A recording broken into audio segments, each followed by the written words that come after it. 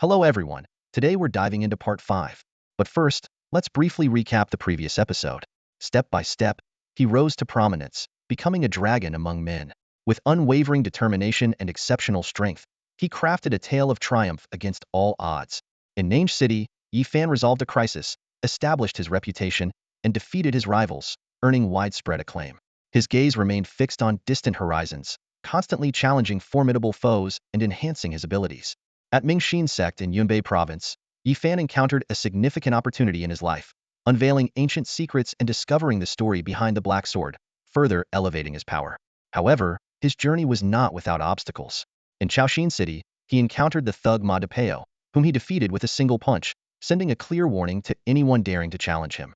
As the story progressed, Yi Fan's fame grew, and his strength increased. His tale became a legend passed down by word of mouth, with his name becoming synonymous with power. At Wudu Academy, Yi Fan met the young Master Tian, and their fighting spirits ignited, promising a future showdown.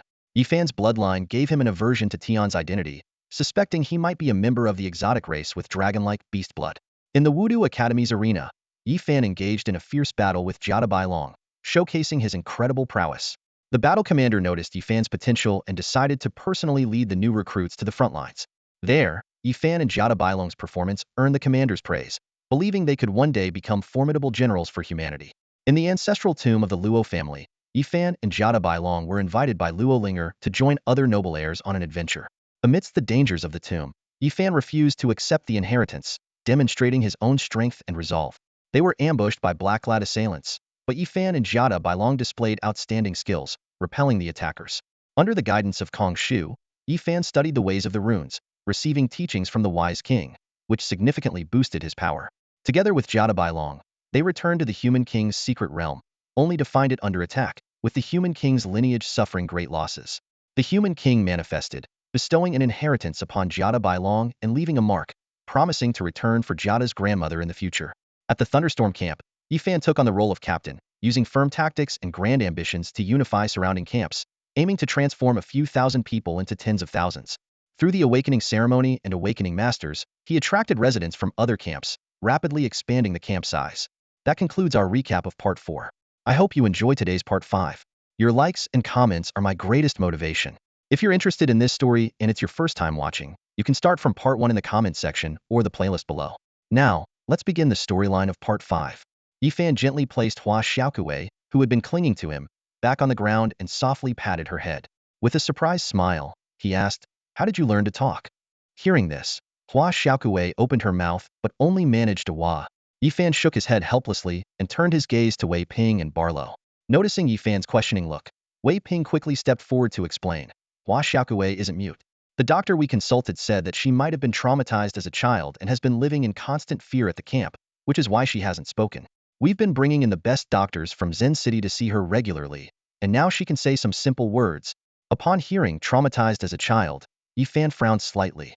He looked at the hopeful Hua Xiaokuei in front of him, and after a brief silence, he chose not to press further.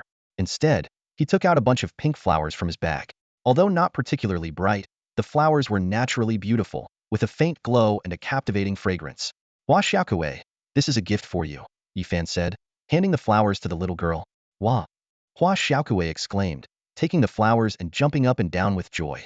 Her pure happiness was contagious, and everyone present broke into smiles.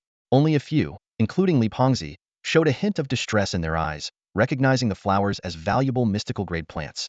Yi Fan reviewed the personnel census details handed to him by Wei Ping and asked, "So, there are nearly 40,000 people in the camp now?" "Yes, almost 50,000, Wei Ping replied. "Since the captain opened the road to Zen City, the flow of people has increased significantly. Our camp's benefits are quite attractive, drawing many to join us." Yi Fan nodded. "It's good that people are coming, but we must stay vigilant. With more people, it's easy for problems to arise." Barlow chimed in. "We've been paying attention. We recently expanded the patrol team, which now has nearly 1,000 members. The hunting team has 500 people." Wei Ping added, "Also, the first batch of crops in the camp is about to be harvested. Some of the mystical herbs we transplanted are also yielding results, and we're trying to circulate them." As Wei Ping and Barlow continued to report on the camp situation, Yi Fan occasionally pointed out key issues. Then, he fell into deep thought. Seeing Yi Fan stop speaking, Wei Ping and Barlow gradually fell silent too. Li Pengzi and the others sat calmly on the side. After a moment, Yi Fan spoke. The camp's development is better than I expected. In that case, starting tomorrow, we'll lift all restrictions on the camp. He tapped the table and continued. Open up the trading post and the mercenary guild to the public.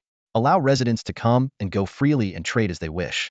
Establish a mercenary tavern system, allowing individuals to set them up and collect a portion of the commission, following the inland model. We also need to implement a tax system, promote currency circulation, and establish new law enforcement agencies independent of the patrol and hunting teams. Yi Fan's series of policies made it hard for Barlow and Wei Ping to keep up with their notes. Finally, Yi Fan concluded.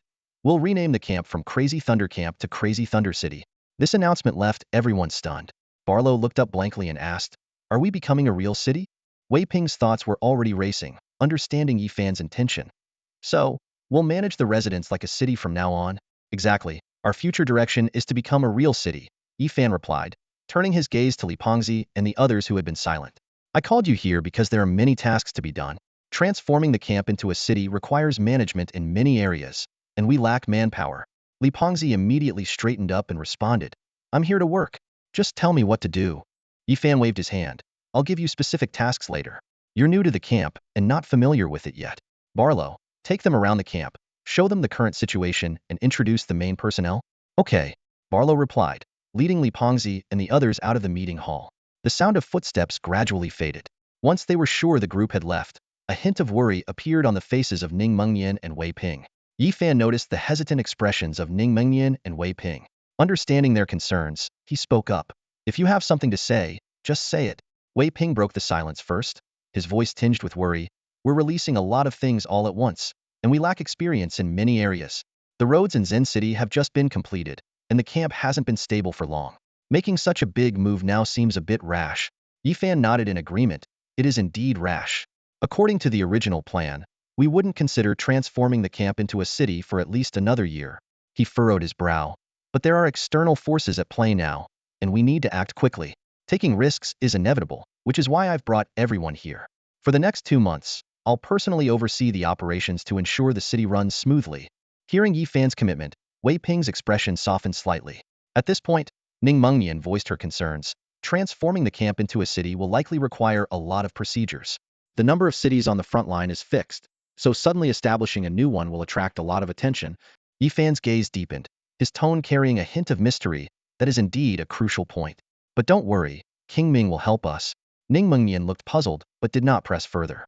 Instead, she continued, there aren't many people available in the camp. To transform it into a city, we need someone with management experience to oversee everything. You can't stay on the front line forever, and the college league starts in 2 months. She glanced at Wei Ping and added, I'm not saying Deputy Captain Wei isn't capable, but considering how much effort you've put into this camp, building a city is likely about more than just establishing a foothold. Wei Ping quickly agreed. I understand. I can barely manage the camp, let alone a city. Yi Fan fell into contemplation for a moment before slapping the table decisively. All right, I'm not familiar with the front line, so I'll go see King Ming. He should have a solution. Ning Mengnian, bring some paper and prepare an authorization letter for the city's naming and the appointment of a city lord. Come with me to Storm City. With that, Yi Fan stood up and walked out of the conference hall, leaving Ning Mengnian and Wei Ping staring at each other. After a long silence, Wei Ping asked quietly, Advisor Ning, who is this Tiangong? Why does King Ming help him so much? Ning Mengnian shook her head. I don't know either. She frowned deeply, pondering. The Yi family members are known for their straightforward nature and dislike for socializing. How did Yi Fan connect with King Ming upon arriving at the front line? Judging by his tone, King Ming seems to care for him a lot. Could there be some hidden story? Seeing her expression, Wei Ping lowered his voice. A few years ago, I heard that King Ming had a son who was kept hidden to avoid harm. Do you think Tiangong resembles King Ming? Could it be that? Wei Ping's words left Yi Fan speechless. He turned to look at Ning Mengnian beside him and noticed a flicker of doubt in her eyes as well. You don't actually believe that, do you? Yi Fan asked half-jokingly. Ning Mengnian scratched her head, looking a bit embarrassed. I didn't think so at first, but if there's no connection, why would the King of Ming help you? Yi Fan explained with a sigh. The King of Ming owes me a big favor. A favor? Ning Mengnian raised an eyebrow, recalling their previous encounters at the front lines. Was it from that time the King of Ming sought you out? Yi Fan nodded. Yes, the King of Ming had an issue with his cultivation that only I could resolve. Ning Mengnian couldn't help but marvel. A favor from a king. And the King of Ming at that. No wonder you had the confidence to build your own city on the front lines. My confidence isn't solely based on that favor, Yi Fan began. then suddenly changed the subject. Hey, Ning Mingyan, have you been in touch with your father lately? Ning Mingyan was caught off guard. My father? I haven't seen him recently. Why do you ask? Yifan seemed surprised. You haven't seen your father? We don't see each other often unless he needs something from me, Ning Mingyan explained, shaking her head. I see. Yifan nodded thoughtfully, not pressing further. Ning Mingyan remembered something. And sure, you did come to see me a few days ago. She said I got an exchange student slot and would be going to Beihai Tai Academy. An exchange to Beihai? Yifan frowned slightly, a hint of concern in his voice. When are you going? After the intercollegiate competition this term, Ning Mingyan replied, noticing the change in Yifan's expression. Why do you ask? It's nothing. Yifan shook his head, but he felt uneasy. Given the discovery that Ning Xiachuan was planning a rebellion, the timing of sending Ning Mingyan to Beihai seemed suspicious. After a moment of silence, Yifan decided to warn her. If you're going to Beihai, be careful. Your father might do something that could affect you. Ning Mingyan looked at Yifan thoughtfully and asked softly, is my father planning a rebellion? You know? Yifan was taken aback. I'm his daughter. Even if we don't get along, I can't tell what he's thinking, Ning Mingyan sighed. The two fell into a brief silence. After a while, Ning Mingyan seemed to come to terms with something, her tone filled with helplessness. Yifan, I can never understand why some people become so consumed by hatred. Avenging loved ones is one thing, but to go to such extremes for revenge, you probably can't imagine what it takes to orchestrate your wife's death during childbirth. That was his beloved wife, watching her bleed out on the stage. I don't know how he could do it. Yifan patted Ning Mingyan's shoulder, his tone tinged with a bit of helplessness. For you, it might be a nightmare. Life is never perfect. It's destined to have regrets. Many people's regrets turn into obsessions, influencing their entire lives. For some, their obsession is a guiding light, helping them stay resolute in the fog. For others, it's a demonic voice in a box, warping them into monsters. People differ. So do their obsessions. The ways they deal with them are vastly different. We may not understand or empathize, but we can acknowledge that their existence has its reasons. They arrived at the tall building where the King of Ming resided. Familiar guards stepped aside to greet them. Yifan stopped at the staircase and said to Ning Mingyan, give me the authorization letter. You can wait downstairs. Ning Mingyan nodded, handed the authorization letter from her pocket to Yifan. Holding the authorization letter, Yifan quickly ascended the stairs. The door to the top floor was already open, and the imposing figure of the King of Ming sat in his chair. Kid, long time no see. The King of Ming greeted with a smile, his eyes lingering on the mark on Yifan's forehead, showing a hint of amusement. It seems you've made significant progress recently. Just a bit of luck, Yifan replied simply, taking out 2 authorization letters. I've come to see you, King of Ming, not just for treatment, but also to discuss something important. Ming Wang took the authorization letter, raising an eyebrow with a hint of surprise in his eyes. You've got some ambition, kid. It's only been a few months, and you're already planning to build a new city on the front lines? Yifan, prepared for this, calmly explained, the camp's population is growing, and the camp model alone is no longer sustainable. As the camp leader appointed by you, it's my responsibility to seek a better living environment for the residents. Ming Wang waved his hand, cutting off Yifan's lengthy explanation. Don't give me that. You're not exactly a benevolent person. I might believe those words from someone else, but coming from you, I don't buy a single word. Yifan smiled awkwardly. Ming Wang, you misunderstand me deeply. Whether it's a misunderstanding, you and I both know the truth, Ming Wang said, still smiling. All right, I don't like beating around the bush. You treat me, and I promised you the management of a city. But you should understand the difference between taking over an existing city and building a new one. Yifan nodded in understanding and then, without hesitation, raised his hand to demonstrate his ability. In an instant, his forehead glowed brightly, and the armor of a rare abyss beast enveloped him. Ming Wang's eyes flashed with amazement. A rare abyss beast? You've got skills, kid. Since you recognize the abyss beast, I'll get straight to the point, Yifan said directly. With the abyss beast's support, I can greatly accelerate your treatment. What originally would take 5 years can be reduced to 2.5 years with the elemental jar. 6 months have already passed, and the remaining 2 years can be halved again. As the abyss beast grows, this time can be further shortened. In other words, you'll be fully healed within a year. Ming Wang's eyes lit up. You mean, I could be fully recovered within a year? Exactly, Yifan nodded. However, the growth of the abyss beast requires a significant sacrifice. If you can truly heal me within a year, you can build Thunderstorm City as you wish. Ming Wang agreed decisively, clearly eager to return to the battlefield. With his goal achieved, Yifan smiled and extended his hand. Yet, just as their hands were about to meet, he paused. What else? Ming Wang urged impatiently. Yifan smiled and added, Thunderstorm City is newly established and urgently needs someone capable of overseeing everything. If we could also have a dedicated guard unit, that would be even better. Hey, Ming Wang exclaimed. You treat me, and first you want the elemental jar, then the camp. Now the camp turns into a city, and you want people and a guard unit too? At this rate, in another 2 years, are you going to ask me to help you raise an army and become the sixth king on the front lines? Ming Wang spoke with a hint of jest, but Yifan responded earnestly, I have no intention of competing on the front lines. It's just that the camp is severely lacking in capable people. If we could develop Quanglei Camp into a city, it would be another form of expanding territory. A credit to you, Ming Wang. Ming Wang waved his hand, a shrewd glint in his eye. It sounds nice, but building a city there is hardly a simple task. Nevertheless, since I've promised and you've healed my injuries, I'll grant it to you. As for manpower, one team is out of the question, but I can give you a person. Go to the training ground or the front line and find someone willing to go with you. Yifan nodded slightly, already formulating a plan. Ming Wang decisively stamped 2 authorization letters, and Yifan began treating him. This time, the results were noticeably better than usual. After the treatment, Ming Wang moved his arm, joy evident on his face. At this rate, I should be fully healed in half a year, maybe even sooner. Yifan stood up to take his leave. Ming Wang, you must be busy, so I won't take up more of your time. I'll be around Storm City for the next few days, and once I've found the right candidate, I'll come back to see you. As he watched Yifan leave, Ming Wang's expression turned peculiar. He muttered to himself, why is this kid so eager to build a city on the front lines? Yifan hurried to the recruitment office in Storm City with Ning Mengyan. Ning Mengyan asked, puzzled, Ming Wang only allowed you to pick one person? Do you have anyone in mind? No, Yifan replied as they walked. We'll see when we get to the front lines. It's a good chance to stretch our legs. Outside the recruitment office, the sounds of battle were clearly audible. The officer in charge of registration didn't even look up as he asked, name, rank, and place of origin. Ning Mengyan, gold rank beastmaster, from the capital. Yifan, eternal rank beastmaster, from Nanchuan Pinch. Hearing Yifan's rank, the officer looked unsure but soon recognized him. So, you're Yi Tiangong, the healer for Ming Wang. I've heard a lot about you. Yifan nodded slightly. Thank you, Commander. The officer smiled. Tiangong, you're so young to be joining the fight. What brings you here? Experience, Yifan replied with a respectful gesture. A cultivator can't progress by staying behind closed doors.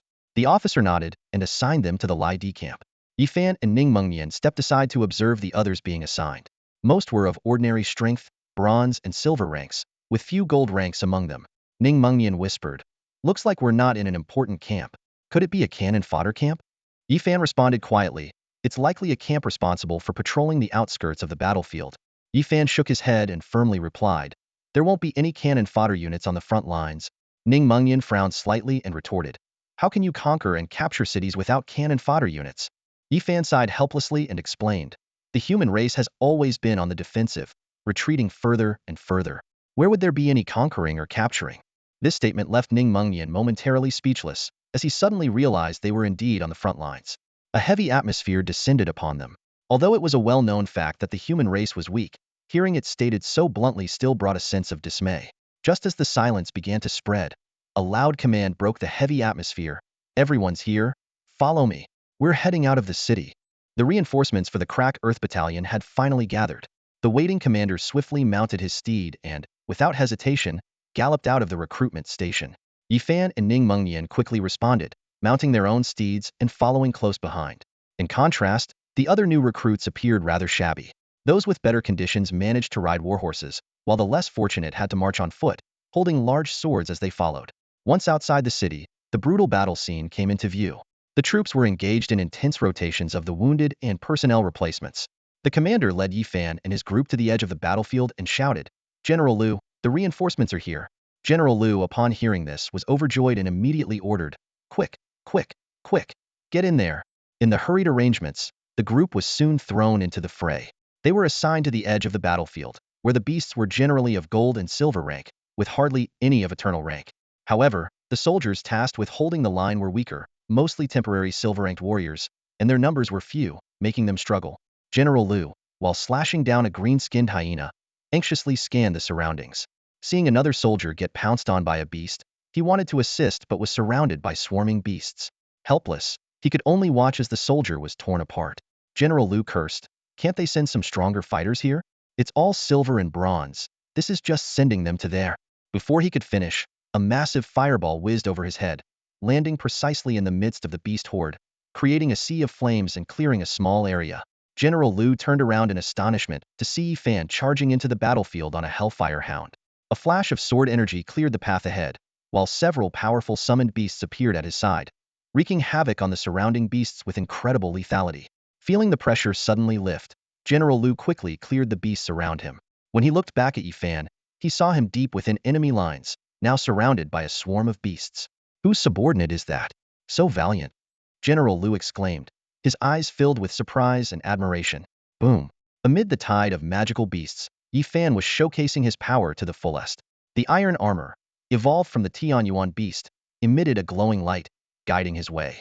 Around him, several tamed beasts, empowered by Yi Fan's numerous talismans, unleashed their maximum destructive potential. Yi Fan's battle line advanced steadily, with silver and gold-level beasts posing no threat to him. It wasn't until he encountered an eternal-level beast that his progress slightly slowed. On the battlefield, most were on the defensive. Suddenly, a figure charged into the front lines of the beast tide, catching everyone's attention. Is that kid again? One of the generals recognized Yi Fan. Clad in iron armor, his muscular frame wielding a long spear, his eyes sharp as a blade, it was none other than the 100 Battle Commander leading the new recruits for the first time. Reckless. The 100 Battle Commander frowned. Drawing attention like this, rushing so far ahead alone, even at the edge, he'd face attacks from star-level beasts or higher. Does he think he's invincible? Showing off on the front lines is pure folly. After his reprimand, the 100 Battle Commander swung his spear, clearing a swath of beasts before him, and quickly charged towards Yi Fan. 100 Battle Commander, where are you going? The Deputy Commander anxiously asked. I'm going to save that arrogant kid, the 100 Battle Commander replied. You take over my command.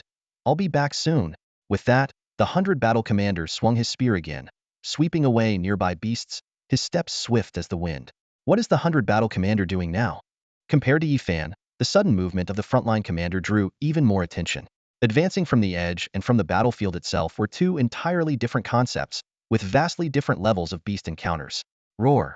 Sure enough, as the 100 Battle Commander moved horizontally across the battlefield, the number of beasts he encountered increased sharply. Coupled with Yi Fan's forward position, it wasn't long before a star-level beast blocked his path. Facing the beast, the 100 Battle Commander held nothing back. With a flick of his spear, a silver dragon, infused with immense elemental power, roared out and pierced through the star-level beast. How dare you block my way?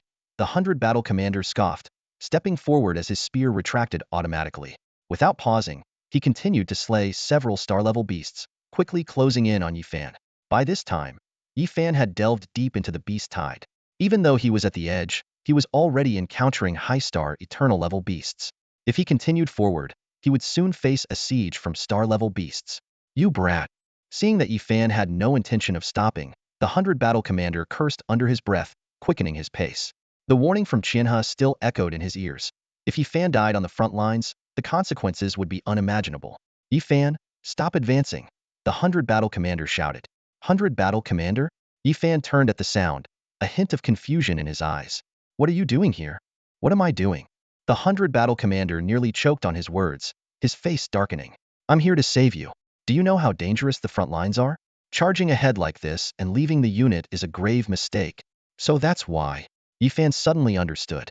Watching the 100 Battle Commander anxiously slay a star-level beast effortlessly, he smiled slightly. No worries, I'll retreat soon. Commander, you should step back a bit. Step back? The 100 Battle Commander was puzzled. Before he could respond, he saw Yi Fan grabbing the leg of a death eagle, using its momentum to leap high into the beast horde ahead. Are you crazy? The 100 Battle Commander widened his eyes, reaching out, but was stopped by a giant light sphere ahead. Sword technique. Annihilation. With Yi Fan's shout, the light sphere exploded. A terrifying sea of fire, accompanied by a powerful shockwave, spread outward, engulfing countless beasts in an instant. The 100 Battle Commander, not far from Yi Fan, saw the overwhelming sea of fire approaching and was startled. He quickly planted his spear into the ground, and the elemental shield he conjured just in time blocked the flames.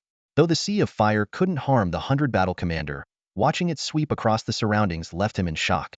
In the surrounding area, within a radius of nearly 100 meters, all the beasts had been decimated. Star-level beasts barely clung to life, while those below that level were almost entirely reduced to ashes. This was the frontline battlefield, and such a dense horde of beasts had been wiped out by a single strike from a student.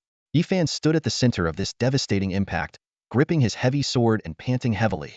The commander, Bai Zhan, witnessed everything, unable to hide the shock in his eyes. He thought to himself, this is just his eternal level strength. If he advances further, what will he become? He's a monster. However, a new wave of beasts soon began to surge forward. Bai Zhan reacted quickly, grabbing Yifan and swiftly retreating towards the rear of the battlefield. They charged directly into the city without hesitation. This scene was observed by many soldiers. Someone exclaimed, "Who is that kid? I must get him into my unit." "Your cannon fodder unit," another voice mocked. "He'd be better off in mine." "He's mine." More commanders joined in the dispute. The battle on the battlefield continued, but the commander's attention was fixated on that astonishing strike. Ning Mengnian, observing from a distance, heard the commotion and had an epiphany. "I see," he thought. "Rather than seeking out people, let them come to me."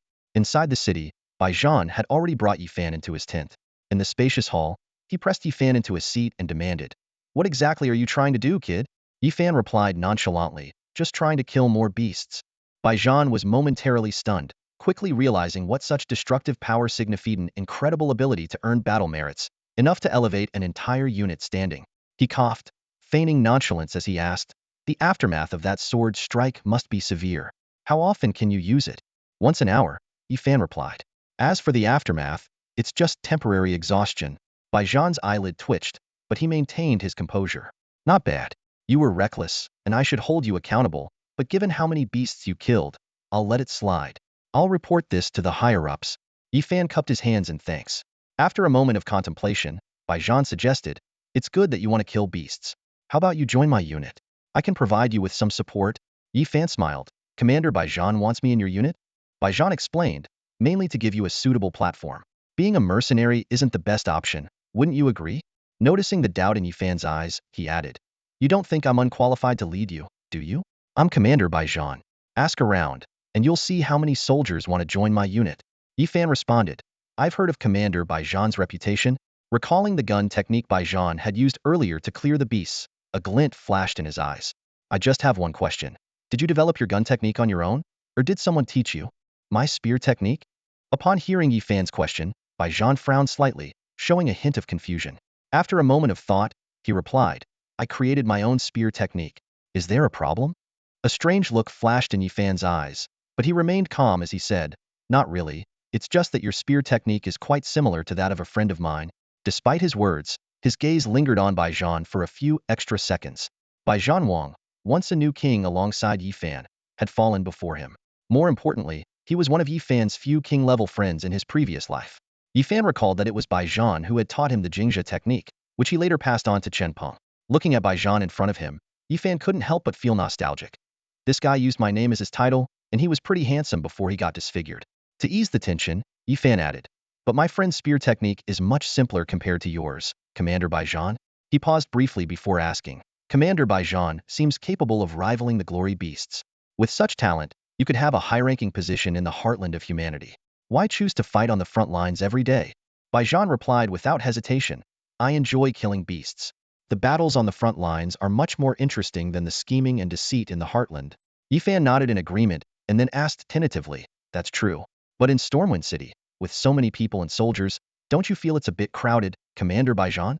Bai Zhan frowned slightly. "Crowded, maybe. But having too many people around is not ideal." He suddenly sensed something amiss and looked at Yifan warily. "What do you mean by that?"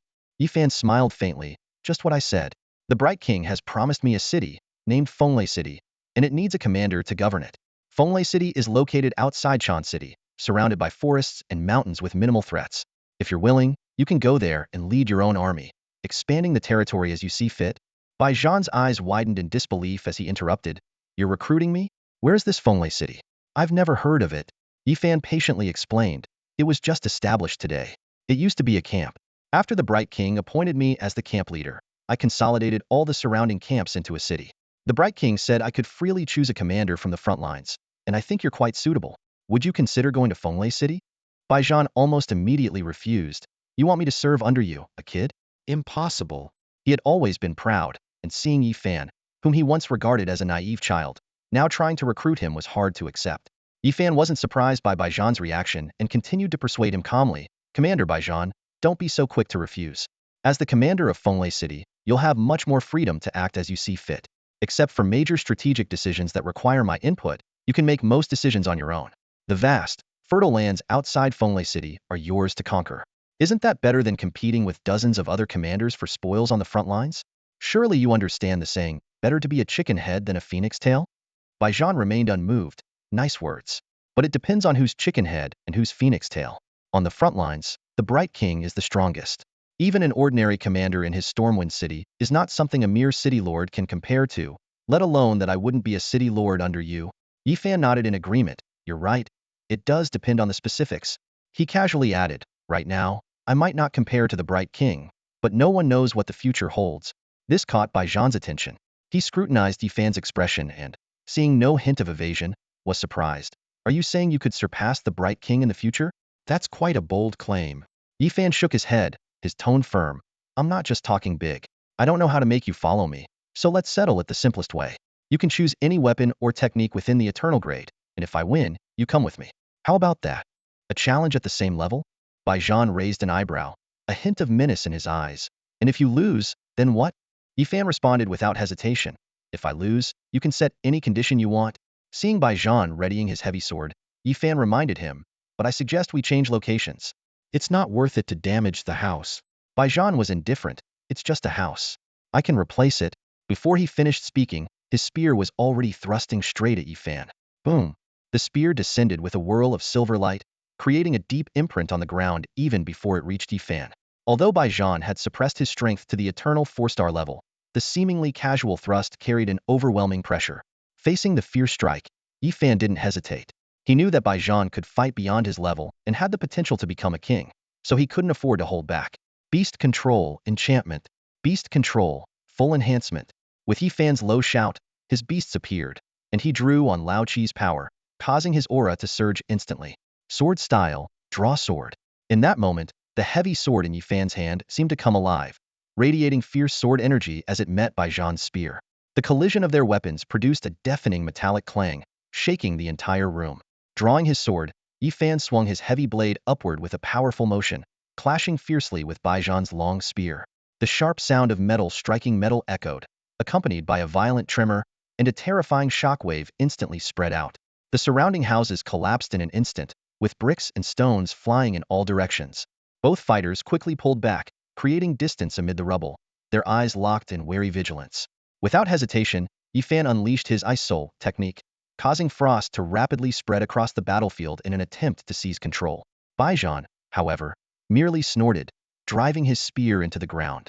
The powerful force sent ripples through the earth, shattering the encroaching ice in an instant. The residual force continued its path towards Yifan. What immense power! Yifan marveled inwardly. It was his first time seeing someone break his Ice Soul control in such a manner. He, too, planted his heavy sword into the ground, channeling the formidable strength of Lao Chi's enchantment. Boom! The two forces collided underground, erupting with a thunderous roar, splitting the ground with a massive chasm. Meanwhile, the Hellfire Hound and the Titan Beast were not to be outdone. Fiery red fireballs rained down on Baijan, while the Oblivion Cannon aimed to cut off his retreat from another angle. The combined might of these attacks was staggering, but Baijan remained unfazed. He paused momentarily, and as the attacks closed in, he spun his spear in a sweeping arc boom. Amidst the thunder and lightning, a massive elemental force coalesced into a silver dragon, which moved with the spear's motion. With a single sweep of its tail, it obliterated both attacks. Take this, Baijan shouted, thrusting his spear forward. The silver dragon on the spear surged forward. Confronted with the thunder elemental silver dragon, Yifan chose not to take it heeding. Instead, he swung his heavy sword, sending a sweeping arc of sword energy. With a resounding clash, the silver dragon and the sword energy exploded, intertwining sparks and lightning in the air. Interesting, Baijan remarked, a glint of interest in his eyes as Yifan easily deflected the attack. Let's see how you plan to defeat me at the same level. Before he finished speaking, Baijan stepped forward, cracking the ground beneath him. His entire body crackled with lightning, and the silver dragon reappeared on his spear as he charged at Yifan, clearly intending to engage in close combat. Seeing this, Yifan's expression turned slightly resigned. Fighting a Thunder Element warrior in close quarters was particularly troublesome, especially since Baijan practiced the Jingjia technique. Although the currents during their clashes wouldn't harm him much, they were indeed annoying. I wonder if the Abyssal Beast can isolate it, Yifan thought, raising his hand again as the battle loomed. Light enveloped him, but his armor appeared somewhat dim, indicating it hadn't fully recovered yet. With the spear already at his front, Yifan had no time to ponder. He swung his heavy sword to meet the spear. With a dull clang, both fighters stepped back. The electric current from the spear surged up Yifan's arm but was quickly absorbed by the armor manifested by the abyssal beast. It can directly absorb the elemental damage? The mysterious capability of his armor delighted Yifan. With his annoyance resolved, he didn't hesitate to engage Baijan up close. The two were evenly matched, and without using his full strength, Yifan found it hard to gain an advantage. However, as time passed, Baijan, confident in his close combat prowess, began to sense something amiss. His prized Jingjia Thunder, with its potent paralyzing thunder element, not only failed to affect Yifan but seemed to make his opponent's armor glow brighter. Clang! After another collision and retreat, Baijan finally confirmed his suspicion. It's absorbing my elemental power, he thought, staring in shock at Yifan's increasingly radiant armor. A baffling thought crossed his mind. Am I actually charging his armor?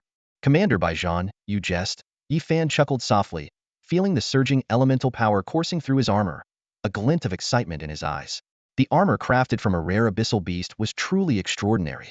Not only could it absorb elemental damage, but it could also convert it into his own strength. This meant that against special elemental attacks like lightning or frost, he could not only negate the damage but also amplify his own power. Yifan's gaze sharpened as he spoke quietly. Commander Baijan, I think it's time you leveled up. Before the words had fully left his lips, he shot towards his opponent like an arrow, his beasts launching their attacks in tandem. Baijan was about to retort when a sharp clash of metal interrupted him. Clang! His spear trembled violently, nearly slipping from his grasp, and he was forced to stagger back several steps. How did your strength increase so much? Baijan gripped his spear tightly, casually swatting away the beast's attacks, unable to hide the astonishment in his eyes. Yifan responded calmly. I wasn't using my full strength before. His black sword gleamed coldly, elemental power surging through his armor, enveloping him in a radiant glow. Watch out, Commander Baijan. With those words, Yifan launched another fierce attack. Baijan hurriedly defended himself, gradually increasing his suppressed power level. However, even the newly crowned king found himself struggling against Yifan's full force and the coordinated attacks of his beasts. As Baijan slowly unleashed his true power, the battle grew increasingly intense. After another violent clash, Yifan was finally thrown back several steps. Baijan leveled his spear, his aura surging, nearing the Starlight Realm. You're impressive, Baijan said in a deep voice. Yifan remained vigilant. I'm honored to receive your praise, Commander Baijan. He knew Baijan was still holding back. The fight was far from over. Baijan said no more, his expression serious as he advanced on Yifan, like a predator ready to strike. Being challenged by a prodigy was a great humiliation. The battle erupted once more, with Baijan leveraging his extensive combat experience to fight Yifan to a standstill. This thrilling duel quickly attracted a crowd of onlookers, including generals who had been searching for Yifan. When they saw Yifan, at the eternal 4-star level, holding his own against Baijan, at the peak of the eternal level, they were stunned. One couldn't help but exclaim, how can a newcomer be this strong? He's actually challenging Commander Baijan at a higher level? If he wins, what then? Win? Impossible. Another general who knew Baijan well retorted. We all know Commander Baijan's strength. Compared to a teenager, he has far more experience. In my opinion, as soon as Baijan finds a flaw in Yifan's defense, before he could finish, the situation changed abruptly. Yifan seized a momentary opening in Baijan's defense, executing a swift and deadly eye slash. Though Baijan managed to block in time, the unexpected strike sent him flying, kicking up a cloud of dust. His spear fell from his hand, embedding itself deeply in the ground. The crowd fell silent, all eyes turning to the general who had spoken. He scratched his head awkwardly. Well, that was unexpected. Trying to ease the tension, he called out, Commander Baijan must not have been using his full strength, or else. How do you know I wasn't using my full strength? Baijan's voice emerged from the dust, accompanied by faint sparks of electricity. Everyone held their breath, watching as the smoke slowly cleared. Baijan's figure appeared, suspended in midair, surrounded by crackling lightning. He seemed to have entered a unique state, his body glowing with electric symbols, his eyes transformed into luminous rings. Above his head, a small thundercloud formed, rumbling ominously. Baijan looked down at Yifan, a hint of admiration in his voice. Yifan, forcing me to this extent, you are indeed remarkable. Floating above Yifan, Baijan gazed intently at his young opponent below. Slowly clenching his fists, lightning gathered around them, flickering dangerously. It's been a long time since I've shown my true strength to someone my age, let alone someone younger, Baijan muttered, a glint of excitement in his eyes. Before his words even faded, Baijan descended like a deity, fists swinging, lightning forming into whips that lashed towards Yifan. Simultaneously, thick bolts of lightning struck down from the dark clouds, targeting Yifan. The assault was overwhelming, combining close-range lightning whips with long-range strikes, clearly aimed to end the battle in one fell swoop. Yifan raised his sword to meet the attack, barely deflecting the lightning whips. However, the relentless bolts from above left him struggling. Crack, crack, crack. The sound of lightning strikes was incessant. The armor formed by the Tianyuan beast was still functioning, but under such intense and powerful attacks, it was clearly faltering. Soon, noticeable black spots appeared on the armor, and the stinging sensation of the electric shocks spread through Yifan's body. I can't withstand this heat, Yifan thought, alarms going off in his mind. Quickly adjusting his strategy, he chose to dodge the next lightning whip by leaping aside. Yet, the speed of the lightning far exceeded his expectations. As soon as he landed, the lightning was upon him. Each evasive move was only partially successful, with the lightning's impact slowing his movements. From above, Baijan seemed like a deity controlling the elements. He disdained close combat, effortlessly driving Yifan back with just his lightning whips. Yifan, if this is all you've got, I suggest you abandon your foolish ideas. Baijan's voice carried a hint of arrogance. At that moment, Yifan, who had been dodging, suddenly stopped. Facing the incoming lightning whip, he boldly reached out and grabbed it, enduring the electric shock. A mysterious smile appeared on Yifan's lips. How do you know I haven't been holding back? What? Baijan was taken aback, clearly not expecting this turn of events. In the blink of an eye, Yifan exited his previous enchantment state and activated a new one. First release, Origin Unleashed. With a low shout, Yifan's form transformed, revealing a perfect human shape. Yifan's speed surged, allowing him to easily dodge several lightning bolts as he charged towards Baijan in the sky. Sensing the change in Yifan, a profound sense of danger washed over Baijan. Instinctively, he wanted to elevate his power, but remembered their prior agreement and suppressed the urge. Yifan, watch out! Baijan gritted his teeth. Awakening thunder, heavenly wrath. Boom! The clouds above erupted with a deafening roar. Countless massive lightning bolts poured down, engulfing the entire battlefield. Most of the lightning converged into a thick beam, crashing straight towards Yifan. The colossal beam of lightning bore down on Yifan, its immense force crushing his upward momentum instantly. Yet, Yifan stubbornly extended an arm, attempting to hold back the terrifying beam. Man and nature were locked in a stalemate. The combined force of the lightning ultimately overpowered Yifan, slowly pushing him down. On the brink of being overwhelmed, Yifan gritted his teeth and raised his sword-wielding hand. His voice, cold and mechanical, cut through the thunder. Second release, Sword Armor Unleashed. Boom! With a thunderous roar, Yifan's body suddenly burst into dazzling light. A dragon's roar, echoing through the heavens, erupted from within him, and then, a miraculous transformation began. Black dragon scales, as if alive, spread across his body, swiftly covering his armor and the heavy sword in his hand. These jet-black scales, cold as iron, seemed to endow Yifan with newfound power. Faced with the converging pillars of lightning, he advanced instead of retreating. His armor shielded him, making him immovable amidst the electric flashes. His heavy sword transformed into a pillar of immense strength, supporting his ascent against the storm. High in the air, Baijan, who was executing his ultimate move, was stunned by the sight. His pupils constricted in disbelief as he watched Yifan approach, undeterred by the lightning. For a moment, he was too shocked to react. In the blink of an eye, Yifan, holding the lightning pillar, stood before Baijan. At this close distance, Baijan's attention shifted from Yifan's strange sword and armor to his eyes. He gasped. Those eyes shone with a brilliant golden light, scorching like the sun. Dragon eyes. You've awakened the bloodline of the Dragon Slayer. Before Baijan could finish his sentence, a deafening boom resounded. Yifan swung his heavy sword, sending Baijan hurtling to the ground like a cannonball, crashing heavily and raising clouds of dust. This time, Baijan did not rise from the dust. Everyone who witnessed the scene turned their gaze to the figure in the sky, eyes filled with shock. Yifan had withstood the mighty lightning, ascended through the electric storm, and defeated Baijan. Incredible! Such a monstrous talent still exists in this world, someone whispered, voicing the thoughts of the crowd. At that moment, Yifan had exited his enchanted state, floating in the air by sheer elemental power. At first glance, he looked like an ordinary new recruit. Yet, it was this seemingly ordinary recruit who had defeated Baijan in such a direct and domineering manner. How old is he, anyway? Amidst the murmurs of astonishment, Yifan slowly descended. After landing, Yifan's face showed no sign of pride, but rather a hint of puzzlement.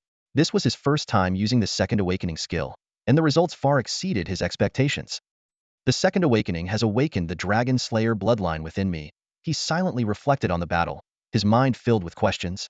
The sword and armor in the Second Awakening state were undoubtedly incredibly powerful. The dragon scales greatly enhanced his strength, compensating for the lack of power in the First Awakening state. But the question remained, why did it awaken the Dragon Slayer bloodline? In neither this life nor his past life had he ever detected any trace of such a bloodline within him. Could it be that the bloodline had been diluted over generations to an imperceptible degree? Yifan decided not to dwell on the matter. Regardless, the Dragon Eyes enhancement was immensely powerful. The Dragon Slayer's strength was not just due to their extraordinary physique, but also the Dragon Eyes that could intimidate ordinary people. This was evident from Baijan's shocked expression upon seeing his Dragon Eyes. Whatever the reason for the awakening, as long as it benefited him, it was a good thing. Yifan approached the edge of the deep pit and looked at the still-grounded Baijan, smiling. "Commander Baijan, are you ready to accompany me to Kuanglei City now?" Atop a tall building, King Ming looked at the people Yifan had brought, slightly taken aback. "You want him to help you in Kuanglei City?" Yifan replied, "Yes, Commander Baijan and I hit it off right away." After a conversation, he decided to go to Kuanglei City to help me. He turned to Baijan. "Isn't that right, Commander Baijan?" Yes, Baijan replied reluctantly, his gaze slightly evasive as he looked at King Ming. King Ming noticed Baijan's odd behavior and smiled subtly. "Since you have chosen and he has agreed, I have no objections. I will provide you with the transfer documents." Yifan cupped his hands in gratitude. "Thank you, King Ming." King Ming waved his hand. "No need to thank me. You helped me, and this is your reward." Watching the two prepare to leave, he added meaningfully, "Yifan, next time you need my assistance, you will need something new to offer." Yifan paused, turned to face King Ming, and smiled knowingly. "I don't like owing people favors. If I ever need your help again, I will offer something of equal value." With that, he bowed again and left the pavilion with Baijan. High above, King Ming no longer watched them leave from the window. He sat quietly, lost in thought, and silently took out a pocket watch from his bosom. Did that boy choose Baijan because he knows something? Ming Wang muttered to himself, then fell into a brief silence. Moments later, a slight smile appeared on his face. "The descendant of that brute has actually developed some brains. This is getting interesting." A few days later, Kuanglei City was bustling with activity. Everyone was busy with Yifan's city-building project. Yifan and his group returned quietly, easily avoiding detection thanks to their skills, and slipped into the city unnoticed. As Baijan walked through the city with Yifan, his eyes scanned the orderly pedestrians and well-equipped troops. The dilapidated and backward scene he had expected was nowhere to be found, which surprised him. Was this place a camp before? He couldn't help but ask. Yifan nodded, a proud smile on his face. "It was indeed a camp," he confirmed, glancing at Baijan before continuing slowly. "But whether it's a camp or a city, the foundation is one part. The main factor determining the future is how much effort you put into managing it." "That makes some sense," Baijan agreed, nodding. After walking for a while longer, he asked again, "What do you need me to do?" "There's a lot to be done," Yifan replied, looking over at Ning Mengnian. Understanding the cue, Ning Mengnian immediately produced a large stack of organized documents, covering various policies and city planning. Baijan took the hefty documents, clearly taken aback. He flipped through a few pages and shook his head repeatedly. "These are all trivial matters. It's a waste of my energy to focus on them." Yifan wasn't annoyed. Instead, he smiled and said, "Commander Baijan, you can choose what you like to do. For the rest, you can make your own arrangements." Faced with Yifan's complete trust, Baijan frowned and was silent for a moment before finally saying, "I don't want to deal with trivial matters, but I can find someone else for you." "I'm not comfortable leaving these tasks to someone else," Yifan responded. Baijan shook his head. "I can vouch for this person. He's a childhood friend of mine, and we've been through life and death together many times. His strength isn't great, but he's highly skilled in internal affairs. He used to be the chief administrator of a remote province for a long time." Hearing Commander Baijan's good friend, Yifan's eyes narrowed slightly, and an image of a person flashed in his mind. "Who is he?" "You probably don't know him, but his name is quite beautiful. You might have heard of it," Baijan replied, looking at Yifan with a wry smile. "His name is Wang Shu, like the deity associated with the moon in legend." "It really is her." Upon hearing Baijan mention the name, Yifan's eyes narrowed slightly, and a familiar figure emerged in his mind. Wang Shu, the Moon King, a talent proficient in internal affairs, was the only person in the future to achieve the title of king without relying on combat prowess. Growing up as childhood friends with Baijan, they had shared an intimate bond. Yifan once believed they would become Dao partners, but time passed, and they eventually went their separate ways. When he saw her again a decade later, it was at Baijan's grave, silently weeping. "Where is she?" Yifan asked, trying to keep his voice steady despite the turmoil within. He was thrilled at the prospect of Wang Shu's assistance, but couldn't let Bai Zhan see his excitement. She's the head of internal affairs at the watchtower of the town king, Bai Zhan replied. If you agree, I can call her over. Yifan didn't rush to respond. He pretended to ponder for a moment before slowly nodding. Let's discuss the details in person. Sure, I'll notify her then. Bai Zhan took out a communicator and, after a brief exchange, said, she'll be here within 3 days. Good, Yifan replied, feeling a mix of emotions. The thought of reuniting with old friends who were now future kings was overwhelming. However, it hadn't been easy. Defeating Bai Zhan had required all his strategies and strengths. Without his foresight and formidable power, such individuals would never have pledged their loyalty so easily. With them, the future of Kuanglei City was secured. As they walked side by side, Yifan's heart was filled with nostalgia and joy. The reunion with old friends brought a smile to his face. Just then, a rhythmic sound of footsteps approached. Li Pengzi was leading a patrol team through the city, holding half a bun in his hand. Since his beasts were all snakes and he had no mount, he walked at the head of the cavalry, creating a somewhat peculiar sight. As the group passed by Yifan, Li Pengzi initially didn't notice them until a teammate nudged him. Realizing it was Yifan, he quickly wiped his greasy hands on a teammate's horse and smiled. Hey, Yifan, you're back, he mumbled through a mouthful of food. You never change, Yifan said, shaking his head with a smile. He then turned to Bai Zhan. I found the future leader of Bai Zhan City. Leader? Li Pengzi looked puzzled, turning his gaze to Bai Zhan. Recognition dawned on him. Isn't he the one from back then? Bai Zhan, the seasoned warrior, introduced himself, clearly annoyed by Li Pengzi's hesitation. Oh right, Bai Zhan, Li Pengzi said, realization hitting him. Yifan, you're amazing, bringing in even the leader. Nice to meet you, Bai Zhan. I'm Li Yu, Yifan's childhood friend, and now the city's head of law enforcement.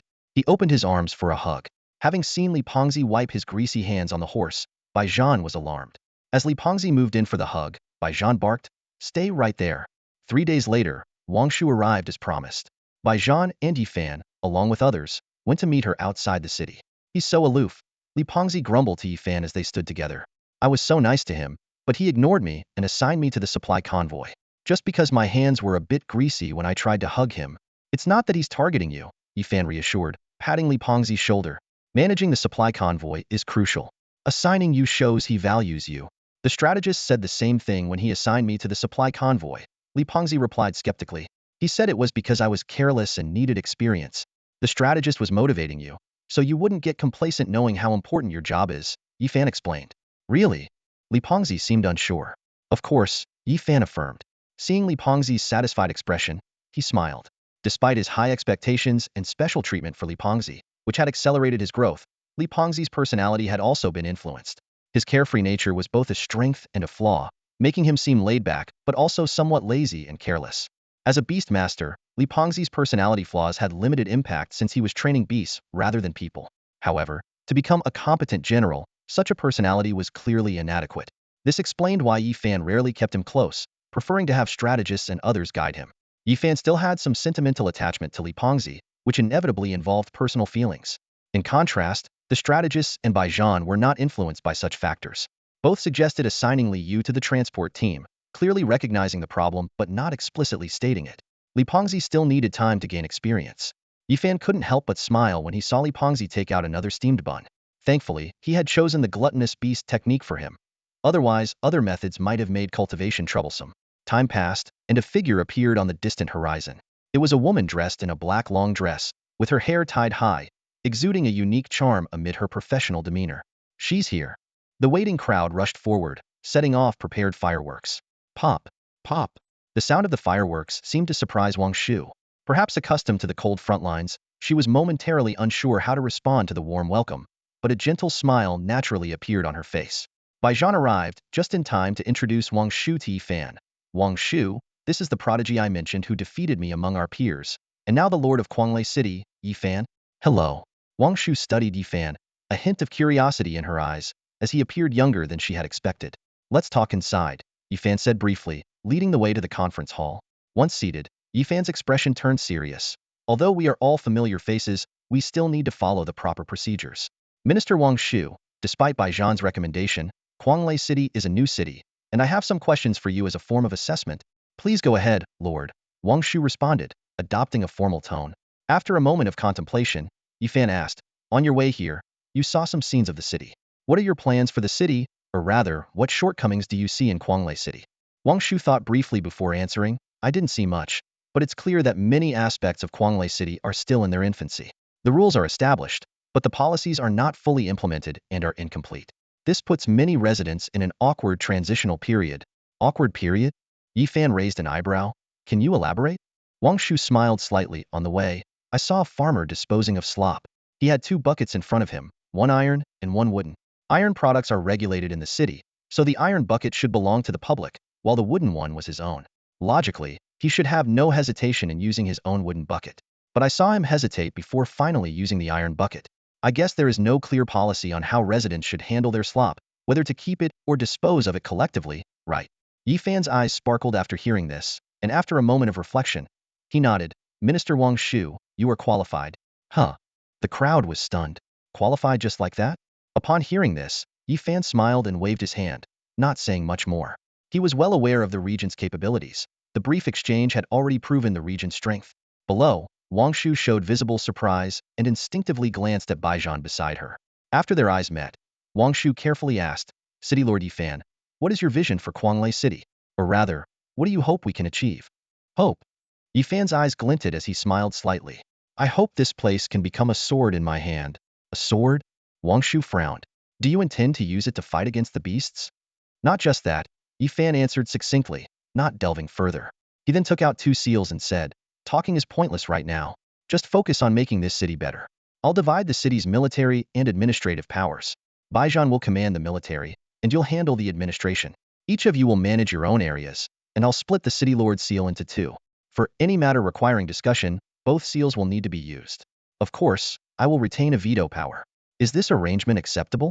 No problem, Wang Shu replied, pondering as she asked. So, you're essentially delegating the city's governance to Baijan and me? Yi Fan nodded in confirmation and then stood up. All right, the city is in need of rebuilding. I'll leave the efforts to you too. Baijan, since you're new here, how about we take some troops to the forest in a few days and secure a big victory to celebrate Kuanglei City's establishment? What do you think? Baijan was momentarily stunned but then nodded. I have no objections. Then you'll handle the troop organization, Yi Fan said as he walked out of the meeting hall. Around 500 soldiers should be sufficient. Li Pengzi and the other onlookers also left, leaving only Baijan and Wang Shu in the meeting hall. They silently put away their halves of the seal. Wang Shu broke the silence, saying softly, Baijan, it seems Yi Fan is even more different than you described. I've noticed, Baijan nodded. His tone somewhat heavy. But he's just a teenager. How different can he really be? Wang Shu shook her head, her eyes filled with concern. Great ambitions often show even in childhood. Don't underestimate him. I've looked into him before coming here. He showed signs of being a formidable leader years ago, engaging in aggressive military campaigns. Didn't you hear him? He wants a sword, and not just for the beast hordes. On the front lines, if a sword isn't aimed at the beasts, it's aimed at humans. Are you suggesting he might rebel? Baijan raised his eyebrows, but then shook his head. That's impossible.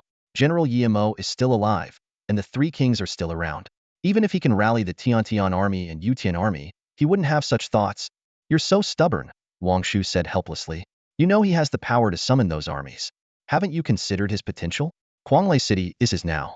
If one day the opportunity arises, and he raises his banner here, wielding significant military power, how will the other kings react? What would your father, King Ming, do? So what if he consolidates power here? As long as he doesn't rebel, it's still a part of the human forces. Baijan remained unconvinced. Wang Shu pointed out directly, keeping a lion on the front lines is dangerous. He isn't loyal to humanity. If given the chance, he will rise. When that happens, humanity will face a great disaster.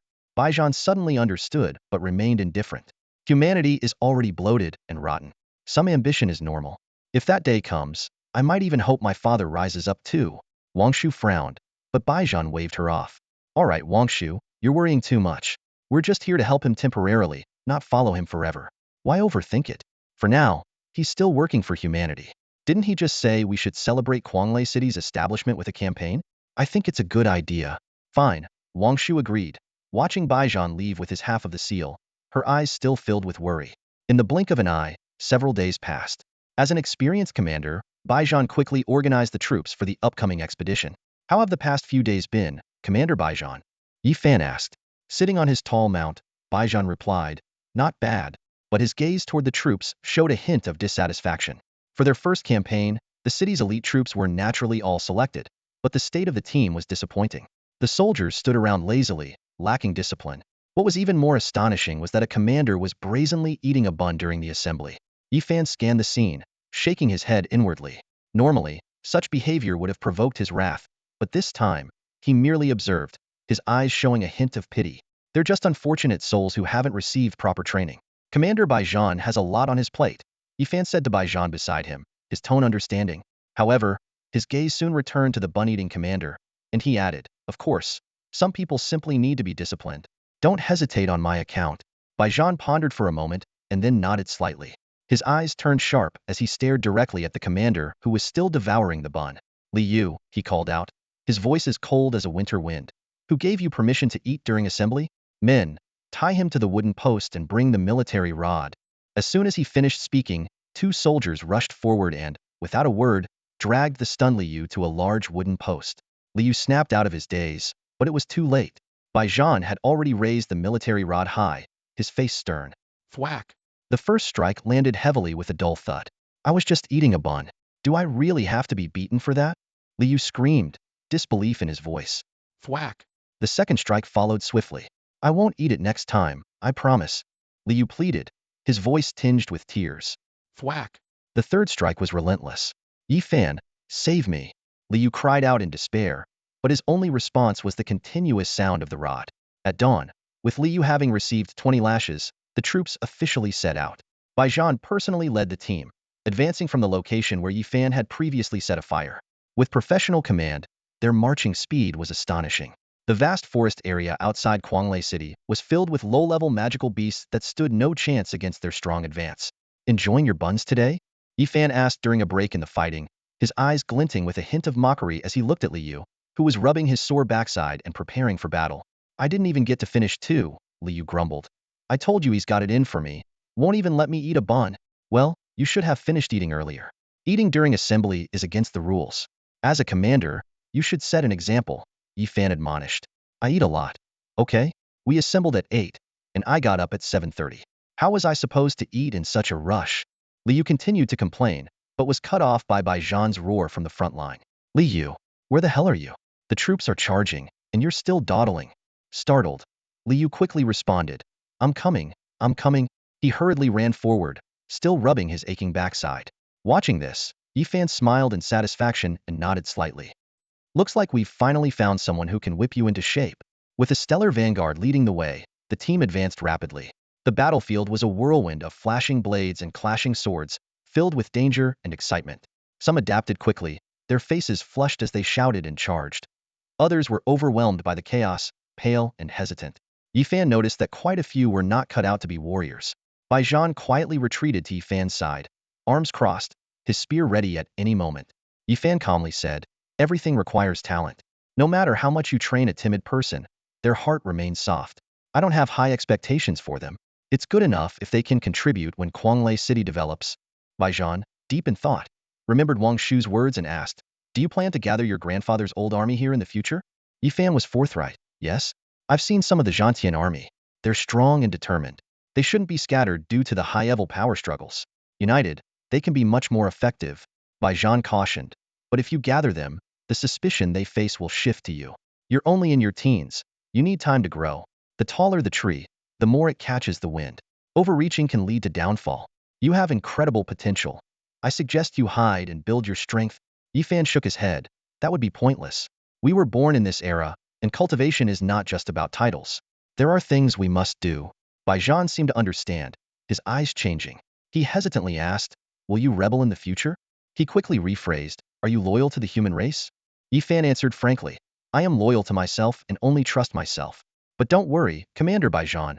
I am human and want to see humanity thrive. Collapse is not my wish. If humanity were strong and its leaders diligent, how could a timid boy from Pingqing have come this far? Pausing, Yifan's eyes reflected past memories, and he smiled wistfully. I once only wanted to go to college and return home to be a teacher. To live with loved ones and be with family, that was all I wanted. Baijan fell into deep thought, silent for a long time. Yifan didn't mind and quietly watched the fighting team ahead. After a moment, he summoned his beast and charged to the front lines. Baijan stood still, his eyes flickering as he watched Yifan lead the charge. After a while, he seemed to make a decision. He drew his spear and threw it forward. A silver dragon roared as the spear pierced the beast horde, lightning flashing and clearing a path. He rushed forward, pulled out the spear, and leaped high, shouting, "Follow me." Meanwhile, Kuanglei City continued to operate as usual. As the head of internal affairs, Wang Shu led several high-ranking officials around the city, gathering feedback from the residents. In front of an elderly woman's house, Wang Shu gently asked, "Granny, how do you feel about Kuanglei City now?" The officials beside him perked up, ready to take notes. The elderly woman, hard of hearing, made Wang Shu repeat the question louder. Once she understood, she nodded repeatedly, "It's very good now. We have food to eat." Wang Shu pressed further, "No, I mean, are there any shortcomings?" The elderly woman shook her head, confused, "No shortcomings. Lord Tiangong treats us well, gives us clothes, food, and money." Seeing they couldn't get useful feedback, Wang Shu and the officials looked at each other helplessly and let the elderly woman go back inside, moving on to the next household. An old man answered the door, giving the same response as the elderly woman before him. Wang Shu continued knocking on the next door, where a young man answered this time. However, he seemed fearful and stammered without providing any substantial information. After questioning 7 or 8 households, Wang Shu still hadn't obtained any useful information. She stood in the middle of the street, her brow furrowed in frustration. Yet, this process also revealed to her the extent of Yi Fan's influence in the city. Yi Fan's reputation among the people was astonishingly high. He had once saved the camp from disaster, and most people were deeply grateful to him. The small minority who were not grateful were too afraid to speak ill of him. Ruling with both kindness and severity, this was the method of a true leader. Wang Shu couldn't help but wonder how Yi Fan had mastered this art of governance in such a short time. She frowned slightly, thinking, ruling with both kindness and severity sounds simple, but it's incredibly difficult to execute. Many leaders struggle to achieve it, yet she could clearly feel Yi Fan's presence deeply rooted in Kuanglei City. No wonder he dared to delegate power so freely. With such skills, as long as he was alive, the residents would always follow his lead regardless of who held the authority. Realizing that this method of inquiry was futile, Wang Shu decided to change her strategy. She instructed the officials accompanying her to change out of their uniforms. They then dressed in plain clothes and wandered the streets like ordinary citizens. With her keen observational skills, Wang Shu quickly noticed many areas that needed improvement. The officials beside her diligently noted down her findings. As they were engrossed in their inspection, a childish call interrupted Wang Shu's thoughts. "Wah." She turned to see Hua Xiaokui, who had just been released from the newly built school, running towards her excitedly.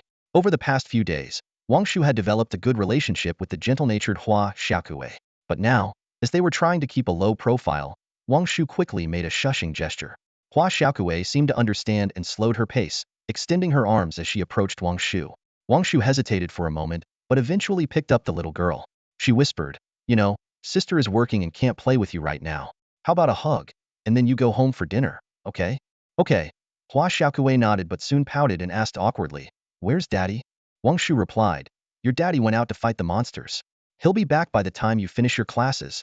Hua Xiaokui nodded again but still pouted, burying her face in Wang Shu's embrace and murmuring, "I don't want daddy to go." Wang Shu was a bit surprised. She gently stroked the girl's hair and softly explained, "Your daddy is protecting you. Do you know what monsters are? They're scary creatures that can eat people. Your daddy has to drive them away so that Xiaokui can grow up safely in the city." However, Hua Xiaokui kept shaking her head, repeatedly saying, I don't want." Her voice grew more urgent until she started crying. Wang Shu was at a loss for words and was about to comfort her when she froze upon seeing Hua Xiaokui's eyes. The little girl's eyes glowed with an eerie light, shrouded in a gray mist, making them look extremely unsettling. Wang Shu's pupils contracted sharply, and a wave of shock surged through her. She muttered in disbelief, "This? Which eyes? How is this possible? Which eyes are supposed to be the divine eyes of King One? Witch's eye?" Wang Shu's exclamation caught the attention of several executives nearby. They were all locals from Kuanglei City and had never even heard of the divine eye, let alone the witch's eye. Their faces were filled with confusion. "Minister Wang Shu, what is the witch's eye?" One of the executives couldn't help but ask. Wang Shu didn't answer. Instead, he tightly hugged Hua Xiaokui and covered her eyes with his hand. "It's okay, Xiaokui. Your father will come back safely," he reassured her softly. "He is one of the most promising talents of this era. He won't die unknown in the forest. Don't cry. I'll take you home." With that, Wang Shu picked up Hua Xiaokui, still covering her eyes, and started walking towards home. His mind flashed with legends about the witch's eye. It was said to be a crystallization of some kind of sorcery, similar to the divine eye, capable of foreseeing fortune and misfortune. However, unlike the divine eye, which could only glimpse at the light of fortune and misfortune, the witch's eye could directly see fragments of the future. As the owner of the divine eye grew stronger, these premonitions would become clearer. Although the future couldn't be changed, the ability to foresee it meant one could be prepared. Wang Shu realized that Hua Xiaokui's anxiety was probably due to seeing a vision of Yifan in danger. On the way home, Wang Shu gently patted Hua Xiaokui's head, but his face couldn't hide his panic. Yifan's safety wasn't his primary concern, but Bai Zhan was with him. As a military powerhouse capable of fighting against glory-level opponents, if they were in danger, then whatever threatened them must be terrifyingly powerful, possibly enough to destroy the entire Kuanglei city. Standing at the doorway of his home, Wang Shu opened his mouth to arrange for someone to help, but he felt a wave of helplessness. In this small Kuanglei city, there was probably no one who could help. Xiaokui, what did you see? Wang Shu finally couldn't hold back and asked, releasing his hand from covering Hua Xiaokui's eyes. However, the light in her eyes had already faded, leaving only a tear-streaked, innocent face. At some point, she had fallen asleep. Meanwhile, in the forest dozens of miles outside Kuanglei City, Yifan and his team were conducting a clearing operation. That was exhilarating, Bai Zhan exclaimed, waving his hand after spearing a star-level beast to death. Yifan stopped cautiously, his gaze sweeping over the dark forest ahead. That's enough. If we go any further, the number of star-level beasts will increase. We've advanced far enough to ensure Kuanglei City's safety. Despite his love for battle, Bai Zhan remained vigilant and stopped. He looked back at the team busy collecting beast corpses. They had killed countless beasts along the way, and many had discarded their previous spoils for better ones. Counterattacking the beasts, this is something I've only ever dreamed of, Bai Zhan said, standing at the forest's edge. Yifan smiled faintly. In Bai Zhan City, this kind of scene can happen anytime. There are many restraints elsewhere, but here, the only limit is our strength. Once the army grows stronger and you become more formidable, we can push even further next time. Excellent, excellent. Bai Zhan nodded repeatedly, clearly satisfied with this campaign. His previous frustrations had vanished in the thrill of battle. At that moment, a small, thin man emerged from the forest. He was a scout specially trained by Yifan, with a beast-taming ability that allowed him to blend into his surroundings. He was holding something strange, his expression curious. City Lord, there's something up ahead, the scout reported. Li Pengzi and the others curiously gathered around, but as soon as they saw what he was holding, they frowned and stepped back, their faces showing disgust. Why are you holding a lump of dung? Li Pengzi couldn't help but exclaim. The scout quickly explained. This dung is different. It smells fragrant. Fragrant? You're talking nonsense. It's bitter and astringent. Li Pengzi retorted. Everyone's expressions turned even more disgusted. Realizing his slip, Li Pengzi quickly explained. Hey, I didn't taste it. I heard it from someone else. I didn't taste it either. The scout shouted back. If you don't believe me, smell it yourself. It's fragrant. With that, he moved the lump closer to them. Everyone backed away as if they'd seen a ghost, their faces filled with horror and disgust. Fragrant. Yifan raised an eyebrow, his sharp gaze sweeping towards the distant pile of dung. He didn't approach recklessly but stood his ground, observing carefully. The dung emitted a faint glow, shimmering and translucent, a detail that immediately caught Yifan's attention. Narrowing his eyes, he began to form a hypothesis. Excrement of an auspicious beast, Yifan murmured, a hint of surprise and excitement in his voice. Auspicious beast? Those around him were taken aback, exchanging puzzled glances, clearly unfamiliar with the term. Yifan explained, among ancient relic species, there are 9 auspicious beasts. The azure dragon and white tiger you often speak of are among them. With that, he quickly approached the scout and asked urgently, where did you find this dung? The scout promptly replied, in the forest ahead, under a large tree. There was another pile, but I could only bring this one. Take me there, Yifan ordered decisively, then turned to ask, Commander Bai Zhan, are you coming? Yes, Bai Zhan responded without hesitation, clearly intrigued by the auspicious beast as well. At that moment the scout, holding the dung somewhat awkwardly, asked, City Lord, what should we do with this pile? Yifan replied, keep it and bring it back to the camp. It's the best fertilizer, a top-tier growth accelerator that can elevate ordinary spiritual herbs and medicines by a grade. Hearing this explanation, the scout's eyes widened in astonishment, and he carefully secured the dung. Seeing this, Yifan grabbed the scout's arm urgently. Take me to it. All right, the scout replied quickly, leading the way. The group soon ventured deep into the forest. Those left behind exchanged glances, their eyes eventually settling on Li Pengzi. Feeling everyone's gaze, Li Pengzi stood there uncomfortably. Finally, Wang Lingxi couldn't hold back and spoke with obvious sarcasm. I've heard you didn't have many friends back then, except for Yifan. You wouldn't say it was Yifan, would you? It wasn't Yifan, Li Pengzi quickly denied but added. But it wasn't me either. Wang Lingxi patted Li Pengzi's shoulder with feigned sympathy. It's okay. But you know, some things just aren't meant to be eaten, no matter how good your appetite is. Hearing this, everyone smiled knowingly. Li Pengzi, seeing the situation turn against him, looked deflated and protested with a miserable expression. I really didn't. Tap, tap. In the jungle, Yifan and Baijan moved with extreme caution, their footsteps barely audible as they followed the hurried guide ahead. It was clear that other magical beasts were nearby, but they either hadn't noticed the intruders or were too frightened by previous killings to do more than watch from the shadows. Before long, the group arrived at a peculiar pile of dung. Yifan and Baijan's eyes lit up simultaneously. There was no doubt about it. This was evidence left by a Rue beast. Rue beasts, those mythical creatures symbolizing good fortune, were legendary. Though the ancient 9 great Rue beasts had become mere legends, their descendants still roamed the world. Countless tales surrounded Rue beasts. They were treasures in themselves and harbingers of extraordinary luck. Historically, almost all who possessed a Rue beast left their mark on history. Even the most mediocre individuals could rise to prominence, leaping over the metaphorical dragon gate, and become renowned leaders of humanity with just one Rue beast. Yifan quickly assessed that this Rue beast wasn't particularly strong. Otherwise, it wouldn't be lingering on the outskirts. His gaze fixed on a certain direction, convinced that a young Rue beast might be hiding there. Should we go after it? Baijan asked decisively, gripping his spear tightly. Yifan replied, a Rue beast is always protected, not just by beast tamers, but even the magical beasts living with it benefit. His eyes revealed deep contemplation. This area already had several star shining level magical beasts, not to mention that glory level beasts might be around the Rue beast. The risk was immense, but the potential rewards were equally staggering. Even without knowing the exact bloodline of the Rue beast, any benefits it brought would be substantial for Yifan and those around him. Quanglei City was in desperate need of development. Despite having 2 future kings join its ranks, the foundation was too weak to change quickly. The barren land needed nourishment, and a Rue beast was the highest grade fertilizer. We have to take the chance, Yifan decided, turning to Baijan and producing a stack of talismans. Commander Baijan, I'll need you to bring out your best skills. He patted the scout in front of him. You head back. Tell General Liu to lead the troops away for now. Before Baijan could respond, Yifan had already thrown a talisman, chanting incantations while summoning the Death Eagle. Beast Mastery, Shadow. Beast Mastery, Spirit Vision. 2 beams of Beast Mastery power connected, and the Death Eagle was instantly shrouded in shadow, silently taking to the skies. Yifan once again focused on the previously noted direction and moved swiftly. Baijan marveled at Yifan's array of Beast Mastery talents, but with the Rue beast ahead, he didn't dwell on it. He raised his spear. Awakening thunder. Rise. The spear struck the ground with a dull thud.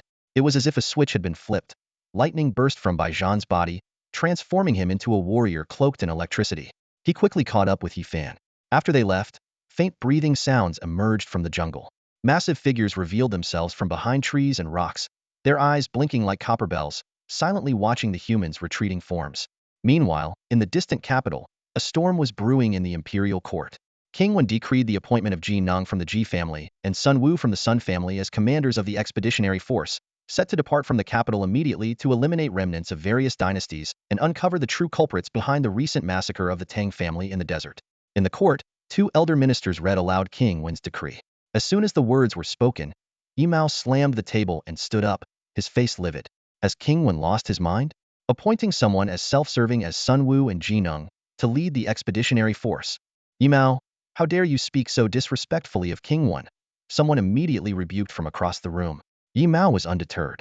How am I being disrespectful? He stared directly at the elder ministers.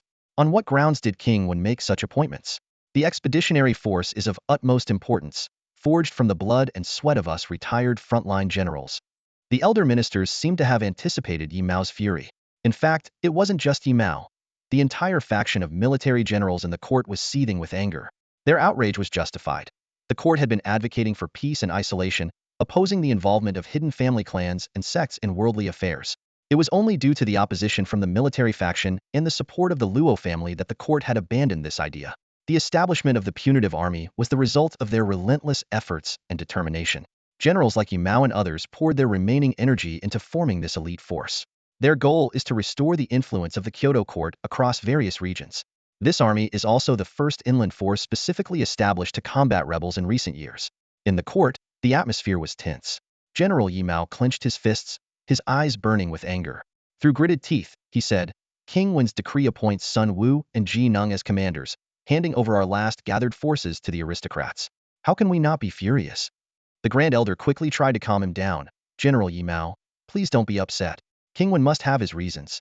Ministers Sun Wu and Ji Nung are both important officials of the court, known for their meticulous thinking. Rubbish. Yi Mao slammed the table, interrupting the Grand Elder. Does King Wen not know what kind of people Sun Wu and Ji Nung are? They're nothing but corrupt officials who only care about their own gain. Appointing them as commanders will ruin the punitive army. This outburst infuriated Sun Wu, who stood up abruptly, his face turning ashen. Yi Mao, don't go too far with your words. The Sun family has managed the regulatory bureau for 100 years. We may not be exceptional, but we've been diligent. How dare you call us corrupt? Yi Mao let out a cold laugh, retorting, you know very well what your Sun family has done. The Iron Guard Battalion has been around for a century, but apart from the first commander, what have you used it for? Who was it that tried to use the Iron Guard Battalion to force me to hand over my Yi family descendants outside Pingxing? Struck to the core, Sun Wu retaliated immediately. Your descendants were ambitious wolves. They should have been executed back then. And you, Yi Mao, you're no better, meddling in court affairs as a general. Your intentions are treacherous. What's wrong with being a general? This remark angered the other generals present. Veterans like Li Ming glared angrily, with someone even shouting, I was killing beasts on the front lines while you were still sucking on your mother's breast. Sensing the situation was about to escalate, the two Grand Elders quickly intervened. Everyone, calm down. If there's any objection to King Wen's appointment, we can report it for further discussion. We're all important officials of the human race. Such quarrels are disgraceful. The Grand Elder's words slightly calmed the tempers. Just as Yi Mao was about to ask when they could discuss this further, a sound of footsteps echoed, and a figure in white robes appeared in the court. King Wen. Everyone stood up to greet him. Even the still angry Yi Mao had to bow in respect. King Wen slowly walked to the center of the court, his gaze sweeping over the tense faces. Stroking his beard with a smile, he said, It seems my decision hasn't been well received. Sun Wu was quick to respond. I have no complaints, but someone is making trouble. King Wen's gaze shifted to Yi Mao. Though still simmering with anger, Yi Mao restrained himself in the presence of the king, cautiously saying, The punitive army is the hard work of us generals. Handing it over to the aristocrats, especially to Sun and Ji, seems inappropriate. I don't find it inappropriate at all, King Wen replied calmly. Yi Mao's face darkened, but he swallowed his words. Seeing through his thoughts, King Wen bluntly asked, Are you trying to say I'm foolish? Yi Mao was speechless, but King Wen suddenly changed his tone, speaking meaningfully. Yi Mao, if I insist on appointing Sun and Ji as commanders, are you going to smash this 9-dragon table with a single palm and cause a ruckus in the court like Battle King did back then? Upon hearing this, the atmosphere in the hall suddenly became tense. Yi Mao, the chief of the military faction, stood to the left of King Wen. Sensing something amiss in the inquiry, he responded firmly, I have no such intention. But the expeditionary force cannot be led by Sun Wu Ji Nung. King Wen did not immediately respond but fell into contemplation. After a moment, he sighed softly, Marshal Yi Mao, since you joined the court, I have granted you many things. He paused, his gaze becoming more intricate. Many things you can see, do you think I cannot? Yi Mao frowned and questioned. If King Wen can see, then why make such choices? Bowing with a deep, resolute voice, he continued. The Yi family has devoted generations to the human race without complaint. I am old now, having fought on the front lines my entire life, not for power or wealth. Engaging in these court intrigues is only to bring some light to the human realm. King Wen responded softly, I can see Marshal Yi Mao's unwavering loyalty. But sometimes, things are not that simple. We must look to the future. Yi Mao shook his head, seizing the rare opportunity to speak candidly. I may be short-sighted, only seeing the present. The human race still has strength and many loyal people willing to bring change. Why not act? Why allow the human race to deteriorate day by day? This blunt question plunged King Wen into silence once again. The other officials in the hall were tense, with many unspoken thoughts seemingly ready to erupt. After a long pause, King Wen sighed and waved his hand. If Marshal Yi Mao believes the appointment of the Expeditionary Force's leader is inappropriate, then let it be changed. How about you take the position, Marshal Yi Mao? Yi Mao was stunned, and the others were equally taken aback. Luo Qingxian quickly stepped forward. King Wen, Marshal Yi Mao is already advanced in age. It is not suitable for him to take on the strenuous role of leading the expeditionary force. Li Ming was about to protest, but seeing Luo Qingxuan's look, he immediately realized the trap. If Yi Mao left the capital, the military faction would lose its voice in the court. This was not an appointment but a coercion. King Wen, this is not appropriate.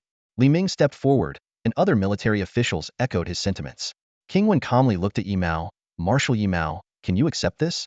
Yimao's expression was rigid as he weighed his options. He asked, King Wen, if I do not go, the leader will have to be Sun Wuji Nung, correct? King Wen nodded in confirmation. A deep sense of disappointment surged within Yimao. With King Wen like this, it's no wonder the court was corrupt and incompetent.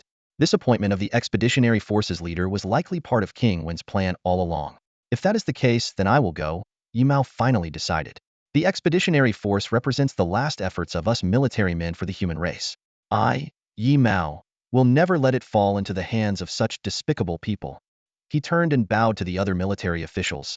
These 3 years, working with all of you has been a great honor. Yimao stood in the center of the court, gazing around with a hint of reluctance in his eyes. Taking a deep breath, he spoke in a solemn tone. I thought we could still do something for the human race, but now, I must leave first. Take care, everyone. Before he had even finished speaking, Yimao turned and walked towards the hall's exit. His steps were firm, his posture upright, as if carrying away the last glimmer of hope from the court. Yimao, Marshal Yimao. The calls from the crowd rose and fell, but none could stop Yimao's departure. Soon, his figure disappeared at the hall's entrance. All eyes turned to King Wen, who sat high on the dragon throne. To everyone's unease, King Wen still wore his familiar gentle smile, as if nothing had happened. What once reassured now chilled the hearts of the gathered generals. After a moment of silence, an old battle-hardened general stepped forward. His voice was hoarse but resolute. With the court as it is, I, Zhao Hu, will follow Marshal Yimao. From today, I resign from all my positions. Following him, Pei Yuanhao also rose to announce his resignation. One by one, over a dozen generals followed suit, angrily declaring their resignation before leaving. Many of them had long considered retiring but had stayed on out of loyalty to Yimao. Now, with this turn of events, they had no reason to remain. King Wen remained silent, watching these distinguished generals depart. Among the military faction, Ming and others exchanged uneasy glances, their eyes filled with panic and worry. With Yimao's departure and the resignation of most of the generals, coupled with King Wen's clear favoritism towards the aristocratic faction, the court's tripartite balance had crumbled. The times are changing, someone sighed softly. After a long pause, Ming finally stood up to speak. Just then, Luo Qingxian grabbed his sleeve and whispered a plea. Lord Ming, if you leave too, all of Marshal Yimao's efforts will be in vain. Ming shook off Luo Qingxuan's hand with a bitter smile. He's gone.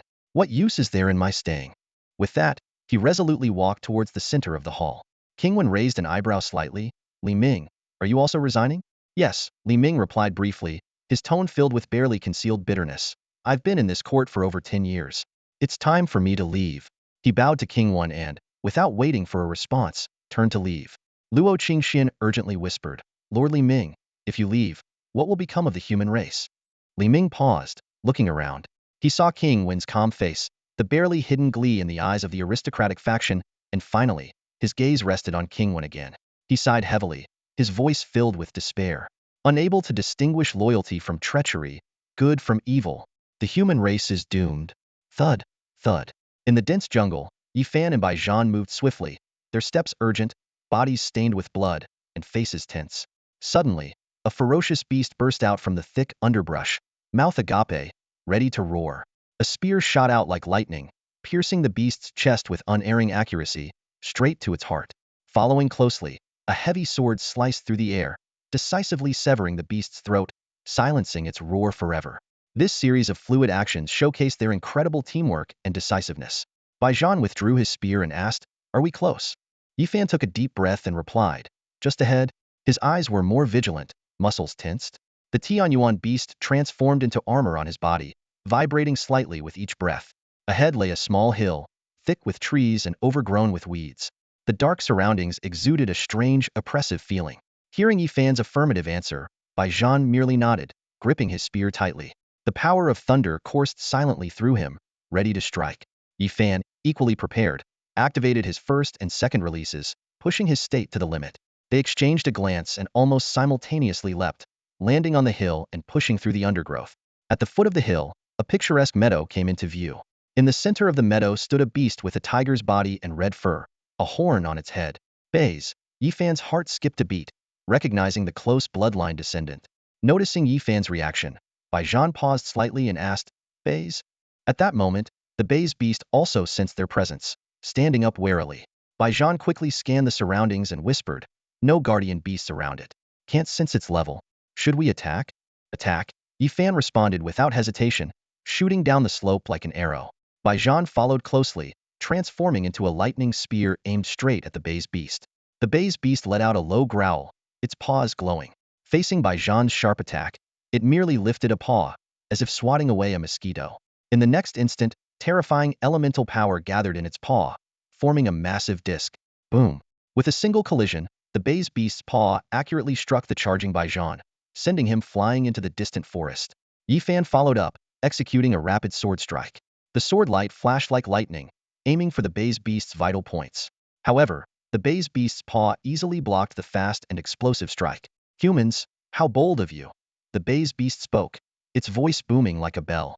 It gripped the heavy sword with one paw and flicked it with the other, sending a jolt through the sword that effortlessly pushed Yifan back. Thud! Yifan crashed into the hillside, immediately spitting blood. He looked up to find the surrounding space distorting. This space is isolated. Yifan's heart sank, king level. Staring at the base beast, Yifan's expression changed. The droppings along the way were bait. You're clever. The base beast showed a strange smile, its lantern-sized eyes fixed on Yifan. Are you the one leading those humans to slaughter my kind? Yifan didn't answer directly. He forced himself to stay calm, recalling his previous investigations.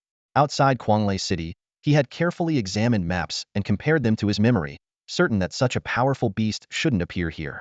The presence of a sacred beast had caught him off guard, leading him into the trap of this king-level base beast. Are sacred beasts the same as ferocious beasts? Yifan finally asked. A beast is a beast. What do you mean by ferocious beast?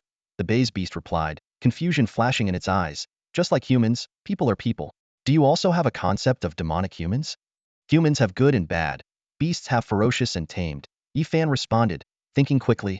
His hand began to glow, seemingly preparing some forbidden technique. He had been so reckless for a reason, naturally having his own trump card. Summoning God technique. The base beast glanced at Yifan's actions and named the technique. Are you trying to summon an ancient deity to protect you? Yifan froze, his gaze fixed on the base beast. How do you know the name of this forbidden technique? The base beast's face once again showed a strange smile as it calmly uttered a few words. It's my forbidden technique. It was this seemingly unremarkable forbidden technique that stirred up a storm in Yifan's heart. He stared at the divine beast before him, which perfectly matched the characteristics of Bai Zhe, and a shocking thought flashed through his mind. You are the original Bai Zhe. Yifan blurted out, unable to hide his astonishment. Bai Zhe seemed to enjoy Yifan's reaction. It showed no signs of aggression. On the contrary, its eyes were filled with curiosity as it closely examined Yifan. Sensing no malice from Bai Zhe, Yifan calmed himself a bit, though still slightly shaken. He asked, why have you appeared? It's time for me to appear, Bai Zhe said, gently nodding its head. Isn't there a legend about me in the human world? A virtuous ruler will summon me. Yifan immediately responded. A king with virtue brings forth Bai Zhe. Bai Zhe nodded, sitting majestically like a stately bronze lion. I have appeared to seek that king. There is no such king among humans now, Yifan said, puzzled. At this moment, he couldn't fathom Bai Zhe's intentions and could only follow the conversation. He has already appeared. Otherwise, I wouldn't have awakened. Bai Zhe shook its head and then looked at Yifan again. You seem different from ordinary people. As soon as these words fell, the surroundings suddenly changed, stars shifted, and the world transformed. Yifan felt an invisible force moving through him, as if he were being scrutinized. Soon, Bai Zhe withdrew its gaze, appearing somewhat disappointed. You are a lord of slaughter, not the virtuous king I seek. You are not looking for me. Hearing this, Yifan felt a twinge of disappointment, but also a sense of relief. It seemed that this Bai Zhe wouldn't pose a threat to him, and a potential crisis had been averted. Just as Yifan relaxed slightly, the light from the forbidden technique in his hand dimming, Bai Zhe spoke again. This time with a hint of confusion in its voice. Someone like you, the gods will not protect you. Why use the summoning technique? The gods will not protect me? Yifan was equally puzzled. He recalled that the last time he used this forbidden technique, someone did respond to him. Those ancient spirits, though long departed, had left their marks on the path to kingship, allowing them to be summoned by the summoning technique. Of course, using the summoning technique came at a great cost. Bai Zhe explained earnestly, you are a lord of slaughter, symbolizing the judgment of this era. The gods will not respond to you. If you don't believe me, you can try. Yifan looked down at his hands, hesitating whether to try. At that moment, Bai Zhe, seemingly growing impatient, waved its paw and said, I'll help you perform it. Wow! With a gentle swipe of Bai's claw, a magnificent scene unfolded in the sky. The vast starry river spread out like a painting, dotted with countless dazzling stars. Before this celestial curtain, a solemn gate materialized out of thin air. It was the legendary Gate of Ascension, which only appeared at the moment of coronation. Yifan gazed at the familiar yet strange sight, lost in thought. Baze tilted its head and curiously asked, "Aren't you going to try summoning?" "Let's give it a shot," Yifan replied without hesitation, seizing this rare, cost-free opportunity to summon a deity. He raised his hand and solemnly called out, "Honored spirits, Yifan greets you." As soon as the words left his mouth, the mark on Yifan's palm shot towards the Gate of Ascension like a meteor. With a click, the mark struck the gate like a key, and the gate began to open with a resounding noise. Yifan watched intently as the Gate of Ascension slowly opened, revealing another world that seemed to cover the entire starry curtain. A grand avenue stretched out before him, with countless branches extending in all directions, symbolizing the myriad paths to kingship. Scattered along the road were various relic swords, knives, beast fur, and even shoes. These items were the testimonies left by those who had once embarked on the path to kingship. Suddenly, a buzzing sound filled the air. All the pathways to kingship trembled, and the relics quivered as if responding to Yifan's call. Baze's eyes flashed with surprise. However, just then, all the pathways fell silent simultaneously, as if recognizing Yifan's identity. The entire starry river plunged into silence, with no one responding to Yifan's summoning. A flicker of surprise crossed Yifan's eyes. The essence of the forbidden summoning technique lay in fate whether any past spirits were willing to assist. Although rare, this technique was widely applicable. Throughout countless ages, there had been so many kings and gods that it seemed impossible not to find a single willing respondent. Yifan had even received responses from a few spirits during previous attempts. Baze smugly remarked, "I told you no one would respond. You're the Lord of Slaughter. No one will help you." What does Lord of Slaughter mean exactly? Yifan sensed something amiss. He had heard people say he bore a great aura of killing, branding him a star of slaughter, but he hadn't paid much attention. Now, with all the spirits refusing his call, the implications were far from simple. Baze explained, "It symbolizes judgment. You'll kill many people, possibly including the descendants of these spirits or gods. Knowing you destroy their legacies, why would they respond to you?" Yifan was skeptical. "I haven't killed anyone yet. How could they know I will?" He understood the profound mysticism of human sex, where cause and effect and foreknowledge were not baseless. But at barely over 10 years old, with an uncertain future, how could these long-gone spirits know he would one day kill their descendants? It seemed illogical. Baze pouted and stopped explaining. "The facts are right in front of you, and you still don't believe it. If you don't, keep trying." Unconvinced, Yifan decided to try again. This time, he didn't directly summon but used an ancient sacrificial method to attempt a response. After several tries, the starry avenues remained unresponsive. Yifan paused for a moment and then began chanting an ancient shamanic summoning spell. When this too failed, he switched to Buddhist recitations for guiding spirits. Watching Yifan continuously change methods, Baze seemed to understand why he had learned the forbidden summoning technique. With so many summoning methods, most people could manage to summon a deity in some way. But Baze was in no hurry, seemingly certain that Yifan would not succeed, and leisurely observed from the side.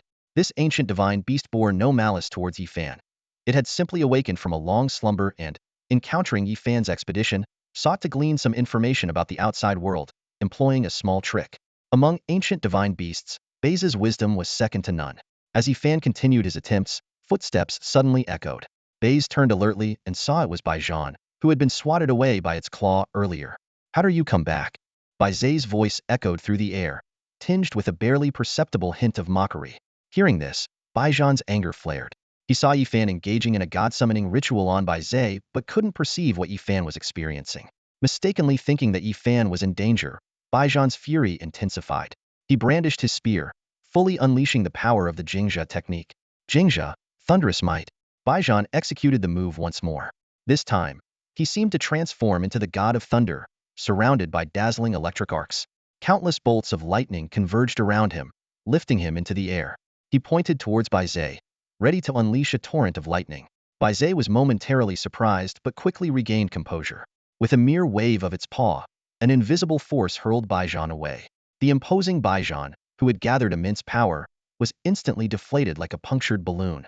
The lightning dissipated, and he plummeted into the distant forest like a kite with a broken string. "This human is even bolder than the current Lord of Slaughter," Baize mused, shaking its head in apparent confusion. It turned its attention back to Yifan. At this moment, Yifan was reciting an ancient bloodline invocation, his aura surging as he maintained his second transformation state. In this form, his dragon slayer lineage was awakened, his dragon eyes blazing like the sun.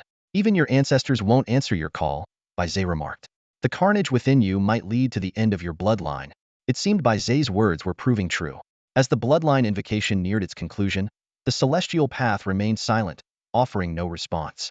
Yifan had no choice but to accept reality and prepare to forfeit this rare opportunity to summon a god. Just then, a thunderous sound erupted from the sky.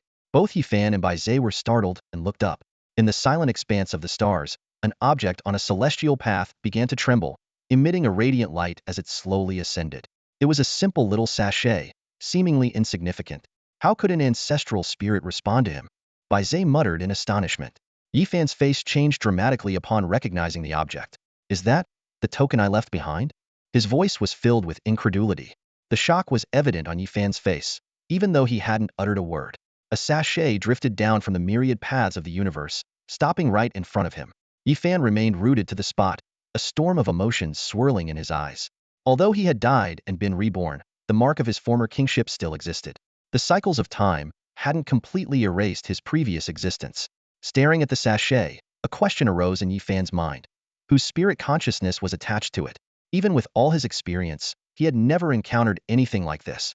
The sachet floated closer, and Yifan couldn't help but feel a slight stiffness. Beside him, Baizé was also watching the sachet with disbelief. By all logic, ancestral spirits should not protect a judge. In other words, a master of slaughter is, in some sense, condemned by the heavens, a consensus among the remnants of ancestral spirits. Yet now, an ancestral spirit had broken this consensus. Baizé couldn't help but wonder whose spirit it could be. The sachet floated quietly before Yifan. Baizé took a slight step back, sensing something was amiss. Yifan gazed at the sachet, as if it were gazing back at him. Neither side moved, and the sachet did not attach itself to Yifan. It merely hovered there. Suddenly, a sigh emanated from the sachet. I never reached that point. The voice was ancient and weary, like the lament of an old soul. Hearing this, Yifan immediately understood everything. His rebirth was linked to the Emperor-grade beast, the time dragon, likely involving time travel. However, this travel did not reset everything. Some eternal elements remained unaffected, like the myriad paths within the gate of the gods. This sachet held the divine consciousness from when he was crowned in his previous life, independent of his current self but originating from him. In other words, this consciousness was a part of his past self, now aware of his rebirth. Yifan spoke to the sachet. Jijia caused your death? The voice from the sachet paused, then responded with a hint of bitterness. It was him. Perhaps I should have known. An invisible hand shrouded everything in mist. At that time, you were in the midst of it and didn't realize. Baizé remained nearby as Yifan continued, lowering his voice. The chaos among the human race wasn't accidental. It was driven by those with intentions.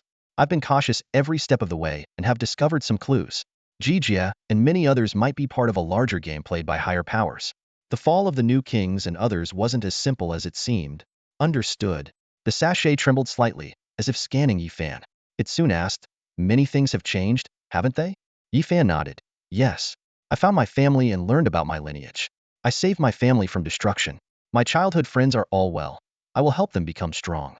My parents are healthy and living a peaceful life now, unlike before. Good, good. The voice inside the sachet responded, with a hint of emotion. It was a dream I had countless times, and now it has come true. Then, the voice suddenly became anxious. What about her? Is she well? The question made Yifan pause. Hasn't it changed? The sachet asked again. Yifan shook his head. It has changed. I am now a master of slaughter, and we will not meet again. That is the best change. I see. The sachet fell silent for a moment, then murmured. If that's the case, I can let go of my obsession. As the words fell, the sachet began to tremble, its glow slowly fading. Yifan realized, are you formed from an obsession? All spirits on the myriad paths are formed from obsessions. The voice in the sachet grew faint. Cause and effect are intertwined. To change the effect, you must also change the cause. Now that you are a judge, cause and effect are entangled. Some methods can no longer be relied upon. Keep the sachet. It holds my remaining power. You can use it 3 times, each time for the duration of a burning incense stick at its peak strength. With that, the sachet trembled again, drifting towards Yifan as its glow transformed into a pile of luminescent powder. Can we coexist? Yifan asked again, looking at the spirit about to dissipate. A long sigh answered him. I am a spirit, a dead soul. You are young, at the dawn of your life. If I cling to you, it will disrupt you. Obsession is a cage. In the gate of the gods, spirits are not beneficial. Dispersing is a release. The voice lingered in the air, but the glow had already vanished. The myriad stars in the sky dimmed and disappeared, marking the completion of this divine summoning ritual. With a soft plop, Yifan picked up the sachet, feeling a slight wave of emotion. Talking to his past self was a strange and profound experience. However, having 3 chances to use his former power was like possessing 3 lifelines. Regardless, the result of the summoning was favorable. Yifan carefully put the sachet away. On that starlit path, Yifan lingered for a while. He looked down at the sachet in his hand, surprised to find it completely intact and still emitting a faint osmanthus fragrance. This mysterious spirit seemed to have an unusual connection with him. At that moment, Bai Zhe, who had been watching the whole time, quietly approached, curiously inspecting Yifan. "It seems you've altered some lines of fate?" Bai Zhe asked, a glimmer of confusion in its eyes. Yifan smiled lightly. "That's my secret." He tightened his grip on the sachet, feeling a surge of inexplicable confidence. He carefully observed Bai Zhe before him, a strange emotion flickering in his gaze. Noticing the change in Yifan, Bai Zhe asked warily, "Are you planning to make a move against me?" Yifan was silent for a moment before noticing a peculiar glow enveloping Bai Zhe. He smiled and said casually, "You're joking, Bai Zhe. I'm a reasonable person, not one to resort to violence." Bai Zhe snorted, "That's not what you said when you first arrived." Turning away with a hint of disdain, it continued, "Fine, since you're the current master of slaughter, I won't bother provoking you. Go ahead and leave. I need to find my true master." Yifan subtly moved closer to Bai Zhe, smiling slightly as he asked, "Are you really going to let me go after luring me here? Do you know what the outside world is like?" His tone suddenly turned serious. "The humans and beasts are at war, and the situation is dire. Even the humans don't know where to find a true leader. You've been asleep for years and know nothing of the outside world. Finding your master might be harder than you think." Bai Zhe confidently replied, "Gold shines even in the sea. As long as he appears, I will find him." Yifan shook his head, laughing. "Bai Zhe, that's too simplistic. As a sacred beast, even a kid would covet you. If you openly move among humans, you'll attract countless eyes. There are many strong individuals among humans, war kings, light kings, and others close to royal power. If they set their sights on you..." "Royal power?" Bai Zhe interrupted in surprise. "Are there humans with power close to the royal level?" Yifan nodded firmly. "Absolutely. And the light kings and others despise beasts. Generally, not many beasts survive when they intrude into human territory." Hearing this, Bai Zhe looked worried. In that case, entering human territory would be quite troublesome. Seeing the opportunity, Yifan immediately said, "Troublesome, yes, but there are ways to make it less so. I have a method to help you enter human territory and find your virtuous master." Yifan looked at Bai Zhe, a subtle smile playing on his lips. Sensing something, Bai Zhe raised his head warily and said, "I can tell you have no good intentions. I won't submit to you, so don't waste your time." Yifan spread his hands helplessly. "I can't force you, Senior Bai Zhe. However, I've just established a city not far from here. It's remote, away from the war front, and has certain unique qualities that prevent others from prying or interfering. If you wish to enter the mortal world and find someone, this is a good opportunity. The human race hasn't fallen apart yet, and you can hide in my city."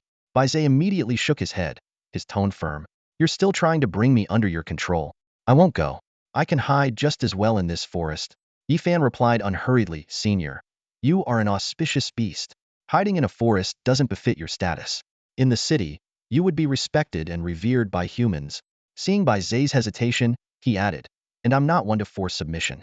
We can make a pact right here. If the time comes and you wish to leave, you can do so freely. I won't stop you." This made Bai Zhe waver. After a moment of hesitation, he asked, "So what's your real intention in having me go to the city?" A glint appeared in Yifan's eyes as he answered candidly, "An auspicious beast like you is a symbol of good fortune. I seek to rise in power and could use a bit of good luck."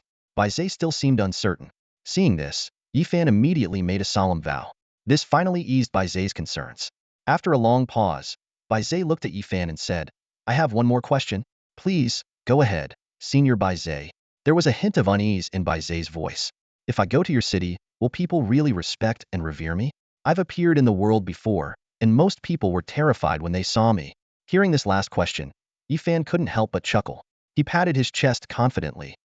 "People are often ignorant and don't recognize who you are, so fear is natural. But I can assure you, in my city, you will be a symbol of good fortune. I'll have a temple built for you, where everyone will worship you.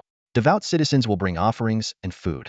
If you don't believe me, I can make this a part of our pact as well." No need for another vow, Bai Zhe replied, his face showing signs of interest. Yi Fan found it somewhat amusing that such a revered beast would be tempted by human offerings. Finally, Bai Zhe made up his mind. I agree to go to your city, but he still asked cautiously, are you sure people will respect me? Absolutely, and not only that, I can guarantee. Yi Fan was about to continue when he was interrupted by a loud shout. How dare you, audacious beast, harm the Lord of Thunder? Accompanied by the rumble of thunder, a figure bathed in lightning, Bai Zhan, burst out of the forest. Wielding a long spear, he soared like a dragon, aiming straight at Bai Zhe. Bai Zhe merely lifted a paw and pointed in the air. With a soft crack, the sound of shattering echoed. Bai Zhe flew back into the depths of the forest, leaving behind a slightly aggrieved complaint. Didn't you say I'd be respected? The scene shifted to the towering walls of Kyoto. Many generals had come to bid farewell, with Li Ming and others standing at the forefront. They watched Yi Mao from inside the city, their eyes filled with worry and reluctance. Marshal Yi Mao, are you really leaving? Li Ming couldn't help but ask.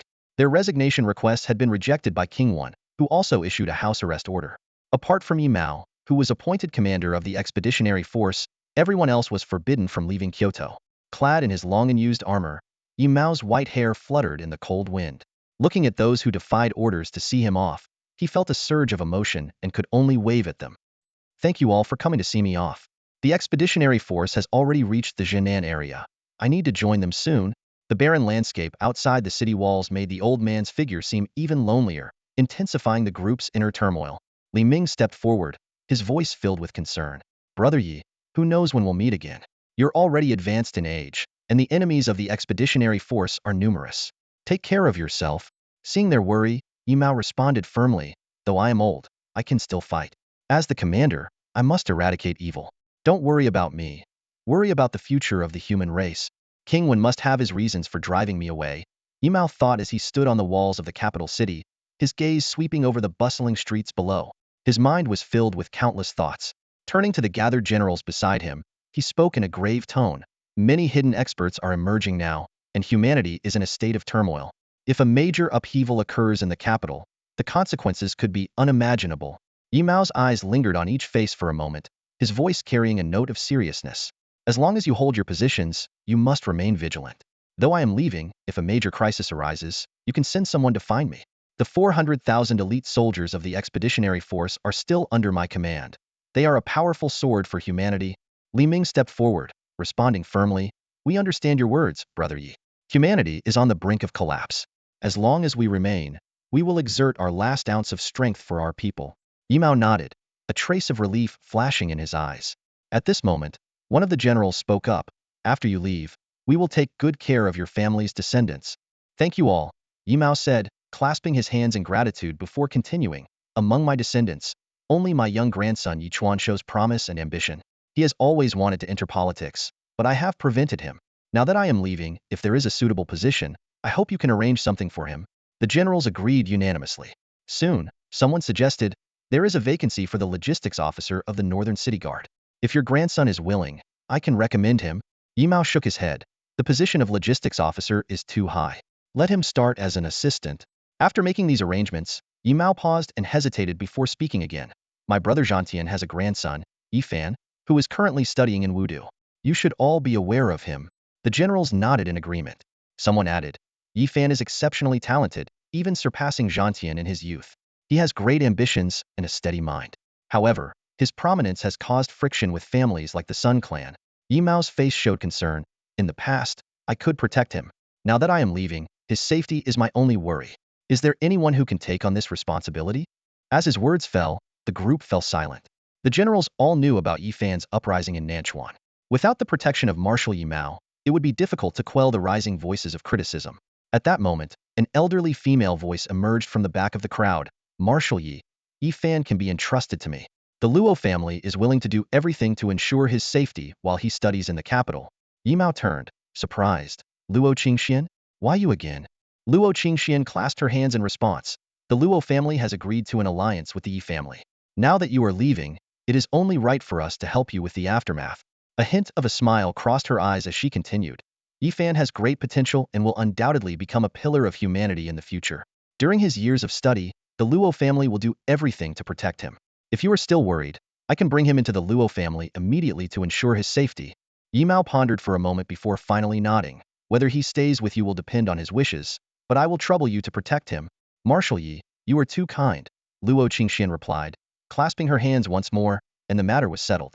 With the arrangements and farewells in place, the time for departure finally arrived. A sense of reluctance appeared on everyone's faces. Yimao looked at the city walls and sighed softly. I thought the next time I left the capital, it would be for the front lines. With that, he turned and walked away into the biting wind. Those who remained stood in the wind, watching until his figure disappeared from sight. The wind is as sharp as a sword. Everyone, let's head back, someone said softly, and reluctantly, they all turned and left. The moment Yifan stepped through the city gates, Wang Shu, who had been anxiously waiting on the city wall, finally breathed a sigh of relief. He hurriedly ran down the wall to greet Yifan. However, when he reached Yifan, he didn't see Baijian and immediately felt a surge of tension. Where's Baijian? Wang Shu asked nervously. Yifan spread his hands and pointed to the cart behind him. Over there. Following Yifan's gesture, Wang Shu saw Baijian lying quietly on the cart. This sight made Wang Shu, already on edge, feel a heavy weight in his heart. He gasped, Baijian, and quickly ran towards the cart, throwing himself onto Baijian. Baijian, who had been resting with his eyes closed, was suddenly pressed down and grimaced in pain. What are you doing? Wang Shu was stunned, tears welling up in his eyes. You're not dead? Not at all, just a few minor injuries, Baijian replied, noticing the tears in Wang Shu's eyes and feeling something was off. What's wrong with you? Why would you say that? Glad you're okay, that's all that matters, Wang Shu sighed in relief. After confirming that Baijian was only injured, he quickly turned to Yifan. Yifan, come with me. The child you took in, something's wrong with her. Hua Xiaokue? Yifan raised an eyebrow. Her beast-taming talent is quite unique. It's not about her beast-taming talent. Wang Shu shook his head. Come with me and you'll see. With that, he walked briskly ahead. Sensing the urgency, Yifan didn't say much and followed closely behind. This scene left the awaiting generals and soldiers somewhat at a loss. Li Pengzi, standing in place, called out to Wang Shu as he entered the city. Manager Wang Shu, aren't we having a triumph ceremony? There will be soon, Wang Shu replied. Before his words even faded, the welcoming party inside the city, complete with salute cannons, had already arrived. As the cannons roared, the crowd quickly gathered. The triumphant army began its first ceremony, entering through the city gates and passing through the meticulously decorated triumph arch with their trophies. On the side, someone was dedicated to praising the achievements of each general and soldier. General Yu was the first to pass through the triumph arch, with the herald loudly extolling his friendship with Yifan. Following him, the other generals and soldiers walked proudly, basking in the glory of the moment. This feels great, Li Pengzi, caught up in the atmosphere, thought to himself. Despite the scoldings he had endured during the campaign, he had learned many valuable skills from Baijian. Show off, Baijian, lying nearby, muttered to himself as he watched Li Pengzi. But as his gaze swept over the cheering crowd and soldiers, a soft smile appeared on his lips. It had been a long time since he had seen such a genuine, unpretentious scene. Commander Baijian, why aren't you going through the triumph arch? Li Pengzi suddenly realized, noticing Baijian lying there alone. What a fool I am. Someone, lift Commander Baijian and take him through the arch. Yes, sir. The surrounding soldiers responded in unison. Baijian wanted to refuse, but the crowd had already lifted him up. Seeing the enthusiastic citizens and soldiers around him, a sense of pride welled up in his chest. He raised his hand and declared, our army is triumphant. Meanwhile, Yifan had followed Wang Shu to Hua Xiaokuei's room. After carefully examining the sleeping Hua Xiaokuei, he concluded, she's just exhausted. Gently lifting her eyelids to inspect, he added, I don't see anything unusual. Yifan frowned. On the way there, Wang Shu had told him about Hua Xiaokuei using the witch eye. But when he took her in, he had already checked her. Although her beast-taming talent was unique, he should have noticed if she had a divine eye. I'm certain she used the witch eye, Wang Shu insisted. I was once summoned by King Wen and saw him use the witch eye myself. I wouldn't mistake it. Raising an eyebrow, Yifan asked skeptically, the witch eye, a divine eye, only works when actively used. Why would King Wen use it in front of you? I'm King Wen's disciple, Wang Shu confessed. He used the witch eye to glimpse the future of humanity, taught me a few things, and sent me away from the court to assist King Ming on the front lines. King Wen's disciple, Yifan thought, taken aback by this revelation. He recalled that Wang Shu had never mentioned this in his previous life. Silently, he marveled. No wonder, the only interior minister in my past life. Turns out he had King Wen's legacy. That makes things a lot more complicated. Yifan frowned and thought.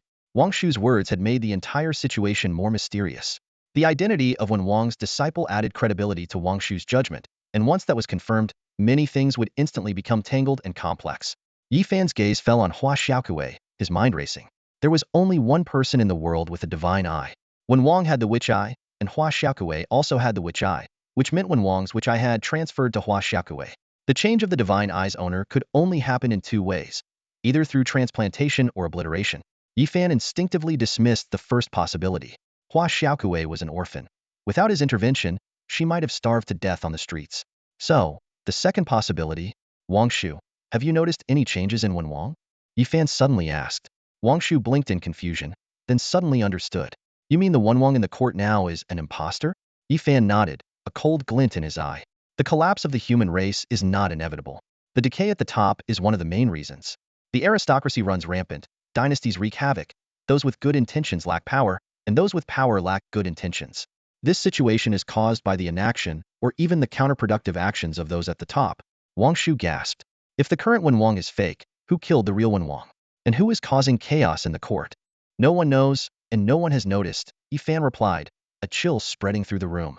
Just as the two fell into deep thought, a soldier rushed in, holding a letter. City Lord, there's a letter. It says it's from your uncle. Yi Fan took the letter and, after a quick glance, furrowed his brow. When Wang forced my uncle to leave? Wang Shu asked in surprise, forced Marshal Yi Mao to leave? At this critical moment? Yi Fan shook his head, his mind racing. Suddenly, a terrifying thought emerged. The Dragon Eye Rebellion. I saved my uncle, so the Dragon Eye Rebellion shouldn't happen again. But now, at this exact moment, my uncle is forced to leave, leaving only Yi Donghai in the Yi family, and he's Yi Shunji's father. Cold sweat trickled down Yi Fan's forehead as he realized a chilling fact. Someone is resetting the causal lines I disrupted. Yi Fan suddenly stood up, a flash of determination in his eyes. I need to go back to the Yi family in Kyoto. Without any hesitation, he quickly sprang into action. Regardless of whether the mastermind behind the scenes had truly reached a level capable of influencing fate, their desire for the chaos of the Dragon Eye incident had already proven its significance. Yi Fan knew in his heart that even now, the impact of this turmoil would be immense. With his grandfather absent from Kyoto, if the Yi family were found colluding with the dynasty in a rebellion and were eradicated, such an event happening right under the court's nose would be a terrifying scandal.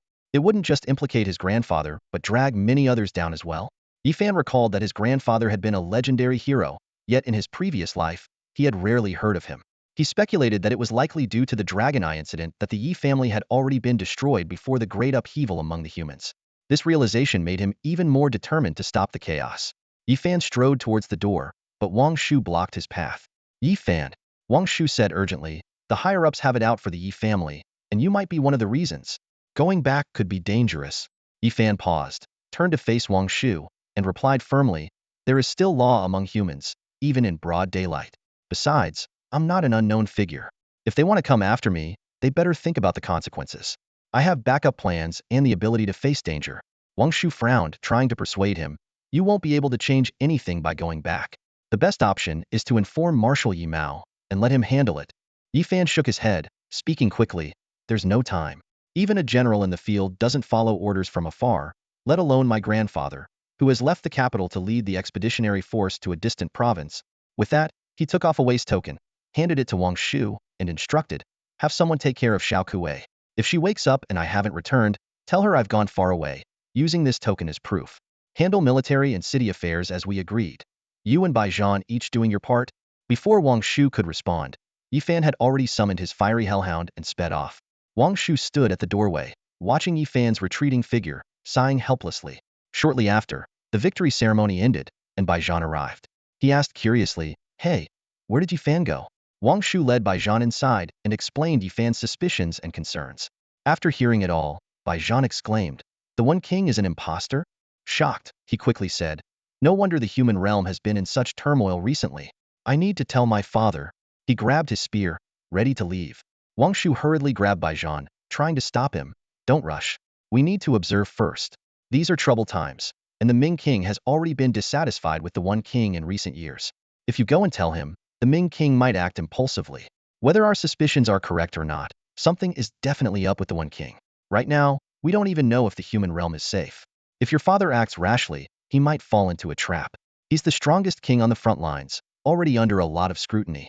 Besides, only Yi Fan and I know about this. If you tell the Ming King, it might cause Yi Fan to be suspicious and unhappy. Bai Zhan frowned, confused. So you're saying I shouldn't tell my father? This is a huge deal. How can we not let him know? Wang Shu shook her head, explaining, you misunderstand. The Ming King must know, but not right now and not from you. We need to wait and remind Yifan at the right time, so he can inform the Ming King. This way, you avoid exposing yourself, and it strengthens the connection between Yifan and the Ming King. Yifan has talent and ambition. He won't remain a minor character. Aligning your father with him might bring unexpected benefits. Bai Zhan, somewhat impatient, complained, why does everything have to be so complicated? Why can't we just be straightforward? All this scheming and plotting is too much. Wang Shu patiently explained. Entering the world is another form of cultivation. It's different from training beasts or martial arts. It requires scheming and strategizing. Bai Zhan, the world is complex. If you keep thinking so simply, you'll suffer for it. Bai Zhan was silent for a moment, then finally set down his spear, sitting on a chair by the bed. All right, I'll follow your lead. Wang Shu patted Bai Zhan's shoulder, comforting him. Rest for a while. You're injured. Don't overexert yourself.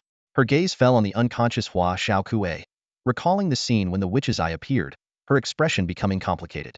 She gently caressed Hua Xiaokue's face, thinking, if Yifan and I are right, as the new master of the witch's eye, your origins might not be so simple either. Meanwhile, Yifan sped along the road to the interior on his fiery hellhound. His thoughts became clearer, realizing he had been too hasty earlier, underestimating his grandfather's capabilities. He understood that the schemer's plans were likely long in the making. Yifan muttered to himself, grandfather fell for the One King's trick. He shouldn't have left. The old lord's status in Kyoto is formidable. His 3 years of accumulated political clout, combined with his position as the head of the military faction, make it difficult to oust him. As his influence in the court grows, this task becomes even more challenging. Before the formation of the punitive army, the old lord had hinted at this to Yifan, but at that time, Yifan was in a secret realm. When he emerged, he didn't pay much attention to it and failed to notice the hidden schemes behind what appeared to be a loyal military act. Yifan rode swiftly on his horse when suddenly, a panicked voice came from his collar. Hey, weren't you supposed to worship me? Where are you taking me? It was Bai Zai's voice, who, to avoid leaking information, was using its shape-shifting ability to hide. Yifan looked down and replied, Senior Bai Zai, the situation is urgent. I must first return to the inland of the human realm. I'll find someone to worship you once I'm back. Sensing Bai Zai's anxiety, he added, didn't you want to see what the human realm is like? On this trip, I will encounter many humans. By following me, you can see what you wish to see. Isn't that what you desire? You little rascal, you must be a Xieji in disguise, always making things up. How can you say this is my wish? Bai Zai clearly wasn't convinced. Yifan laughed, Senior. You misunderstand me. As the distant road came into view, he relaxed a bit. Glancing at Bai Zai's transformed button, Yifan recalled some rumors and slowly said, isn't there a saying that you, Senior, are actually Xieji, just with a different name? That's nonsense. Bai Zai seemed infuriated. Xieji has one horn, I have two, and I'm far more attractive. Which unqualified historian wrote such a slanderous tale to demean a divine beast like me, who discerns good from evil? Yifan raised an eyebrow at this. Senior can discern good and evil? Bai Zai proudly explained, indeed. My eyes are born of the path of justice. With just one look, I can see the purity or corruption in one's heart. If the person is good, their heart is bright and clear. If evil, it's pitch black and greasy. As Bai Zai spoke, it suddenly realized Yifan was trying to get more information and immediately clammed up. Seeing this, Yifan chuckled. Why did you stop, Senior? Bai Zai, somewhat annoyed, replied, you little rascal, trying to trick me again. I won't say another word to you, you scoundrel. Yifan waved his hand dismissively. Hey, the journey is long. If you don't talk to me, won't it be too dull? When you were in deep sleep before, did you have anyone to talk to? Bai Zai absent-mindedly answered. Who would talk to me? The place I slept at is in an extraterritorial secret realm, where the laws of the Great Tao were first established. Realizing it was revealing too much, it snapped angrily. Damn it, you're trying to trick me again. I won't say another word. Yifan asked a few more times, but Bai Zai remained silent. After a while, Yifan looked at the silent button and, with a hint of amusement, said, since Senior can discern good and evil, why not take a look at my heart? Is it bright and clear or greasy and dark? Bai Zai still didn't respond, but after a moment, the button emitted a flash of light and then dimmed. Yifan felt a gaze probing him and curiously asked, Senior, what do you see? Bai Zai snorted lightly, its attitude softened, and it solemnly said, your heart is like the bright moon, yet also like the deep sea, balanced between light and darkness. Neither wholly good nor entirely evil. Yifan was puzzled. Is there such a thing? What kind of person is neither good nor evil? By Zay explained. One who neither fully commits to good nor bad, who is discontent yet powerless. Those shackled by obsession often end up this way. Master, we've received a response from the east side of the city. The Yi family mansion, located in the eastern part of Kyoto, is a testament to Yi Mao's status and influence. At this moment, in the reception hall in front of the ancestral hall, a young member of the Yi family was reporting to Yi Donghai. Although Yi Donghai had been temporarily replaced as the head of the family by Yi Mao due to a grave mistake made by Yi Shinji and Pingqing, Yi Mao had returned the position to him after the family moved to Kyoto, as he was preoccupied with court affairs. Yi Xiao, have you confirmed they possess the elixir of life and death? Yi Donghai interrupted the report, his tone urgent. Yi Xiao nodded, his eyes flashing with astonishment. Yes, I saw the elixir with my own eyes. They even demonstrated its effect on the spot. They killed a golden-grade beast, and after an hour, they revived it by mixing the elixir's fragments with water. Yi Donghai's expression changed, his voice trembling. If that's true, then Shinji could be very likely to be revived. Yi Xiao leaned in and whispered. The only requirement is that the body must be intact and uncorrupted. Shinji has been dead for 3 years, but I secretly placed Shinji in a crystal coffin. His body hasn't decayed. Hope flickered in Yi Donghai's eyes. What are their conditions? They want the Yi family to send 20 to 30 men to assist them in a battle against the Tai sect in the east of the city next month, Yi Xiao explained. Yi Donghai hesitated upon hearing this. As a father, he longed to revive his son. As the head of the family, he couldn't act rashly. The Yi family can't get involved. He finally shook his head. The current situation is too unstable. We can't afford to get entangled in conflicts. But Master, Lang Xing said that if we help him win the battle, he'll give us the elixir. It's the smallest price to pay, Yi Xiao urged. Yi Donghai still refused. I'd rather pay another price than have the Yi family dragged into this, but Lang Xing said he doesn't want anything else, just our help to win next month. This made Yi Donghai suspicious. He doesn't want anything else but insists on our involvement. Could there be another motive? Yi Xiao quickly explained. Master, you're overthinking it. Lang Xing is a straightforward person with a pure heart. This battle is about avenging his father, who was killed by the Tai sect leader. As someone who has also lost a son, you should understand that pain. After a moment of silence, Yi Donghai asked, a conflict between two sects is a civil matter. If the Yi family intervenes, wouldn't it be an abuse of power? Tai sect has already enlisted the help of a noble family, Yi Xiao replied. During the recent clashes, over 10 mysterious experts suddenly appeared on their side, catching the Blood Wolf sect off guard. We later found out that those experts were from a noble family. Hearing this, Yi Donghai frowned. So, Tai sect has indeed resorted to underhanded tactics. Exactly, Yi Xiao continued to persuade. The Tai sect leader killed his father first, and now they're using such despicable methods. If the Yi family helps, it would be an act of justice, and we get the elixir in return. It's a win-win situation. Yi Donghai nodded thoughtfully, but then raised an eyebrow at Yi Xiao. You seem quite close to Lang Xing? Master, you know me since childhood, Yi Xiao quickly explained. I've always been intolerant of evil. I can't stand the likes of the Tai sect leader. Uncle Yi Mao taught us to uphold justice, and if he were here, he would surely help. Recalling the past, Yi Donghai smiled slightly. I know your character well. I remember you once stood up for a classmate and got into a big fight at school, only to be severely punished by your father afterward. His expression turned serious again. But this matter is significant. I need to think it over. So, Master, your decision is? Yes, Yi Donghai nodded, patting Yi Xiao's shoulder. I trust you. Overjoyed, Yi Xiao hurried off to relay the message.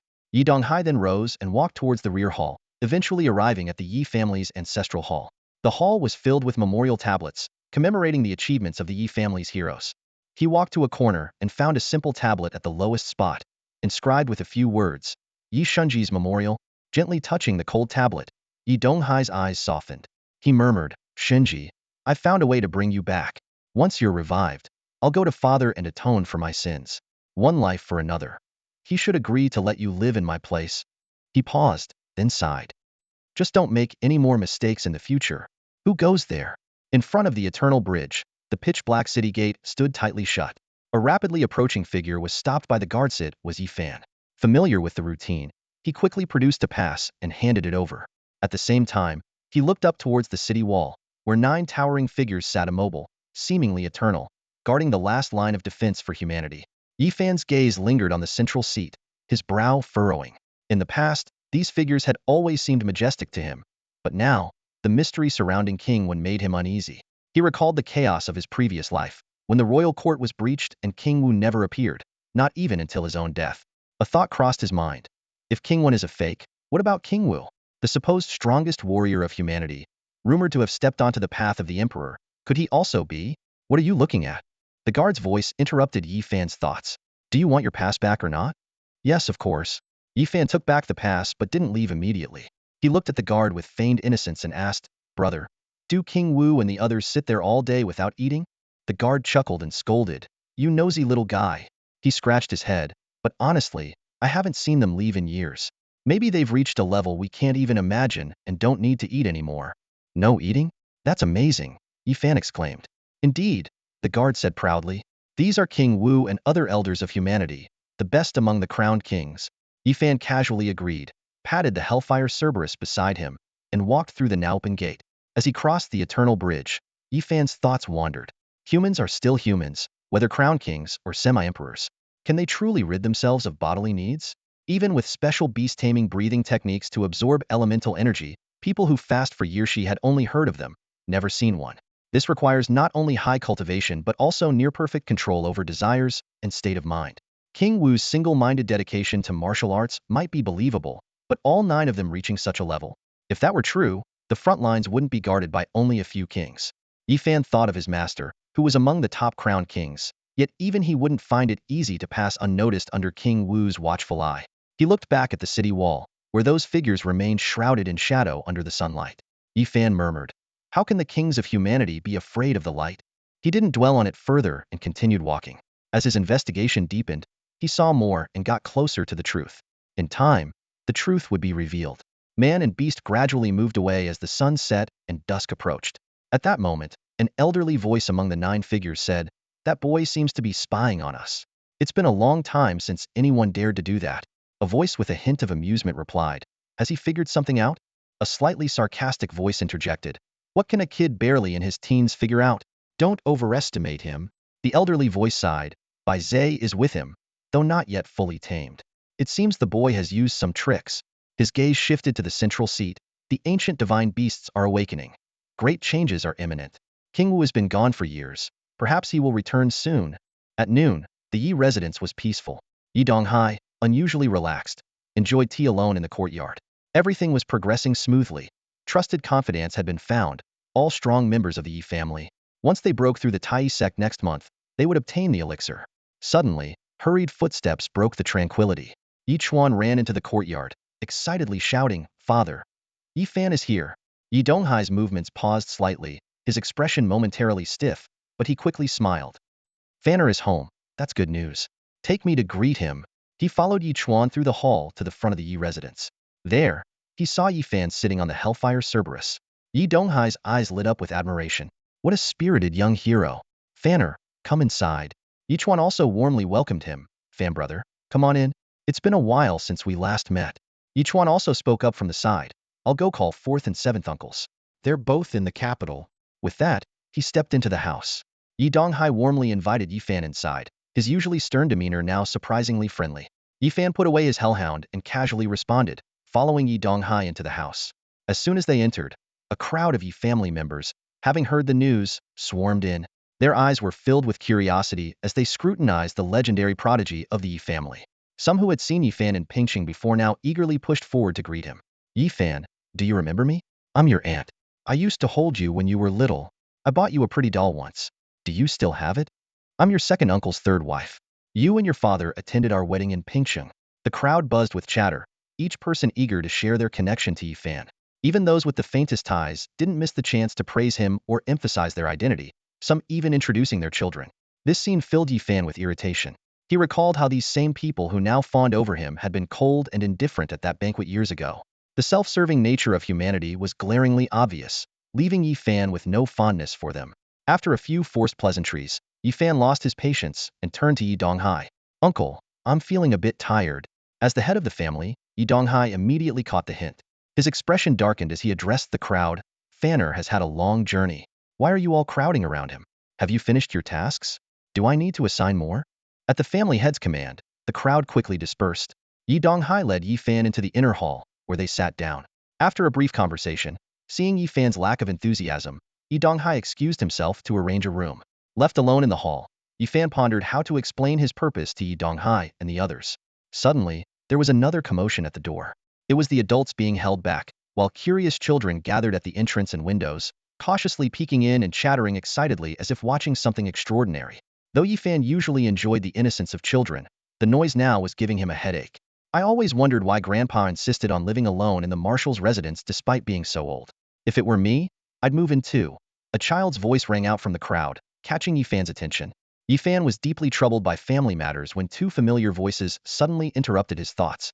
Looking up, he saw that fourth uncle Yi Wu and seventh uncle Yi Xiao had arrived, accompanied by Yi Chuan and Yi Donghai, who were smiling. What are you kids doing here? Have you finished your homework? Yi Wu gruffly asked.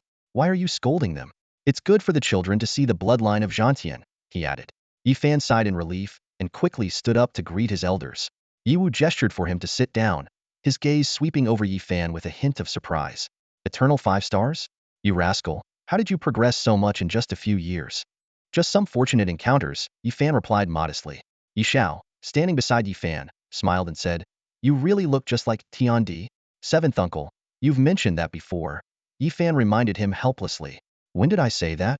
Yi Xiao looked at Yi Fan in confusion, his expression blank and movements slow, like an elderly man suffering from dementia. Seeing this, Yi Wu quickly explained, Fanner, don't mind him. Your seventh uncle is old. His health and memory aren't what they used to be. Yi Fan's heart sank as he lamented silently about how even a star-level beastmaster's body couldn't escape the ravages of time. He helped Yi Xiao to a seat, and the others followed suit. Soon, the attendants brought in the dishes, and the guards closed the doors, creating a quiet environment for them. Fanner, why did you return so hastily this time? Yi Wu asked with concern. Were you targeted on the front lines? I was at the Ming King's outpost. He treated me well, and no one dared to target me, Yi Fan explained before getting to the point. I came back hurriedly because I heard that the Yi family is facing some trouble that could affect the entire clan. Trouble in the Yi family? Yi Wu frowned, glancing at Yi Donghai and Yi Chuan. Why haven't I heard anything about it? Yi Donghai's expression changed slightly as he picked up his wine glass to hide it. I haven't heard of any trouble in the Yi family. Yi Chuan quickly waved his hands. I've been busy with the northern city guard duties assigned by Grandpa. I haven't been home much. Yi Wu looked at Yi Fan in confusion, and the latter explained, the issue might not have surfaced yet, so it's normal that you're unaware. What kind of issue would make you rush back like this? Yi Wu asked seriously. With Yi Mao absent, I, Yi Wu, am still here, and so is the head of the Yi family. Just tell us directly, and we'll handle it. Yi Donghai put down his wine glass and encouraged. Whatever it is, Fanner, just say it. We all trust you. Yi Fan took a deep breath, his gaze sweeping over the faces around him. Slowly, he said, someone in the Yi family is colluding with the Imperial organization, and they might soon lead the clan into rebellion. Colluding with the Imperial organization to start a rebellion? Yi Wu slammed the table, causing a loud bang. This is outrageous. After the last incident, we've had several strict purges. How could anyone dare to do this again? Yi Wu was furious. Who is the audacious scoundrel? I'll skin them alive. Fourth uncle, please calm down, Yi Fan urged, turning his gaze to Yi Donghai. Yi Donghai was taken aback, looking puzzled. Who in the Yi family would collude with the Imperial organization? I've been investigating thoroughly. Both of them then looked at Yi Chuan. Yi Chuan panicked, quickly spitting out the food in his mouth and explaining, I don't know anything about this. I've been busy with the duties Grandpa assigned to me. Of course, it's not you, Yi Fan interrupted, his gaze growing deeper as he scanned everyone present. Yi Fan spoke up just in time, saving Yi Chuan from his awkward situation. He retracted his gaze, his voice low and resolute. I don't know exactly who, but I can confirm that someone in the Yi family is colluding with the dynasty organization. Investigate. Yi Wu, still fuming, turned his sharp eyes to Yi Donghai. Anyone who's been out recently, investigate them thoroughly. Yi Donghai's expression grew serious as he quickly responded, understood. Since it involves the dynasty organization, I'll start investigating tomorrow. I'll get to the bottom of this. Yi Xiao, who had been silent, suddenly spoke, his raspy voice tinged with hope. What are we investigating? Have we found any trace of Tiandi? This question brought a brief silence among those present. Yi Fan sighed, breaking the quiet.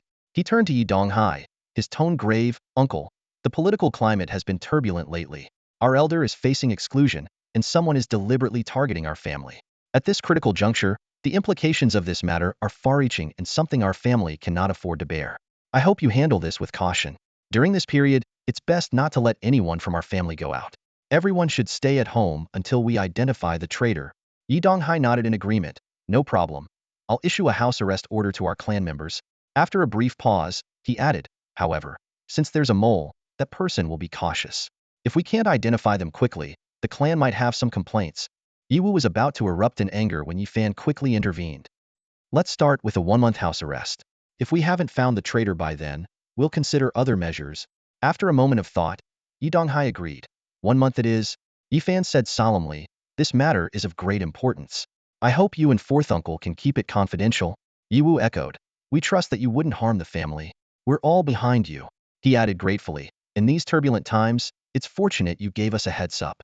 Otherwise, Yifan cautiously replied.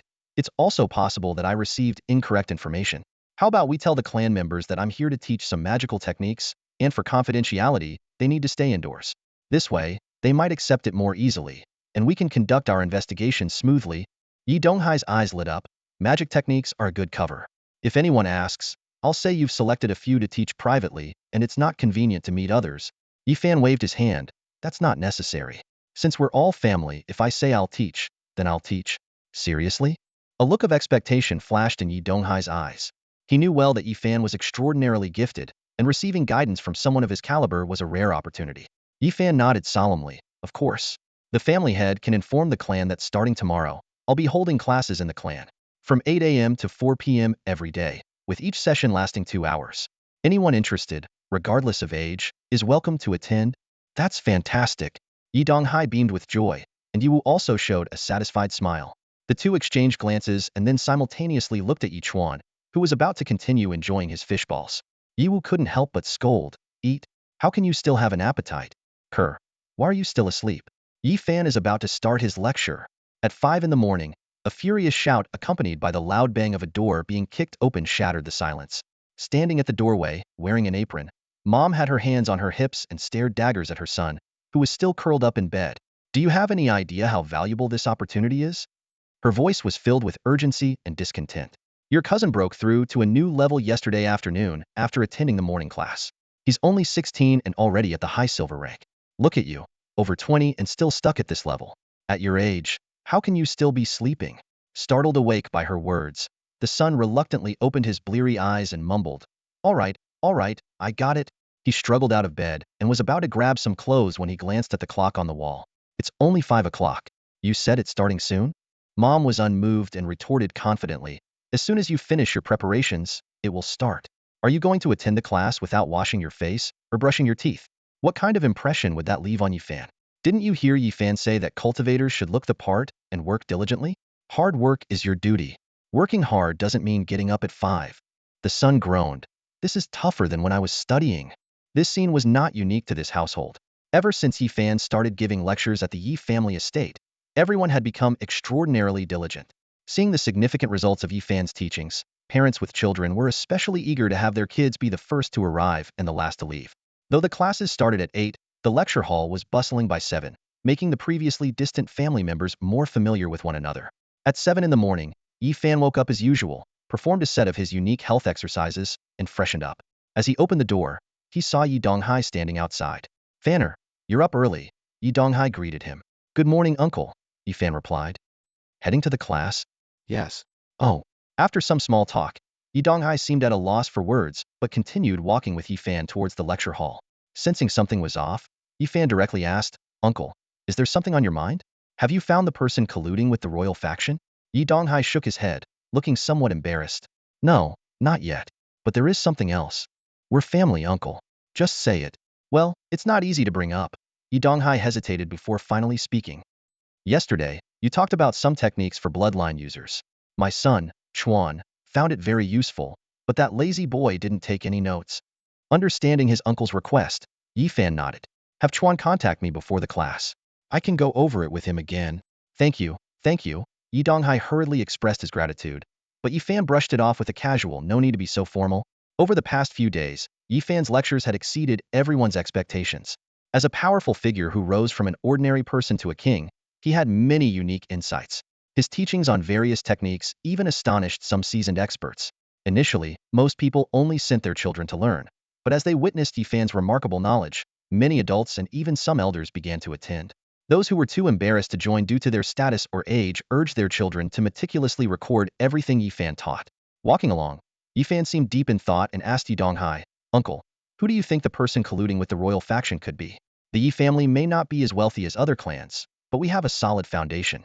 If this had happened during a crisis, it might be understandable. But now, despite the unfavorable situation, we have enough confidence. What kind of person would resort to colluding with the royal faction under these circumstances? Yi Donghai paused slightly before answering. Well, it could be someone inherently rebellious. There's always someone like that. Even rebels need a reason. Yi Fan shook his head. Didn't Shinji have his reasons back then? Shinji was too arrogant. Yi Donghai's expression darkened at the mention of Yi Shinji's mistakes. He thought he could find a better path for the family. His intentions were good, and from his perspective, he might have had no choice. Yi Fan nodded, not criticizing Yi Shinji too harshly, but gave Yi Donghai a meaningful look. But sometimes, good intentions don't guarantee the right path. That's true, Yi Donghai agreed, seemingly oblivious to Yi Fan's gaze. At that moment, the sound of footsteps echoed through the corridor. They looked up to see Yiwu approaching. Hey, Fanner, you're up early, Yiwu greeted with a smile, naturally joining them. Yi Fan sighed and asked, not too early. Fourth uncle, do you have something on your mind too? Yiwu was halfway through his speech when he suddenly paused, realizing he had been called out.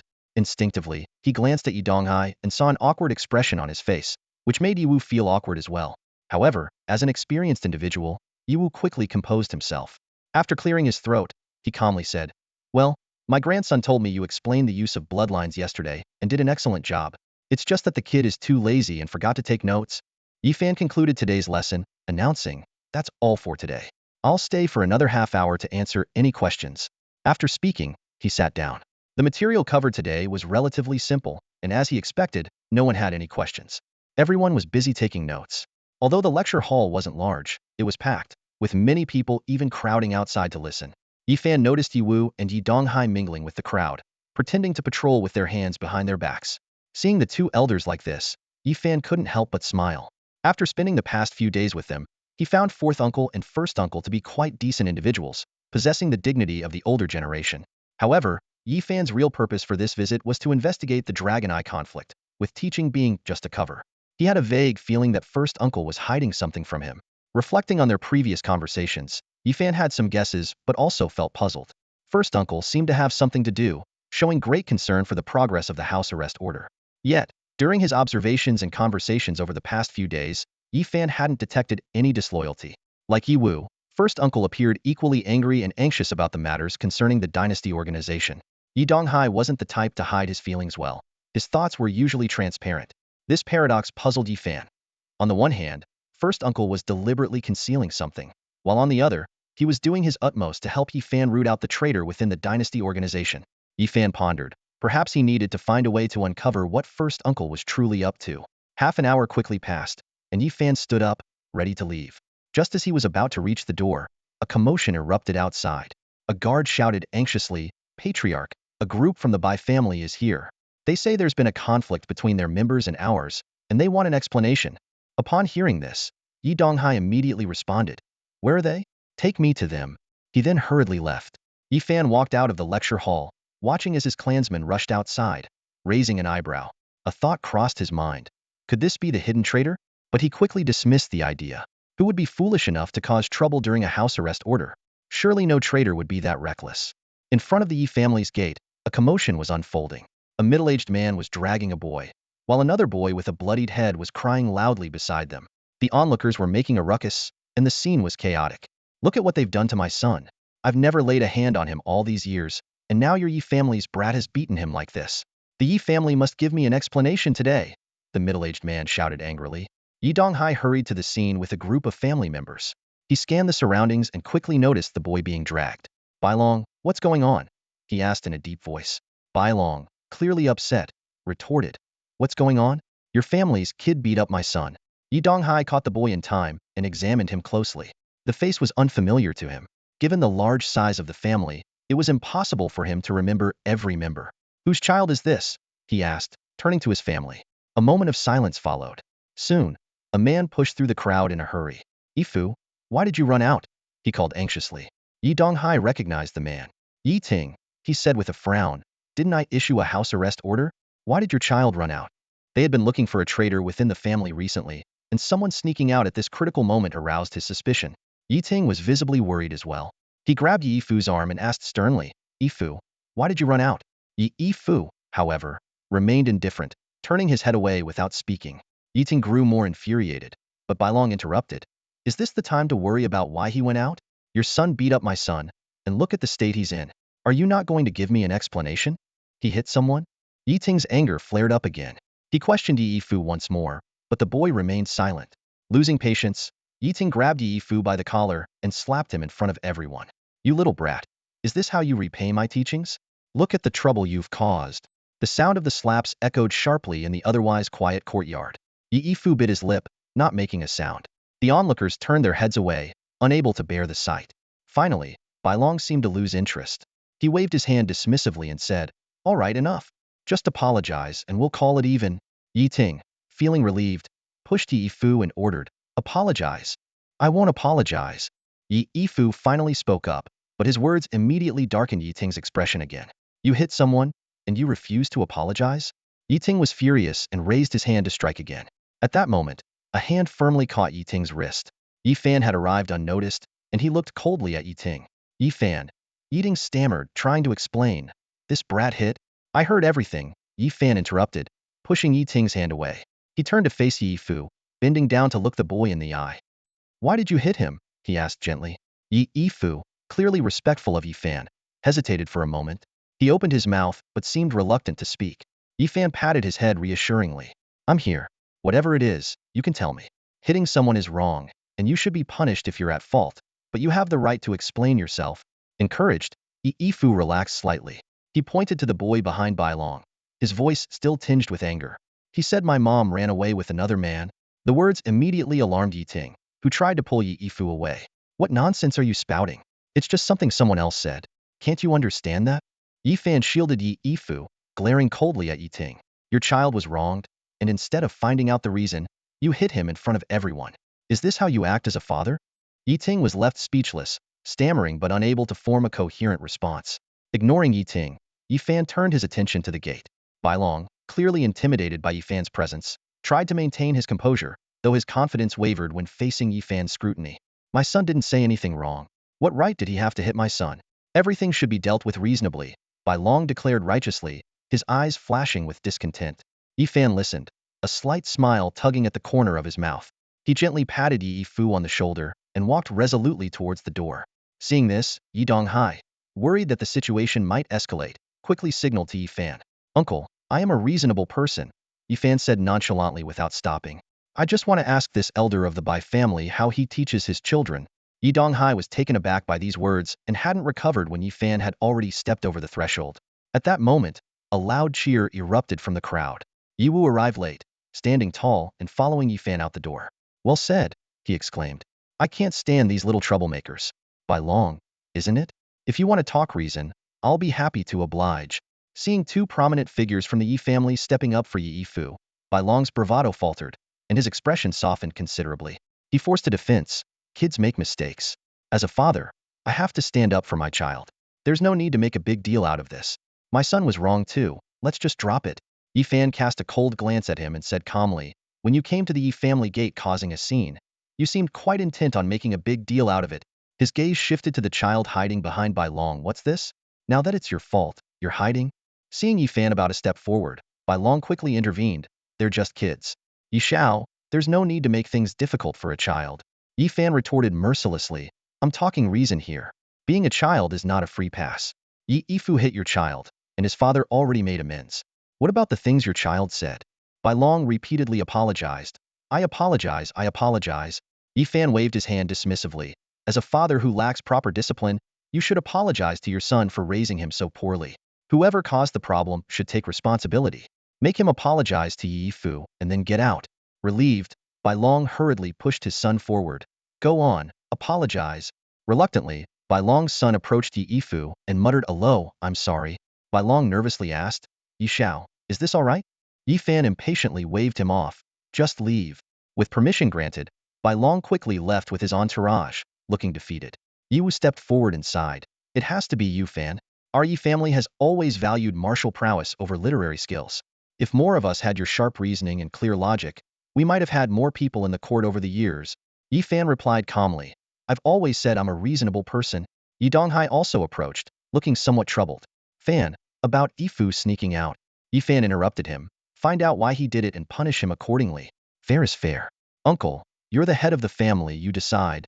All right, Yi Donghai responded, about to turn and address the clan members when Yi Fan spoke again. His tone calm but meaningful. When I arrived earlier, I saw someone sneaking out of the Yi family back gate during the commotion. You might want to look into who that was. Did someone sneak away? As soon as Yi Fan's light remark fell, the faces of Yi Long and Yi Donghai changed dramatically. The two quickly left the scene in unison. Leaving in such a hurry at this time, there was an 80 to 90% chance that they were the traitors. Yi Fan thought to himself, they really couldn't keep their cool. He stretched lazily and walked towards the main gate at a leisurely pace. The crowd hadn't dispersed. Many had witnessed Yi Fan's sharp words, which contrasted sharply with his usual gentle demeanor, leaving a fresh impression on many. However, Yi Fan paid no attention to these unfamiliar faces and stepped straight through the gate. Outside, Yi Yifu was standing there, looking uneasy beside Yi Ting.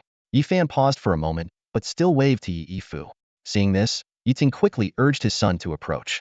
When Yi Yifu came up to him, he kept his head down. Yi Fan asked quietly, "You're a dragon eye, aren't you? How did you?" Yi Fu looked up in surprise, a trace of panic flashing in his eyes. At that moment, a glint of gold flickered in his eyes. Just as I thought. Yi Fan noticed the glint, but said nothing more. He simply patted Yi Fu on the shoulder. Don't waste your talent. Work hard. Attend your classes properly and don't wander around. A cultivator needs to stay calm. Thank you, Brother Fan, Yi Fu replied. Looking at Yi Fan and explained, I went out today to buy some groceries. We were really out of food at home. Groceries? Yi Fan frowned slightly and turned to Yi Ting. During the lockdown, family members don't need to work outside. Emergency funds are provided. Didn't you receive it? Or don't you know how to cook? Yi Ting quickly responded, I received it and I can cook, but... He stammered, unable to form a complete sentence. Someone nearby chimed in. Old Yi here gets drunk every day. Waiting for him to cook, we'd starve to death. Seeing him sober is a miracle. Usually, he's at the Sun family's casino, gone for days on end. The crowd burst into laughter, but Yi Fan's frown deepened. Gambling and drinking problems, combined with cowardice, were classic signs of a broken family. Yi Ting was deeply ashamed, his face turning red. I'll change in the future. There is no future.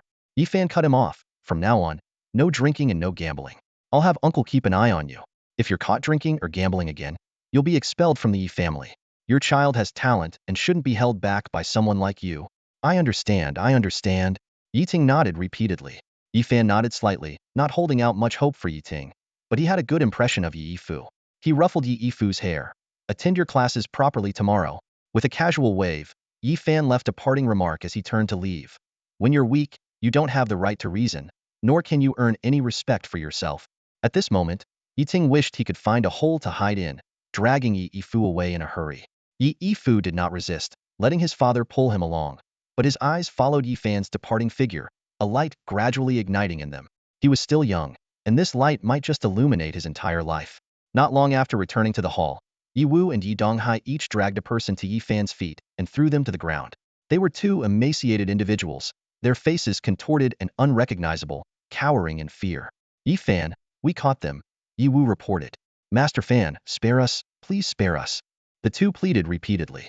Yi Fan ignored them and looked inquiringly at Yi Wu and Yi Donghai. Are there just two of them? Yes, it's just the two of them. They went to buy ice water from the underground gang. Yi Wu cursed angrily. That gang is run by the Wangchao organization. Ice water? Yi Fan quickly understood. Ice water, especially concocted liquid, or rather poison, could excite, addict, and kill people. It was something strictly prohibited by the human government. No wonder they looked so inhuman. Yi Fan mused for a moment, and then? What do you mean, and then? Yi Wu was momentarily confused. When I went to catch them, these two scoundrels were high on the stuff. I've already sent people to destroy that gang. How could there be such a harmful underground gang in the capital, under the government's nose? That's not what I'm asking. Yi Fan shook his head. Besides buying the poison, did they do anything else? Were they in cahoots with any members of the Wangchao organization? I don't know about that. I was too angry to ask. Yi Wu replied, a bit embarrassed. Yi Wu kicked the person in front of him hard and angrily questioned, have you been colluding with the dynasty organization? The two men were terrified and immediately began kowtowing, pleading for mercy. We wouldn't dare to collude with the dynasty organization. We just went to buy some ice water. We haven't been in contact with anyone from the dynasty organization. Just buying? Yi Wu's anger flared up again as he raised his foot to kick them once more. Do you think I won't kick you to death? Yi Donghai quickly stopped him. Let's have Yi Fan do the interrogation.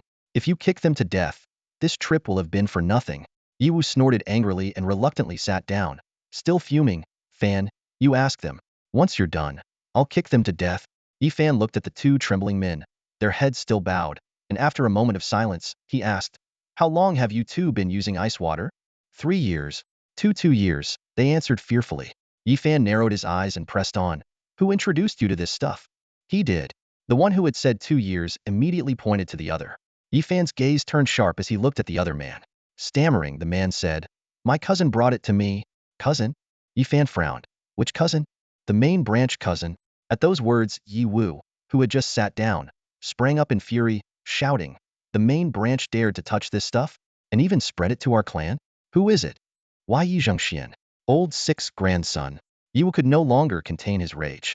He smashed the table in front of him and roared, I will beat that scoundrel to death for old Six. Before he finished speaking, he had already stormed out. Yi Donghai looked worriedly at Yi Fan. Fan? Yi Fan said in a deep voice, Uncle, go stop fourth uncle. We need to keep them alive to trace everyone involved. Yi Donghai nodded and left, leaving Yi Fan alone in the hall with the two terrified clan members. In the silence, the two men pleaded softly, young Master Fan, please spare us. Yi Fan shook his head. I can't let you go.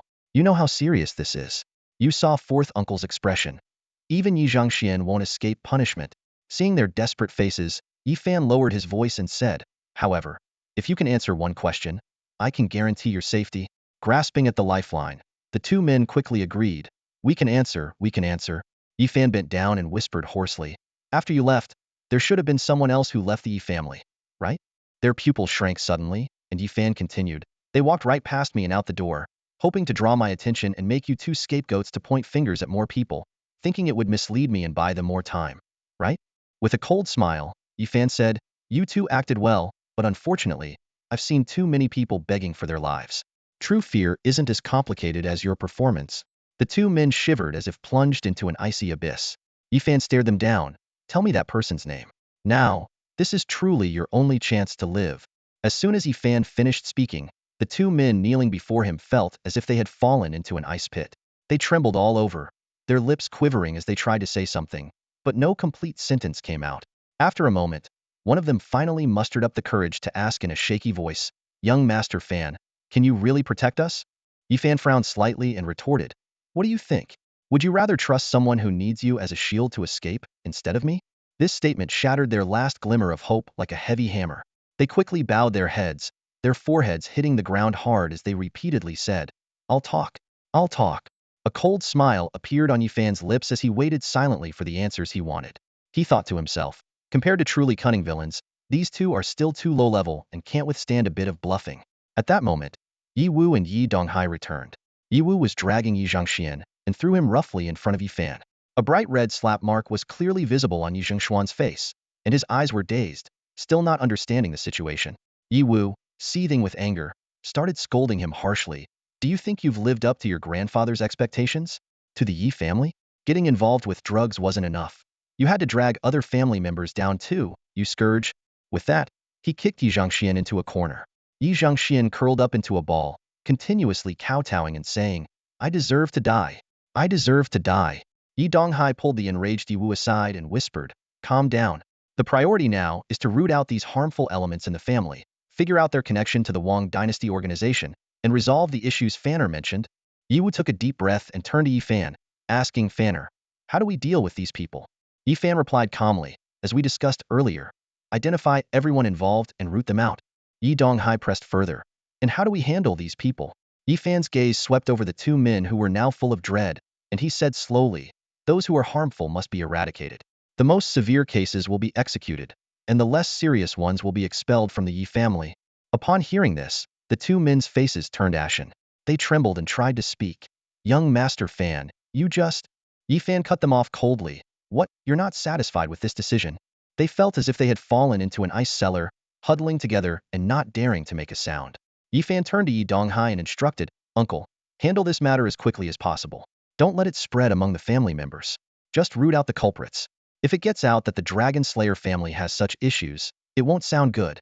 Yi Donghai nodded in agreement and turned to leave. He paused at the door, glancing back at Yi Fan, who sat as still as a mountain, and thought to himself, it feels like he's the head of the family. Maybe father was right after all. Seeing him hesitate, Yi Wu urged, "What are you standing there for? Go and investigate." Yi Donghai snapped out of his thoughts, and the two walked side by side. Yi Donghai said thoughtfully, "Do you think Yi Fan is well suited to be the head of the family?" Yi Wu was taken aback and instinctively looked back. He saw Yi Fan sitting calmly in the main hall, as if in control of everything. Yi Wu couldn't help but sigh. "I must admit, he really does look like a family head. More so than you." In the scorching sunlight at the corner of a shadowy street, two figures wearing hats stood apart, their brims covering most of their faces. "How's the Yi family?" the person on the right asked, his voice raspy as if filled with phlegm. The person on the left pressed down on his hat brim and replied in a deep voice, "It's a bit troublesome, old ghost." Yi Fan somehow got wind that there's a mole in the Yi family and returned from the front lines. Now the entire Yi family is under lockdown for a month. A month might not be enough time. The one called Old Ghost said worriedly, "How's your trust with Yi Donghai? Does he still trust you?" "Of course he does," the person on the left said confidently. "The only issue now is the timing might not match up. I've thought of a way. Today, I exposed two previously planted informants. If Yi Fan investigates, he'll trace it back to the East City drug ring, which might divert his suspicions. Stay vigilant," Lao Gui whispered, his eyes gleaming with caution. He scanned the surroundings to ensure no one was eavesdropping before continuing. "If it doesn't work, feed him more cakes to make him investigate further. We've been warned multiple times about the Yi family situation. We can't afford any mistakes. Especially with the Yi family, we must not arouse any suspicion." Zuozua shook his head slightly, confidence lacing his tone. "It won't happen. Yi Donghai is desperate to save his son. With Yi Mao gone and the news of the life-death reversal pill, he won't give up." Lao Gui nodded slightly, his brow relaxing a bit. "Let's hope so," he said solemnly. "All right, we need to check on the Bloodwolf sect. Be careful during this period, and don't let Yi Fan notice anything. That kid is unusually sharp. We've suffered a lot because of him back in Nanchuan." "Understood," Zuozua replied briefly. As soon as the words left his mouth, the two men passed each other with practiced ease, each heading in opposite directions along the street. Shortly after, they met again at another corner, now in different attire-veiled faces and swords at their waists, resembling mysterious martial artists. With clear objectives, they navigated the alleys of the capital swiftly. Soon, a dilapidated sect came into view. Elders, a disciple at the gate greeted them respectfully as they arrived. The two simply nodded in acknowledgement and walked straight into the sect. "You're finally here." A middle-aged man with a long scar on his face, exuding an air of ruggedness, hurriedly approached them. "So, elders, did the Yi family agree to help us?" Lao Gui glanced at his companion and replied calmly, "They agreed. But the Yi family has a condition." His companion, known as Lang Xing, caught on immediately and asked, "Elder Xiao Yi, what condition did the Yi family put forth?" Xiao Ye's eyes were piercing as he looked at Lang Xing, the life-death reversal pill. "The one your ancestor left behind." "The life-death reversal pill?" Lang Xing was momentarily stunned. "My ancestor left no such pill." Xiao Yi impatiently waved his hand. "I said it's there, so it's there. Just give them any pill when the time comes." Lang Xing hesitated. "But isn't that deceitful? What if the Yi family finds out?" Xiao Yi interrupted him, his tone persuasive. "Even if they find out, it won't matter. As long as they help us defeat the Tai sect, that's all that counts." "Lang Xing, this is your chance to avenge your father. Are you really going to let these concerns stop you?" Lang Xing was silent for a moment before shaking his head firmly. "But resorting to such underhanded tactics isn't my way. This battle is for justice. If we deceive the Yi family to get their help, we'd be no different from the Tai sect. Elders, please explain the situation to the Yi family and propose another condition." "You fool. Why are you so dense?" Lao Gui fumed, but Xiao Yi raised a hand to stop him, a cold glint in his eyes as he stared at Lang Xing. "If you refuse, we'll think of something else." Unaware of Xiao Ye's icy gaze, Lang Xing sighed with relief and cupped his hands in thanks. "Thank you, elders. With the battle imminent, I must prepare diligently. I leave the matter of seeking the Yi family's help in your capable hands." Soon after Yi Zhengxian was exposed, a series of arrests followed. It turned out that Yi Zhengxian was indeed colluding with the Wangchao organization, involved in drug trafficking and other crimes. His actions implicated over a dozen members of the Yi family, all of whom were investigated. When Yi Zhengxian was executed, Yi Wu felt a mix of emotions. Despite his anger at his brother's actions, the bond of blood made it hard for him to hide his sorrow after the execution. Before his death, Yi Zhengxian confessed and provided a considerable amount of useful information.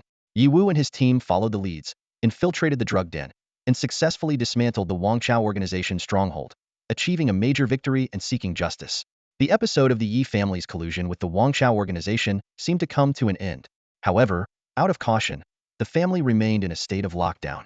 During this period, Yi Fan's life was simple yet fulfilling. Attending classes and practicing his skills, his strength steadily increasing. Soon, he reached the eternal 6-star level, just a step away from the Starshine realm. A month later, the Yi family finally lifted the lockdown. At noon, as the gates opened wide, the long-restrained family members rushed out, eager to breathe the fresh outside air. Their excitement drew the attention of passers-by, with some even mistaking it for a supermarket promotion. Yi Donghai stood at the entrance, helplessly watching the backs of his departing family members. He turned to look at Yi Fan standing beside him. Leaning against the doorframe, Yi Fan silently observed the scene, his face devoid of much expression. "Fanner, why don't you stay with the Yi family?" Yi Donghai finally spoke, his tone tinged with reluctance. The month-long period had ended, and those colluding with the Wangchao organization had been identified, signaling it was time for Yi Fan to leave. Yi Fan shook his head. "I'm not suited to stay with the family. I appreciate your kindness, uncle, but with the changes happening among the human race, I need to seize the time to grow outside." Yi Donghai wanted to say something more but swallowed his words. He smiled wryly. "I understand. Someone with your ambitions would find staying with the family a constraint. Most of your peers here are your students. They don't pose much competition for you. It's good for you to venture out. Remember, the Yi family will always be your home." "I know, thank you, uncle." Yi Fan cupped his hands in gratitude. "Uncle, I need to prepare to return to the front lines." "So soon?" Yi Donghai was slightly surprised. "It's not sudden. I've been ready for a while," Yi Fan explained. As he spoke, he waved towards the courtyard, and a young boy in black, carrying luggage, approached. Yi Donghai recognized the boy. "Isn't this the one who got into a fight that day?" "Yes, Yi Yifu." Yi Fan nodded. "He has good potential. I'll take him to the front lines for some training. He might grow faster." Yi Donghai didn't question Yi Fan's decision, but was pleased that someone from the Yi family had caught Yi Fan's eye. He patted Yi Yifu's shoulder, advising, "Yifu, listen to Yi Fan. Work hard and don't let him down." Yi Fu simply nodded and replied, "I will." Yi Fan summoned his mount, preparing to set off. The journey to the front lines is long. It's best not to delay. "Aren't you going to see your 7th grandfather?" Yi Donghai asked. Yi Fan waved it off. "No, 7th grandfather misses my grandfather a lot. Seeing me would only remind him of the past and make him sad. I'll come back in the future." "In that case, go ahead." Yi Donghai could no longer persuade him and could only watch as Yi Fan and Yi Yifu mounted their steed and quickly disappeared from sight. Yi Donghai stood at the entrance for a long time, reflecting on the past month. His view of the nephew he had once underestimated had completely changed. Whether it was Yi Fan's insights, methods, or handling of various matters, even his casual remarks offered significant enlightenment. The knowledge Yi Fan imparted during his teachings had comprehensively improved the entire Yi family. A true prodigy, indeed. Yi Donghai murmured to himself, his eyes filled with comfort and anticipation. After a long silence, Yi Donghai sighed deeply. His gaze reflected both admiration for Yi Fan's extraordinary abilities and a profound understanding of his ambition. He realized clearly that Yi Fan lacked a sense of belonging to the Yi family. His return was merely to resolve the family's crisis. At that moment, Yi Zhao's voice interrupted Yi Donghai's thoughts. "Master, everything has been arranged. Blood Wolf sect and Tai sect will clash tonight." "Tonight?" Yi Donghai was slightly taken aback, redirecting his attention from Yi Fan. "Are our people ready?" Yi Zhao reported in detail. "Everything is in place. 20 people, including 4 at the Starlight level and 16 at the Eternal level, all Dragon Eye holders with power far exceeding their peers. I've prepared disguises for them, with special lenses to conceal their dragon eyes. Once night falls, we await your command to act." "Good." Yi Donghai nodded, then asked, "What about the life and death rebirth pill?" "We'll receive it during tonight's meeting. Elder Gue from their sect will hand it over on the battlefield," Yi Zhao replied. Yi Donghai hesitated slightly, but ultimately just nodded and tossed a token to Yi Zhao. "You take the people tonight." Yi Zhao caught the token and thanked him respectfully. Yi Donghai waved it off. "No need to thank me. You're working for me." After watching Yi Zhao leave, Yi Donghai looked in the direction Yi Fan had gone and murmured to himself, "Once Shunji is revived, I should apologize to father. If only Yi Fan could stay in the Yi family. He would lead the family better than I could, and perhaps father wouldn't be so angry." Meanwhile, Yi Fan was racing down the road on his hellhound. Yi Yifu clung tightly to his back, squinting against the rushing wind. "Fan, are we heading straight to the front line?" "No, we'll rest in Kyoto for the night. In a while, you'll ride Xiaohua. It will take you to our lodging for tonight. Stay there and don't go out until tomorrow," Yi Fan replied. "Oh, we're taking a break?" Yi Yifu nodded, then realized something. "Wait, I'm riding Xiaohua? Aren't you coming with me?" "I have some matters to attend to. I'll join you later," Yi Fan answered briefly, and Yi Yifu wisely chose not to ask further. Soon, They entered Kyoto's densest greenbelting Yang Road. The thick canopy of trees intertwined, blocking out the sunlight. Yifan's expression grew serious. Suddenly, an eagle's cry pierced the sky. As the hellhound burst out of the road, only a stunned Yifu remained on its back. He looked up at the sky in amazement and exclaimed, "Fan can actually fly." Night had fallen, and the Yi family residence was unusually quiet tonight. The day's commotion seemed to have drained everyone's energy. Under the pitch-black sky, clouds obscured the moon, casting a mysterious veil over the night. Suddenly, a faint creak came from the back door of the Yi residence. A group of figures dressed in black silently emerged, their footsteps hushed as they moved swiftly along the wall. Each carried a weapon at their waist, and their veils covered most of their faces, revealing only eyes that gleamed with a golden hue. "Be careful," Yi Xiao, the leader, whispered. "We'll take a detour. Avoid the market, it's too crowded." "Got it," came a low response from behind. The team quickly turned a corner, skillfully avoiding the market ahead. Despite the late hour, a few vendors were still yawning at their stalls, and the occasional drowsy passerby shuffled through. Yi Xiao's team easily bypassed these people, moving swiftly along side streets and alleys. Once they left the main city, distant torchlights caught their attention. These were from the Blood Wolf sect stronghold. The surrounding homes were tightly shut, with no light escaping from within. "Brother Xiao, are we really going to kill tonight?" one member asked in a low, nervous voice. Yi Xiao gave a brief explanation. "Yes, the Blood Wolf sect and the Tai sect have a long-standing feud and are set to clash tonight. Tai sect has called in support from noble families, and the Blood Wolf sect, fearing they might lose, sought help from our family head. Though we are acting justly, the current situation is tense. Everyone must be careful not to reveal anything that could implicate our family." "Understood," the group responded, a flicker of disdain for the unfair battle showing in their eyes. "Aren't we meeting with the Blood Wolf sect?" someone asked. "We'll wait until the gate opens, then we'll go," Yi Xiao replied, his gaze fixed on the Blood Wolf sect's gate as he led the group to hide in the shadows of a nearby alley. Time ticked by, the street silent enough to hear a pin drop. Finally, the gate of the Blood Wolf sect creaked open, and a clamor arose as a large group of figures poured out, ready to engage. "Let's move," Yi Xiao ordered, and the team followed. Just as they were about to leave the alley, a sharp sound pierced the air.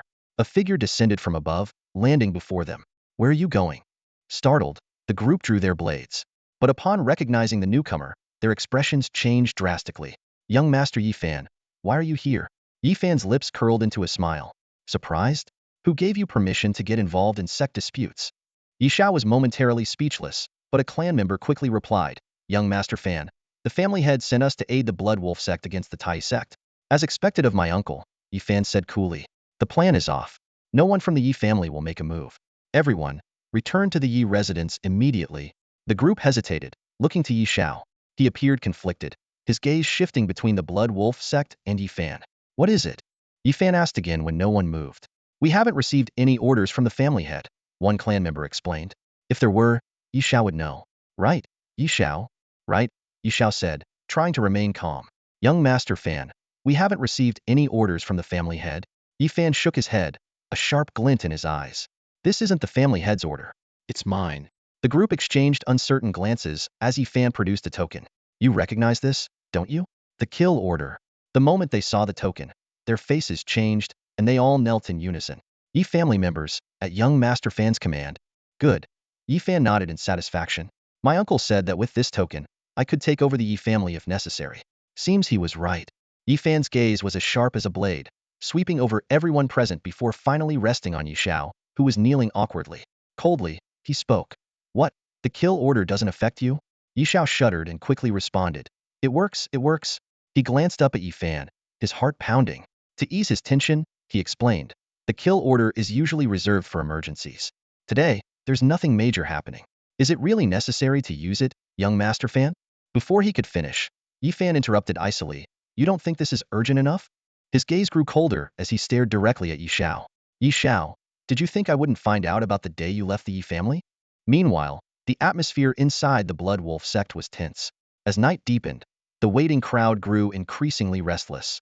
"Elder Gue, haven't the people from the Yi family arrived yet?" Someone couldn't help but ask. "The decisive battle is near. If we don't set out soon, we might be late," another person echoed. Elder Gue tried to maintain his composure as he replied, "Just wait a bit longer, they should be here soon." However, a flicker of unease crossed his eyes, and he thought to himself, "Did something happen?" Lang Xing suddenly interjected. "What if the Yi family is too scared to come?" If they lose to the Tai sect in front of all the noble families, it would be humiliating. Elder Gue was furious and scolded sternly. The battle between the two sects is because of your father's blood feud. You should be grateful the Yi family is helping. If you can't say anything useful, then shut your mouth. Lang Xing shrank back, silenced by the rebuke. As the crowd anxiously waited, the sound of approaching footsteps grew louder. A group dressed in black entered in single file, led by none other than Yi Shao. Elder Gue sighed in relief and quickly approached them. You finally arrived, he said, frowning at Yi Shao. Why didn't you come at the agreed time? Yi Shao forced a smile and explained, we had to take a longer route, which delayed us. Let's hurry and set off. Elder Gue nodded and then loudly declared, everyone, the blood feud between our sects will be settled today. Follow me, and let's wipe out the scum of the Tai sect. Kill, kill. The Blood Wolf sect members shouted passionately in response, led by Elder Gue and Lang Xing as they charged forward, with the others following closely behind. However, the Yi family members in black did not move. Yi Shao turned back and quietly asked, should we go? A cold voice responded from behind. Go. You lead the way. A hand silently pressed against Yi Xiao's back, right over his heart, with a dangerous silver glow emanating from the palm. The person continued, just do as I say. Don't think about anything else. You can't escape. Boom. Members of the Blood Wolf sect surged out like a tidal wave, racing down the street. Soon, they arrived at an open field, seemingly designed for a final showdown. The ground was smooth as glass, not a single blade of grass in sight. Blood Wolf sect scum. Let's have a good fight. A furious roar pierced the sky. As the Blood Wolf sect barely settled in, a commotion erupted from another direction. A group of figures dressed in 8 trigram robes charged in. They looked like Taoists but were not quite the same. These people wielded various weapons, their faces twisted with ferocity. Leading them was an elderly man with white whiskers and black hair, holding a horsetail whisk. This was Tai, and his eyes gleamed with a murderous light as he stared directly at the Blood Wolf sect members. Wolf Xing, you little brat, you really dared to accept the challenge, Tai sneered.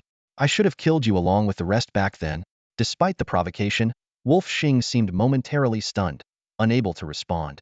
Instead, Elder Gue beside him erupted in anger. Tai, you deserve to die. Everyone, charge with me. Before his words even faded, an attack wave surged towards them. Elder Gue quickly summoned a ghostly mist beast and charged into the fray.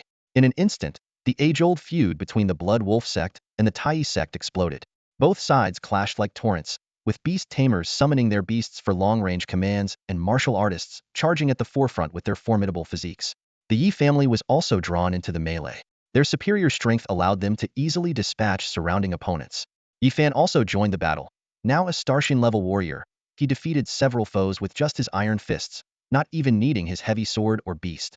During the fight, Yi Fan keenly noticed a group of similarly black-clad individuals within the Tai sect. Their prowess was comparable to the Yi family, with several Starshin-level experts ruthlessly slaughtering Blood Wolf sect members. Yi Shao, we need to take down those people, Elder Gue shouted while entangled with Tai. We can't let them continue massacring our people. Upon hearing this, Yi Shao looked at Yi Fan, who nodded after a brief pause. Relieved, Yi Shao quickly rallied the others to charge at the aristocratic clan members. Wait a second. Yi Fan suddenly grabbed Yi Shao just as he was about to join the charge. Yi Fan's immense strength nearly threw Yi Shao off balance. In that instant, Yi Fan swiftly pulled out a pill and forced it into Yi Xiao's mouth, while rapidly pressing several acupoints. With a few crisp sounds, Yi Fan's movements were fluid and precise. Before Yi Shao could react, he had already swallowed the pill. What did you make me take? Yi Shao asked, alarmed. Jueshin pill. Yi Fan replied curtly. Without my antidote within 3 hours, you'll die. Now go fight. I'll call you if needed. With that, Yi Fan put away his dagger and swiftly moved towards the battling Tai and Elder Gue. Stunned, Yi Shao hesitated, unsure of the truth. Suddenly, a sharp pain in his chest spurred him into action. He glanced in Yi Fan's direction and reluctantly joined the Yi family members in the fray. At the center of the battlefield, Elder Gue and Tai were locked in a stalemate. Their attacks were peculiar. Elder Gue's beast could shift between tangible and intangible states, often bypassing weapons to strike directly at the opponent. Meanwhile, Tai seemed to wield some 8 trigram technique, effortlessly neutralizing attacks with a circular motion of his whisk. Their seemingly soft attacks concealed deadly force. At one moment, Tai appeared to discern the pattern of Elder Gue's beast's transformations.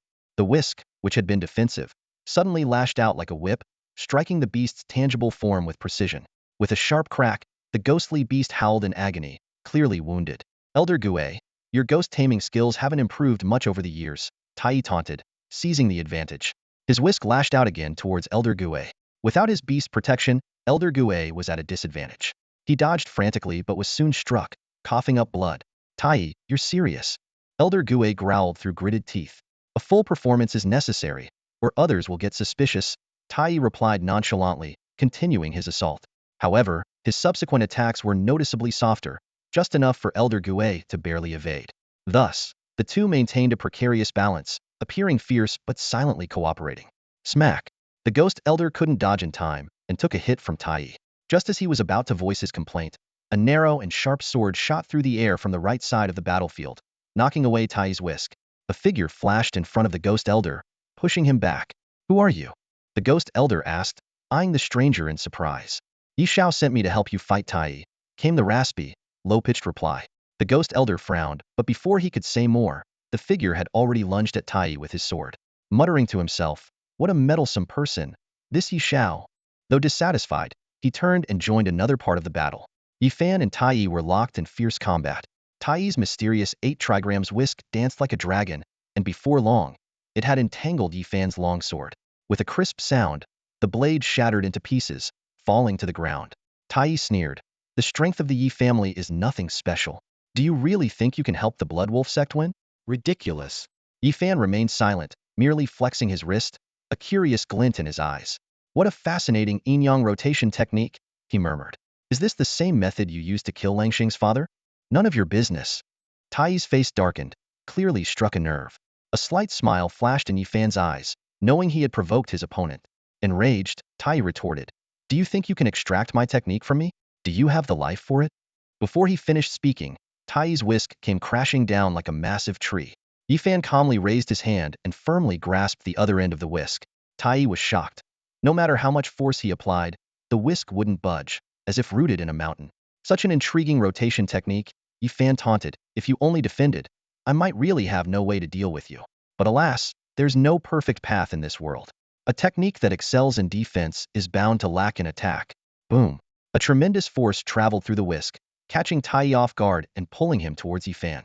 In an instant, iron-like hands gripped his throat, lifting him slowly. When a turtle meets an eagle, its first instinct should be to retreat into its shell, not stretch its neck and provoke, Yi Fan said coldly. Tai, remember this in your next life. With a thunderous crash, the battlefield center suddenly caved in, creating a massive fissure in the ground. In an instant, an eerie silence enveloped the entire field as everyone's gaze fixed on the collapsed center. At the bottom of the pit lay Tai's lifeless body, blood streaming from his 7 orifices. The sight left everyone present in stunned disbelief, gasps of shock echoing through the crowd. Tai is dead? This thought flashed through everyone's mind. This bloody conflict stemmed from the ancient feud between the Tai sect and the Bloodwolf clan. There were supposed to be only 2 possible outcomes. Either the Bloodwolf clan would be completely eradicated, or Tai would die to avenge the blood feud. Both sides had poured all their resources into this battle, mobilizing every warrior and sparing no expense on weaponry and beast mounts. However, just as the battle had barely begun, Tai inexplicably perished. Elder Gue, who had just retreated from the battlefield, was also taken aback. He quickly scanned the field and noticed that both sides' morale had plummeted, with neither seeming eager to continue the fight. Elder Gue's heart sank, but a sly glint soon flashed in his eyes as he locked his gaze on Langxing, who was avoiding attacks nearby. Since it has come to this, don't blame me, Elder Gue muttered, his face turning sinister as he suddenly produced a silver needle. He aimed at Langxing and unhesitatingly launched the needle. Swish! The needle cut through the air. Langxing managed only a single cry of anguish before collapsing heavily to the ground. The Tai sect member opposite him stood frozen, his large blade still more than a meter away from Langxing, clearly not responsible for the attack. Langxing, our leader, has been killed by them, Elder Gue shouted loudly. Avenge our leader and kill these scum. His words were like a spark igniting the fury in the hearts of the Blood Wolf clan members. The previously cooled battle spirit reignited with even more intensity than before. The fight resumed with ferocity, one side seeking vengeance for their leader and the other fighting for survival, quickly escalating into a fever pitch. Elder Gue breathed a sigh of relief and turned his attention to Yi Fan, who was rummaging through Tai's body. He swiftly crossed the battlefield to Yi Fan's side. Such strength, senior, Elder Gue remarked with evident respect in his tone. Yi Fan responded simply with, not bad, as he continued to search Tai's pockets. One of his hands pressed against Tai's chest, seemingly performing some technique. his hand glowing with a strange light as if conducting a thorough inspection. Elder Guo chuckled and said, "What is Senior searching for? By the way, Tai Yi killed our leader's father for a peculiar defensive technique. Now that he is dead, if this technique could return to the Blood Wolf clan, it would be a fitting tribute to our leader's father." Yi Fan nodded absent-mindedly, not giving much of a response. This attitude irked Elder Guo, but recalling Yi Fan's effortless defeat of Tai Yi, he suppressed his irritation and continued to watch Yi Fan with a forced smile. Finally, Yi Fan pulled out a weathered book, its cover bearing the bold characters, Tai Yi Xian Tian Gong. Elder Guo's eyes lit up, and he instinctively reached out, only to grasp at air. He looked up at Yi Fan, seeing a glint of coldness in his eyes. "What? You want to take my spoils?" Yi Fan asked icily. Elder Guo quickly explained. "How could old Guo have such intentions? I was just explaining that this is the technique meant to honor our leader's father." Yi Fan retorted. "How do you know this is the one? You've never seen it." With that, he tucked the book into his robe and stood up. "I don't think it is. Search for yourself. Maybe there's something else." Elder Guo was left speechless, feeling a bit guilty under Yi Fan's gaze. In the end, he could only helplessly begin rummaging through Tai Yi's body. Yi Fan stood aside, watching Elder Guo scour the corpse like a vulture, a smirk playing on his lips. His eyes then began to scan the battlefield, observing the ongoing chaos around him. This conflict was undoubtedly the reason the Yi family was dragged into the fray. Yi Fan's thoughts raced as he recalled the so-called Dragon Eye Rebellion from years ago.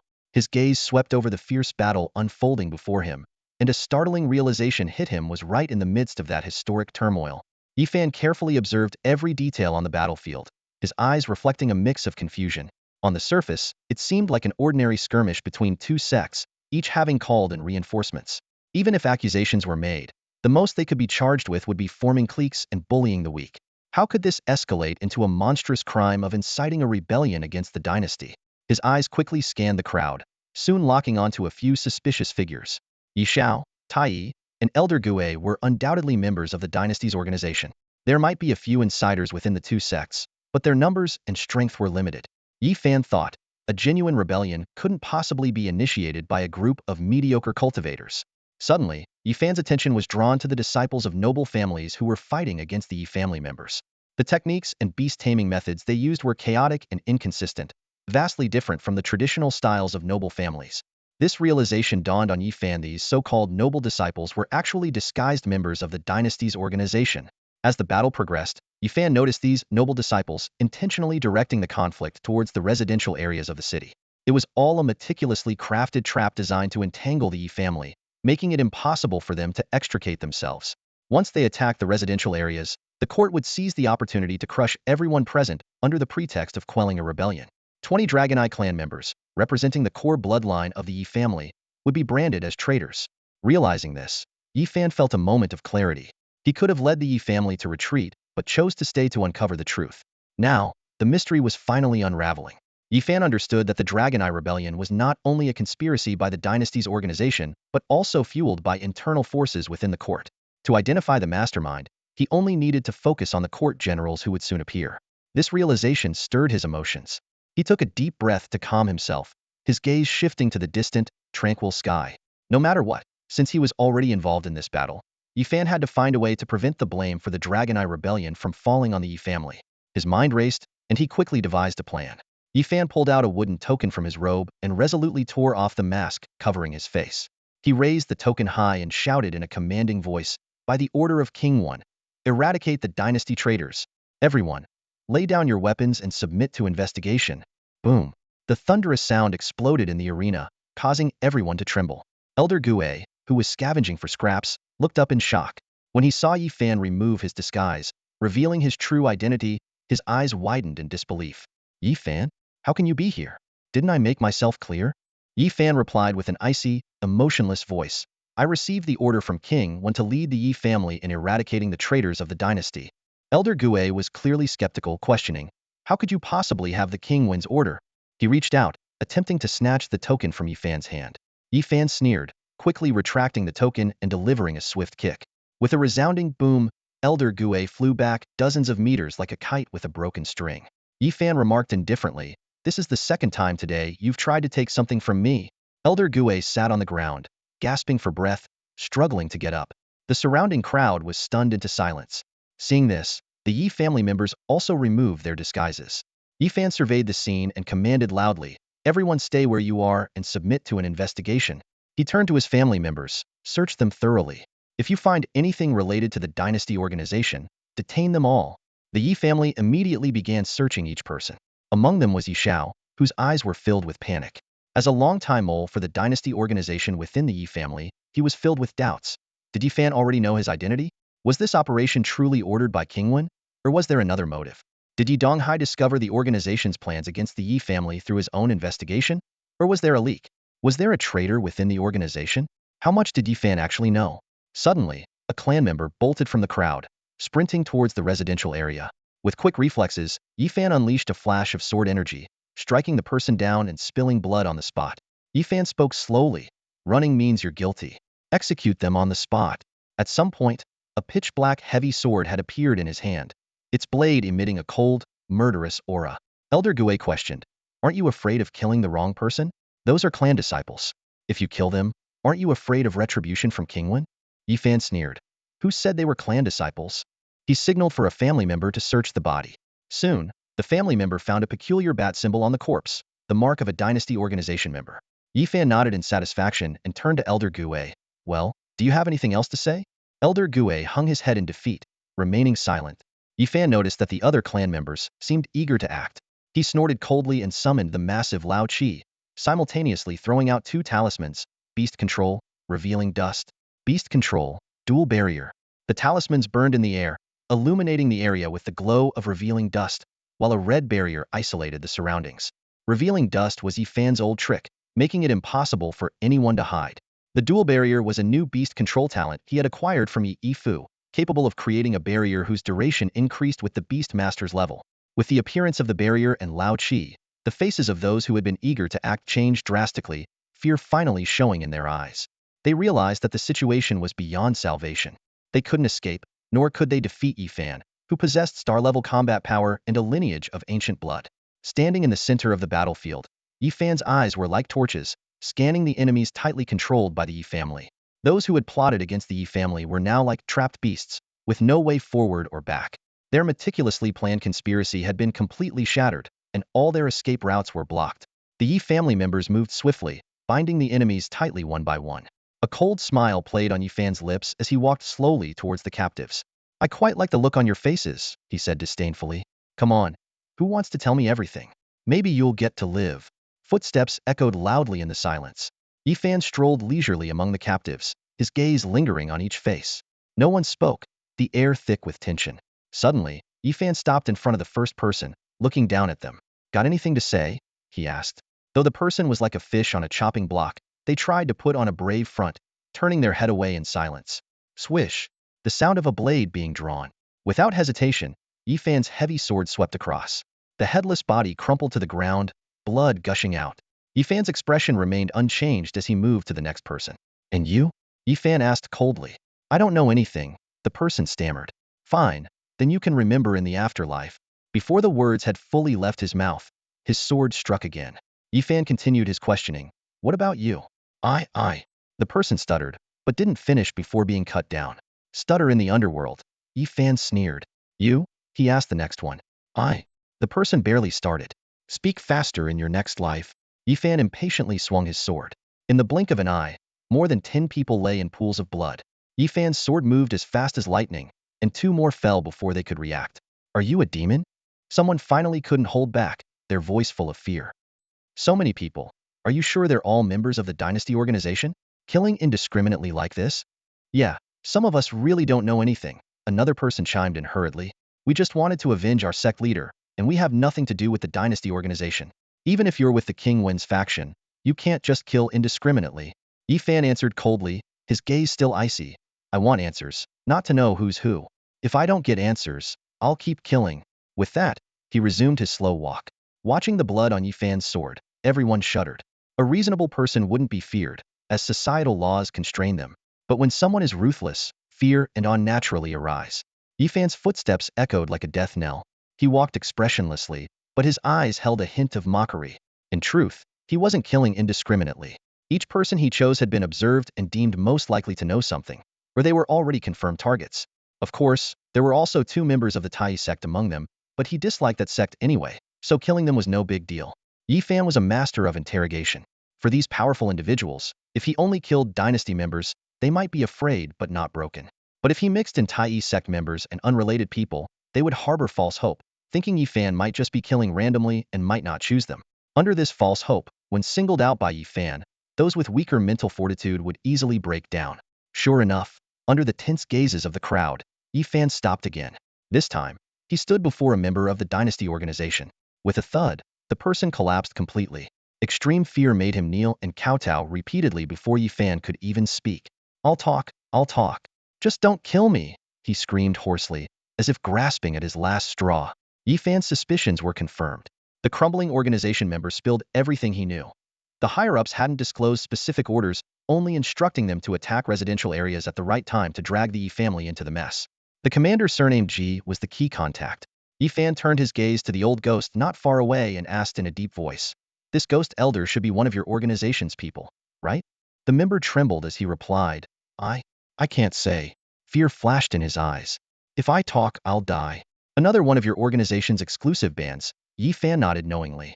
"All right, I won't force you." The member, relieved, kowtowed repeatedly, thanking him. Thank you, Master Fan." However, he soon realized something was wrong. Blood began to flow from his 7 orifices, dripping onto the ground. In terror, the member's body shook violently as he questioned, "Why? I told you everything. Why won't you let me go?" Yi Fan squatted down, gently patted his head, and a trace of pity flickered in his eyes. "It's not my doing," he said. "I once met a teacher, also one of your members. Before he died, he said the Wangchao organization is like a venomous snake. Once bitten, there's no escape. You've been nourished by the snake's venom, and you can't leave it, understand?" Desperate, the member grabbed Yi Fan's pants, wailing, No. Save me, Master Fan. Save me. Save me." His voice gradually weakened, and he finally collapsed at Yi Fan's feet, his eyes wide open with fear of death. The air grew oppressive with the scent of blood. Everyone bowed their heads in silence as Yi Fan surveyed the scene and stood up, shaking his head. "You might want to thank me," Yi Fan said, spreading his hands. "At least, I won't let you die in agony. You can either be sent to prison for interrogation and end up like him, bleeding from every orifice, or stand up now and be swiftly executed by my sword. Choose." After a moment of silence, someone lifted their head, exposing their neck. Soon, many others followed suit. Yi Fan nodded in satisfaction. "Looks like you've made your choice." He raised his hand, and with a sweep of his sword, he reaped their lives like harvesting wheat. Then, Yi Fan turned his gaze to those who hadn't made a choice. Most of them weren't members of the Wangchao organization, but some hesitated out of fear. Yi Fan walked slowly, his heavy sword in hand, as everyone trembled and knelt. Finally, he stopped in front of the Ghost Elder. "Ghost Elder, what's your choice?" The Ghost Elder feigned calmness. "I'm not a member of the Wangchao organization. Do I still need to choose?" "Whether you are or not, you need to choose," Yi Fan said calmly. "I choose the first option," the Ghost Elder replied. "I'll go to prison for interrogation." Yi Fan raised an eyebrow and smiled. "So decisive? I guess you have people in the Ministry of Justice too?" The Ghost Elder avoided Yi Fan's gaze. "What are you talking about?" "You know better than I do," Yi Fan mused. "If the Ministry of Justice has your people, you can collude during interrogation, twist the truth, and turn the tables on me. Maybe even accuse me of framing you. If the One King is wise, he might even help wash away your grievances." Yi Fan waved his hand. "Forget it. It's better to leave no evidence." "Wait, don't." Before the Ghost Elder could finish, the heavy sword had already fallen with a thunderous crash. After the mass execution, Yi Fan sheathed his blood-stained sword and walked away slowly, leaving the remaining dozen people in sheer terror. Shortly after, Yi Fan led the sleepy-eyed captain of the East City inspection team and his troops to the scene. The captain gasped at the sight of the blood-soaked ground and the 20 Yi family members with golden eyes. "What happened here?" Yi Fan replied calmly, "Caught them by chance, took action. All remnants of the Wangchao organization have been eradicated." The ancestral hall of the Yi family was crowded, the air thick with a heavy atmosphere. Nearly all the elder members were present, except for the 2 deceased, the traveling Yi Mao, and the aged and senile Yi Shao, the bedridden Yi Qing, and the long-injured Yi Long. They stood at the front of the hall, their eyes sharp and focused on the kneeling Yi Donghai. Yi Fan stood silently to the side, surrounded by numerous clan members. The eldest, Yi Qing, presided over the trial, his voice steady and stern. "Yi Donghai, you have committed grave errors. What do you have to say? Employing traitors, deceiving superiors, and misappropriating resources. As the head of the family, You nearly pushed the Yi family into the abyss.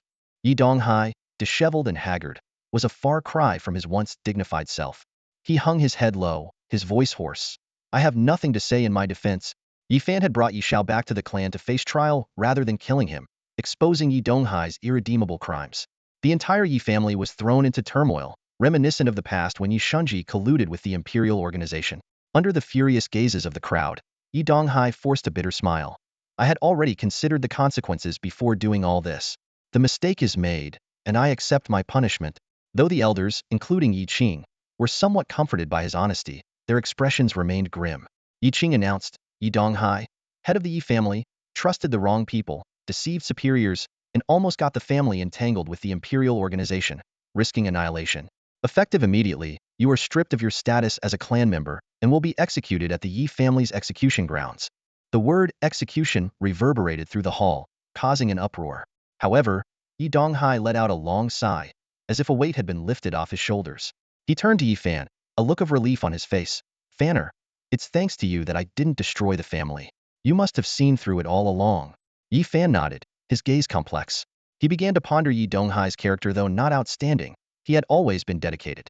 This grave mistake stemmed from past regrets, exploited by others, leaving him no choice. Wait, Yi Fan suddenly spoke up. Esteemed elders of the Yi family, I believe the punishment for uncle is too severe. Yi Wu and the others looked solemn at his words. Yi Qing asked, Fanner, what do you propose?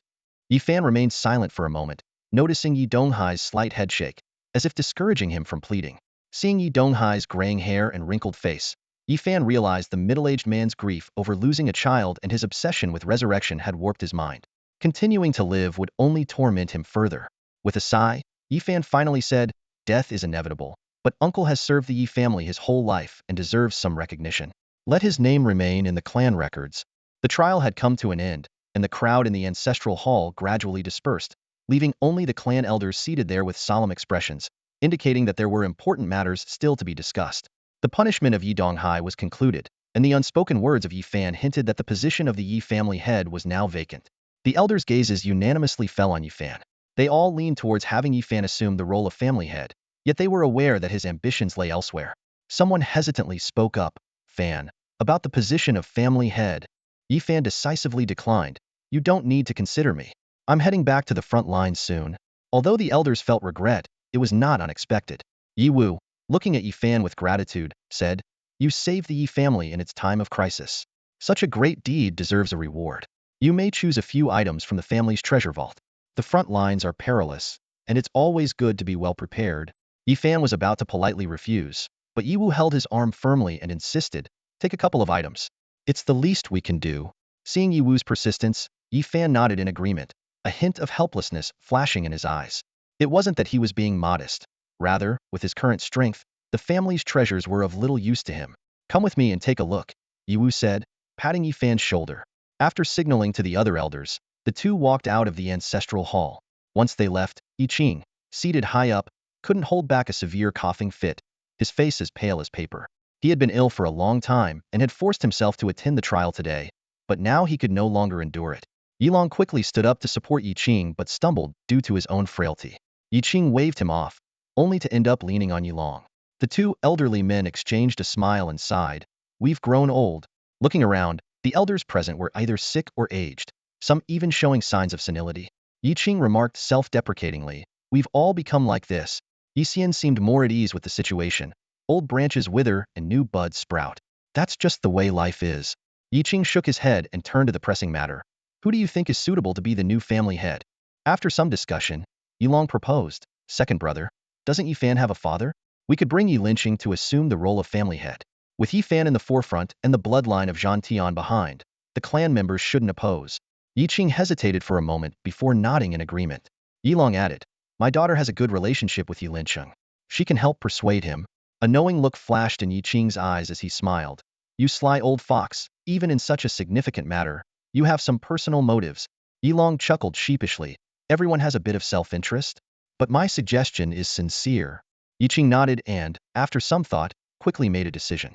All right, I'll leave this matter to you. Bring Yi Linqing to the capital and appoint him as the head of the family. Understood. Yilong replied, then asked, should we inform Yi Fan about this? No need. Yi Qing shook his head. If Fanner knew, he would definitely refuse. Yilong expressed some concern. But if we do this, he might be unhappy. Yiqing showed a hint of helplessness. As you said, everyone has their own selfish motives. He looked at Yilaw. The hope for the revitalization of the Yi family rests on Yifan, but he clearly doesn't feel close to the family. We need to find a way to bind him to us. While the elders were discussing in the ancestral hall, Yifan was led by Yi Wu to the Yi family's treasure pavilion. The so-called treasure pavilion was actually a massive warehouse with a heavy iron door standing at the entrance. With a creak, Yi Wu unlocked the door and said to Yifan, "The treasure pavilion holds the family's most prized possessions. There are all kinds of rare treasures here. Take whatever you find useful." "Thank you, fourth uncle," Yifan replied and stepped into the treasure pavilion. As soon as he entered, a rich fragrance enveloped him. Shelves filled with various weapons and armor stood before him, with spiritual herbs and medicines scattered on the floor. Stacks of books were piled in the corners. Yifan couldn't help but chuckle to himself. This setup truly reflected the style of a military family. He began to carefully search through the pavilion. Although the Yi family had a deep heritage, their collection wasn't vast. Yifan quickly picked out 7 or 8 herbs and medicines that he urgently needed, then turned his attention to the weapon racks. The racks were filled with an array of weapons and armor made from rare materials. Some weapons had beast spirits attached, some exuded a murderous aura, and others could block elemental forces. Yifan examined them one by one, but none reached his standards. Suddenly, a blood-red longsword at the end of a shelf caught his eye. The blade seemed to be crafted with the technique of the Longquan sword, yet it was entirely blood-red, as if soaked in blood. Just as Yifan was about to reach for it, his vision blurred, and his mind was filled with images of blood. The sudden change made Yifan instinctively step back a few paces until he bumped into another shelf. When he looked at the sword again, his gaze had changed. Yifan took a sharp breath and thought to himself, "The killing intent is almost tangible.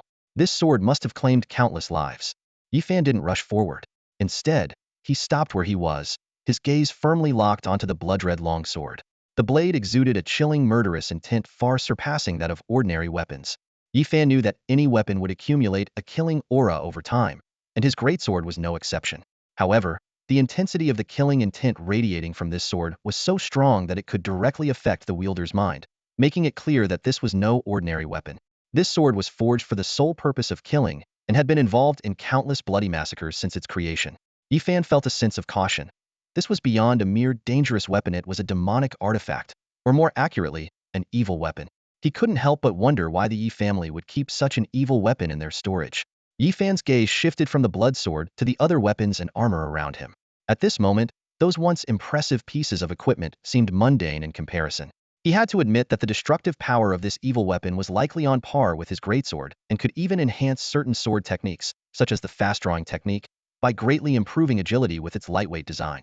Caught between the pros and cons, Yifan found himself unusually hesitant. The strong killing intent attached to the sword would undoubtedly affect the user's mind. While he was confident in maintaining his vigilance under normal circumstances, he feared that in the heat of battle, he might not be able to resist its influence. Unless the benefits this sword could provide were significant enough to outweigh the risks. As seconds ticked by, Yifan finally made a decision. He approached the blood sword once more, this time steadying his mind and focusing his energy. When his hand touched the hilt again, a surge of intense killing intent flooded his mind, but his strong will blocked it out, preventing it from corrupting his thoughts. Yifan successfully picked up the long sword, its blood-red blade standing out starkly in his hand. He decided to test its power. As he channeled elemental energy into the sword, the armor formed from the Tianyuan beast rapidly supplied energy. Soon, the sword glowed brighter, turning a deeper red until it reached a critical point. With a faint hum, the long sword was fully activated. A cloud of blood-red mist suddenly enveloped Yifan. Within this eerie mist, he felt a continuous flow of energy, even experiencing a slight improvement in his cultivation level. He quickly realized that the blood mist was formed from the essence of the lives the sword had taken.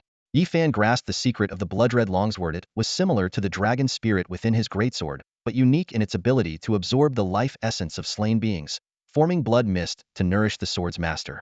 In other words, the more it killed, the stronger the killing intent, and the more potent the feedback from the blood mist. This was undoubtedly an evil weapon. Understanding the sword's nature, Yifan held it with a mix of excitement and hesitation. He had seen many who possessed evil weapons and invariably ended up as reviled villains. Even after a century of experience, he was tempted by the sword's extraordinary powers. How much more so for ordinary people, who, if they obtained this sword, would likely be overwhelmed by the enhancements from the blood mist and become consumed by its killing intent.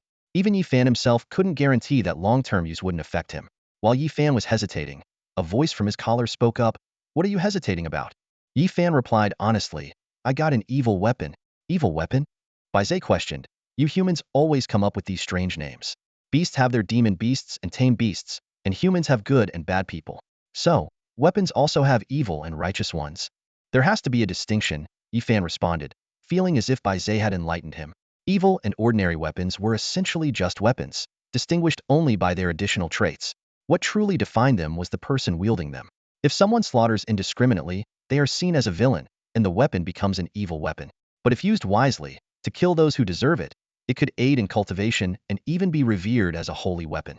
With this realization, a smile appeared on Yi Fan's lips. "Besides, people already see me as a tyrant. A tyrant wielding an evil weapon seems fitting." Having made his choice, Yi Fan picked up the blood sword, casually twirled it, then grabbed a scabbard and fastened it to his waist. "From now on, the lighter one will be called the blood sword, and the heavier one the black sword." "Not bad at naming," Bai Zhe commented before falling silent. With his decision made, Yi Fan wasted no time. He selected a set of armor that seemed to match the size of his small monkey companion and stored it in his beast space, then headed outside. The sound of footsteps echoed, and Yi Wu looked surprised to see Yi Fan emerge so quickly. "Already made your choice?" "Just grabbed something useful," Yi Fan replied, patting the blood sword. "Fourth uncle, this sword is a bit strange. How did it end up in the Yi family?" "What's strange about it?" Yi Wu asked, unable to see anything unusual through the scabbard. "Wait," Yi Fan said, drawing the sword just enough for its blood-red blade to show. Yi Wu's face changed instantly, and he hurriedly pushed the sword back. "How did you end up with this sword?" "This sword is not to be taken. It's very sinister and can affect one's mind," Yi Fan said calmly, his eyes fixed on the uniquely shaped sword. Yi Wu frowned, his tone filled with doubt. "Can you handle it?" He trailed off, seeing Yi Fan's determined expression, which didn't seem to be out of arrogance, so he didn't press further. After a moment of silence, Yi Wu's eyes showed a hint of reminiscence as he began to speak slowly. "This sword is actually a trophy of your grandfather. It belonged to an old rival of his. I can't remember the man's name, but he advanced in cultivation very quickly. When your grandfather had just entered the glory realm, that man was already half a step to becoming a king." Yi Wu continued, "In the end, though, your grandfather still managed to defeat him. That battle became a stepping stone to your grandfather's fame." Hearing this, Yi Fan nodded thoughtfully. "So, there's some history behind it." Glancing at the heavy sword on Yi Fan's back, Yi Wu asked with some confusion, "Don't you already have a sword? Why choose this weapon too? Are you planning to use two swords at once?" Yi Fan smiled and replied, "Each has its own strengths. Combining them can be useful." "You always know what to say," Yi Wu said, stroking his beard with a hint of a smile. "But there is some truth in that."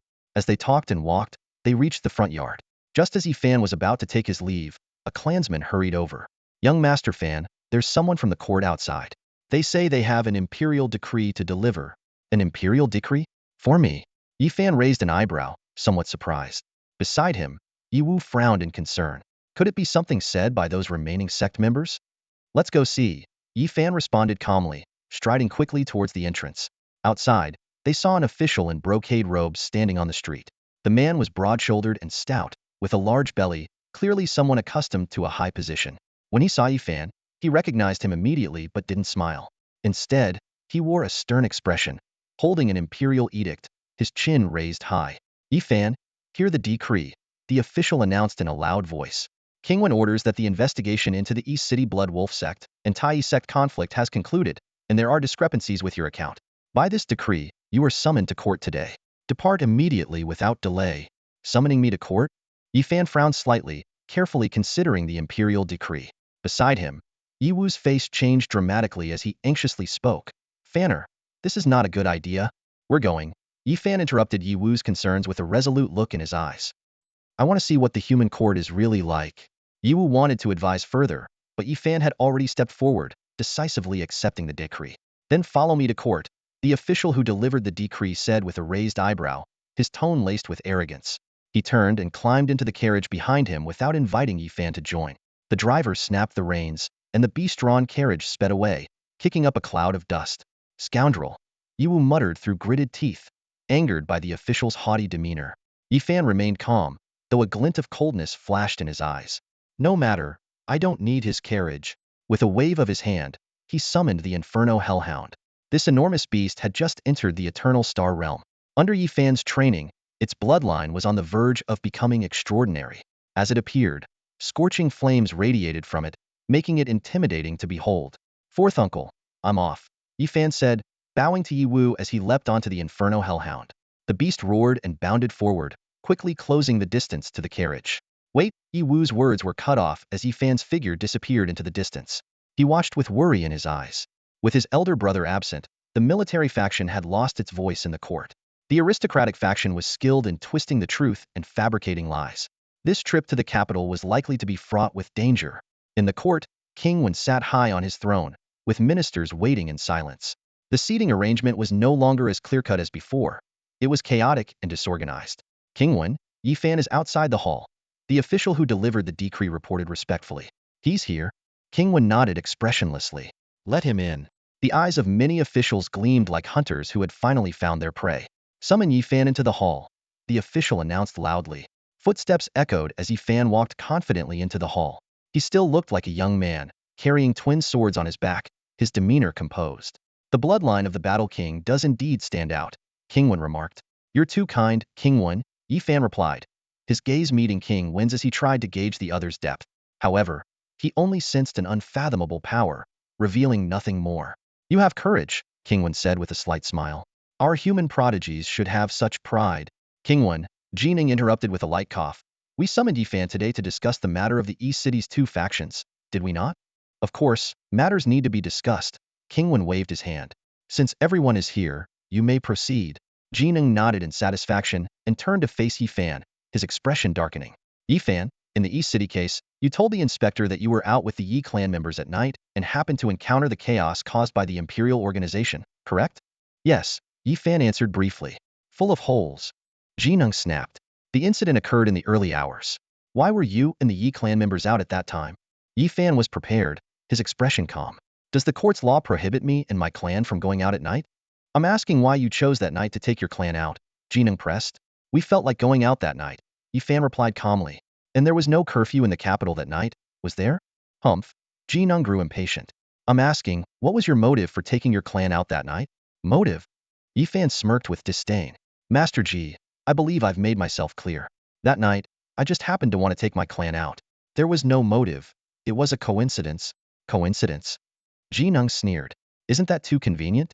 You just happened to take your clan out that night, just happened to encounter the two factions' conflict, and just happened to discover the Imperial organization's people? Are you sure you didn't manipulate the situation? That this wasn't a setup?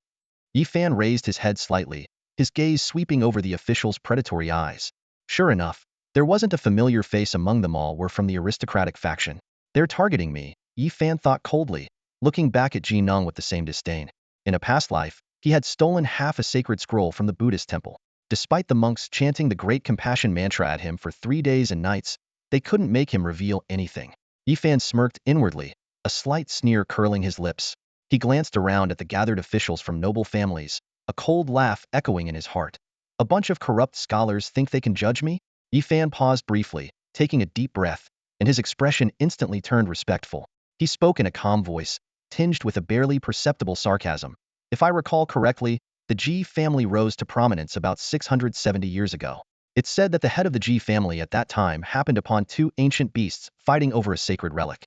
Both beasts were mortally wounded, and he acquired their bodies and the relic, leading to the family's rise.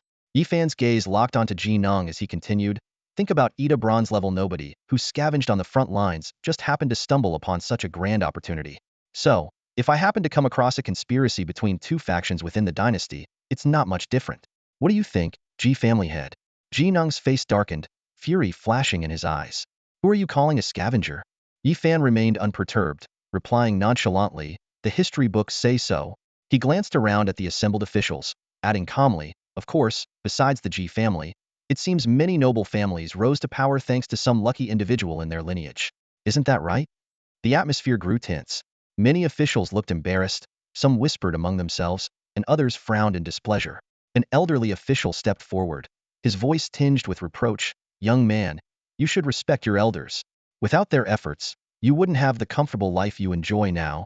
Yi Fan turned to the old man, responding with neither arrogance nor humility. That's true. but I think we should distinguish between elders. Those who fought and died on the front lines for humanity deserve our gratitude and respect. But those who are selfish, only caring for their own family's comfort and ignoring everyone else, I don't see why they deserve respect. What do you think, elder? The old man was taken aback, rendered speechless. At that moment, another man stepped forward, his eyebrows furrowed in anger. Didn't your elders teach you how to speak? Such a sarcastic tone, it's clear you're not a loyal person. A gleam flashed in Yifan's eyes, and he smiled slightly. I think I recognize you. Years ago, outside Pingxing, you said I was a great threat to humanity and should be killed before I could grow. Now you just say I'm not loyal.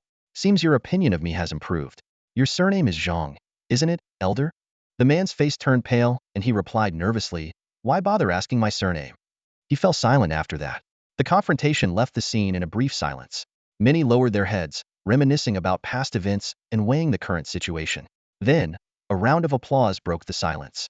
Sun Wu stood up, the leader of the noble faction, a cold smile on his face, his voice dripping with sarcasm, quite the sharp-tongued youngster. But no matter how eloquent you are, the surviving sect members have confessed everything. The East City incident was entirely orchestrated by you. Yifan, a classic case of a thief crying, stop thief, and turning the truth upside down. Did they confess? Upon hearing this, Yifan's brow furrowed slightly as he quickly pondered. He recalled the scene from that day. There were indeed survivors. Although the members of the Wang dynasty organization were all killed, it was impossible for all the sect members to be wiped out as well. Leaving a few cowardly individuals alive might actually make it easier to twist the truth. The key issue likely lay with these people. If they told the truth, the Yi family would naturally be fine. But if they were threatened, Yifan suddenly understood, and his brow relaxed. In this vast court, even the authenticity of King Wen was hard to discern, let alone the Wang dynasty organization that sought his demise and the noble families that saw him as a thorn in their side. Their manipulations were not unexpected. Yifan paused for a moment, a cold glint flashing in his eyes, and spoke, Master Sun, you say the witnesses have confessed. Is it just a verbal statement? Everyone saw me that day, ridding the world of evil. When I left, they were all grateful. Why then, do I now stand accused of twisting the truth? Sun Wu was prepared, and he threw down a thick stack of documents. Here are the testimonies.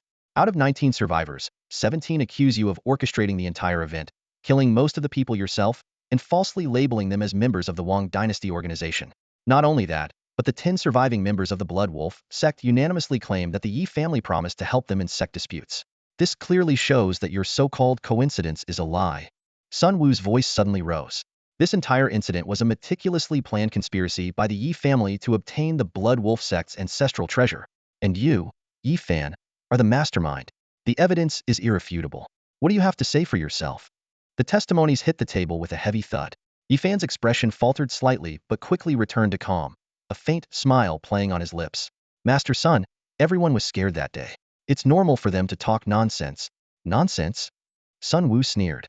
17 out of 19 people talking nonsense? Do you think that's possible? Yifan remained unfazed. I think it's possible. After all, they're just ordinary people. And if we're talking about numbers, my Yi family has 20 witnesses who were also present. If they weren't involved, these testimonies lack credibility. This still lacks credibility? Sun Wu was shocked. The Yi family members are all your loyal followers. Their words are the ones that lack credibility. Yifan calmly replied, my Yi family is full of loyal and steadfast people. I can guarantee their words are trustworthy. He then questioned, I find it quite suspicious how the Ministry of Justice's interrogation could drive so many people to such extremes. Yifan, you must speak with evidence. The Minister of Justice stood up. Our interrogations are always conducted gently and skillfully. Most of what we extract is the truth, which can be verified. Yifan responded unhurriedly. The minister himself said most, which means there can be errors. As for evidence, it's simple. Master Sun claims the Yi family is after the Blood Wolf sect's ancestral treasure. I must ask, what could a low-ranking sect possibly have that a family with a 1,000-year legacy of dragon slayers would covet? This statement left Sun Wu momentarily speechless. The people in the hall began to look at Yifan differently. Some secretly marveled. Such a cunning person, able to lie without flinching even when faced with evidence. If Yi Mao had such a silver tongue, the military faction might have dominated the court long ago. Sun Wu, seemingly at a loss, turned to King Wen and suggested, King Wen, I recommend imprisoning Yifan first. After the Ministry of Justice interrogates him, the truth will naturally come out. The Minister of Justice quickly followed. King Wen, I second this. Since we cannot settle this now, let's detain him first. Once the interrogation and investigation are complete, the truth will be revealed. If there's a mistake, we'll release him. Other officials echoed, King 1, I also second this, as do I. Led by Sun Wu, numerous officials petitioned King 1 in unison, clearly aiming to detain Yi Fan. Their intent was obvious within the confines of the court. They couldn't bring down Yi Fan, who held numerous titles. But once he was imprisoned, he would lose his voice. King 1 sat at the head, his gaze shifting between the officials and Yi Fan. Yi Fan also stared directly at King 1.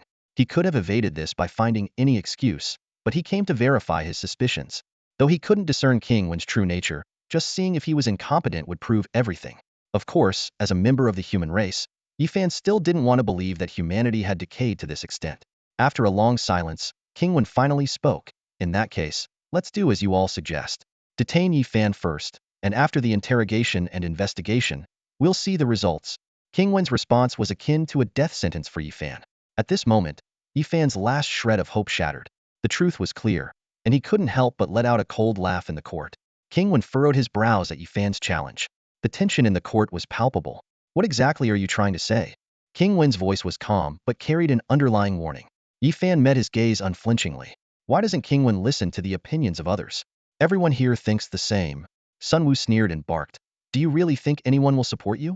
No sooner had he spoken than a loud voice rang out from outside the hall. Who says there won't be support? Everyone turned, startled. Footsteps echoed as a group of military officials entered in single file.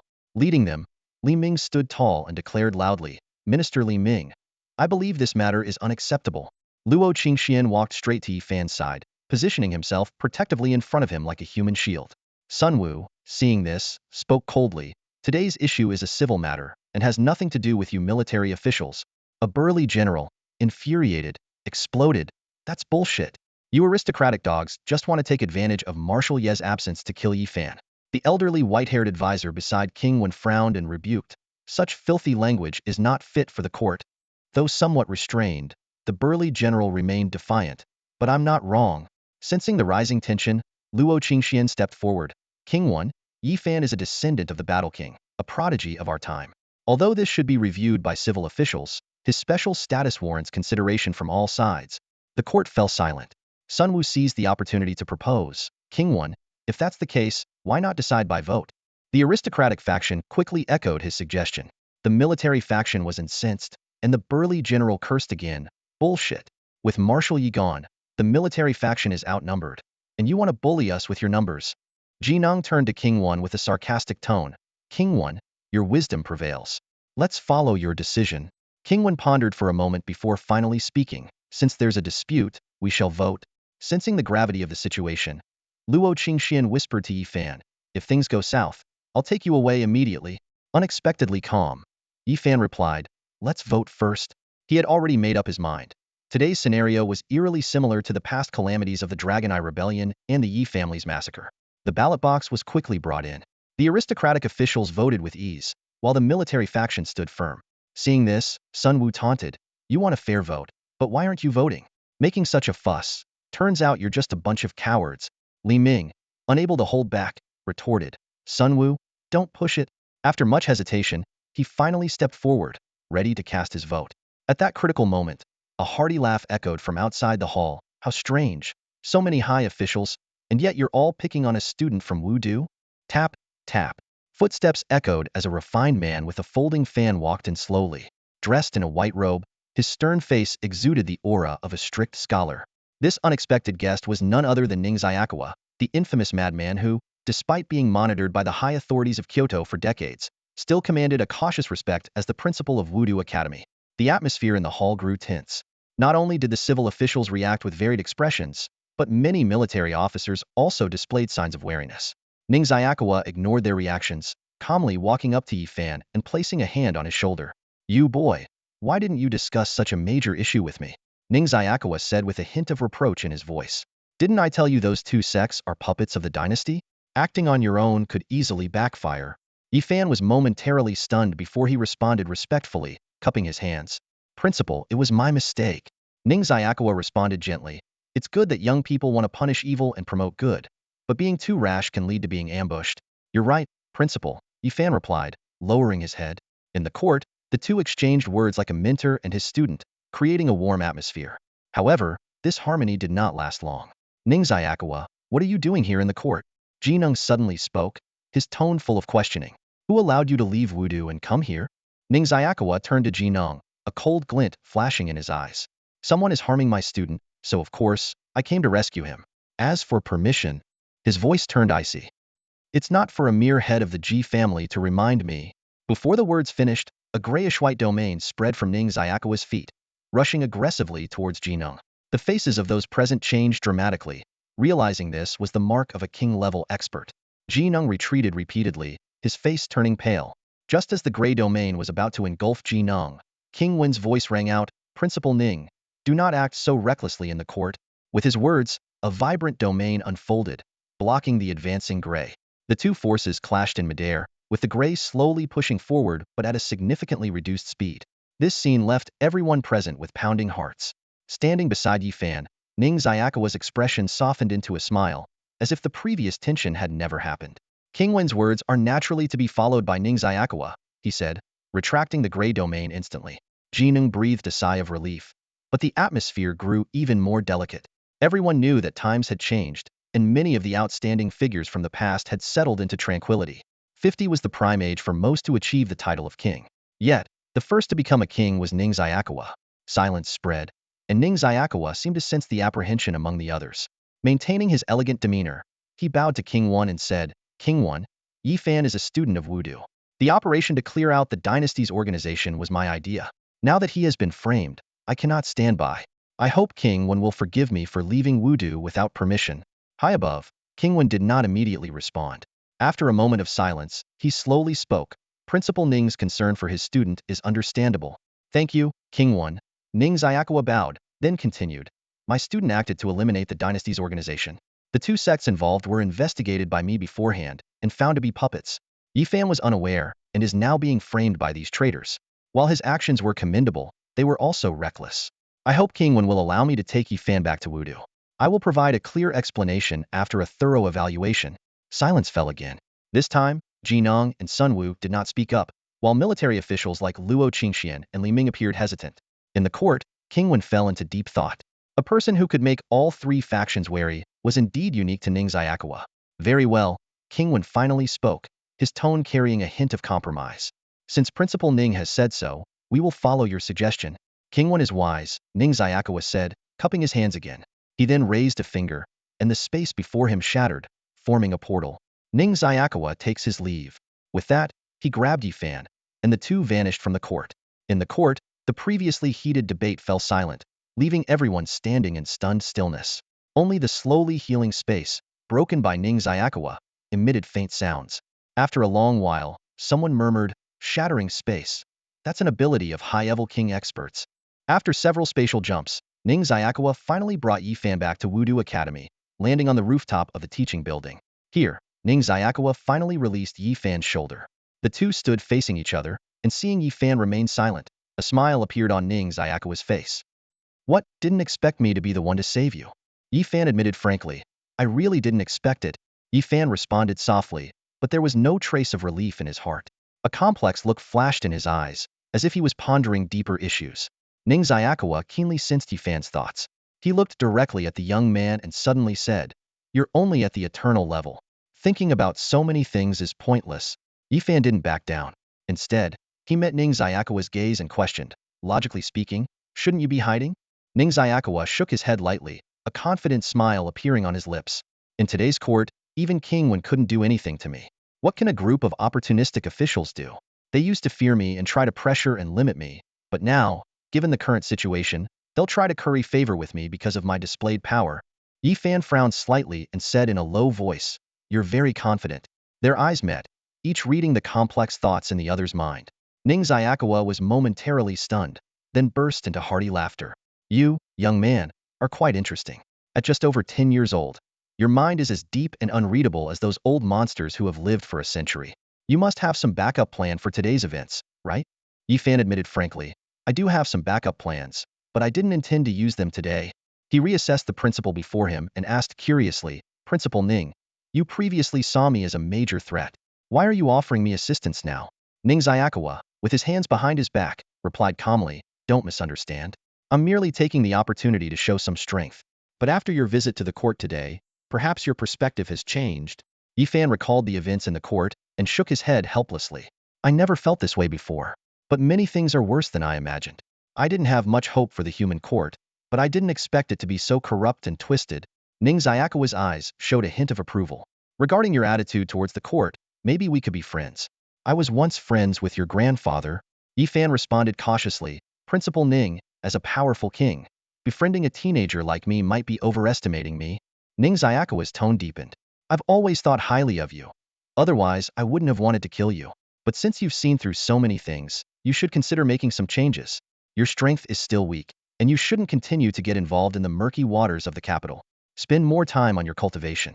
After all, time is running out. Yifan keenly caught the hint in Ning Xiaokawa's words and frowned. Time is running out? Are you planning a rebellion? Ning Xiaokawa made a mysterious gesture for silence. Sure, some things are better left unsaid. Yifan's wariness increased, and he pressed on. How much time do we have left? Ning Xiaokawa shook his head, remained silent for a moment, then waved his hand dismissively. I don't know. There's no need for you to be overly anxious. Just focus on your cultivation. Perhaps you'll have time to finish the freshman tournament. In the Cloud City Coliseum, an intense battle is unfolding. At the center of the arena, a tall, handsome, middle-aged beastmaster is commanding his golden tier beast against a ferocious jungle creature. Despite the savage nature of the opponent, under the beastmaster's skillful direction, his beast quickly gains the upper hand. With a crisp snap, the beast bites through the creature's throat. Thud. The massive body of the jungle creature crashes to the ground, kicking up a cloud of dust. The crowd erupts into cheers, applause rolling like waves. The announcer shouts with excitement. Yun Zhongjuan lives up to his name, securing his 10th consecutive victory in the Golden Tier Beast Battle. Congratulations on winning the 400,000 prize.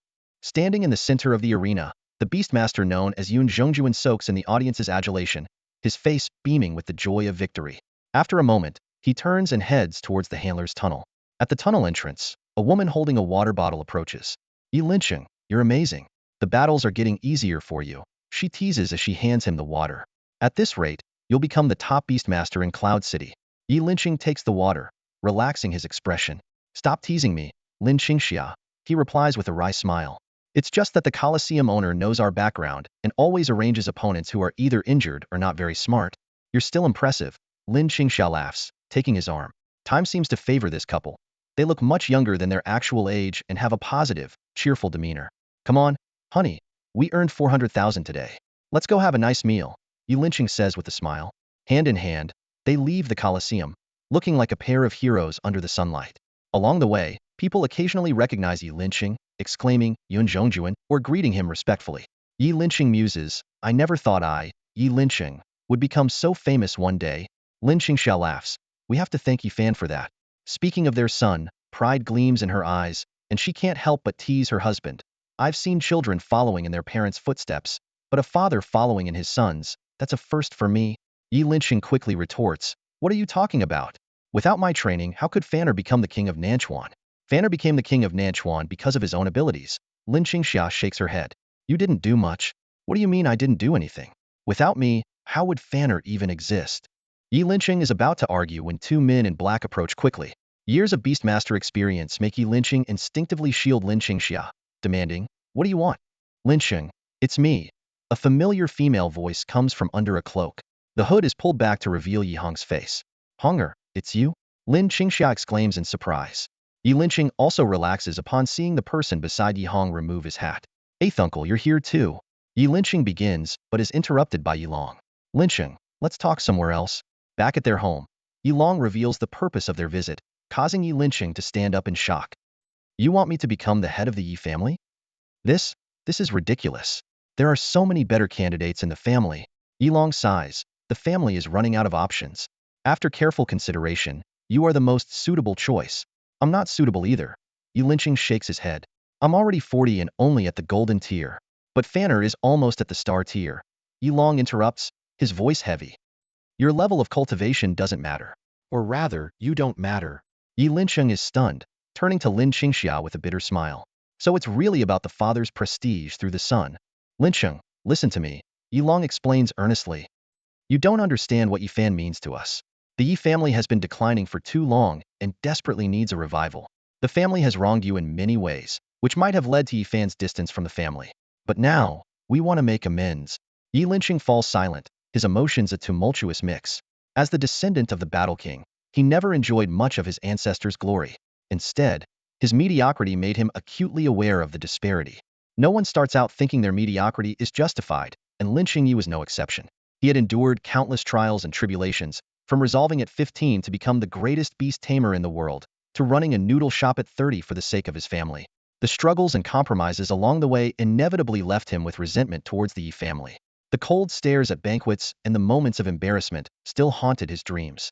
Like many middle-aged men who had fallen on hard times, Linqing Yi once fantasized about a day when he could make everyone see him in a new light.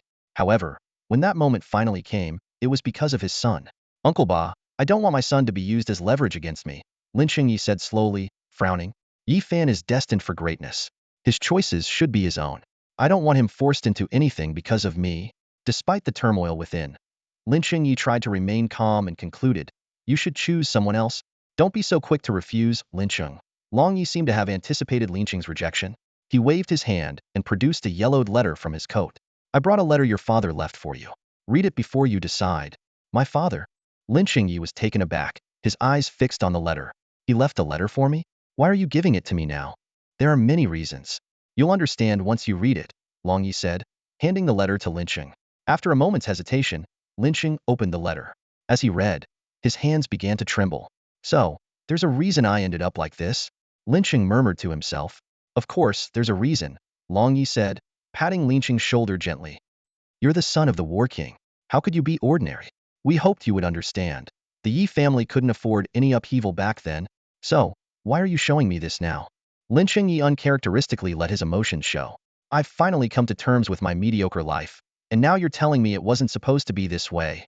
Long Yi looked Linqing in the eye, his gaze sparkling. The reason is simple. If you're willing to become the head of the Yi family, we can guarantee that with the family's accumulated resources, you'll become a powerful man. A powerful man? Linqing paused. How powerful? Powerful enough to shed these decades of mediocrity, Long Yi replied. I can't promise much, but at the very least, you'll be able to keep up with Fan. Long Yi continued. To be honest, before we came here, Fan was just summoned to the court. A boy of just over 10, besieged by various treacherous officials, facing charges that could have led to his ruin. It was a perilous situation, and it was only resolved when the headmaster of Wudu intervened. He paused, his tone becoming solemn. As a father, don't you want to help your son? Yi Fan has returned. Under the city walls of Thunderstorm City, a majestic hellfire hound slowly came to a halt, with Yi Fan sitting steadily on its back. The gates burst open, and Li Pengzi led a group of armored warriors out. Their faces were filled with joy, and their eyes shone with the resoluteness of battle-hardened soldiers. Hua Xiaokue rushed forward, her tiny frame barely managing to hug Yi Fan's waist. In her childish voice, she called out Daddy, bringing a smile to Yi Fan's face. Bai Zhan and Wang Shu stood at the gate, watching the heartwarming scene with gentle smiles. Yi Fan gently patted Hua Xiaokue's head, his gaze sweeping over the crowd before him. In just over a month, everyone had changed noticeably. Warmth filled his heart as he softly said, It's been a while. Contrary to his usual routine, Yi Fan didn't ask about everyone's training. Instead, he turned to Li Pengzi and said, Book a restaurant. Let's have a good meal today. Li Pengzi's eyes lit up as he excitedly shouted, All right. He then spun around and dashed into the city like a whirlwind. Wang Lingxi watched him go, chuckling, that lazy glutton, Li Yu. She turned to Yi Fan, concern in her eyes. Did you finish everything you needed to? Yes, it's all done. Yi Fan replied briefly, waving his hand. Let's eat first. I have some things to discuss with everyone. Sensing the seriousness in Yi Fan's tone, the crowd's smiles faded, and they silently followed him into the city. At the gate, Bai Zhan and Wang Shu naturally fell in beside Yi Fan. Bai Zhan spoke first. I heard this morning that you were summoned by King One. How did you get back so quickly? It must have been troublesome, especially with General Yi not around. The civil officials must have been up to no good. It wasn't too bad. Yi Fan shook his head. Principal Ning came to the court and took me away. Principal Ning? Ning Xiachuan? Bai Zhan asked in surprise. Wasn't he under house arrest? How did he get to the court? He's been conferred the title of king, Yi Fan said calmly, though a hint of gravity flickered in his eyes. And from what he has shown, he possesses at least high-level king-tier combat strength. Bai Zhan and Wang Shu's expressions changed. As seasoned frontline generals, they understood the impact of Ning Xiachuan's elevation. After a moment of silence, Wang Shu thoughtfully asked, You must have a plan for this trip back, don't you? Yi Fan nodded. Yes. The intercollegiate tournament is starting next month, and I'll be taking you and the others back to the human mainland. After that, I probably won't be back on the front lines for quite some time. How long is quite some time? Wang Shu asked, frowning. At least a year or two, maybe 3 to 5 years, Yifan replied, his tone heavy. During this period, Thunderstorm City's development will likely need your help. Wang Shu exchanged a glance with Bai Zhan, lowering her voice. Is the great turmoil among the humans about to begin? Very likely, Yifan nodded. News of Principal Ning's coronation will spread quickly. How things unfold will depend on the circumstances. You two should prepare and communicate with your people about what can be done. Our people? Bai Zhan's expression shifted. You know we have people behind us? I do, Yifan said candidly, scanning the two. But it doesn't concern me. For Thunderstorm City, we should count as decent partners. After a brief silence, Bai Zhan finally asked, are you confident in leaving Thunderstorm City in our hands? Not entirely, Yifan shook his head. I'll make arrangements before I leave. You'll know when the time comes. Let's eat first. In the restaurant, the round table was laden with a sumptuous feast. Knowing that the city's top brass were dining, the restaurateur had pulled out all the stops. However, aside from Li Pengzi, who was wolfing down the food, everyone else seemed distracted, clearly waiting for Yifan to speak. After a while, Li Pengzi noticed the unusual atmosphere. He looked up to find all eyes on him and asked, what's wrong? Why aren't you eating? Wang Lingxi teased, the food's poisoned. The joke startled Li Pengzi, and he jumped up, ready to induce vomiting. Yifan shook his head in exasperation, calming him down. Relax, she was joking. I called you all here to discuss the upcoming plans. Hearing this, Li Pengzi also quieted down. Clearly, after everything they'd been through, he was no longer as carefree as before. A group of people sat around the dining table, their expressions solemn. Yifan glanced around the room and, once the atmosphere had calmed slightly, began to speak slowly. The human race is likely to undergo significant upheaval soon, possibly right after the upcoming college tournament. His words hit like a sledgehammer, instantly heightening the tension at the table. Ma Xiaoxue forced herself to stay calm and urgently asked, what preparations do we need to make? Yifan replied steadily, there are many things to consider, and I will arrange them one by one. The most immediate concern is the college tournament that starts next month. I need you all to intensely boost your strength over the next month, aiming to reach at least the peak of the gold level, and ideally the eternal level. We must achieve the best results in both the team and individual competitions. Everyone exchanged puzzled looks, their eyes full of questions. With the imminent chaos among the human race, why was participating in the college tournament the top priority? Wang Lingxi pondered for a moment before cautiously asking, does this tournament have some special significance? Yifan nodded affirmatively, yes.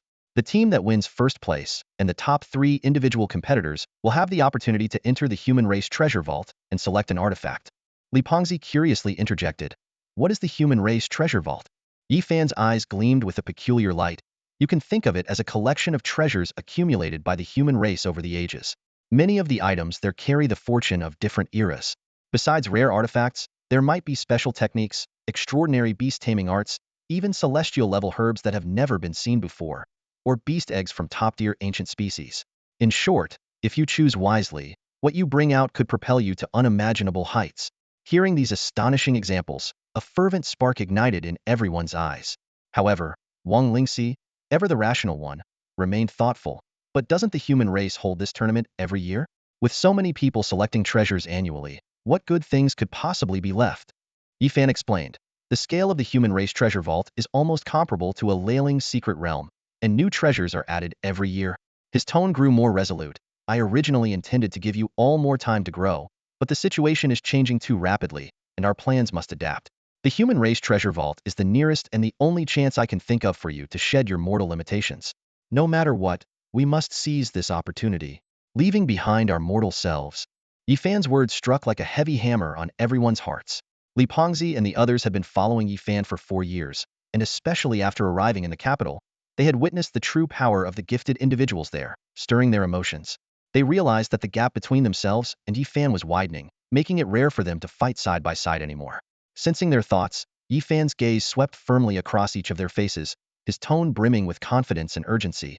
Is the human race treasury really that powerful? After all, I'm here. The human race treasury, a legendary trove, had left a deep impression on Yifan from his past life. It had produced many future powerhouses, with Xiaomingji the Demon King being one of the most notable. Recalling the opportunities he missed in his previous life, Yifan made a silent vow to uncover its mysteries this time. After a brief pause, he continued, from now on, I'll be providing you with ample spiritual herbs and medicines. Your only job is to break through your limits. Don't worry about anything else. The minimum requirement is Golden High Star. Li Pengzi and the others responded solemnly in unison. Understood. Yifan nodded, picked up his chopsticks, his eyes still deep in thought. Arranging things for Li Pengzi and the others was just the first step. To leave the capital, he still had many preparations to make. Although chaos would erupt sooner, many events could still be anticipated.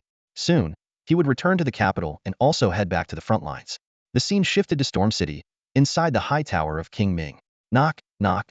The sound of knocking on the door echoed. Come in, King Ming's authoritative voice commanded. The door opened, and Bai Zhan and Wang Shu walked in. King Ming, seated on his throne of authority, immediately noticed the conflicted expressions on their faces. You've both heard about the situation in the capital, haven't you? King Ming got straight to the point. Bai Zhan replied awkwardly. I actually came to inform you about it, father. King Ming glanced at the two, his expression stern. My communications are faster than yours. Sit down. He pointed to the two cushions in front of him. Bai Zhan and Wang Shu exchanged glances and sat down. King Ming wasted no time. What did Yifan say? He must have entrusted Thunderstorm City to you. Bai Zhan was astonished. How did you know, father? Just a guess, King Ming replied with a mysterious smile. He probably knows your true identity by now. Bai Zhan hesitated. It's possible, but how would he know? King Ming chuckled and shook his head. Silly boy. His master, Qian He, knows your identity. You don't need to worry too much about Yifan. He doesn't seem like a deceitful person. Otherwise, more people would know your identity by now. Bai Zhan pondered this but still seemed confused. Father, what should we do then? King Ming's expression grew serious. It's simple. Just do your job well in Thunderstorm City. If things change in the future, Thunderstorm City might be the safest place on the front lines. Bai Zhan was puzzled, but Wang Shu seemed to catch on, her expression shifting slightly. Noticing Wang Shu's reaction, King Ming said meaningfully, if you don't understand, ask Wang Shu later. Things are unpredictable and Bai Zhan, you have a straightforward mind. You'll need Wang Shu's help. Wang Shu quickly responded, King Ming, you flatter me. Bai Zhan and I grew up together. It's only natural for us to support each other. You're a good girl. King Ming nodded, his gaze turning back to Bai Zhan, hesitating. Ultimately, he softly called out, Father. At that moment, Bai Zhan broke the silence. His voice carried a hint of confusion. Since everyone is worried about Ningxiaquan rebelling, why not prepare in advance? There are still many kings among the human race. They could easily nip the rebellion in the bud. King Ming furrowed his brows, a look of helplessness crossing his face. He slowly shook his head, his voice low. It's not that simple. Not everyone hopes Ningxiaquan won't rebel. The fear he instills in the capital isn't just because of him personally, but also due to the unseen forces behind him. If he rises up, it will ignite countless other rebellions. King Ming's gaze swept over everyone present as he continued. The human race has decayed to this extent. Many have long since lost faith in the court, let alone those with ulterior motives. Hearing this, Bai Zhan was visibly taken aback. He hesitated for a moment before cautiously asking, Father, have you lost faith as well? King Ming did not answer directly. Instead, he looked into the distance. After a brief silence, he softly said, I don't know. Perhaps there's still a little left. At this point, King Ming suddenly waved his hand, as if to end the topic. His tone lightened a bit. All right, your stationing in Thunderstorm City is actually a wise choice. Since Yifan believes in you, you must live up to his trust. Go handle the affairs of Thunderstorm City well. This turmoil is something you won't be able to participate in much. Just then, a series of urgent knocks interrupted King Ming. A guard quickly walked in and respectfully reported, Your Majesty, Yifan is outside requesting an audience. Hearing Yifan's name, Bai Zhan and Wang Shu immediately tensed up, their bodies instinctively straightening. King Ming, however, remained calm and said to the guard, Let him in. Moments later, the sound of Yifan's steady footsteps could be heard. As he entered, he saw Bai Zhan and Wang Shu, pausing briefly before smiling. What a coincidence. Are you here to see King Ming as well? Bai Zhan responded somewhat stiffly, yes. King Ming summoned us for something. But we've finished our discussion. With that, he stood up, and Wang Shu followed suit. After a few polite exchanges, Bai Zhan and Wang Shu quickly left. Yifan then took a seat opposite King Ming. King Ming looked at Yifan, his tone tinged with a hint of resignation. You rascal. He had clearly noticed Yifan's reaction upon entering and, combined with what Bai Zhan had said earlier, had already guessed the situation. Yifan calmly said, It's not really a trick. I had some suspicions that matched up, but I wasn't certain. I have no ulterior motives toward Bai Zhan. So you can rest assured, King Ming. King Ming responded coolly, If I wasn't assured, I wouldn't have entrusted him to you. Lowering his voice slightly, he got straight to the point. You've come here to ask me to help you gather the former members of the Zhantian and Yutian armies, haven't you? King Ming wisely gazed at Yi Fan. The young man took out his token, his expression serious. The situation is volatile. I might return to Yun City earlier than planned, but the front line is crucial. The Zhantian army and the Yutian army are both forces that cannot be ignored, and I need to have them under my control. I'll return to the capital in 25 days. I hope you can gather both armies in Quanglei City within half a month. King Ming nodded, a shrewd glint in his eye. Gathering them isn't a problem. I do have the authority on the front line. He smirked. However, last time you asked for Quanglei City, you mentioned that next time you needed my help, you'd come with new leverage. This isn't a small favor. The pressure on me is significant. Your leverage better be substantial. Yi Fan met King Ming's gaze and smiled as well. I didn't bring anything specific, but if I could heal you right now, would that be enough leverage? King Ming's smile froze. Then he snapped, you little rascal. You could have healed me long ago, couldn't you? Yi Fan calmly explained, not exactly. I recently had an insight. The previous method of using elemental power to forcefully remove the tainted bloodline was too taxing. It can be done more efficiently by unblocking it. King Ming cut him off, frustrated. I don't care about your methods. You cured me, took my elemental flask, demanded a city, and now you want me to gather the armies under immense pressure. Yi Fan maintained his faint smile. For you, King Ming, compared to regaining your strength, these things are trivial, aren't they? The faster you recover, the more you'll gain. There's nothing to regret. King Ming sighed, a hint of helplessness in his eyes. What frustrates me is that I, Ming Chengxiao, have been outsmarted by a teenager, not once but multiple times. Despite his words, he accepted Yi Fan's token. Yi Fan understood that with someone like King Ming, many things need not be explicitly stated. Both had their own agendas, and the healing was just a pretext. As long as King Ming gave up the secondary bloodline, he could heal himself at any time. Yi Fan's presence was merely a convenient opportunity. King Ming, in that case, I'll take my leave. Yi Fan cupped his hands and prepared to depart. Get going. King Ming feigned anger but then asked as Yi Fan stood up. Why did Ning Shachuan protect you that day? Any special reason? Yi Fan pondered briefly and shook his head. The principal is extremely stubborn but not an ordinary person. His thoughts, unless stated, I can only guess. Maybe due to some factional reasons, he might believe that I won't become his enemy in the future. King Ming scrutinized Yi Fan thoughtfully. I see you, in a more stable era, might have been an outstanding minister. Yi Fan smiled lightly. There are too many hypothetical scenarios.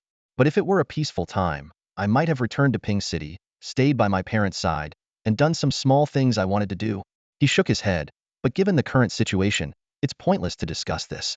Let's take it one step at a time. The world won't be in chaos forever. When peace comes, we can revisit this topic. King Ming nodded approvingly. You have a carefree attitude. Go on. I'll gather the armies for you. Yi Fan thanked him, but King Ming waved it off, saying, no need to thank me. He added sincerely, your reputation precedes you. If I weren't keeping it under wraps, they might have come for you long ago. As Yi Fan rode his hellhound across the Eternal Bridge again, Bai Zhe, who had been traveling with him, couldn't hold back any longer. You little rascal, didn't you say you'd take me to the city to be worshipped? It's been so long, and all you do is run around. Not only am I not being worshipped, but I haven't even had a decent meal. Is this what you call good food and drink? Am I supposed to eat air and drink the northwest wind? Yi Fan, lost in thought, initially didn't notice Bai Zhe's complaints. Bai Zhe, seeing this, went from muttering to outright yelling. Hey, you scoundrel, are you listening to me? Is this how you treat a revered mythical beast? With Bai Zhe's angry roars, the collar glowed, as if ready to manifest and bite Yi Fan. Hey! Yi Fan finally snapped out of his reverie. Yi Fan snapped out of his thoughts and immediately sensed Bai Zhe's intense anger. He quickly tried to soothe him. Elder Bai Zhe, you've misunderstood. The human race is in turmoil recently, and I'm worried it might not be safe for you to stay on the front lines. You could become a target. A trace of disdain flashed in Bai Zhe's eyes as he coldly replied, nonsense. The citizens in your city are all ordinary humans. How could they possibly covet me?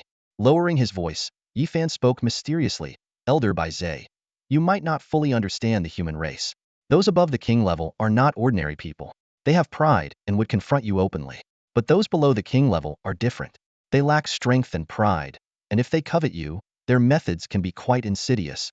Bai Zhe raised an eyebrow, skeptical. How insidious could they be? I'm an ancient divine beast. Could mere humans really outsmart me? Yi Fan's voice dropped even lower, as if revealing a great secret. You'd be surprised. There's an organization among humans that specializes in concocting substances to weaken wild beasts and increase the chances of capturing them. They call them medicines, but they're basically laxatives. Some make you go for days on end, some are unbearably spicy, causing excruciating pain during digestion, and others make your stomach bloat like a balloon. Enough, enough. Stop it. Bai Zhe was visibly shaken and quickly interrupted Yi Fan. Why are humans so despicable, always targeting what others eat? Seeing Bai Zhe's uneasy expression, Yi Fan's lips curled into a slight smile. Not all humans are that despicable, just those outside. But rest assured, Elder Bai Zhe, I will soon return to my homeland. I am the king there, and the people are pure and kind. If you come with me, you won't have to worry about such things. Yi Fan painted a rosy picture. Not only that, but you will also enjoy daily offerings from the people. Countless individuals will come to bow and burn incense for you.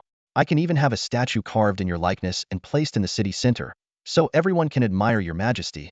A statue? Bai Zhe's eyes gleamed with curiosity. How big? As big as you want, Yi Fan promised confidently. It could be as tall as the city gates or as wide as a house. Whatever you wish. Bai Zhe was silent for a moment, seemingly captivated by Yi Fan's promises. However, he was still a bit wary and said, You need to swear an oath first, or I won't believe you. Without hesitation, Yi Fan raised his hand and swore, If I don't have a statue made for Elder Bai Zhe, may I be struck by lightning. Hearing Yi Fan's solemn oath, Bai Zhe finally relaxed. All right, I'll agree for now, but you need to give me something to eat. There are so many delicacies in the mortal world, yet ever since I met you, I haven't even had a wild fruit. Outside Kyoto, the winding roads stretch out like serpents, twisting and turning in various directions. These well-constructed, broad, and smooth roads connect the provinces, accommodating carts, horses, and domesticated beasts. As the roads branch off, their condition gradually worsens, eventually turning into dirt paths and narrow mountain trails. Scattered houses dot the hilltops, indicating habitation. The residents of these hills are often referred to as bandits, a common phenomenon across all provinces. In Nanchuan, they are called mob bandits, while in Kyoto, they are known as two bandits. Over time, the term bandit has evolved to include not just outlaws, but also those who choose or are forced to live in the mountains. These include people unable to sustain life in the cities, or those seeking seclusion for various reasons. The authorities in each province have come to tacitly accept their presence, acknowledging the necessity of survival. Even Kyoto has eased its crackdown on them in recent years, allowing them to exist relatively undisturbed. Inside a simple mud house on one of these hills, a man in his late 20s is engrossed in a book. The room is sparse, but the table in front of him is meticulously clean and smooth as glass. Suddenly, the chirping of a domesticated bird outside the window breaks his concentration. He frowns at the bird and mutters to himself, It's only early summer. Why is the autumn bird singing already? Before he can ponder further, footsteps approach. A plump, middle-aged woman enters, carrying a bowl of steaming soup. Pinger, drink your soup, she urges. The man turns to look at the bowl, its strong medicinal aroma filling his nostrils. He instinctively turns away. Aunt Zhang, please stop adding all sorts of strange herbs to the soup. Nonsense, you're weak, and your father made me promise to take good care of you. Aunt Zhang replies dismissively, pushing the bowl into his hands. Drink it while it's hot. It won't taste good cold. Reluctantly, the man takes the bowl, hesitates for a moment, then drinks it all in one go. Aunt Zhang smiles approvingly, takes the empty bowl and says, That's better. Go back to your reading. I won't bother you anymore. With that, she quickly leaves the room. The man watches her retreating figure, a hint of helplessness in his eyes. He knows his frailty is a congenital condition that no amount of common herbs can cure. Suddenly, Aunt Zhang's alarmed voice comes from outside. Who are you? The man stands up warily, but before he can act, a boy wielding two swords bursts into the room. You are? The man scrutinizes the boy, then says after a moment, You're Yi Fan? Indeed, the famous Heaven's Eye Li Pingyan. Yi Fan responds, a peculiar light in his eyes. This is Li Pingyan, a renowned scholar and strategist from Kyoto, celebrated for his wisdom. Without the need for beasts or martial prowess, his intellect and foresight earned him great acclaim. Serving on the front lines for several years, he gained the nickname Heaven's Eye. This moniker doesn't imply he possesses a literal third eye but rather highlights his unparalleled strategic insight, as if he could foresee the future. Yi Fan recalls memories from his past life. During a time of great turmoil, Li Pingyan emerged from seclusion and, within 3 years, helped Prince Liao of Ningdong nearly unify 20 provinces. However, after his 3-year term, Li Pingyan returned to Wuzhong Mountain near Kyoto, citing filial duty. Despite being escorted by tens of thousands of troops, he died on the mountain before the 3 years were up. You came for me? Li Pingyan asks, somewhat surprised. Yes, Yi Fan nods, sweat beading on his forehead. He had scoured nearly every hill outside Kyoto before finding the colorful autumn bird here. What do you seek from me? Li Pingyan asks, puzzled. Outside, the autumn bird chirps again. Li Pingyan seems to have an epiphany and softly asks, is the great human war about to begin? It very likely is, Yifan replies.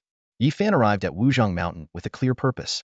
He directly addressed Li Pingyan, saying, I hope you can come back to Nanchuan with me to help me rise. So far, 13 people have sought me out. Li Pingyan responded by giving Yifan a brief glance before turning to face the map of the human territories hanging on the wall. His finger traced an invisible path, as if outlining a strategy.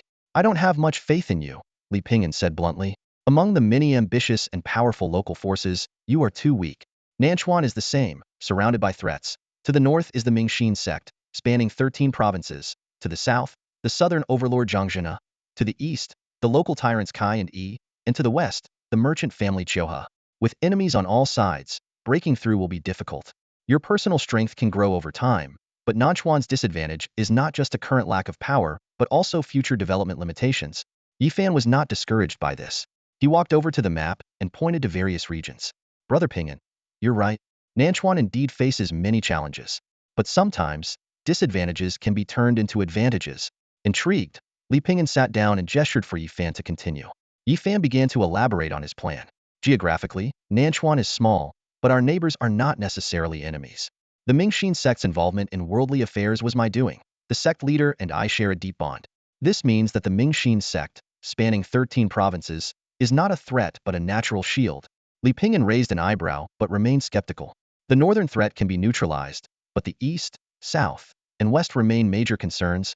Yifan continued. Zhang Jina in the south is a former subordinate of my great-uncle. As long as my great-uncle is alive, Zhang will not betray us.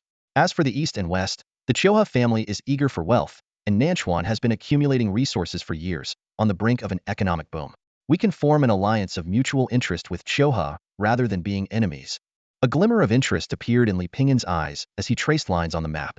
If everything goes as planned, we could raise an army from Nange, advance eastward, and defeat the Kai and Yi families. With the Mingxin sect shielding us in the north and Chioha providing a buffer in the east, we would only need to outmaneuver Zhangzhina to control the entire southeastern 12 provinces. Although the southeast is relatively weak among the 100 provinces of the human race, controlling these 12 provinces would be enough to establish yourself as a significant power. Yifan nodded silently, not rushing to make a statement. He knew that a strategist like Li Pingyan would not be easily convinced and would have deeper considerations. Sure enough, after a moment of silence, Li Pingyan fixed a sharp gaze on Yifan. Even if I join you and we successfully control the 12 provinces, other southeastern forces will still exist. The Mingxin sect has no intention of conquering and can't always be our shield. If the situation changes, our weak position could lead to our downfall. Nanchuan's rise can only make us temporary warlords. To change everything fundamentally seems impossible. Yifan replied calmly, there is a solution. What's the solution? Li Pingyan pressed. Yifan paused, recalling the experiences and accumulations of this life, feeling a surge of confidence. A smile of certainty crossed his face. One day, when I rise with the wind, when I am crowned king, everything will be resolved. The voice echoed through the air. Li Pingyan was drawn to the strong confidence in the words, and he once again scrutinized Yifan, a hint of curiosity flashing in his eyes. He spoke. You can't serve two masters. As a king, where would you find the time to pursue cultivation? Yifan smiled slightly and replied. I understand that you can't serve two masters, which is why I'm seeking your help, Pingyan. In Nanchuan, I have Swan Sanqing handling internal affairs. What I need now is a strategist for the front lines. Li Pingyan shook his head, his tone containing a hint of evasion. A strategist? Without me, you can easily find someone else. Yifan's gaze was intense, locking onto Li Pingyan's eyes. Compared to you, ordinary people just don't satisfy me. Li Pingyan's attitude began to soften. Seeing this, Yifan quickly seized the opportunity. I know your aspirations, Pingyan. If you follow me, I can give you full command of the frontline military. I won't interfere unless absolutely necessary. Li Pingyan pondered for a moment, the pen in his hand trembling slightly. To achieve great merit is to overshadow the ruler. I'm just an ordinary person. I can't bear such a reputation. As he spoke, he quickly wrote 2 characters on the table, Fong Tian. Yifan's heart stirred upon seeing the name, but he remained composed. Do you prefer to assist King Liao, Fong Tian? Among the princes, King Liao's strength is average, but his ambition is vast. Ningdong's position is also quite strategic. If you follow him, there's a possibility of achieving dominance. Li Pingyan remained silent, then took out another piece of paper and wrote down Yifan's name. He slowly said, "You have great potential and can mobilize significant resources. Following you would require considerable effort and waiting for you to mature over a long period." As he spoke, Li Pingyan fell into deep thought, his brows furrowed. Clearly weighing the pros and cons, Yifan held his breath, knowing this was a crucial moment. Time passed slowly as Li Pingyan deliberated, his gaze lingering on the paper bearing Yifan's name. Finally, he sighed. The wait is too long. Just as Li Pingyan was about to make his decision, Yifan suddenly spoke. "Pingyan, I might be able to cure your congenital ailment." Li Pingyan's hand trembled, the pen hovering in midair. He looked at Yifan in surprise. "You know about my congenital ailment?" "The heavenly curse, an almost incurable condition." Yifan's eyes were piercing, his tone resolute. "Those cursed by the heavens can't cultivate, can't tame beasts, have weak bodies and short lifespans. Compared to King Liao, I have greater potential and more possibilities. Your reluctance to choose me stems from the fear that my growth will take too long, and you won't live to see the day we achieve dominance." Li Pingyan admitted frankly, "You understand well. My congenital weakness should have led to my early death. My father sought countless rare treasures to extend my life, but everything has its limits. Most life-extending items are now ineffective for me. My father went to the ancient secret realm in the North Sea over 3 years ago, seeking a new path, but there's been no news since. With chaos looming, I may have less than 5 years left. If I must choose, it would be the force most likely to achieve dominance within these 5 years." Yifan quickly responded, "I might be able to help you, Pingyan." Li Pingyan frowned, clearly skeptical. "You? What do you have?" Yifan was brimming with confidence. "I possess a legendary technique that can transform all things for one's use. I've never tried to cure the heavenly curse, but I've used it to heal many incurable diseases." As he spoke, Yifan placed his hand on Li Pingyan's wrist. Li Pingyan didn't resist, but the doubt in his eyes was evident. Yifan began to examine Li Pingyan's condition, his brows soon furrowing. Only then did he truly realize the severity of the heavenly curse. In a normal person's body, the meridians and organs are usually clear and distinct, with any foreign objects being easily removable impurities. But Li Pingyan's situation was entirely different. His meridians and organs were covered in dense black spots, like leeches sucking his life force away. Yifan carefully examined Li Pingyan's body, immediately feeling a jolt of alarm. He attempted to transfer some elemental force, but as soon as the power entered Li Pingyan, it was instantly devoured by countless black spots, disappearing without a trace. Yifan gasped, his gaze fixed on Li Pingyan's serene face. This terrifying heavenly punishment would be unbearable even for a king-level warrior, let alone an ordinary person. He couldn't fathom how Li Pingyan endured such torment. These leeches were far more horrifying than external parasites. Regular leeches sucking blood on the skin were already excruciating, but the ones inside Li Pingyan's body had been draining his life force day after day, year after year. Even if he could adapt to the pain, the constant, intensifying weakness would be enough to break anyone's will. "There's no cure, is there?" Li Pingyan noticed Yifan's gaze and shook his head lightly. "Our meeting might be fate, but some things are perhaps destined and unchangeable. Maybe what's destined is that I can heal you." Yifan interrupted, grabbing his hand and immediately activating the Saint Law. Over the past 4 years, his mastery of the Saint Law had reached perfection, with faint dragon chants resonating as he operated it, embodying the might of a dragon's breath. Yifan directed the devouring force at the black spots inside Li Pingyan. These spots clearly didn't belong in his body, feeling out of place. The suction could indeed shake the spots, but over time, although some loosened, none were fully extracted. Instead, Yifan himself was rapidly depleting his energy, on the verge of exhaustion. However, this didn't discourage Yifan. A hint of joy appeared on his face as he quickly took out the elemental flask and activated the abyssal beast, fully supporting the continuous operation of the Saint Law. Time flew by, and Li Pingyan could clearly feel the abnormality inside his body. He watched the intensely focused Yifan, surprise finally flickering in his eyes. As Yifan approached exhaustion once more, with a powerful dragon suction, he finally extracted a black spot, which was instantly drawn into his body. As Yifan staggered back, the black spot was rapidly shredded inside him, transforming into energy that spread throughout his body. This energy was evidently the essence of countless heavenly treasures absorbed by the black spots within Li Pingyan. As it surged into Yifan, it propelled his cultivation from just breaking through eternal 6 stars to eternal 7 stars. In that split second, a deafening thunderclap suddenly echoed in the sky. The thunder seemed to explode right beside them, causing both Yifan and Li Pingyan's heads to buzz. Li Pingyan quickly recovered, looking at Yifan in astonishment. "A thunderbolt out of nowhere, a warning from the heavens. Were you just defying fate?" Thunder rumbled, lingering for a long time. Inside the house, Yifan stared at Li Pingyan, unable to hide the astonishment in his eyes. Although he had only managed to remove a minuscule fraction of the black spots from Li Pingin's body, it was enough to prove his ability to break the heavenly curse. Yi Fan was deeply shaken. He had hoped that the Holy Ascension technique could achieve this, but actually witnessing it still left him unsettled. Yi Fan looked down at his hands, took a deep breath, and tried to calm his turbulent emotions. All this extraordinary power came from the Holy Ascension technique, a skill he had acquired in his previous life through countless near-death experiences but had never practiced because he couldn't bear to abandon his hard-earned cultivation. Now, in this life, it was bringing him incredible results. I underestimated the Holy Ascension technique, Yi Fan thought to himself. The creator of such a miraculous skill surely left secrets in his tomb. Recalling fragments of his memories, Yi Fan's thoughts churned before he finally returned to reality. Looking at Li Pingin again, he regained his composure. Brother Pingin, will you follow me now? Yi Fan asked. The technique I used to treat you is still incomplete.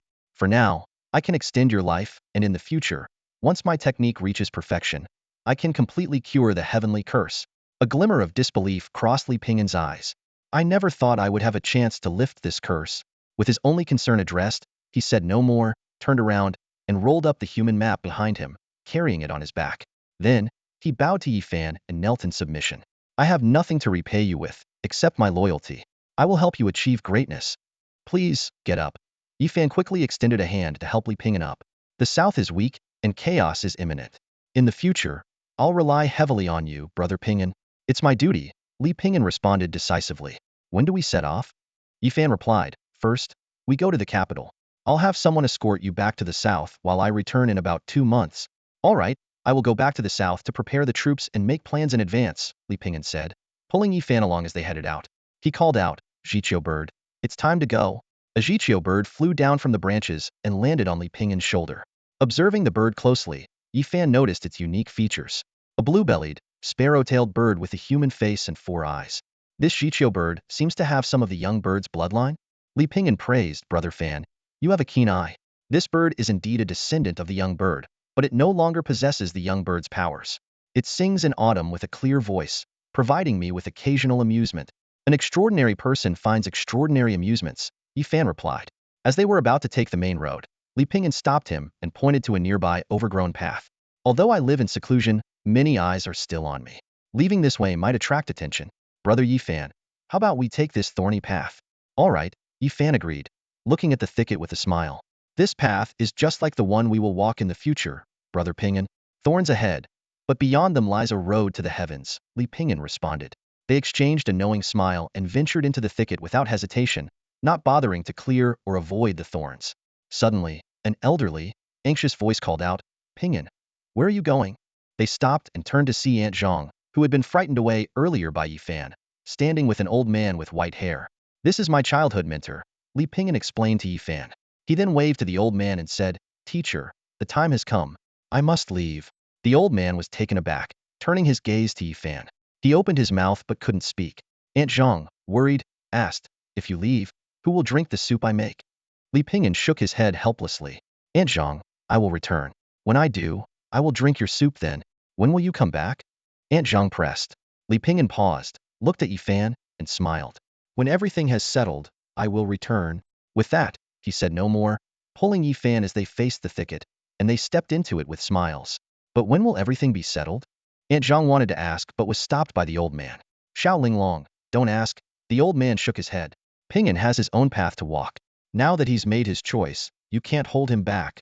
His words carried deep meaning, and Aunt Zhang fell silent. She watched them move through the thicket, then glanced at the wide road beside it, hesitantly saying, if they had to leave, they could have taken the clean, wide road. Why choose this difficult path full of thorns? It's just asking for trouble. In the capital, inside a large and used mansion, many people were kneeling. At first glance, this group of people appeared no different from ordinary folk, their large black robes concealing their unique features. However, as the cold wind swept by, causing their sleeves to flutter slightly, the glint of their metallic limbs revealed their true nature. These were the subordinates that Yi Fan had previously subdued in the Shao Ju ancient secret realm. In the courtyard, 173 members of the armored regiment were lined up in neat rows, kneeling on the ground. The leader, a burly man, raised his head and reported loudly to Yi Fan, Master, the armored regiment is all present. Good, Yi Fan replied succinctly, his gaze sweeping over the crowd. A hint of regret flashed in his eyes.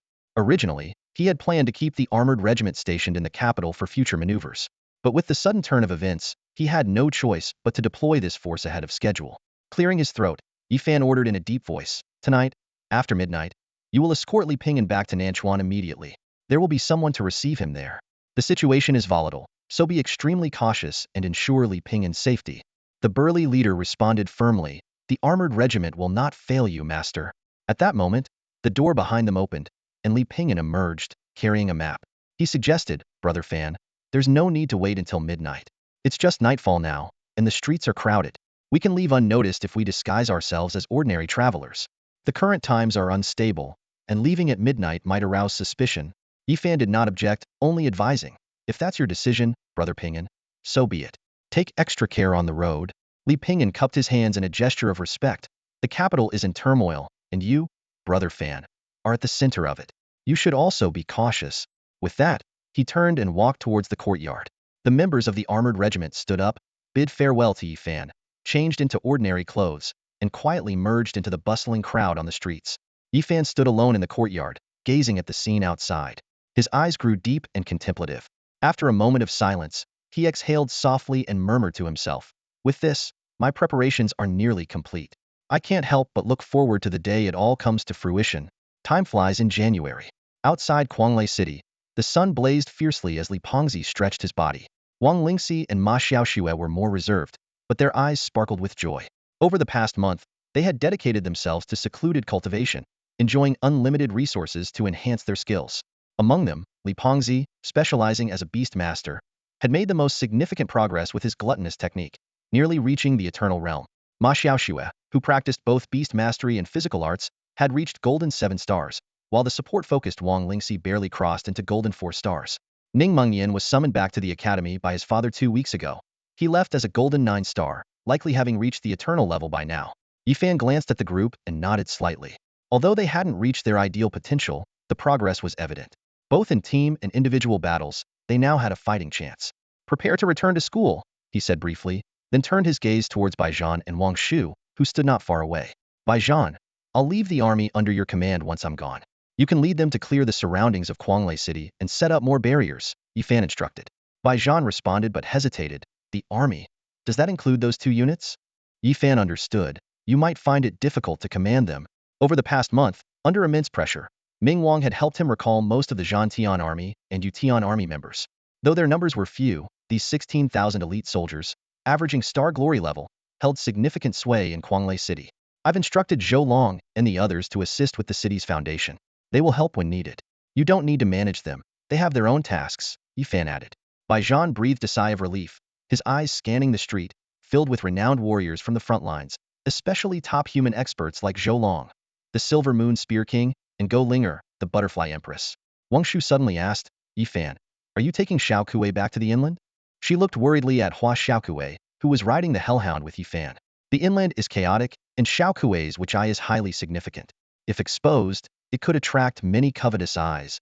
Before Yifan could respond, Hua Xiaokuei clung tightly to his waist. "No, I want to stay with Daddy." Wang Shu, seeing this, nodded helplessly. "All right. As the most promising genius, more attention might not be a bad thing." Yifan nodded, bowed towards the hidden armies within the city, and said, "Esteemed seniors, the winds of change are upon us. I must leave first. When the time is right, we'll reunite." As his words faded, the clouds above churned, as if stirred by an unknown Forsaea's silent farewell. Yifan smiled and called Li Pengzi and the others. The group mounted their steeds and galloped along the road outside Quanglei City, their figures gradually disappearing into the distance. At the city gate, Wang Shu and Baijan stood for a long time. Wang Shu sighed. "Who knows when we will meet again?" Baijan, surprised, asked, "How long? Isn't he just going to compete? He should be back soon." Wang Shu smiled wryly. "With turmoil on the horizon, Yifan will inevitably be drawn into it." Baijan was puzzled. "I thought he would be on the front lines. Why go through so much trouble to gather the Zhantian army and Yutian army if he's getting involved in the civil war?" Wang Shu was silent for a moment before slowly saying, "Having a sword and not using it is different from not having a sword at all." Soon, Yifan and his group returned to the academy.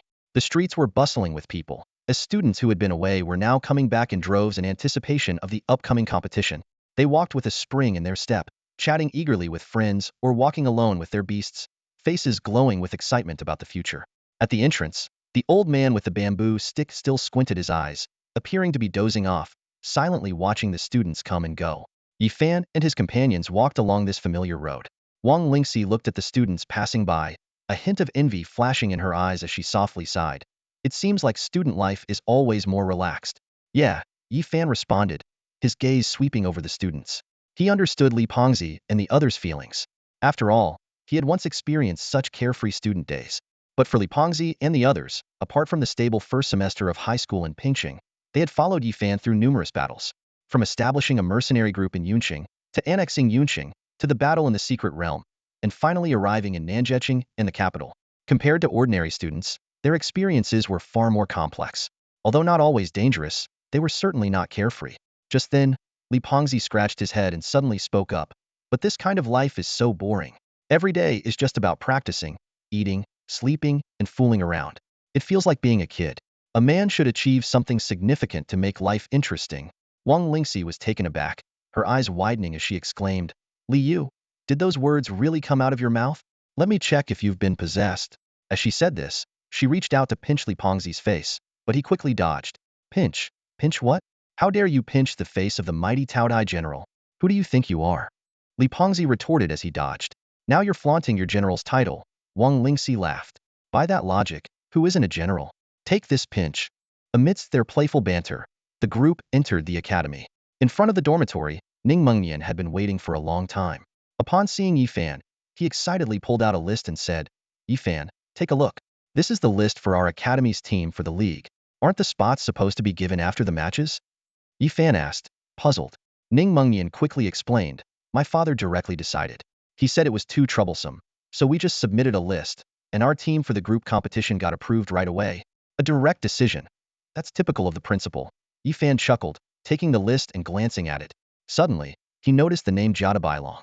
Jiada Bailong signed up for the team competition? I thought he wouldn't participate. Ning Mengnian replied helplessly. He found 4 support-hype beast tamers. He was in a hurry to register, and apparently, he shouted out in the arena and found 4 classmates. That's so like him, Yi Fan said, shaking his head. His eyes continued to scan the list until they stopped at a simple yet striking name. First-year team competition, team captain, Tian. Yi Fan's eyes swept over the list. When he saw his name, his gaze turned slightly cold. As he continued to browse, he noticed that Tian's name was absent from the singles competition list. A suspicion crossed his mind. Could Tian be avoiding a direct confrontation with him in the singles match to prevent revealing his trump cards? However, Yi Fan quickly dismissed the thought. Having defeated Tian once, he was confident he could do it again. Among the 5 of us, only Wang Lingxi didn't make it to the individual competition. Ning Mengnian handed over the detailed list with a smile and asked, do you think your father had some bias? Yi Fan took the list and quickly glanced over the outstanding performers. Most of the students who had rapidly improved their skills had strong backing. This was the natural advantage of those with powerful support. They always received information and resources faster than ordinary people. Of course, every era had its outliers who defied the norm. Shadow Flow. Yi Fan's eyes lingered on a name. Isn't that the disciple from the swordsmanship sect? He's a descendant of the Shadow Saint. Ning Mengnian added. He has a sword beast and is quite powerful, almost dominating his peers at Jingwu. Yi Fan merely nodded, a hint of excitement flashing in his eyes. This list represented the true prodigies of this era. Though they were still young, it would be a pleasure to compete against them. After reading the list, Yi Fan handed it to Li Pengzi and the others behind him, reminding them, prepare well. The competition starts tomorrow. The singles matches will be first, using a draw system. The elites from various academies will be participating, so don't underestimate them. The next day, the high school league commenced as scheduled. As the most anticipated event of the year, the competition was held at the Central Martial Hall in the capital. This venue, funded by the Imperial Court, could accommodate nearly 100,000 spectators, and its special materials could withstand attacks from star-level warriors. Now entering are the first-year representatives from Central Martial Academy. Yi Fan, Jiada Bailong, Li Yu. The announcer's voice echoed through the hall. Central Martial Academy became the focus of the event due to the presence of super talents like Yi Fan and Jiada Bailong. The audience erupted in thunderous cheers. My ears are about to go deaf, Li Pengzi muttered behind Yi Fan, though his face couldn't hide his excitement. Yi Fan noticed the mixed excitement and nervousness in Li Pengzi and Ma Xiaoxue, and softly reassured them, just enjoy the match. What, afraid of making it to the top 2,560? That's impossible, Li Pengzi quickly replied. I checked the rules yesterday. The first round isn't an elimination, it's a point system.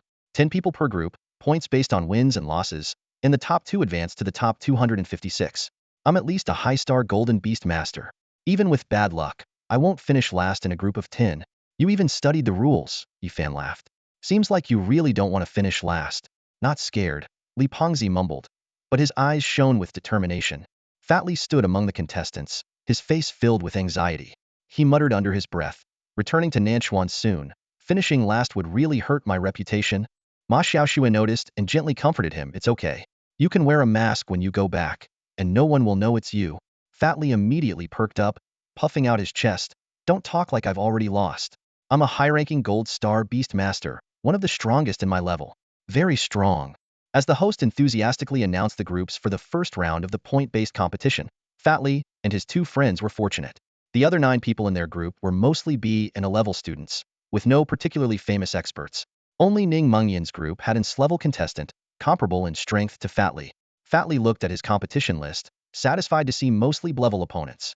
However, when he glanced at Yifan's list, he couldn't help but gasp. 7 S-levels in one group?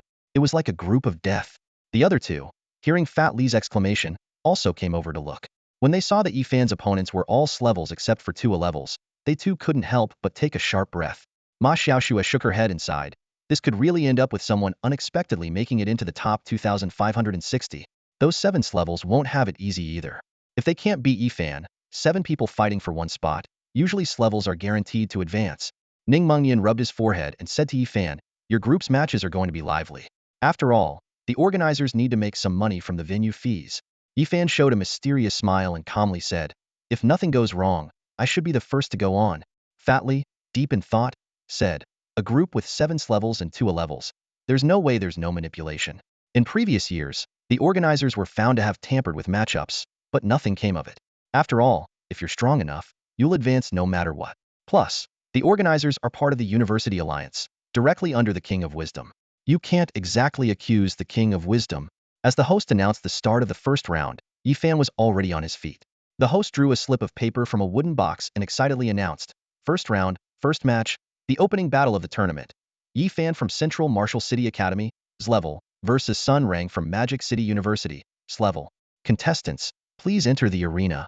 The crowd erupted instantly. An S-level versus an S-level as the opening battle was enough to ignite the audience's fervor. Fat Li and the others were even more impressed with Yifan's accurate prediction. Fat Li scratched his head and said, setting Yifan as the opening act and picking an S-level opponent for the hype. These organizers really know how to make money. Ma Xiaoxue frowned, staring at the opponent entering the arena. It doesn't seem like just any S-level. Sun Rang, we've encountered him before. Fat Li looked puzzled, then glanced at the arena. When he recognized Sun Rang, he clapped his hands. Isn't that the young master from the noble family who tried to punch Yifan and got beaten to a pulp when we went to get the bone-shedding flower? I almost didn't recognize him without his pig-headed face. Oh no, how did we end up facing Yifan in the first round? On the edge of the arena, Uncle Li and Sun Hu watched as Sun Rang and Yifan walked onto the stage, both wearing equally awkward expressions. Sun Hu frowned and said, see, there's no hiding it now. Sun Rang has always thought Yifan's strength came from using forbidden drugs. With his personality, he's bound to be overconfident. It's a huge mistake to underestimate an opponent of equal strength, let alone when Sun Rang is far inferior to Yifan. Uncle Li shook his head helplessly. I didn't expect this coincidence either. But Rang's strength has improved a lot. He's at the eternal level now. Eternal level? Sun Hu's eyes widened. Did you see Yifan's level? He's almost at stellar. You know how strong Yifan is. He had stellar level combat power even when he was at eternal. Now that he's nearing stellar, his combat power might be more than either of us could handle. Sun Hu abruptly stood up. I think we should have Rang forfeit the match. He doesn't need to fight Yifan. Save his strength and he can still advance by winning against others. If he fights Yifan and gets badly injured again like last time, he won't even make it to the second round. Uncle Li quickly pulled him back. Rang has been waiting for months to avenge his defeat. If you tell him to forfeit now, there's no way he'll agree. Besides, with everyone watching at the league's opening ceremony, he'll never accept the humiliation of surrendering. Not accept it? And getting beaten to a pulp won't be humiliating. Sun Hu tried to shake off Uncle Li but was held firm. Seeing the confused looks from their clan members and the family head, he angrily sat back down, muttering, fine, fine, keep coddling him. But remember, Yifan isn't your grandson. He won't show mercy to Rang. This is the time to conserve strength, but you're more worried about saving face. Foolish, blind loyalty. In the arena, Yifan was unaware of the turmoil outside. He quietly watched Sun Rang, not even bothering to draw his sword or summon his beast. Sun Rang entered with a mocking tone. Not taking your drugs today? Oh right. It's the league with so many broadcasts and spectators. You can't cheat now.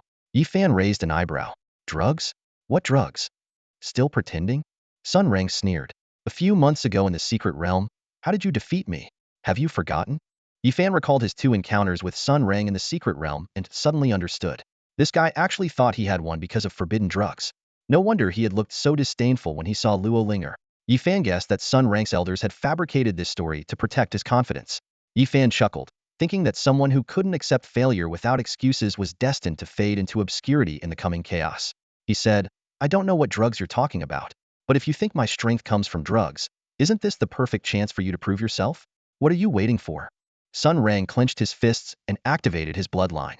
A spectral ancestor appeared around him, larger and more solid than before, like a giant enveloping him. The announcer's excited voice rang out. A bloodline warrior, Shrank Sun Rang, is a bloodline warrior. He then began explaining the origins of bloodline warriors, stirring up the audience's excitement. Sun Rang basked in the fervent attention, looking at his scale-covered body and then at the seemingly frail Yifan, his confidence soaring. He grinned and said, Yifan, you're also a descendant of a bloodline family, but unfortunately, you didn't inherit the bloodline. Otherwise, you might understand how wonderful it feels to be chosen by the heavens. With that, Sun Rang clenched his fists and charged at Yifan. Under the shadowy aura, Sun Rang's momentum grew ever more formidable. His steps transitioned from slow to fast, each footfall becoming heavier until each step thundered like a storm. Facing Yifan, he opted once again for a powerful punch, but this time with noticeably more confidence and strength, a stark contrast to his previous self.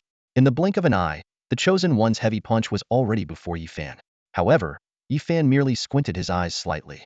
Under the breathless gaze of the crowd, his hand did not reach for the black sword, but instead settled on the blood-red sword at his waist. Blade technique, aye. A deep voice resonated. Yifan's movements were fluid and effortless, gripping the sword, lowering his stance, drawing the blade. Each detail showcased his countless hours of practice. The sword's hum flashed like lightning, followed by a blinding streak of blood-red light. The arena fell into an eerie silence as Yifan and Sun rang past each other, standing back to back. Those with keen eyes displayed expressions of shock, while other spectators were left bewildered. Suddenly, a faint cracking sound broke the silence. Sun Rang stood frozen, looking down at his body. A straight line of blood ran from bottom to top, perfectly bisecting him along his center line. Why? Sun Rang asked weakly, turning his head towards Yifan in disbelief before losing consciousness. Didn't you avoid using any enhancements? Yifan did not respond, only a slight smirk appearing on his lips. It's a pity. It seems you are unworthy of the title chosen. As soon as he finished speaking, the bloodline on Sun Rang's body burst open, and blood gushed out like a fountain. He collapsed with a thunderous crash, while Yifan casually flicked his blood sword. The blood droplets on the blade did not scatter, but instead naturally merged into the sword. Ranger! The Sun family members cried out, rushing into the arena, but they could only form the backdrop of Yifan's departure. On stage, the commentator who had been ready for an enthusiastic explanation was momentarily paralyzed. Under the gaze of the audience and broadcasting cameras, cold sweat broke out on his forehead. Being not particularly strong himself, the power of that strike was far beyond his comprehension. He had only seen a flash of blood-red light. How do I even begin to explain this? The commentator's scalp tingled, but years of professional training quickly brought him back to his senses. His expression stiffened for just a moment before he adopted a look of coordinated shock, exclaiming loudly, "What incredible speed! Way to go, Yifan!" As soon as he returned to the competitors' area, Li Fati enthusiastically threw an arm around Yifan's shoulder, his face beaming with excitement. Instantly defeating an eternal-level opponent, your combat power is almost at glory level. With a brother this strong, I feel so proud. Ma Xiaoxue also came over, a hint of worry in her expression. Won't killing Sun Ran cause some trouble? Yifan shook his head calmly. I didn't kill him.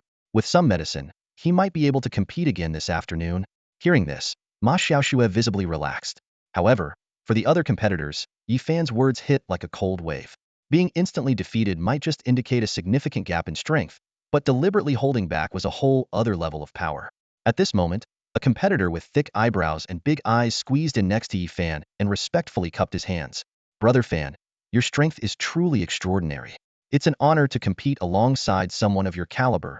Yifan responded with a neutral, you flatter me. but the man seemed determined to make Yi Fan's acquaintance, continuing with his introduction. Brother Fan, my name is Kai Lei, from Minyang Province. We could be considered semi-neighbors. Minyang Province? Yi Fan raised an eyebrow and looked at Kai Lei. Are you the son of Governor Kai Luan? Kai Lei was overjoyed. Brother Fan, you know my father. Yi Fan's lips curled slightly as he explained. I have a cousin who's the Minister of Martial Affairs in Nange City. He's met your father a few times and mentioned him to me. As he spoke, he extended his hand. I'll be returning to Nanchuan when the league ends for the holidays. If there's a chance, maybe we can meet up. Kai Lei, flattered, nodded repeatedly and firmly shook Yi Fan's hand. He began to enthusiastically express his admiration for Yi Fan. Though Yi Fan responded politely, his gaze remained fixed on the ongoing battles in the arena. Recalling Li Pinggan's analysis, Yi Fan calculated in his mind. In the future, the Eastern Kai Yi will be a formidable opponent that must be defeated. Of course, if it can be done without fighting, all the better. Noticing that Yi Fan's attention was not on him, Kai Lei tactfully changed the subject. What does Brother Fan think of this year's college league? Not bad. Yi Fan nodded. He observed that the overall quality of this year's human prodigies was noticeably higher than in previous years. Many freshmen had already surpassed the strength of seniors. Familiar names appeared as expected, but there were also surprising new rising stars. The league's official group arrangements were quite interesting as well. Apart from Yi Fan's group, other groups typically had only one S-level competitor leading. However, if a group had an exceptionally strong competitor like Jada Bailong Luo Linger, that group would have several S-level competitors. Perhaps this meticulous arrangement was a testament to the wisdom of the King of Wisdom. Yi Fan pondered. Among the three human kings, the King of Literature is almost certainly problematic. The King of Martial Arts, though still unclear, also feels suspicious. Only the King of Wisdom remains a mystery. Historically, most kings of wisdom have been reclusive, rarely appearing in public, yet they often meet a peaceful end, with their descendants enjoying prosperity for generations. In his past life, the King of Wisdom was the only one among the three kings who lived to old age, taken to the North Sea by the Northern King before passing away peacefully. If the opportunity arises, meeting the current King of Wisdom might reveal some hidden truths. With this thought, Yi Fan's gaze involuntarily swept toward the opposite spectator stand. Soon, he locked onto a man in the center, dressed in luxurious fur. It was the most prominent position in the entire audience, reserved for the remaining kings of the human interior. Besides them, there were some ancient human elders, looking like mummies, quietly sitting there. In the seats, slightly to the left and right of the center sat individuals of slightly lower status, including university presidents, high-ranking officials from Kyoto, and heads of prominent families. Li Pengzi glanced around and suddenly noticed a conspicuous empty space. Where's Principal Ning? He asked, unusually perceptive. All the other principals are here. Li Pengzi turned to Ning Mengyan, who looked somewhat embarrassed and gave Li Pengzi a deep glance but remained silent. Yi Fan explained, under normal circumstances, the principal isn't allowed to leave Wudu. The court has imposed restrictions on his movements. Oh, I see. Li Pengzi scratched his head as if he understood. No wonder all the other principals came personally for recruitment. But Wudu sent Deputy Principal Sure. Before he could finish, Li Pengzi's eyes widened as he pointed to the edge of the field and exclaimed, Hey, isn't that the principal? Everyone looked in the direction he pointed. Yi Fan's sharp gaze scanned the area and immediately confirmed the person's identity. It really is the principal.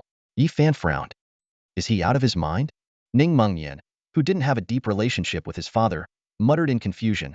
With so many high-ranking elders and various kings present, he just shows up like this? No one answered his question. The originally relaxed high-ranking elders on the opposite side suddenly became tense, many of them eyeing Ning Xiachuan warily. Guards quickly appeared and surrounded Ning Xiachuan but did not expel him, merely standing watch silently. The people in the audience seats remained seated, both watchful and indifferent. Ning Mengyan looked at Yi Fan, puzzled. Yi Fan seemed to have understood everyone's attitude, and his expression turned subtle. They might actually be looking forward to your father's presence, Yi Fan said quietly. Of course, they don't want him to have a seat. What do you mean? Li Pengzi scratched his head. Wang Lingxi thoughtfully analyzed. It seems like they're trying to curry favor with Principal Ning in a roundabout way, but don't dare to be too obvious about it. Yi Fan shook his head and corrected. It's not exactly currying favor. It's more like using one threat to deal with another. After all, if Principal Ning is here, the court will definitely cause trouble for him. As he spoke, Yi Fan seemed to recall something, a complex look flashing in his eyes. He shook his head slightly and said, People always imagine things to be ideal, but raising a tiger will inevitably lead to being bitten by it. Yi Fan no longer looked at Ning Xiachuan, but the atmosphere at the scene took on a subtle sense of tension.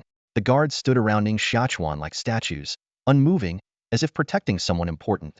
The competition continued in full swing. The schedule for the first day was so packed it left everyone breathless. Over 2,000 participants were divided into nearly 20 arenas, all competing simultaneously. From the break of dawn until nightfall, the event never paused.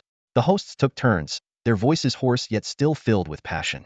The atmosphere remained lively, with the audience taking turns entering in 3 shifts, filling every seat. This grand spectacle undoubtedly solidified the event's status as the most significant and well-known annual competition among humans. Yifan and his 3 companions completed 5 matches on the first day, all emerging victorious. As night fell and the last match concluded, Li Pengzi stretched his sore arms and descended from the stage, relieved. Good thing we only had 5 matches today and didn't face any tough opponents. If we had 10 matches, we'd be exhausted. Yifan nodded in agreement. It's this stringent qualification standard that makes the competition so prestigious, Ning Mengnian added thoughtfully, but luck is also a factor. Like Sun Rang, who missed 2 matches after you defeated him. Although he won the remaining 2, advancing became quite challenging for him. Yifan shook his head and countered. Luck is also a part of one's strength. Or rather, luck only makes a noticeable difference when the competitors are evenly matched. When the gap is too wide, luck has little impact. Li Pengzi curiously asked, what do you think about those so-called children of fortune? The ones who seem to find treasures effortlessly? Yifan pondered for a moment before replying. If there truly are children of fortune, their strength wouldn't be lacking. He then waved his hand. Let's get some rest. The schedule ahead is still long. After the individual matches, we have the team competitions waiting for us. Just as everyone responded, a familiar figure approached confidently. Yifan, your strength has improved significantly, said the newcomer, Jadabailong. As another highly anticipated newcomer, he had also performed spectacularly in the first round, effortlessly defeating 5 opponents. Unlike Yifan, Jadabailong's signature heavy punches left ordinary students defenseless. After his first 3 wins, his remaining 2 opponents didn't even step onto the stage, surrendering directly from the contestant seats. Yifan observed Jadabailong, a hint of surprise in his eyes. Your strength has also greatly improved. Almost reaching the high star level of eternity, Jadabailong was clearly dissatisfied. You're almost at the stellar level. My grandmother opened a time distortion training room for me, with nearly 20 times the time flow, but I still couldn't catch up to your progress. And you're a beast master.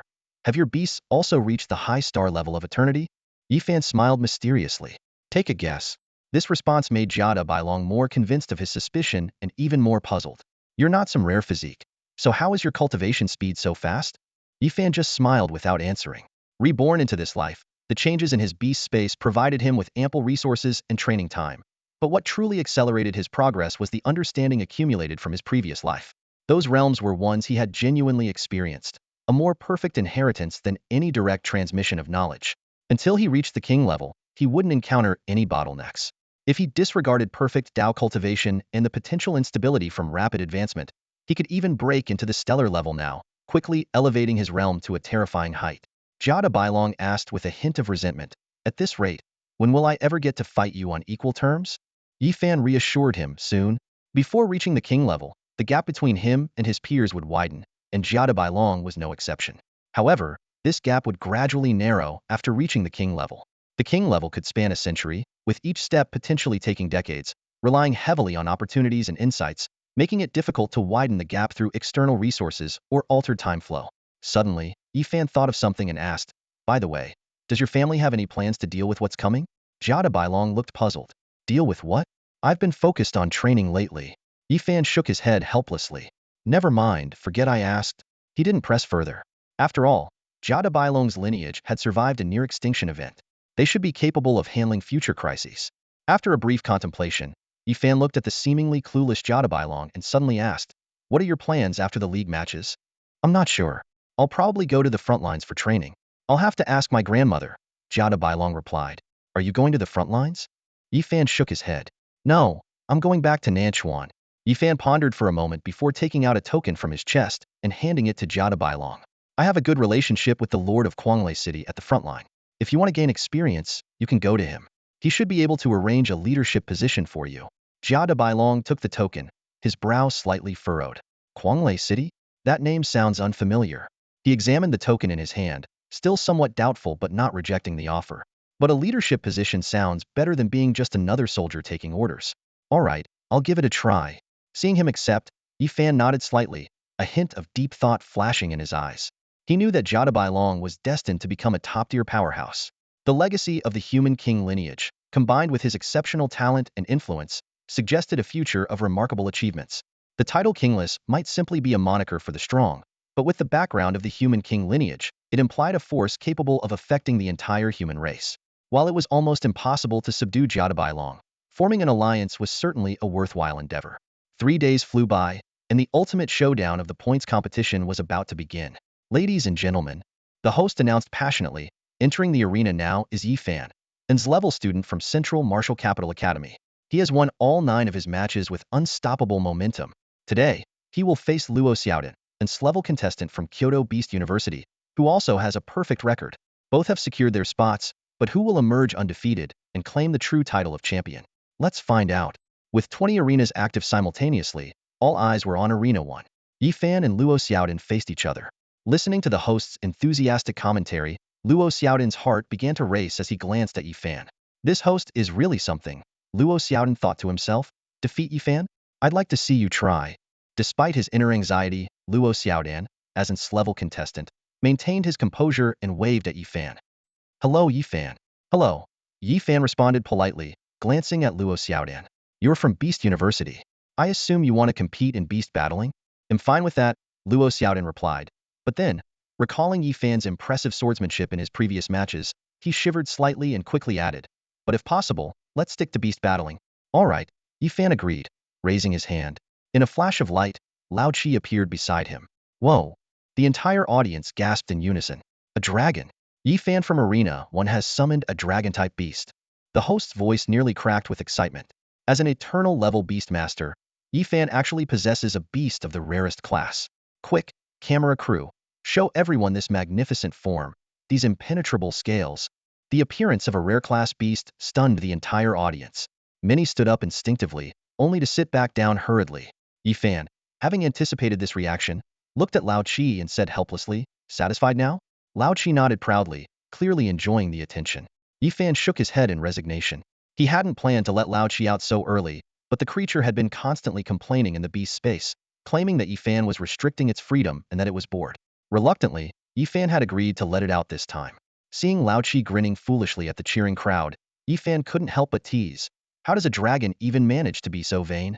He then turned his gaze to the still stunned Luo Xiaodan and asked curiously, Hey, weren't you going to compete in beast battling? Where's your beast?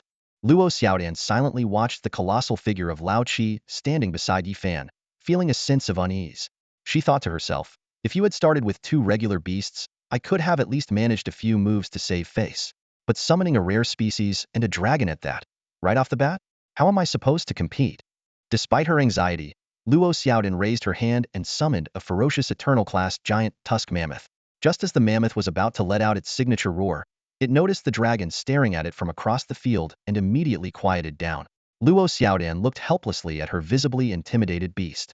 However, with everyone watching, she couldn't back out of this final match. She decisively used her beast's innate talent, bloodline boil. As the talent's glow enveloped the mammoth, its presence surged, its size increased, and icy armor began to form on its body, hinting at its superior lineage as a glacier mammoth. Seeing this, Yi Fan's eyes lit up slightly. A talent that can enhance bloodlines? He analyzed quickly. Bloodline boil, an upgrade talent, provides a direct boost comparable to promotion. No wonder she's undefeated in this group. It's indeed a powerful talent. Realizing his opponent's strength, Yi Fan set aside his initial disdain and patted Lao Chi. Lao Chi, listen to my commands, and let's give this a proper fight. Lao Chi looked at Yi Fan in shock. Roar? Why should I listen to you? Yi Fan threatened. If you don't behave, you'll never come out again. With that, he gave Lao Chi a firm slap. Lao Chi, now subdued, muttered, what kind of person threatens me like this? But nonetheless turned to face the battle. Luo Xiaodan, ready to attack, commanded, giant tusk mammoth, destructive charge. The mammoth roared, its massive body channeling elemental energy, and its tusks gleamed fiercely. Empowered by bloodline boil, it charged forward like a bulldozer, no longer afraid of Lao Chi. Seeing this, Lao Chi nervously glanced at Yi Fan. Didn't you say you'd command? Say something. Yi Fan calmly observed the distance and only gave the order when the mammoth was a step away.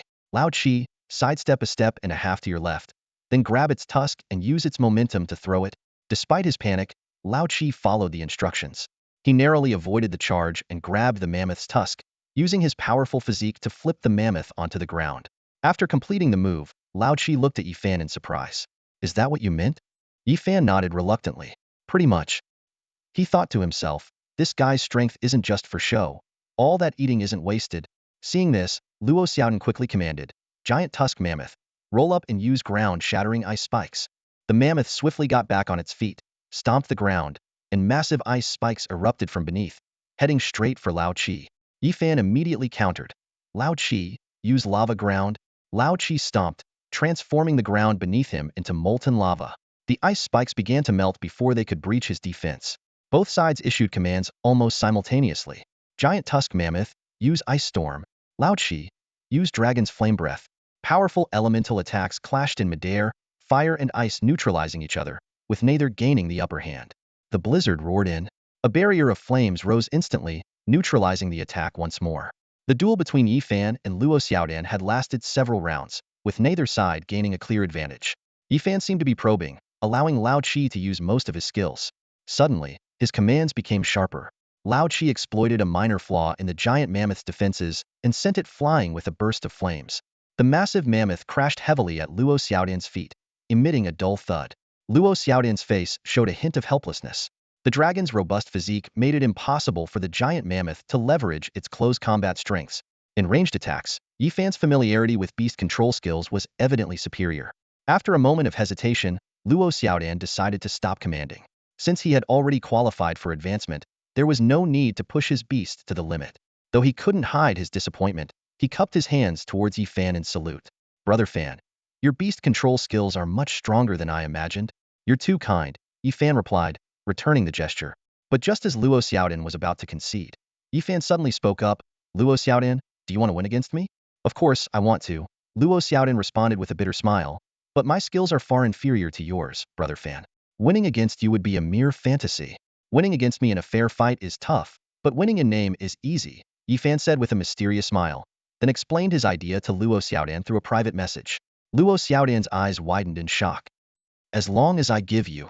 Sure. Yifan gestured for silence and nodded slightly. Of course I'm willing. Luo Xiaodan agreed eagerly, drawing his blade. I can do it right now. No need for that. Yifan shook his head and raised his hand towards the referee. Referee, I concede? What? The referee was stunned. Who concedes? I do, Yifan replied succinctly, recalling Lao Chi before walking off the field. The audience erupted in chaos.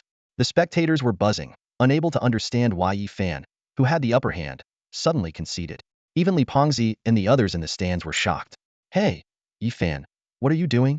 Li Pengzi asked urgently. Yifan smiled nonchalantly. We've already qualified for the next round. Winning or losing doesn't matter. I really appreciate his beast control talent. Ning Mengyan pondered. You want Luo Xiaodan's beast control talent? Yifan nodded and shrugged. We're here to acquire some rare resources. If we have a chance to get more, why not take it? Isn't this match fixing? Li Pengzi muttered softly. What if we get caught? There's no rule saying I can't concede. Yifan said dismissively. Rules have loopholes, and we've grown by exploiting them. Doing the same now? Why be nervous? Be bold. His gaze shifted to the entrance of the venue, where Principal Ning was still surrounded by guards. Learn from Principal Ning's boldness. He faces serious charges, but still comes to watch our matches. Truly, the bond between us as teacher and students is deep. The first round of the points competition concluded swiftly, determining the top two from each of the 256 groups. Yifan and his three teammates advanced with relative ease. Yifan had one loss. Ma Xiaoxue lost a match, both securing second place in their groups, while Li Pengzi and Ning Mengyan achieved perfect records, advancing as group leaders.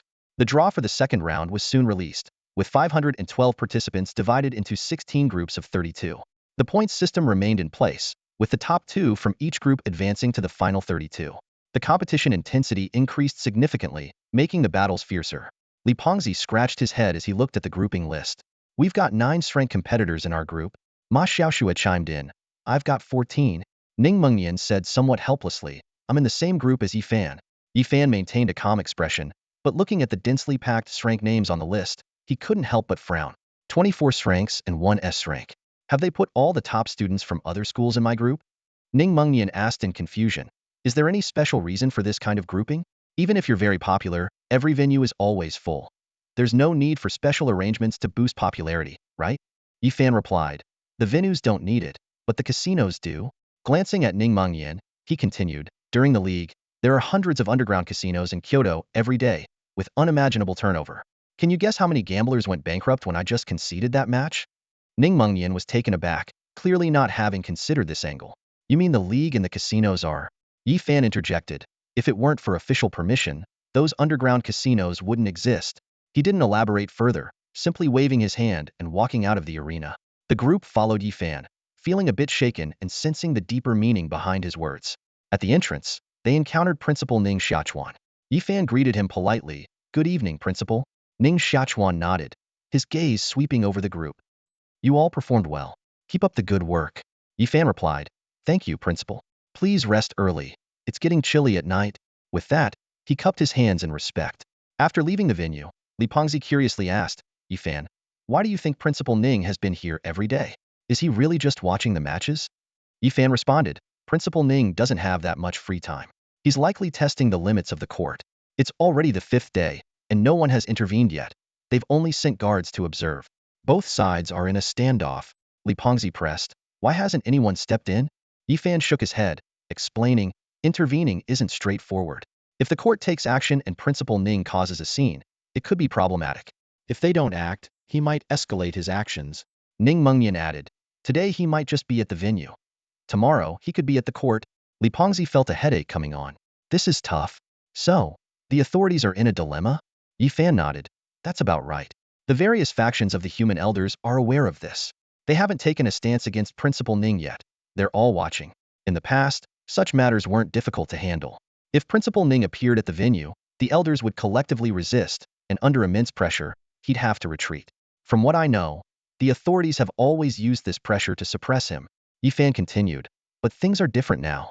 Principal Ning has been crowned, and the situation is ever-changing. Each faction has its own agenda. In this context, they no longer suppress him on behalf of the court.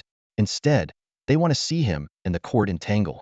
This approach is similar to how the local families treated me when I first arrived in Nange City, only these factions are more capable. Wang Lingxi seemed to understand. So you're saying they're nurturing a potential threat. This strategy is extremely risky. If the court successfully suppresses Principal Ning, that's fine. But if they fail and the court suffers a severe blow, Yi Fan's eyes deepened. Then they will unleash a true tiger. At that point, everything will be in chaos. Ning Mengnian frowned. But how does this benefit those who are standing by? A crisis for the court would be the greatest disaster for humanity. Shouldn't they try to prevent it? Yi Fan waved his hand, a hint of helplessness in his tone. This disaster concerns the common people. The court represents stability and rules. As long as it exists, everyone is bound by those rules. The court is in crisis, and for the princes and those harboring ambitions, it is undoubtedly the perfect opportunity to break the rules. Late at night, the hotel corridor was eerily silent. Suddenly, a faint knock on the door shattered the stillness. 2 shadowy figures, dressed in black, stood furtively at the door, glancing around nervously. The door opened quickly with a slight creak. Yi Fan appeared at the entrance, his eyes scanning the visitors warily. He didn't say much, just stepped aside to make way. Come in first, we'll talk inside. The 2 figures slipped into the room quickly. Under the indoor light, Yi Fan recognized one of them as Luo Xiaodan. His gaze then fell on the mysterious figure behind Luo Xiaodan, who was still wearing a hat and keeping his head down, causing Yi Fan to frown slightly. The sound of the door closing was particularly clear in the silent room. Luo Xiaodan wasted no time on pleasantries and pulled out a glass bottle from his coat, placing it on the table. The crimson liquid inside glowed eerily under the light. We had an agreement, Luo Xiaodan said in a low voice. Yi Fan nodded and casually put the bottle away but did not hurry to see them off. His eyes remained fixed on the mysterious figure. You came to see me? Is there something else you want to discuss? Indeed, Luo Xiaodan replied, glancing at his companion. The person seemed very apprehensive, keeping the hat low and head down, obscuring their face. Seeing the person remain silent, Luo Xiaodan lowered his voice and continued. Yi Fan, in the second round of the competition, can you go easy on my companion? Yi Fan raised an eyebrow. Go easy on your companion? That sentence instantly clarified Luo Xiaodan's intentions to Yi Fan. He smirked and sat down casually. What's your companion's talent? Luo Xiaodan hesitated and looked at the person for direction. The person shook their head slightly, forcing Luo Xiaodan to awkwardly respond. I can't say. If you can't say, how do I know if they're worth my time? Yi Fan shook his head, a hint of impatience in his voice. If that's the case, there's no need to talk further. Wait. Luo Xiaodan hurriedly stopped him, anxiously looking at his companion. Say something, will you? The person remained silent but was clearly affected by Yi Fan's attitude. After a moment's hesitation, they extended their hands. Under the black robe, the hands appeared exceptionally pale, like fine jade. Yi Fan raised his eyebrows slightly, his gaze fixed on those hands. The robed figure slowly clenched their fists, and in an instant, two different colored lights emanated from their hands. Dual beast mastery. Yi Fan immediately recognized the person's identity. So it's you. The robed figure did not respond, merely dispersing the light and retracting their hands into the robe. Fan Xiao, what do you think? Luo Xiaodan cautiously probed. All right, Yi Fan nodded, his eyes still locked on the robed figure. In the round of 16, your strength should be enough to advance, right? The pressure in the death group is overwhelming. It's hard to guarantee, Luo Xiaodan explained. Winning earns 3 points, losing deducts 2. Losing one more match doubles the risk. But don't worry, we won't make it hard for you. We just need you to go easy in the final match. Going easy is not a problem, Yi Fan agreed with a nod, but soon a meaningful smile appeared on his face. But you seem very confident that you'll meet me in the final match? As the words fell, Luo Xiaodan's expression stiffened slightly, and he forced a smile. His eyes flickered, and his tone was somewhat unnatural. Brother Fan, you might be overestimating us. If we really had the ability to decide the competition order, we wouldn't have ended up in the same group as you. A sharp glint flashed in Yi Fan's eyes as he stared directly at Luo Xiaodan and said, maybe it's just that your authority isn't enough. You haven't reached the level where you can decide the groupings, or perhaps you were deliberately placed in my group. Luo Xiaodan's face changed slightly, and he hurriedly explained, how could we have intentionally ended up in Brother Fan's group? Before he could finish, a black-robed person beside him reached out and pulled him back. This action made Luo Xiaodan realize that he had been tricked by Yi Fan into revealing information. He looked at Yi Fan with a hint of surprise in his eyes and quickly shut his mouth. Yi Fan merely chuckled. For him, dealing with these young people was easy. He could effortlessly extract the information he wanted. He silently compared. Someone like King Ming, a true powerhouse, would always make conversations feel natural and comfortable, never revealing his true thoughts. But these juniors, their attempts to conceal were always too deliberate, and their panic was easily visible on their faces, their words flustered and awkward. I originally thought the competition's manipulation was just in the groupings, but it seems there's much more to it. Yi Fan's fingers tapped lightly on the table, his eyes gleaming. The fact that Luo Xiaodan and his group could influence the competition process implied deeper issues. There were probably many problems on King Ji's side as well. With 3 kings involved, it was indeed troublesome. Yi Fan shook his head helplessly and turned to the black-robed person. Leave the blood and you can go? Luo Xiaodan asked in confusion. Aren't we supposed to give it after the competition? That was for the first collaboration, as a gesture of good faith, Yi Fan explained. Since we've already worked together, it's natural to provide the payment up front. Luo Xiaodan hesitated, and the black-robed person seemed uncertain as well. Yi Fan remained calm, smiling as he looked at the black-robed person. What, you came to ask for my help, yet you don't trust me? After a moment of silence, a delicate voice finally spoke. Trust and honor mean nothing to you, do they? With that, she said no more, extending one hand while using a dagger in the other to cut her palm. Luo Xiaodan quickly produced a glass vial to catch the dripping blood. Soon, the vial was filled. The black-robed person took out a hemostatic agent, applied it to her wound, and then pushed the vial of blood toward Yi Fan. Yi Fan took the vial, a hint of admiration in his eyes. This black-robed person seemed to understand his character, knowing that negotiating was pointless at this moment and choosing instead to take a gamble. Pleasure doing business, Yi Fan extended his hand. The black-robed person hesitated for a moment before shaking it briefly. The two parted, and the black-robed person and Luo Xiaodan got up to leave. Goodbye, Brother Fan. Luo Xiaodan politely bid farewell. Yi Fan nodded, watching them leave. He took out 2 vials of blood and nodded in satisfaction. Although he had already imprinted many beast-taming abilities, top-tier ones were rare. Gaining 3 top-tier abilities at once was quite a haul. Yi Fan thought to himself that Luo Xiaodan was quite savvy and might be worth further contact if suitable. Soon, the second round of the points competition arrived as scheduled. The venue where Yi Fan was competing was packed to the brim, with not only the seats filled but also throngs of spectators outside. This was likely due to the sensational effect brought by Lao Qi, as no one wanted to miss the chance to see a dragon descendant, a creature as mythical as those in legends. The principal didn't come today, Li Pengzi, unusually perceptive, noted as they reached the contestants' seats. Yi Fan opened his eyes at this, glancing toward the principal's usual spot and finding it empty, causing him to frown. Ning Mengnian, standing nearby, spoke with a slightly serious expression. I saw him leaving the academy this morning. I thought he was coming to watch the competition. Yi Fan said in a deep voice. He has already received feedback from various parties and is now taking the next step. He turned to Ning Mengnian, his tone grave. Ning Mengnian, the principal's rebellion is almost certain. Will you come back to Nanchuan with me? I can protect you in the coming turmoil. Ning Mengnian hesitated, a rare occurrence. He understood the implications of Yi Fan's words. Logically, staying with his father, especially a super-strong king-level father, should be the safest choice. But if that father was Ning Xiaochuan, it was a different matter entirely. From Ning Xiaochuan's perspective, Ning Mengnian's birth was always a means to show his loyalty to the court. Standing at the edge of the venue, Yi Fan scanned the crowd, contemplating the complex father-son relationship. Blood ties connected them, yet their emotions were distant. Now that Ning Xiaochuan no longer needed to hide his ambitions, Ning Mengnian's existence seemed to have lost its significance. Yi Fan frowned slightly, realizing a harsh truth. If the situation changed, Ning Mengnian could become the most dangerous person. Those with ulterior motives would undoubtedly think of using him to manipulate Ning Xiaochuan. However, someone like Ning Xiaochuan would never be easily controlled. Ning Mengnian clearly understood the stakes as well. When Yi Fan asked for his thoughts, the young man hesitated for a long time before cautiously replying, "Perhaps the future holds uncertainties. He may not succeed. I'll wait and see." Yi Fan nodded in agreement and said no more. Although he didn't quite believe Ning Xiaochuan could overthrow the court directly, the variables were too many, and he could only prepare for the worst. Looking around the bustling venue, Yi Fan felt a tinge of melancholy. Those cheerful spectators probably never dreamed that this grand competition could be the last celebration for humanity. Standing beside Yi Fan, Ma Xiaoxue rarely spoke up, sighing, "When I first followed you, I was worried about getting into a good university. A few years have passed, and now my mind is filled with thoughts about the safety of humanity and the state of the world. This journey has been stranger than a dream." Yi Fan responded softly. The future may be even more unexpected. His eyes flashed with complex emotions.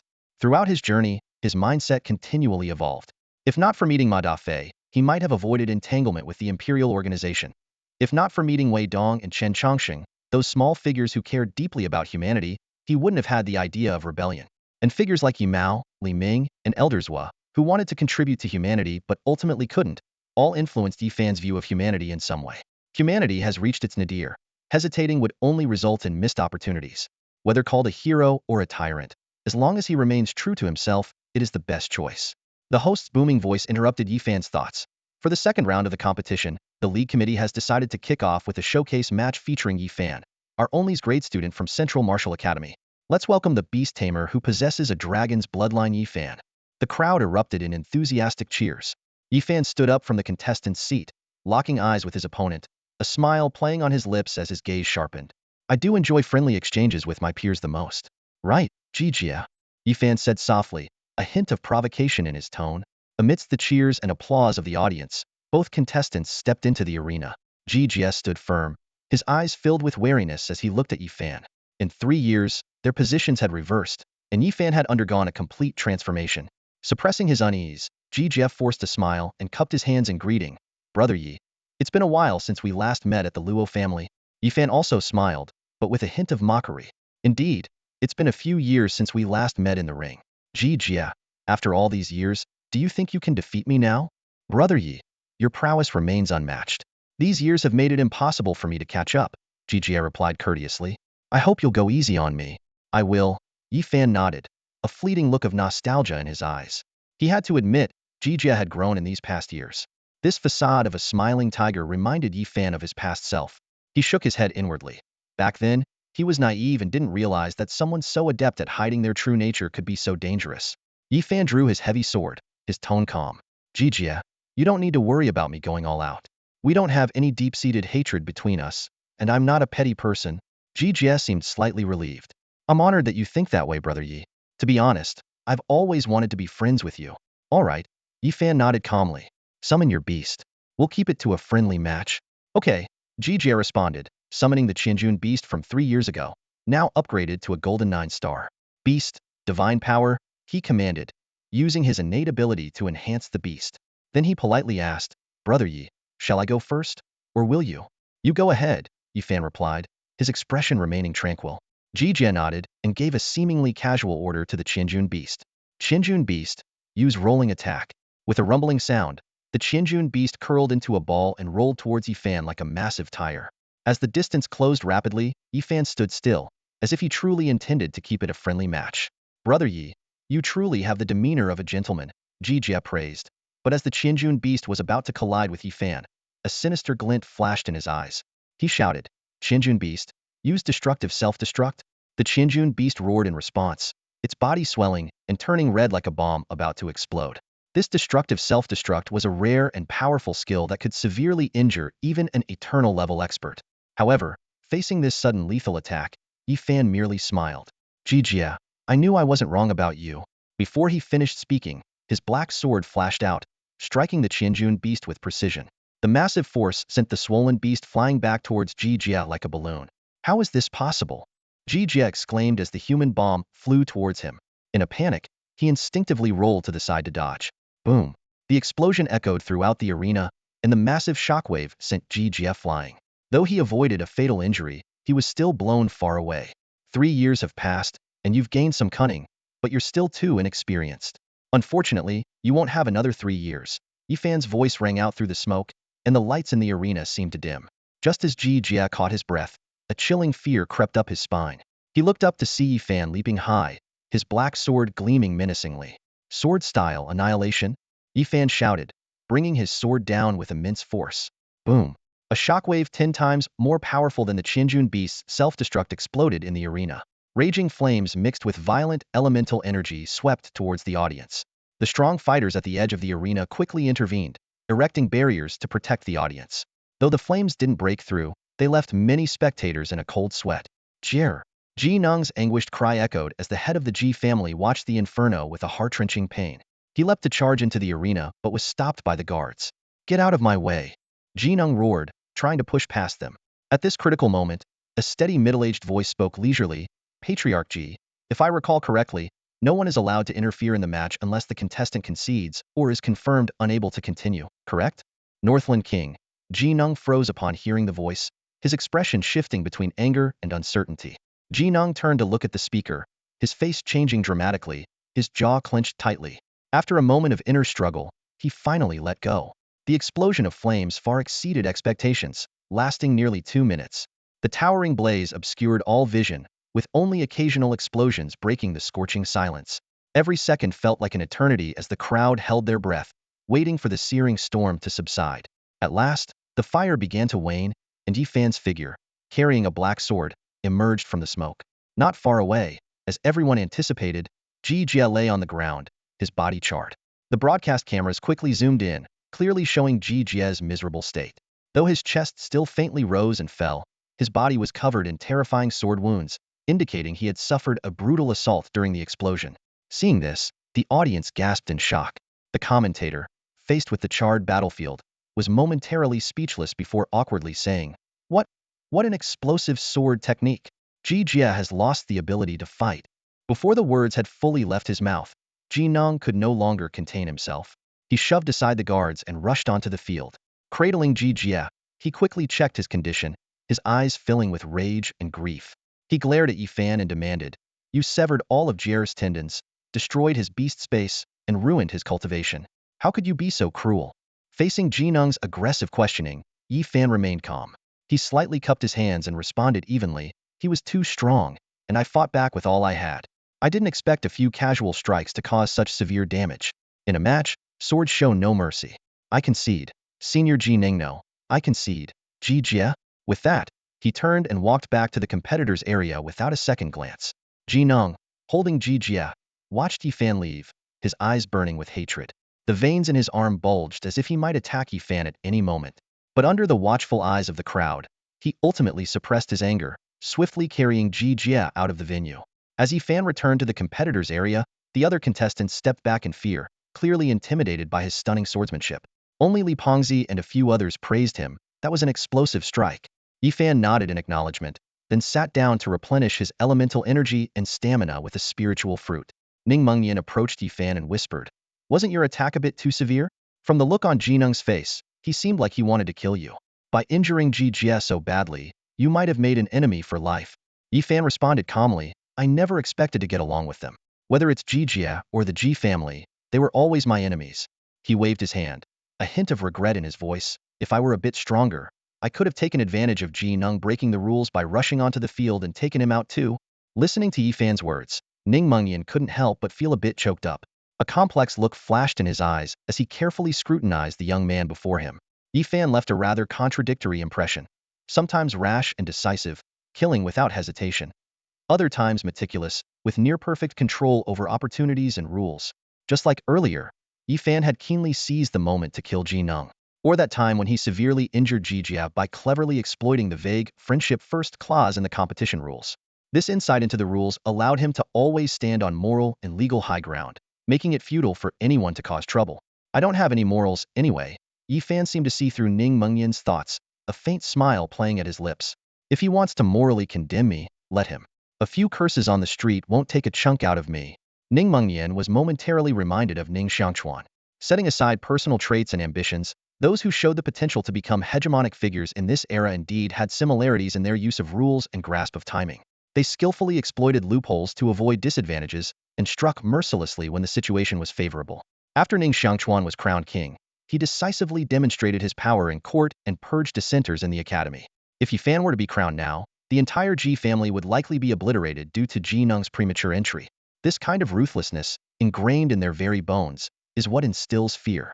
As the ancient saying goes, no one fears a toothless tiger, but a venomous snake terrifies all. You seem to have a strong hatred for Ji Jia, Ning Mengyan said after a moment of silence. But all this time, you haven't shown any special attention towards him. Yi Fan's expression softened, revealing a rare hint of relief. I used to pay a lot of attention to him, but as time passed, he became unworthy of my notice. Time flies. The once destitute boy who could only resort to desperate attacks is long gone. The present Yi Fan is so powerful that he can easily dismiss past grudges, which is a kind of satisfaction in itself. All right, let's continue the competition. Yi Fan patted Ning Mengyan on the shoulder. This round is the toughest. It's great if you make it to the top 32, but if not, don't put too much pressure on yourself. I think I can make it, Li Pengzi said confidently. Don't be overconfident, Yi Fan reminded, patting Li Pengzi as well. Of course, winning would be the best, truly bringing honor to your family.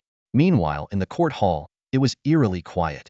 Most of the officials had gone to watch the tournament, leaving only a few low-ranking clerks at their desks handling paperwork. Hey, old Zhao, a young, somewhat upright-looking official frowned and asked, can you check the tax revenue for the 4 provinces of Beihai this year? The local reports say they should have submitted 4.9171 trillion, but they only handed in 540 billion, a nearly hundredfold reduction. Is there an issue with the documents I received? Sure. The official called. Old Zhao quickly motioned for him to lower his voice. Xiao Wang, you've only been in court for a few days. You don't understand the complexities of Beihai. What's going on? Xiao Wang asked, puzzled. Old Zhao pulled him aside and whispered. Beihai is under the governance of the Northern King. Didn't you know? What does it matter who's in charge? Xiao Wang still didn't get it. Does the Northern King being in charge mean they don't have to pay? Don't get so worked up, let me explain. Old Zhao interrupted, speaking quickly. Let's put it this way. The Northern King was once one of the 4 kings on the front lines, commanding millions of troops. The court, fearing he might harbor rebellious intentions, brought him back and made him the governor of the 4 provinces of Beihai. Officially he's a governor, but in reality, those provinces are his fiefdom, a form of compensation. Over the years, the tax revenue from those provinces has consistently been at the minimum requirement of 30 billion. Does that mean he paid even more this year? Xiao Wang asked in surprise, his brow furrowed. Old Zhao sighed and explained slowly. It's like the feudal lords in ancient times. The 4 provinces collectively underpaid more than 400 billion in taxes, which is double the total tax revenue of the 30 lower-ranking provinces. All of it went into the pocket of the Northern King. Xiao Wang's eyes widened in disbelief. In this day and age, how can something like this still happen? Old Zhao shook his head helplessly. The Northern King has been famous for a long time. They say he was once a formidable rival to the martial king. The court doesn't dare let someone like him command an army of millions on the front lines, but they can't recall him without offering some compensation. This compensation is like drinking poison to quench thirst. Xiao Wang scoffed. With that much money, he could easily build another massive army. And considering he's been stationed in the North Sea for years, if he really wanted to, he abruptly stopped speaking, his face paling as cold sweat formed on his forehead. Old Zhao looked at him meaningfully. Now you understand why the court turns a blind eye to the tax situation in the 4 northern provinces. Xiao Wang, you're still young. It's good to work diligently, but some things are better left alone. Xiao Wang didn't reply, but the shock in his eyes was evident. Coming from a poor family without any innate talent for controlling beasts, he had earned his position as a minor official through sheer hard work and study. He had always believed the court was a place of integrity and righteousness, but old Zhao's words revealed a starkly different reality. As Xiao Wang was lost in thought, a sudden sound of footsteps echoed through the hall. Everyone looked up to see a man with a folding fan and a scholarly smile standing at the entrance. Ning Xiaochuan. Old Zhao gasped, instinctively trying to pull Xiao Wang into hiding. What's that madman doing here? Xiao Wang didn't hide. Instead, he stepped forward. Principal Ning, isn't it against court regulations for you to leave Wudu Academy? Why have you? Before he could finish, Ning Xiaochuan waved his hand, and Xiao Wang was instantly pulled in front of him. Ning Xiaochuan sneered. A mere 8th rank official dares to lecture me? With that, he flung Xiao Wang towards a pillar. With a thud, Xiao Wang hit the pillar and fell unconscious. The hall fell silent, no one daring to meet Ning Xiaochuan's gaze. Ning Xiaochuan looked around with a mocking smile, then suddenly dropped to one knee and declared loudly, Principal Ning Xiaochuan of Central Wudu Academy has urgent matters to report. I request an audience with the King of Literature. The voice echoed through the court hall, but no one responded. Most of the officials were too frightened to look up, pretending to be busy with their desks. Old Zhao, cowardly as a mouse, had already hidden under his table, trembling. Ning Xiaochuan knelt on one knee, his gaze firmly fixed on the center of the hall, as if waiting for something. The oppressive atmosphere lingered for a long time until finally, a resigned sigh broke the silence. What is it, Principal Ning? Accompanied by this distinctive voice, a figure appeared at the high seat of the court. King 1. Everyone breathed a sigh of relief, as if they had survived a disaster. Old Zhao quickly crawled out from under the table, nervously dusting off his official robes and straightening his back. Ning Xiaochuan spoke without hesitation. King 1. I want the ban lifted. I have been ennobled and have spent years nurturing talent for the human race, showing my loyalty. I should not be subjected to unjust treatment any longer. King 1 shook his head and explained, your confinement was due to the civilian casualties during the war, not an injustice from the court. But since you insist, the ban will be lifted. Thank you, King 1. Ning Xiaochuan said with a slight smile. But I have another request. King 1 frowned. Principal Ning. You are pushing your luck? Ignoring the remark, Ning Xiaochuan continued. King 1, please hear me out. I wish to have my former military rank reinstated.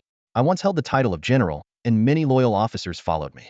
They have been marginalized and cannot fight the enemy, struggling even to survive. I feel responsible and often lose sleep over it.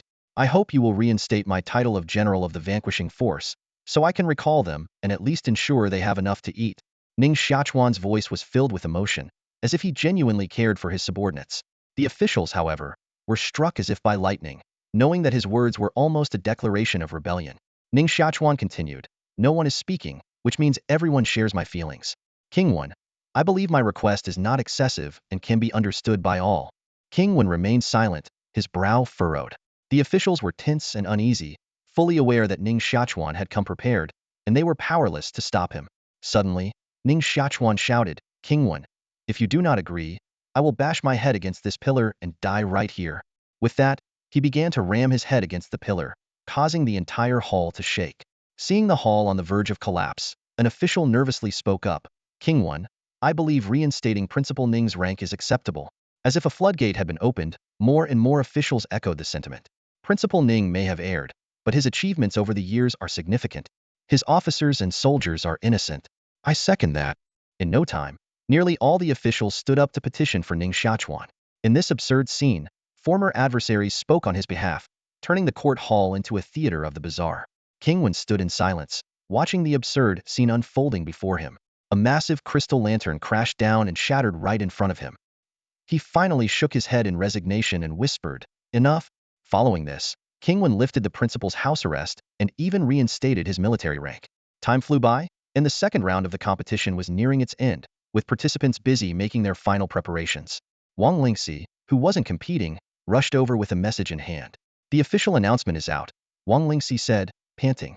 Li Pengzi, who had just barely secured a spot in the top 32, was stunned upon hearing this. Has King 1 lost his mind? Even I know the principal wants to rebel, and he's still doing this? Does he actually want him to rebel? Ning Mengnian grabbed the message and, after confirming it was an official announcement, couldn't help but take a sharp breath. Given my father's way of doing things, those who follow him are usually the most ruthless. Allowing him to recall these people is outrageous. What on earth is King 1 thinking? Yifan had just finished his match and was immediately surrounded by the others, who all began talking at once. He signaled for everyone to calm down and carefully read the announcement, his brow furrowing. After a moment, he shook his head. Something's not right. King 1 might not be the wisest, but he's not that foolish. He knows Ning Xiaochuan wants to rebel, so why would he hand him a knife? This announcement is problematic. Things won't be that simple. What do you mean? Li Pengzi asked urgently. Yifan pondered for a moment before slowly voicing his hypothesis. Unless King Wen actually wants him to rebel. Wants him to rebel? Everyone exclaimed in shock. Yi Fan nodded in confirmation. Absolutely. Ning Xiaochuan's intent to rebel is well known. If King Wen isn't preventing it, he must have a contingency plan. This is just the final gambit. The principal wouldn't dare make such a demand without a trump card, and King Wen wouldn't agree without a backup plan. At this point, both King Wen and the court have no room to retreat. If the principal takes another step, it will be outright rebellion. Whatever each side is planning, all their maneuvers and tests will be revealed on the day the principal rebels.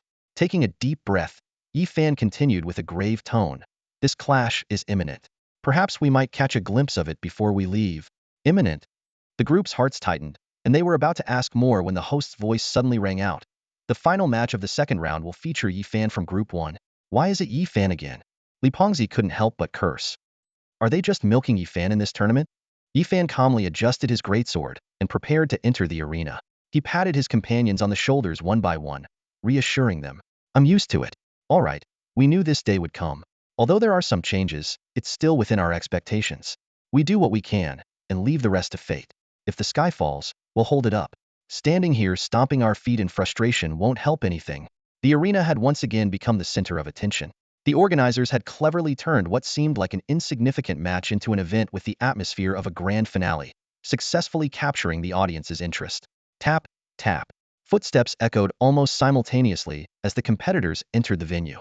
Yi Fan's gaze landed on his opponent, who was dressed in a flowing purple gown, exuding an extraordinary aura. He nodded slightly and thought to himself, it really is you, Jiang. Yes, Ji Yang responded softly, her eyes fixed on Yi Fan. Her voice carried a hint of reminder, don't forget our deal.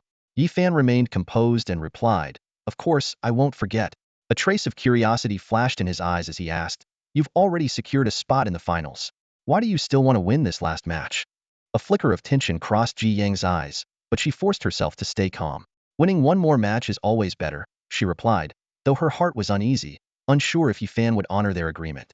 Yi Fan's tone sharpened, and he spoke slowly, you don't have the confidence to defeat me. We both have dual talents. You're innately gifted, while I acquired mine through hard work. I'm afraid your pride might shatter if I defeat you, leaving you demoralized. Both of us follow the path of beast mastery, and you're worried that if I suppress you now, it will affect your future prospects of becoming a king. Ji Yang's face turned icy cold as she tried to maintain her composure. You're talking nonsense, she retorted, though her inner turmoil was evident. Yi Fan sighed and shook his head. Your temperament is too weak. Such top-tier talent will only be wasted. Without further words, he raised his hand and summoned his Hellfire Cerberus. I remember our agreement. If you can defeat even one of my beasts, I'll concede. But if you can't defeat a single one, don't blame me for not keeping my promise. Seeing Yi Fan summon only one extraordinary beast, Ji Yang felt a wave of anger at being underestimated. Gritting her teeth, she declared, you're too arrogant. I'll show you. With that, she raised her hand to summon her own beast. From a high vantage point, the Northern King, dressed in luxurious robes, frowned deeply. The daughter of the Fate King has such a poor mindset, he commented quietly. A few words from Yi Fan, and she's completely thrown off balance. A similarly well-dressed person beside him responded cautiously, perhaps Yi Fan is just too strong. In your era, others also feared facing the renowned Northern King. The Northern King shook his head with a hint of disappointment in his voice. Those destined for greatness wouldn't be so easily overwhelmed by a formidable opponent. Back then, although I was strong, the Fate King and the Bright King faced me with unwavering resolve. The gap between us was much larger than the one between Ji Yang and Yi Fan. How did the Fate King train his only child to be so lacking in resilience? The person beside him speculated softly, maybe it's because she's his daughter, some trials are necessary for growth. Losing a few matches might help her mature. The Northern King didn't respond, his eyes fixed on the arena, clearly displeased. The person beside him wisely fell silent, watching as Ji Yang's first beast was quickly defeated by Yi Fan. He couldn't help but sigh. The Northern King and the Fate King had been rivals since their youth, continuously competing even after being assigned by the court to guard different regions. This unique bond between top-tier warriors meant they couldn't accept being weaker than the other. The Northern King's son, the famed Northern Prince, though only slightly older than Ji Yang, had already dominated his peers and earned widespread renown. Seeing his old rival's daughter perform so poorly, even compared to many of her peers, naturally angered him. This anger stemmed from the unspoken competitive bond between him and the Fate King. In our prime, we competed on the grandest stage of humanity. Now, as our lineages continue, it's a shame your offspring can't keep up, the Northern King thought to himself. Suddenly, he frowned. It seemed she made some sort of deal with Yifan. With the keen senses of a king-level warrior, the Northern King had clearly picked up on the conversation between the two on the field. The person beside him cautiously guessed. Could it be that she bribed Yifan to lose this match? After all, Yifan suddenly conceded to Luo Xiaodan before. Outrageous! Outrageous! The Northern King erupted in anger, standing up abruptly, facing a strong opponent and not thinking of ways to win, but instead trying to find loopholes. No, I'll make sure Yifan wins and teaches her a harsh lesson. In the arena, with a final soul-chasing fireball from the Hellfire Cerberus, Ji Yang's second beast was defeated. The disparity in their beast strengths was evident. Yifan's beasts were not only of a higher level, but also easily overpowered Ji Yang's efforts. Yifan spoke calmly. At this rate, you'll need 3 more beasts to exhaust my beast's strength. Before he could finish, a faint voice reached his ears. He halted in his tracks, his gaze sharp as a hawk's, sweeping across the audience and locking onto a specific individual. Turning back, a sly smile played on his lips. He spoke with a mocking tone. Honestly, with your crude beast-taming skills, having 3 beasts is probably overestimating you. Jiang, upon hearing this, was furious. Without hesitation, she waved her hand, and a massive mountain appeared behind her. The mountain groaned and creaked, starting to shake and transform. Limbs and a head gradually emerged, and in no time, it had morphed into a towering giant. Yifan narrowed his eyes, scrutinizing the earth giant. He thought to himself, could this be the legendary beast with the bloodline of the giant spirit god?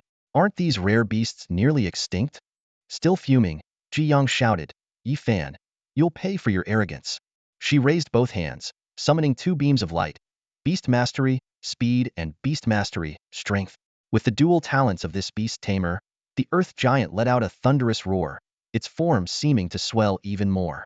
Earth giant, go. Defeat that hellhound, Ji Yang ordered coldly. The giant moved in response, its heavy steps causing the ground to tremble with each stride as it charged towards Yifan.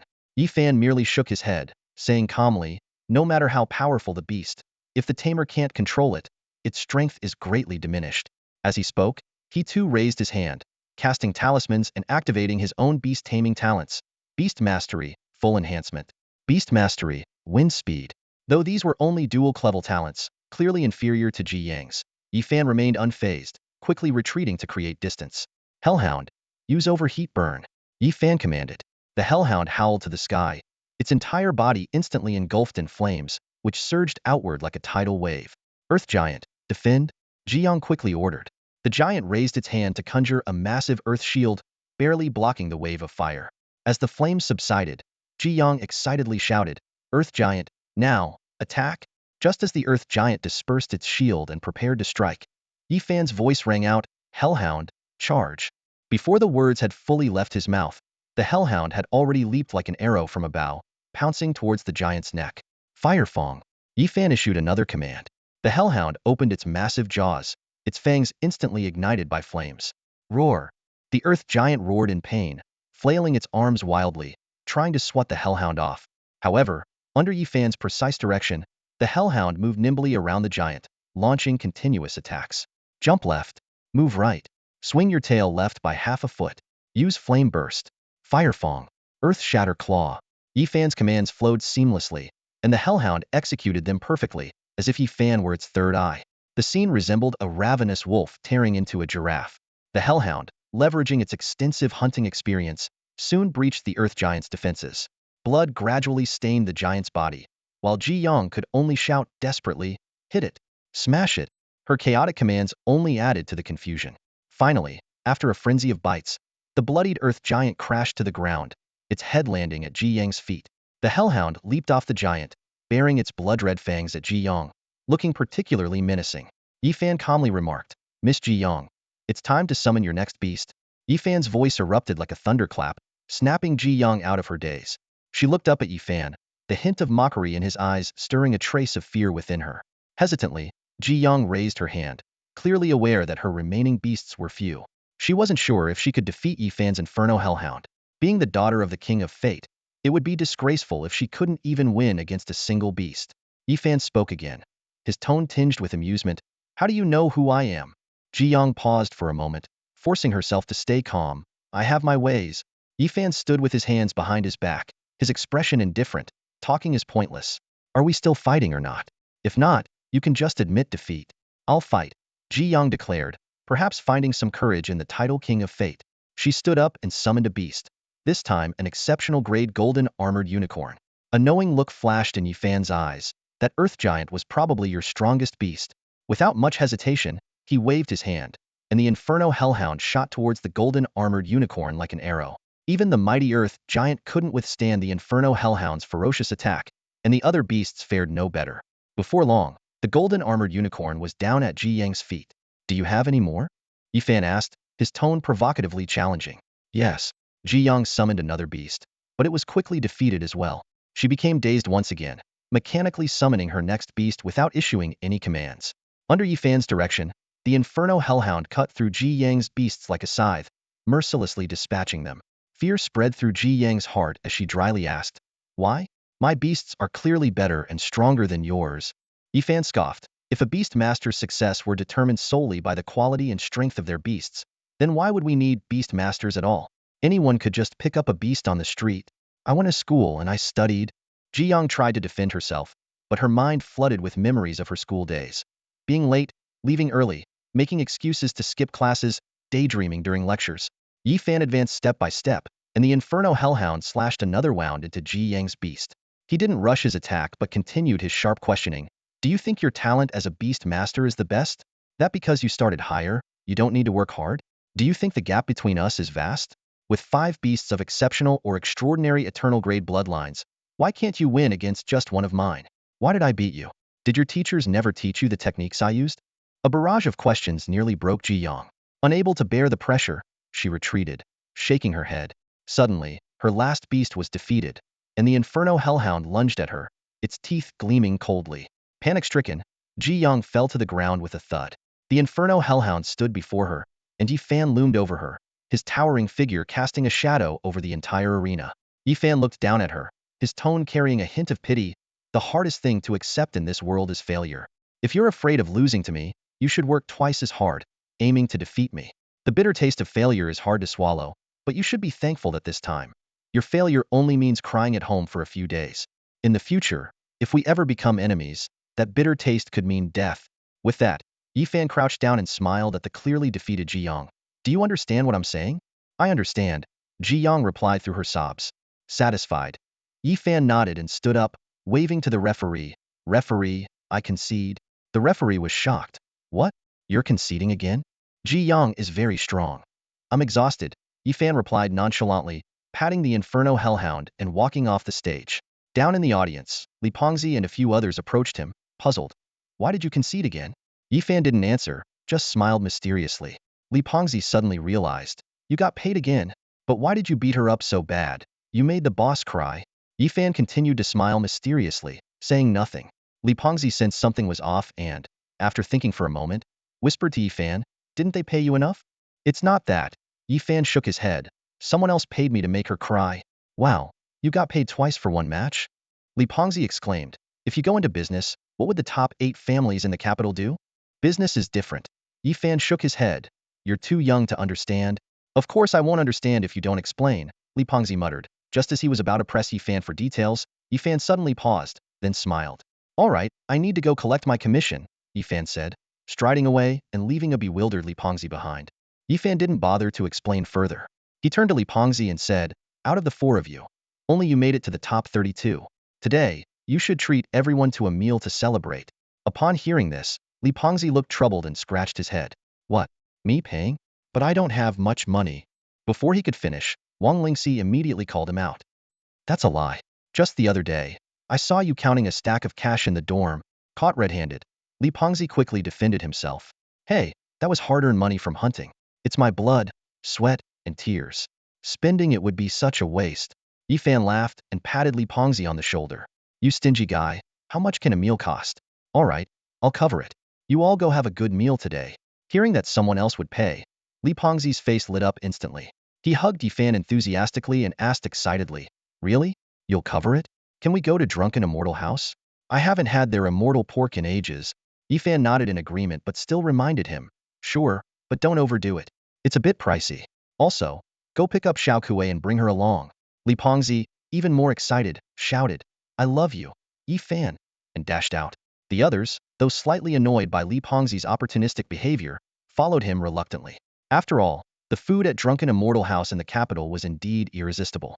Yifan stood where he was, watching them leave with a smile. He thought to himself that although Li Pengzi was clumsy, stingy, and lacked any heroic aura, he was reliable enough to keep around. In a way, his clumsiness was a sign of his pure-heartedness. Suddenly, Yifan's thoughts shifted, and his gaze fell on an empty seat in the audience. His expression grew serious as he muttered to himself.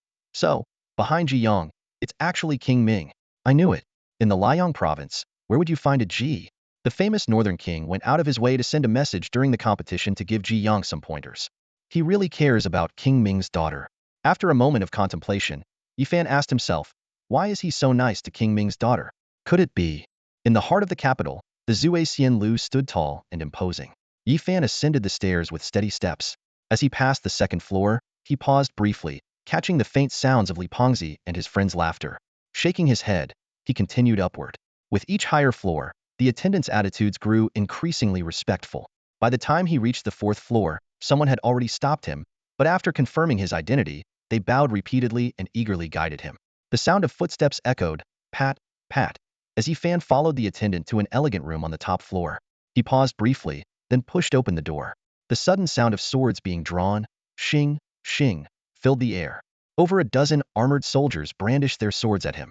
Yifan remained unfazed, unmoving. The blades stopped mere inches from his face, densely packed and intimidating. Applause broke the tension. Clap, clap. The soldiers stepped back, revealing the Northern King seated at a table. Impressive, the most promising talent of our time. Such courage is rare, the Northern King praised. You flatter me, Yifan replied calmly. A figure like the Northern King wouldn't resort to such underhanded tactics against a mere junior like myself. You sure know how to talk. The Northern King nodded with a smile. Have a seat. Yifan took his seat. The soldiers' gazes were sharp and filled with a murderous aura, but Yifan remained composed. As the Northern King began to eat, Yifan followed suit. The delicacies of Zue Xianlu lived up to their reputation exquisite and expensive. The Northern King picked up a piece of meat, which looked like venison, and said nonchalantly, why did you concede today? Weren't you supposed to teach her a lesson?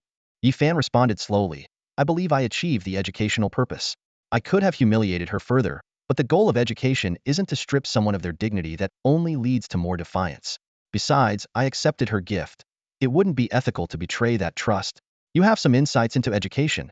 The Northern King nodded and continued eating. The two ate in a harmonious silence.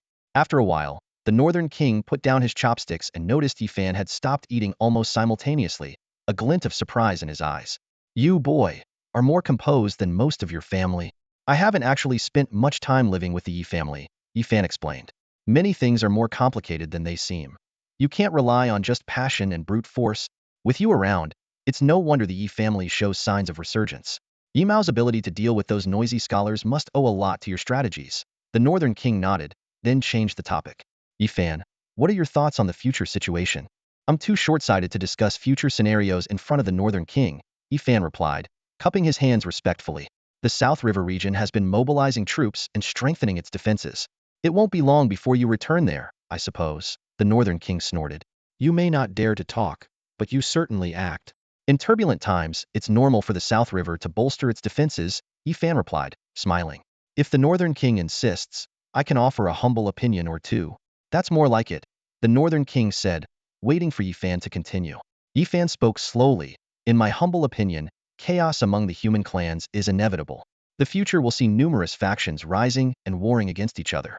In the early stages of this chaos, many prepared factions will emerge, consolidating large territories and populations. Oh, the Northern King straightened up, intrigued. Which factions do you think will emerge first? The Northern King will undoubtedly be at the forefront, Yifan stated bluntly. The Northern King nodded in agreement. I command the 4 provinces of the North Sea, making me the strongest among the inland kings. Being at the forefront is indeed not an issue. The Northern King really isn't one to mince words, Yifan thought to himself, though he remained composed. After a brief pause, he continued, aside from the Northern King, there's also the Fiery Sun King, the Shou family of the South Sea, and the Ren family of Chilua. These 3 families are local powerhouses. They are strong and well-resourced, and they might reveal their strength in the future. The Northern King nodded slightly, a hint of approval in his eyes. I didn't expect that a young man like you from such a small place as Nanchuan would have such far-sighted vision. Yi Fan responded humbly. You're too kind, Northern King. A slight smile flickered in his eyes, knowing well where this vision came from. He added, besides these three families, I haven't paid much attention to other forces. After a moment of contemplation, he added, perhaps the Ningdong Liao King could barely be considered as one. The Northern King picked up the conversation, his gaze sweeping over Yi Fan. That poor and backward place like Ningdong can't even compare to your Nanchuan, he said nonchalantly. I heard that Nanchuan has a special product called the longevity cloud, which can change the weather of a city, ensuring good weather and abundant harvests for years. That's quite impressive. The weather in Beihai is always dry. If we could have one of your longevity clouds, it would be great. Yi Fan understood the underlying test. He responded with a smile. The longevity cloud is unique to Yun City, and there's only one in Nanchuan. But even though Beihai is dry, its water management is excellent. I'm sure there are some impressive specialties here. One longevity cloud can't solve Nanchuan's thirst, but Beihai's water management can mitigate years of drought. In this regard, Beihai's specialties are far superior to those of Nanchuan. You cheeky lad. The Northern King snorted lightly, taking a sip of his soup, his tone noticeably softer. I don't like owing favors. Since you're here to educate an old friend's daughter at my request, you deserve some reward. What do you want? As long as it's not too much, I can grant it. Yi Fan kept his smile. I don't want much. The Northern King and the Destiny King share a deep bond, and I'm just helping out as a favor. It's nothing significant. He paused and then added, of course, if the Northern King insists on giving me something, I wouldn't refuse. Smooth talker, the Northern King replied, falling into thought. He set down his spoon, his gaze landing on the black sword behind Yi Fan. I've heard that your heavy sword came from what the human king referred to as the first perfect Dao cultivator. Yi Fan removed the black sword, speaking candidly, not many people know about this. It's rumored to be true, but I can't say for certain. The Northern King glanced at the runes on the sword and nodded. The runes are ancient, so it seems likely. He quickly added, your swordsmanship resembles that of the West Sea sword sect. It should have originated from the sword saints' techniques, but a heavy sword doesn't quite fit. I have a technique specifically for this heavy sword, said to have been used by that perfect Taoist to defeat the human king. Would you be interested in learning it? The sword technique used to defeat the human king? A flicker of surprise crossed Yi Fan's eyes, but he quickly said with determination, if such a technique exists, I'm definitely willing to learn it. The Northern King nodded with satisfaction and stood up. Good. I didn't bring the original manual, so I'll teach you through actual combat. Actual combat? Yi Fan had no time to ask further as the Northern King stomped lightly, and an icy blue domain instantly spread out beneath his feet. The surroundings changed abruptly, and a vast glacier appeared out of thin air, with cold winds howling. Yi Fan immediately activated his breathing technique to resist the biting cold, marveling at the power of the domain. Outside of this place, even a cultivator below the star-shining level would struggle to endure it. He couldn't help but think that if the Northern King hadn't lost his mind due to the death of his beloved, the title of Martial King might have already been his. The Northern King seemed to see through Yi Fan's thoughts and said confidently, just attack me closely and engage in hand-to-hand combat. As he spoke, he raised his hand, summoning an exaggeratedly shaped frost sword. Yi Fan responded by lowering his stance, quickly gathering his strength. In an instant, he leaped forward, drawing his black sword with tremendous force.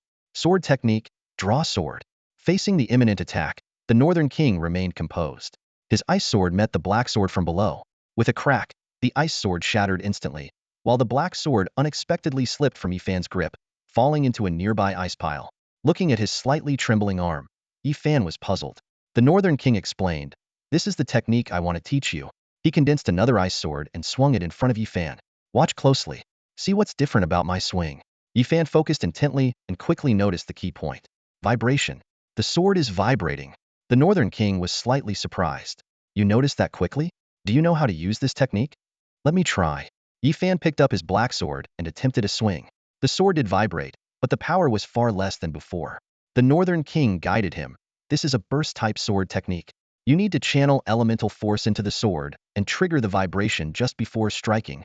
Yi Fan seemed to understand and drew his sword again, this time stabbing it directly into the ground. With a crack, the ice surface shattered, and the surrounding ice layers shook violently. Without pausing, he thrust the sword down vertically again. Boom!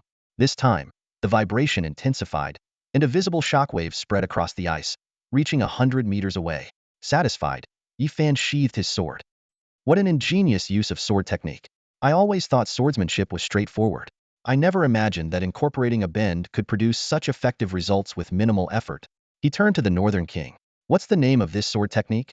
Vibrating sword, the Northern King replied, looking at the shattered ice around them with a complex expression. Actually, don't limit your thinking to just this technique. It can also be used to unexpectedly disarm your opponent in battle. Yi Fan spoke frankly. Using such a clever technique just to disarm an opponent seems rather wasteful. The Northern King nodded awkwardly. Well, that's one way to put it. He thought to himself, should he admit that he had been using this technique primarily for disarming? The Northern King coughed, quickly regaining his composure. Since you've learned it, consider this your reward.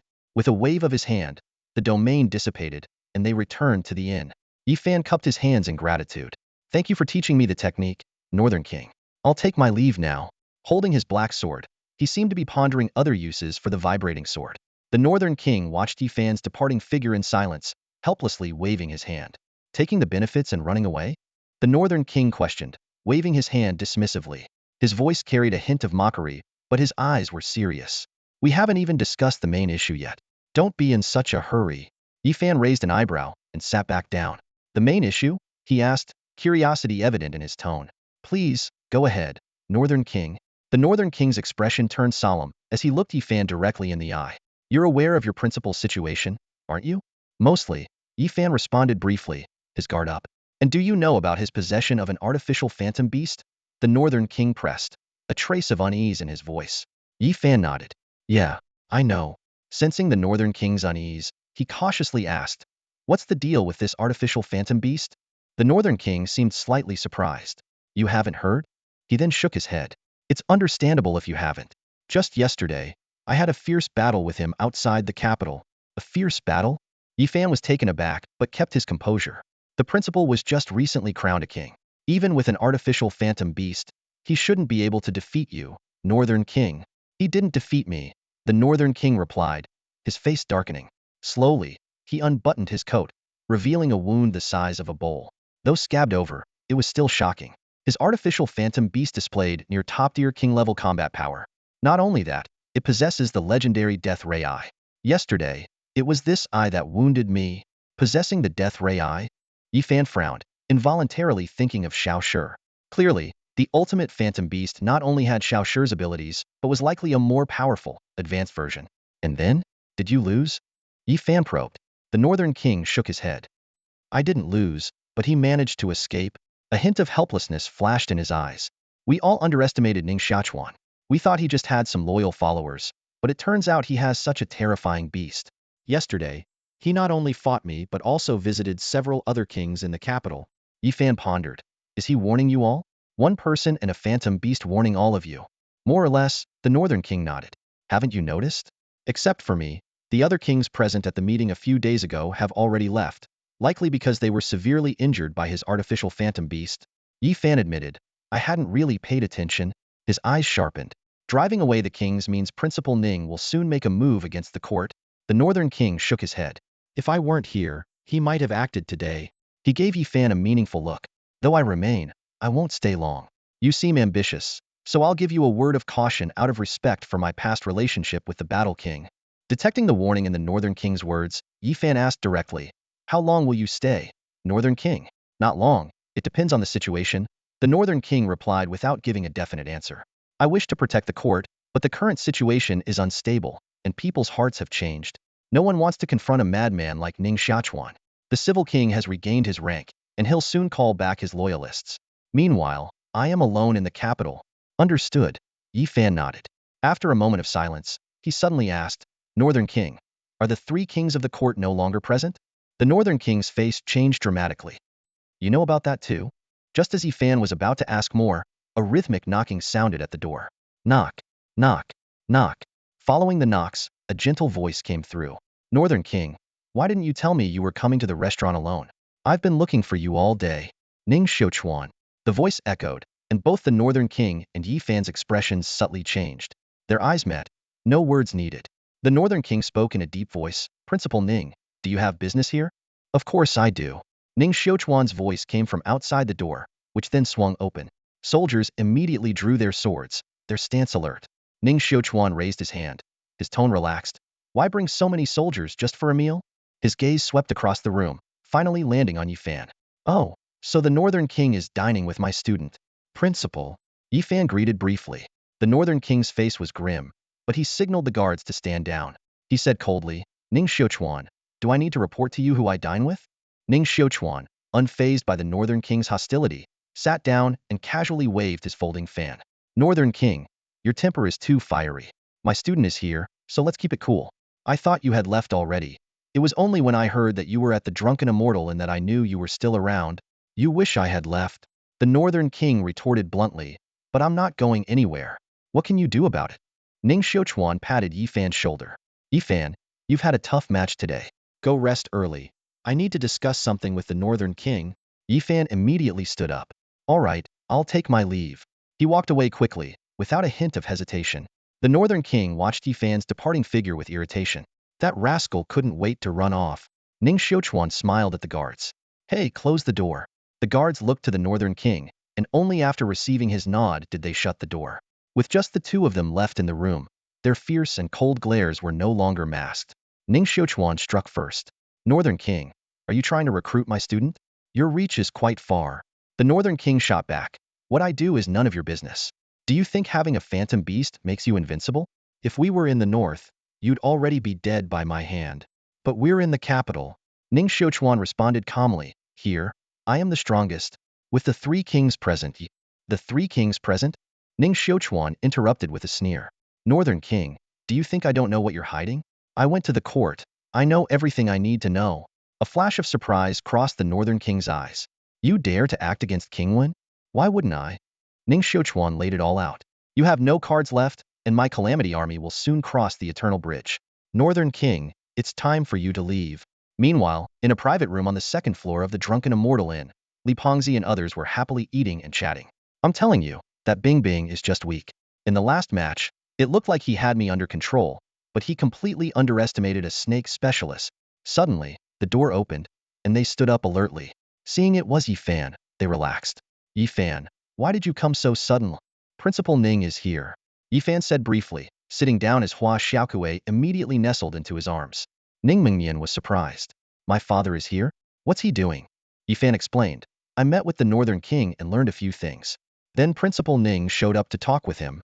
He glanced at the dishes on the table, his eyes flickering. Stop staring at me and eat. The team competition is coming up soon. We need to use this time to improve our strength. The scoring system is different, and we can't afford to lose a single match to advance. Sensing the shift in atmosphere, they responded nervously. We'll do our best. Li Pengzi whispered. Is there another twist? Yifan answered. A twist, but it's manageable. Though it might be more critical than we thought. More critical than it already is? Li Pengzi exclaimed. Yifan, while playing with Hua Xiaokue, said deeply, more critical just means it's something we have to face. He pondered. Principal Ning, with the ultimate phantom beast, is like turning a mad dog's teeth into steel. Before, only ordinary people feared him. Now, even the mighty kings are wary. It's strange. With Principal Ning's over-the-top actions and formidable strength, I should have heard of him in my past life, even though I wasn't in the capital. Why haven't I heard a thing? Did I change something? The league continued to bustle with excitement, seemingly unaffected by the undercurrents in the capital. The latter half of the solo competition was in full swing. As the opportunity to take bribes disappeared, Yifan no longer held back. In the first 3 rounds, he gave it his all and easily defeated his opponents. However, Li Pengzi's luck ran out when he faced the ace from a small local academy in the round of 32. After several hours of intense battle, he ultimately lost. Ziyang, who had been defeated by Yifan, performed poorly in the subsequent matches and exited early in the round of 32. Surprisingly, Luo Xiaodin made it to the round of 16 before being eliminated. During the semi-final draw ceremony, 4 dazzling names flashed on the screen. Ying Lu, Yifan, Jiada Bailong, and Luo Linger. Li Pengzi stared at these names, a hint of surprise in his eyes. Luo Linger made it to the final 4? Such luck.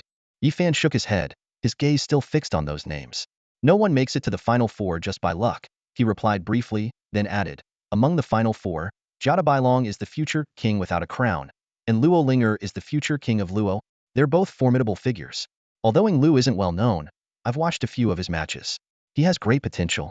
In the previous timeline, he likely met some unfortunate end before he could make a name for himself. Yifan scanned the names of the top 8, top 16, and even the top 32, recognizing many familiar names. This truly is a year of prodigies, he thought to himself. The draw ceremony proceeded quickly, with the names of the 4 contestants constantly rotating on the screen. heightening the audience's tension. Yifan speculated, I should be matched against Luo Linger or Ying Lu. The match between Jiada Bailong and me will likely be saved for the final round. Soon, the projection settled, and Yifan's name was matched with Ying Lu. The host's excited voice echoed throughout the venue. In the quarterfinals of the 100 Schools League, S-level student Ying Lu from Kyoto Martial University will face level student Yifan from Central Martial Capital Academy. Both descendants of the Sword Saint, one a traditional prodigy and the other a master of the heavy sword. Their duel will be the pinnacle of swordsmanship in this competition. Incredible, simply incredible. I can't wait for this match. Li Pengzi, hearing the host's passionate commentary, shrank his neck and muttered softly, wow, the host is as excited as if he were the one going up there. Wang Lingxi turned to Yifan, her expression serious. Be careful, Yifan. I've watched a few of his matches, and he's very strong. I know, Yifan nodded, his gaze locked on Ying Lu, who was already on the field, particularly on the peculiar sword he was holding.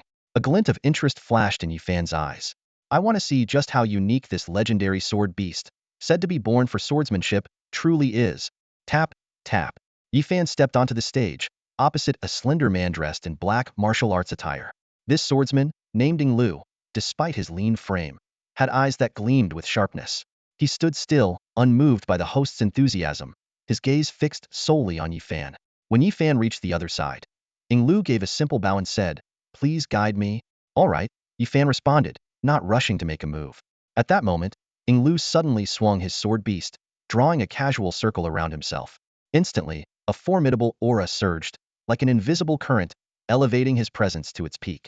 The sword beast in his hand expanded and lengthened, its eyes disappearing, and its once flexible body hardening into a real, formidable blade. Yifan was slightly surprised. So that's how you gather momentum? He placed his hand on his blood sword and lowered his stance. Almost simultaneously, both drew their swords. The blood sword traced a beautiful arc, clashing with the sword beast, and the impact sent shockwaves rippling in all directions. What a heavy killing intent, Ying Lu remarked without pause, his sword beast slashing, sending a blade of energy toward Yifan in the blink of an eye. So fast, Yifan thought, startled. He blocked with his blood sword, but the powerful close-range impact still pushed him back a few steps. Seeing his attack was effective, Ying Lu continued to swing his sword beast, sending 7 or 8 more energy blades in quick succession. After gaining some distance, Yifan stopped trying to block them. He rotated his blood sword, unleashing a blood-red arc of energy. Boom, boom, boom. The energies collided midair, the blood-red arc destroying 5 or 6 of the sword beast's energy blades before dissipating. The final blade was deflected by Yifan's sword. Seeing Yifan easily fend off his attacks, Ying Lu frowned and charged forward with his sword. The two became entangled, their sword techniques clashing at incredible speed. Ying Lu's skills were formidable, preventing Yifan from gaining any advantage. Soon, Yifan sensed something was off. This sword beast is an independent entity, with its own level and power, Yifan noted after a clash, both retreating. Its strength adds to yours. With both at Eternal 2-star, your combined power approaches Eternal 7 or 8-star. Your cultivation seems to integrate both martial arts and beast mastery in a unique way. You have sharp insight, Ying Lu replied, not halting his attack.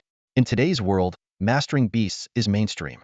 Without a beast, cultivators struggle to gain recognition from the laws of the Gate of Gods, often stuck below the king level. Martial artists, typically without beast qualifications, find themselves at a disadvantage. Sword beasts break this dilemma for sword cultivators. They don't occupy beast space but can grow alongside their masters, effectively doubling their strength. I see. Yifan nodded, blocking with his blood sword. He continued, if sword cultivators can ease their path to kingship with sword beasts, can't other martial artists do the same? Potentially, but aside from sword beasts, there don't seem to be blade beasts or spear beasts, Ying Lu answered. In the next clash, he suddenly retreated a few steps and then swung his sword beast. Sword style. Silver blade tornado. With his words, a fierce wind condensed into a tornado, rushing toward Yifan. It was another instant sword technique. The tornado's momentum was terrifyingly fast, sweeping up grass and stones. With no time to evade, Yifan placed his blood sword in front of him, pushing directly into the tornado. The twisting force nearly wrenched the sword from his grip, but he held on tightly as he sensed the danger. Clang, clang, clang. Blocking the silver blade tornado, the debris inside clashed continuously with the blood sword, making sharp sounds. Yifan was pushed back to the edge of the arena before the tornado lost its force and dissipated, allowing him to regain his stance. Brother Fan, you should have a good understanding of me by now, Ying Lu said, not rushing forward. His sword beast was poised. As a sword cultivator, I dislike being underestimated. Please, show me your full strength. I don't mean to underestimate you, Yifan replied, dusting off the dirt on his clothes. He then sheathed his blood sword, saying, "It's just that I'm not quite used to using a light sword." With that, Yifan placed his hand on the black sword at his back, and Ning Lu smiled in response. Boom. When they clashed again, the immense force sent Ning Lu flying back. Now, this is interesting, Ning Lu said, a gleam of excitement flashing in his eyes. Ning Lu nodded in satisfaction and stepped forward to engage Yifan in battle. After 3 or 5 exchanges, he was once again forced to retreat. This time, instead of rushing to attack, Ning Lu thrust his sword beast into the ground and muttered, "Sword beast, dual sword form." In an instant, dazzling light burst from the sword beast. When the light faded, the original sword beast had split into 2 gleaming swords. With a sword in each hand, excitement sparkled in Inglio's eyes. "Brother Fan, I've been looking forward to this battle." With those words, Inglio's aura surged once more. He swung both swords, unleashing 2 massive silver tornadoes that roared toward Yifan, clearly more powerful than before. Facing the ferocious attack, Yifan chose not to block Hedon. He gathered his strength, and just as the tornadoes neared, he struck out with a powerful blow. The elemental energy formed a small mountain that collided with the tornadoes, resulting in a deafening explosion. After a brief stalemate, the tornadoes shattered, and the small mountain dissipated. "Brother Fan, be careful now," Ning Lu warned, his figure suddenly closing in on Yifan like a phantom. With dual swords in hand, his attacks became even more agile and unpredictable. Yifan, wielding a heavy sword, found himself momentarily suppressed. During the battle, Yifan gradually realized the true strength of the sword beast. It seemed to synchronize with its master, allowing any sword technique to be executed instantly. Even more astonishing, the sword beast could actively assist its master in attacks. Inglio's ability to wield 2 swords simultaneously wasn't due to multitasking but rather the sword beast aiding him. How could someone with such power remain unknown in the past? Yifan wondered, but the critical situation left him no time to ponder. As he was enveloped by another wave of dual sword attacks, Yifan seized a fleeting opportunity. He swung his black sword at the intersection of the dual swords, shouting, "Sword style, vibrating sword." Clang! A thunderous clash reverberated, accompanied by intense vibrations. Caught off guard, Inglio's dual swords flew from his hands, and his aura plummeted. Not good. Inglio's expression shifted drastically. He stiffened and quickly reached out to grab the falling swords. But in the next moment, Yifan's black sword was already at his throat, halting his movement. With a thud, the dual swords hit the ground, and the arena fell into silence. Both combatants seemed frozen in that instant. After a long pause, Ning Lu swallowed hard, his atoms apple-bobbing. He looked at Yifan, his voice dry. "I lost." After a moment's hesitation, he asked, "That last sword technique? It doesn't seem like Sword Saint's art?" "Indeed, it isn't," Yifan replied, though he secretly thought, the Northern King's technique for disarming opponents actually worked quite well. "Is it a bit unfair?" Seeing Inglio's incredulous expression, Yifan began to explain, but Ning Lu shook his head, interrupting him. "No. Ever since I've had the sword beast, no one of the same level has ever disarmed me. You defeated me fair and square." With that, Ning Lu respectfully cupped his hands towards Yifan and then decisively conceded to the referee. He picked up the sword beast and gracefully exited the arena. People who practice swordsmanship do have a certain nobility, Yifan admired as he watched Inglio's straightforward departure. He couldn't help but assess the unique sword beast. The sword beast was indeed the ideal companion for a sword practitioner, but it had its limitations. While the swords it transformed into were sharp, they lacked the added dragon spirit and immense weight of the black sword, as well as the blood mist feedback and killing intent of the blood sword. Most importantly, once the sword beast was disarmed, the massive boost it provided to its master would vanish instantly. This sudden change caused Inglio's slow reaction, giving Yifan the chance to turn the tide. Overall, the sword beast isn't perfect. It has quite a few flaws and isn't as formidable as I imagined, Yifan pondered as he walked off the stage. Images of Inglio's instant silver tornadoes and the sword beast transformations kept flashing in his mind. "KSK, if only I had a sword beast," Yifan couldn't help but sigh. A spectacular sword duel. Yifan, from Wudu Academy, defeated his opponent with a cunning and precise move. As the result was announced, the host's voice surged with excitement once again. However, just as Yifan stepped off the competition ground, the host's tone suddenly changed. "What's happening? Is Jada Bailong about to lose to Luo Linger on field 2? This comment made Yifan stop in his tracks and turn to look at the other arena. Although his battle with the Shadow Stream had captured most of the audience's attention, the fight on the other field was equally intense. Amidst the thunderous noise, a massive 9-tailed fox was launching a frenzied attack. Each of its 9 tails unleashed different attacks, bombarding Jiada Bailong relentlessly. Additionally, two three-tailed foxes were also joining the assault. Jiada Bailong was clearly overwhelmed by the fierce onslaught, struggling to fend off the attacks and being pushed to the edge of the arena. Whoa, what kind of beast is that? Li Pengzi and the others were stunned, momentarily forgetting to ask Yi Fan about his previous battle. Yi Fan explained, "That's a nine-tailed fox, a purebred descendant of the celestial fox lineage. The other two are three-tailed foxes, a lower-tier version of the nine-tailed fox, but still of top extraordinary bloodline quality." His eyes flickered slightly as he continued, "Among the 7 daughters of the Luo family, only Luo Linger has managed to tame a descendant and achieve the title of king. After becoming king, she became famous for her nine-tailed fox. Everyone thought she tamed it after reaching king level, but it turns out she had it much earlier, along with 2 extraordinary three-tailed foxes." Yi Fan analyzed, "The nine-tailed fox excels in various elemental ranged attacks, while Jiada Bailong can only fight in close combat. Despite his strong physique, he can't withstand the continuous attacks from the nine-tailed fox. Luo Linger is going to win." Li Pengzi shrank back. "That's insanely powerful. We've really underestimated this future leader of the Luo family." Yi Fan responded, "Gaining the recognition of a descendant proves that she can defeat descendants of the same level using her beasts." Before he finished speaking, a loud explosion echoed through the arena. The prolonged bombardment finally broke Jiada Bailong's defense, and an elemental blast struck his chest, sending him flying and crashing into a stone lion outside the field. He really lost. Li Pengzi gasped, and the surrounding Ma Xiaoxue and Wang Lingxi were equally shocked. It wasn't just them. Many warriors in the stands were also shaken.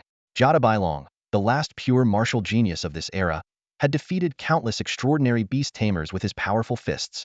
Losing to Yi Fan was understandable, but falling to a pure beast tamer like Luo Linger was significant for those still hopeful about the path of pure martial arts. Yi Fan waved his hand to calm everyone. Luo Linger's beast just happened to counter the still somewhat inexperienced Jiada Bailong. Don't overthink it. Beast taming is the pinnacle of all paths, and while the decline of pure martial arts is inevitable, it doesn't mean martial artists will disappear. They will merge with the path of beast taming, much like the shadow stream. Besides, the pure martial path isn't without its merits. Ming Wang and Wu Wang both reversed the tide against king-level descendants at their peak, opening the gate to godhood and achieving the title of king. After reaching king level, the gap between martial artists and beast tamers isn't that big, as it's rare for a beast tamer to possess multiple powerful king-level beasts simultaneously. Li Pengzi still found it hard to believe. That's easy to say, but we're talking about Jiada Bailong. I remember the one time I faced him. My 7 or 8 beasts were knocked out with a single punch each. He shuddered at the memory. A pure beast tamer defeating him is mind-boggling. Wang Lingxi was more composed. "This just proves how strong Luo Linger's beasts are." She asked worriedly, "Yi Fan, you're up against her next. Do you think she holds a grudge against you?" Li Pengzi realized, "Yeah, she used to like you a lot, and you turned her down harshly." Yi Fan calmly replied, "In a contest among cultivators, strength is what matters. Personal feelings don't influence the outcome." He looked at them with a hint of confidence. "It's not like I don't have descendants of my own." Ladies and gentlemen, the long-awaited finals have finally arrived. The host's voice echoed across the arena, his slightly high-pitched tone barely concealing his excitement. Yi Fan from Central Martial City Academy, a freshman with an unprecedented Z-level rating, master of both beast taming and top-tier swordsmanship, and the youngest perfect Dao cultivator, is undoubtedly the favorite to win. Luo Linger from Magic City University, with an S-level rating, one of the 7 daughters of the Luo family, possessing top-tier beast taming talent and the nine-tailed fox bloodline of the divine beast Tianhu, has defeated the strongest warrior of her generation, Jiada Bailong. She is undoubtedly the strongest dark horse in this competition. As the commentary concluded, Yi Fan and Luo Linger stepped into the arena simultaneously. This showdown to determine the top of their generation had rightfully captured the world's attention. The crowd's cheers rose and fell like waves, their voices hoarse but their enthusiasm undiminished. Luo Linger was the first to speak, her voice soft with a hint of cheerfulness. "Young Master Yi Fan, it's been a long time." She bowed slightly, performing a standard courtesy. Yi Fan cupped his hands in return. "No need for formalities, Miss Luo. Didn't expect to meet you in the finals," Yi Fan added. Luo Linger replied softly, "But I've imagined meeting you in the finals many times. Since our last encounter, you mentioned your single-minded pursuit of the Tao. I thought about it for a long time and had an epiphany." She paused, then continued, "Even the pursuit of the Tao needs support. You declined my offer to assist you, perhaps thinking my help would be of no use. But if I reach the pinnacle of our generation, like you, perhaps you might change your mind." Yi Fan was silent for a moment before he spoke slowly. "Miss Luo, with your talent and strength, you don't need to rely on anyone. You are growing, and the Luo family no longer needs to depend on alliances through marriage to thrive. At least not now. I'm not saying I want to rely on you. Young Master Yi Fan, Luo Linger replied softly. With chaos on the horizon, I just want to stand alongside someone like you. That would be meaningful. Then you can come to Nanchuan. Yi Fan began, but Luo Linger interrupted him.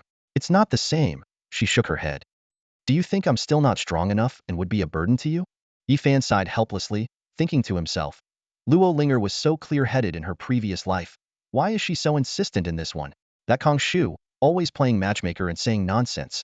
Where does he get these ideas? Miss Luo, Yi Fan explained seriously. I've already said I have no intention of marriage. It's not an excuse. Besides, with your beauty and exceptional talent, you wouldn't be a burden anywhere. Cultivators don't necessarily need to be entangled in romantic relationships. Pursuing the Tao together is equally valuable. Luo Linger listened quietly, pondering for a long time before nodding slowly. Young Master Yi Fan, your reasons are good, but I don't accept them. Hearing this, Yi Fan felt a rare headache. He waved his hand, as if giving up on further explanation. All right then, if Miss Linger insists, let's fight. If you can defeat me, everything will be as you say. Defeat you? Luo Linger fell silent for a moment upon hearing this, then smiled knowingly. She slowly raised her hand, and a radiant light gathered, summoning a massive nine-tailed fox beside her. Yi Fan didn't hesitate. He raised his hand as well, summoning Lao Qi as soon as Lao Qi appeared. He saw the enormous nine-tailed fox and shrank back a bit, nudging Yi Fan. Whoa, what's that? Why is this one so strong? Yi Fan replied. Isn't this what you wanted? He glanced around at the enthusiastic crowd and continued. Look, it's the moment everyone's been waiting for. Lao Qi was taken aback, but soon got caught up in the crowd's deafening cheers, straightening his posture. Well, we better put on a good show today. Go for it, Yi Fan encouraged, his eyes seriously fixed on the nine-tailed fox. He thought to himself, this is a true descendant of a divine beast, with a much purer bloodline than Lao Qi, who's essentially self-taught.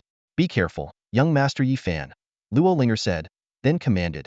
Nine-tails, use elemental barrage. The nine-tailed fox moved instantly, its nine tails swirling and gathering light, forming 9 massive elemental orbs that shot towards Lao Qi at incredible speed. Shall we counterattack, Lao Qi? Yi Fan asked. Lao Qi responded immediately, spewing a giant fireball to meet the attack. With a thunderous roar, the fireball neutralized 2 of the elemental orbs, but the remaining 7 continued their relentless advance. Seeing the danger, Lao Qi grabbed Yi Fan and shielded him with his back, his wings hardening instantly. The 7 elemental orbs exploded one after another on Lao Qi's back. Under the protection of his steel-like wings, Lao Qi withstood the powerful blasts. Keep going, elemental barrage. Luo Linger seized the advantage and launched another wave of attacks. The elemental orbs rained down like a storm, forcing Lao Qi back step by step until he was cornered at the edge of the arena. Despite being pushed back, Yi Fan maintained a calm gaze. He assessed that the nine-tailed fox's smaller, dense elemental attacks weren't enough to defeat Lao Qi to land a decisive blow. A powerful strike amidst the barrage was necessary. That would be their moment to counterattack. Sure enough, as Lao Qi reached the edge, Luo Linger didn't hesitate. She commanded again, and this time, the 9 tails coiled together, forming a gigantic elemental cannon. 9 tails, elemental annihilation. Lao Qi, now's our chance. Yi Fan swiftly grabbed Lao Qi's arm and shouted, take to the skies. Lao Qi understood, flapping his wings and soaring upwards while tossing Yi Fan onto his back. The 9-tailed fox's elemental cannon locked onto Lao Qi, speeding towards them. In midair, Lao Qi twisted just in time to narrowly evade the deadly blast. The elemental cannon exploded in the air, creating a small mushroom cloud. Lao Qi, still shaken, turned to Yi Fan. That would have killed me. You're the beast master. Start giving commands. You wouldn't have made it if I hadn't, Yi Fan retorted, quickly devising a plan. We need to get up close. Long-range attacks won't win this. Lao Qi, dive down. Shall try to stop us with more elemental orbs. Well, break through them. Dive? With my weight. Lao Qi protested. Yes, dive. Yi Fan insisted, attempting to grab reins that weren't there. Instead, he grabbed Lao Qi's ear and tugged. Charge. With a grimace, Lao Qi twisted his body and dived. Seeing this, Luo Linger immediately ordered, 9 tails, use firework finale.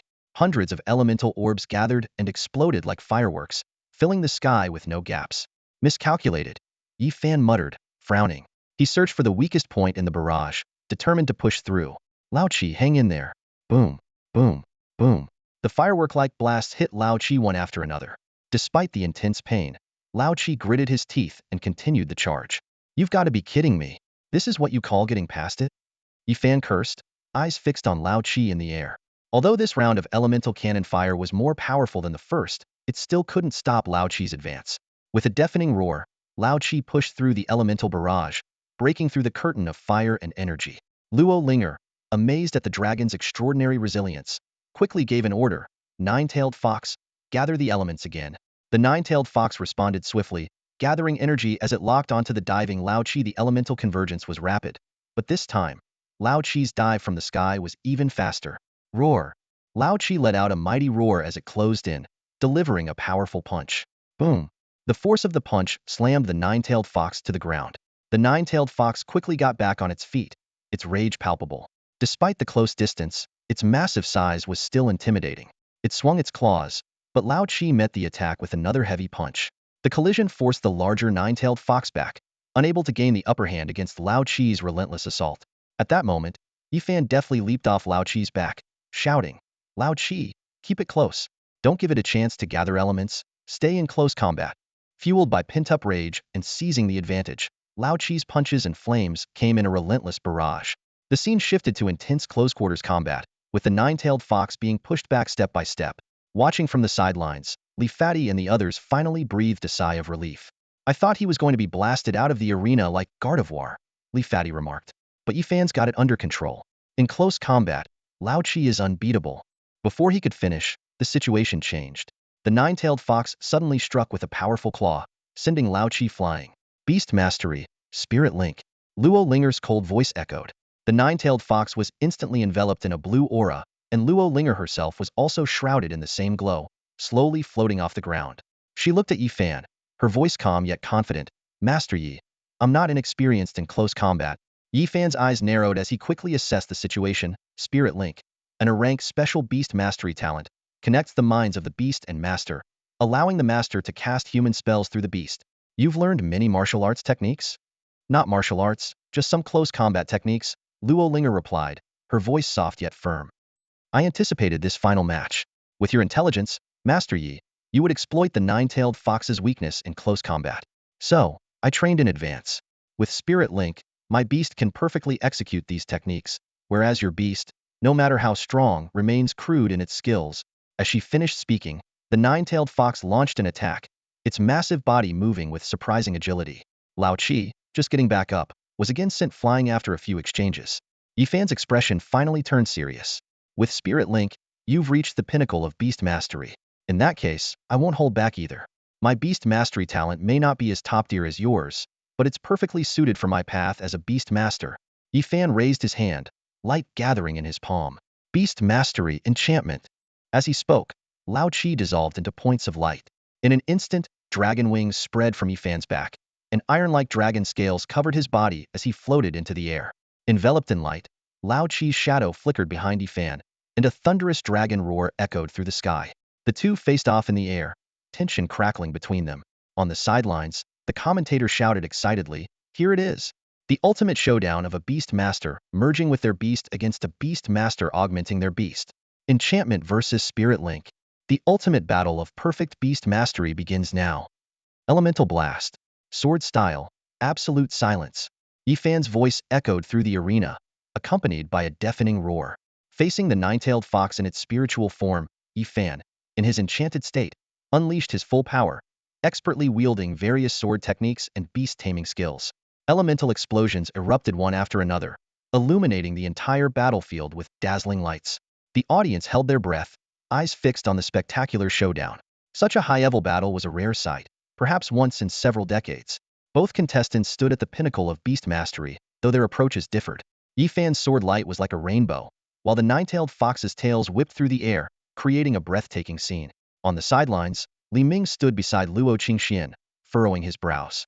He whispered, Luo Linger can hold her own against Yifan for so long with just physical techniques. Could it be that she has inherited the legacy of the War King? Luo Qingxian smiled mysteriously and replied softly, Shu Linger obtained the War King's legacy precisely because of Yifan. Li Ming gasped, she really got it? Seeing Luo Qingxuan's tacit confirmation, Li Ming was deeply shocked. The War King, as the second-generation head of the Luo family and the strongest of the seven kings, had a legacy far beyond mere physical techniques. If Luo Linger had fully inherited it, does this mean Luo Linger has a chance to defeat Yifan? Li Ming's heart raced, a hint of worry flashing in his eyes. Luo Qingxian shook his head confidently. Lord Li Ming, you underestimate the descendant of the Battle King. Linger has made significant progress, but she has yet to force Yi Fan to use his full strength. How could she possibly win? He's not using his full strength? Li Ming found it hard to believe. He's used his rare beast and sword techniques. He wasn't even this formidable when he defeated Jia Bailong, right? Luo Qingxian said quietly. Lord Li Ming, have you forgotten? Yi Fan practices the perfect path. The perfect path. The words hit Li Ming like a hammer, jolting him awake. I can't believe I forgot about that. The battle raged on for a long time, ultimately ending with Yi Fan's precise eye slash. The nine-tailed fox fell, and Luo Linger, in her spiritual form, also collapsed to the ground. Luo Linger looked bitterly at Yi Fan's retreating figure as he sheathed his sword. Even after all this, I still can't defeat you. I've reached the pinnacle for our age group, so why is there still such a huge gap? Yi Fan didn't turn around, speaking calmly. If you wish, you can continue to aim for me. My words will always hold true. With that, he adjusted the heavy sword on his back and walked away. The arena erupted with deafening cheers, not just from the live audience, but also from those watching the broadcast across the entire human realm, celebrating Yi Fan's victory. Magnificent. A new king has risen. The announcer roared as pre-prepared fireworks burst in the sky. Excited spectators poured into the arena, chanting Yi Fan's name. Yi Fan had already left, but the atmosphere of celebration did not diminish. In that moment, with a resounding victory, his name echoed throughout the human realm. At 19 years old, an eternal 9-star, master of dragon-type rare beasts, proficient in swordsmanship, savior of his declining family, and a fierce warrior on the front lines, these titles all converged into the name Yi Fan. Let's go, Yi Fan said to Li Pengzi and the others, who were caught up in the excitement, still maintaining his calm demeanor. Leaving already? Li Pengzi was reluctant. We finally won the championship, shouldn't we celebrate? Seeing their eager expressions, Yi Fan relented. All right, we can relax for today. Go join the others in the celebration.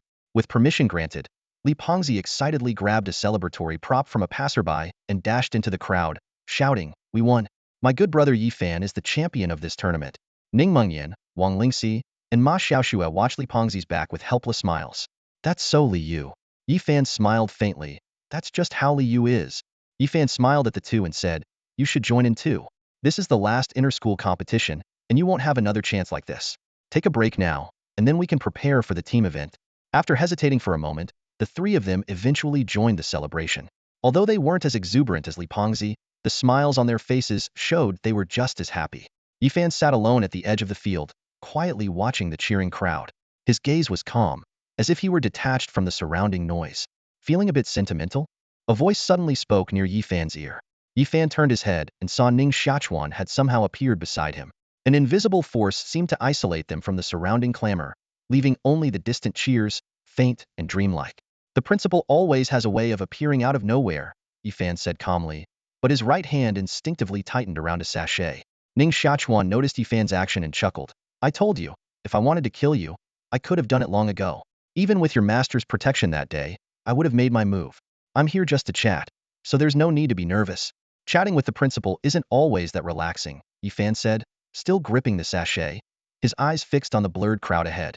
After a moment of silence, Ning Xiaochuan spoke. The Northern King has left. Isn't that just as Principal Ning wished? Yi Fan nodded. We probably don't have enough time to finish the team event. We do, Ning Xiaochuan replied, his gaze shifting to the cheering crowd in the distance. I said I would wait until the competition ends, and I will.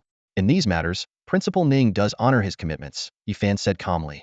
Ning Xiaochuan's eyes grew deep. We all have things we hold on to. Even me. The human race has grown corrupt, and what it needs is a fire like mine, fueled by hatred. Whether it's seen as a pest or a woodpecker, a fire will leave behind only the hard tree trunk. Yi Fan looked directly at Ning Xiaochuan. The principal is a clear-headed person. But your madness, principal, is a clear-headed madness, far more terrifying than an ordinary lunatic. After the fire burns, it might leave only ashes, not the tree trunk you imagine. If the trunk can't withstand even a wildfire, then it doesn't deserve to exist, Ning Xiaochuan said calmly, but his tone carried an obsessive fervor. Touched by this fervor, Yi Fan simply replied, people with obsessions are all mad. Those without obsessions live pitiful lives. Ning Xiaochuan shook his head and suddenly asked, kid, do you not have any obsessions? Are you really doing all this to save the human race? To be the savior in a chaotic world? Yi Fan fell silent, his mind flashing with the image of someone's smile, causing his expression to darken slightly. You see, Ning Shachuan laughed, patting Yi Fan on the shoulder. You and I are the same. We are both wildfires, meant to burn everything down. The individual competition has concluded, and after the celebrations, the team competition is equally captivating. Unlike the individual competition, which showcases pure personal strength, the team competition features a variety of unique formations. Teams like the All-Warrior team and All-Support team made their appearances, but the most eye-catching was Jada Bailong leading 4 supports and consistently taking on 5 opponents alone. As the champion of the individual competition, Yi Fan's team naturally became the focus of attention, drawing significant interest to Li Pengzi and others. Although not a top-tier lineup, each member had unique skills, especially Wang Lingxi's spiritual vision ability, which provided the team with a full field vision advantage that left many opponents in awe. Many participants from the individual competition appeared on the team competition roster. Surprisingly, Luo Linger, although registered, did not participate due to injuries sustained in the match against Yi Fan. That match was really exhausting, Li Pengzi said, panting heavily as he and the others followed Yi Fan off the stage after advancing to the top 32. That Jinling Academy team had all sorts of strange beasts, like the mimic parrot and the red-faced mischief rabbit. They weren't strong in combat, but each one was a pain to deal with. Yi Fan smiled and responded, those beasts aren't strong on their own, but together, they create a completely different dynamic. In the team competition, he intentionally held back his strength to give Li Pengzi and the others more opportunities to adapt to various teams. With him as their safety net, victory was assured, turning the matches into valuable training experiences. Ning Ming turned his attention to another team. Yi Fan, that Tian team seems really strong. Although Tian had registered for the competition, he hadn't participated in many matches, relying on his teammates' strength to easily crush their opponents. Wang Lingxi whispered, I haven't seen these people at the academy before. They probably got in through the back door, Yi Fan said, glancing at the people on stage. Most likely, they are from the temple. Tian brought them to the team competition with a clear goal to win the human race treasury. Li Pengzi asked, puzzled, why did Tian register for the team competition but not the individual one? Yi Fan explained, he doesn't want to fight me in the individual competition. To beat me, he would have to use all his cards, and even then, it's not guaranteed.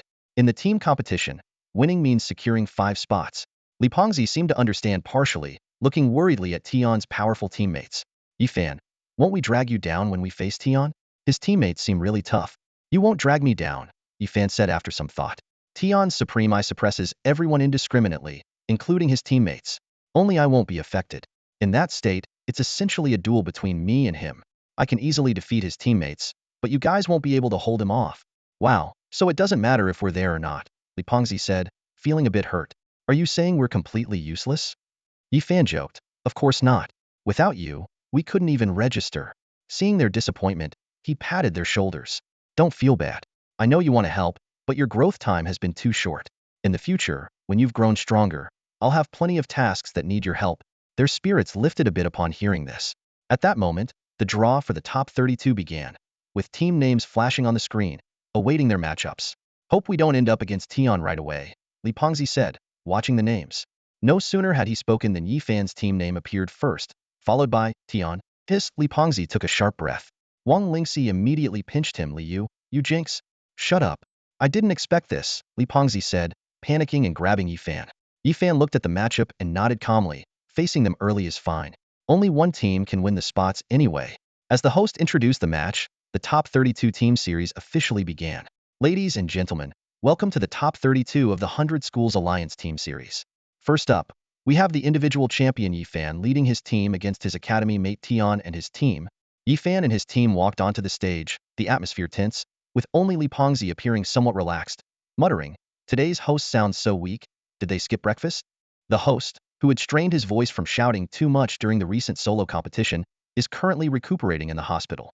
At the edge of the arena, Wang Lingxi glanced at Li Pengzi, who was grinning foolishly, and couldn't help but remind him, how can you still be smiling? We're about to face Tian. Li Pengzi responded nonchalantly, so what if we are? Didn't Yi Fan say this match is between him and Tian? It's got nothing to do with us. Wang Lingxi was taken aback by his attitude. Aren't you even a little bit worried? Worried about what? Li Pengzi scratched his head, looking puzzled. Yi Fan won't lose. This left Wang Lingxi speechless, so she just walked ahead in silence. Click-clack, their footsteps echoed through the corridor. Leading the group, Yi Fan entered the arena, followed closely by his team. Opposite them, Tian walked in slowly. The atmosphere grew tense as the two faced each other from across the field. Tian was the first to speak, his voice as usual but with a sharper edge. Yi Fan, this time, you won't be so lucky. Fan chuckled lightly and retorted, "What? Are you blaming luck for your last defeat? The mighty young lord needs excuses for his failures?" Tian snapped back. "Do you really think you won last time? When were you ever in control? If it weren't for the Luo family intervening, you would have died by my hand."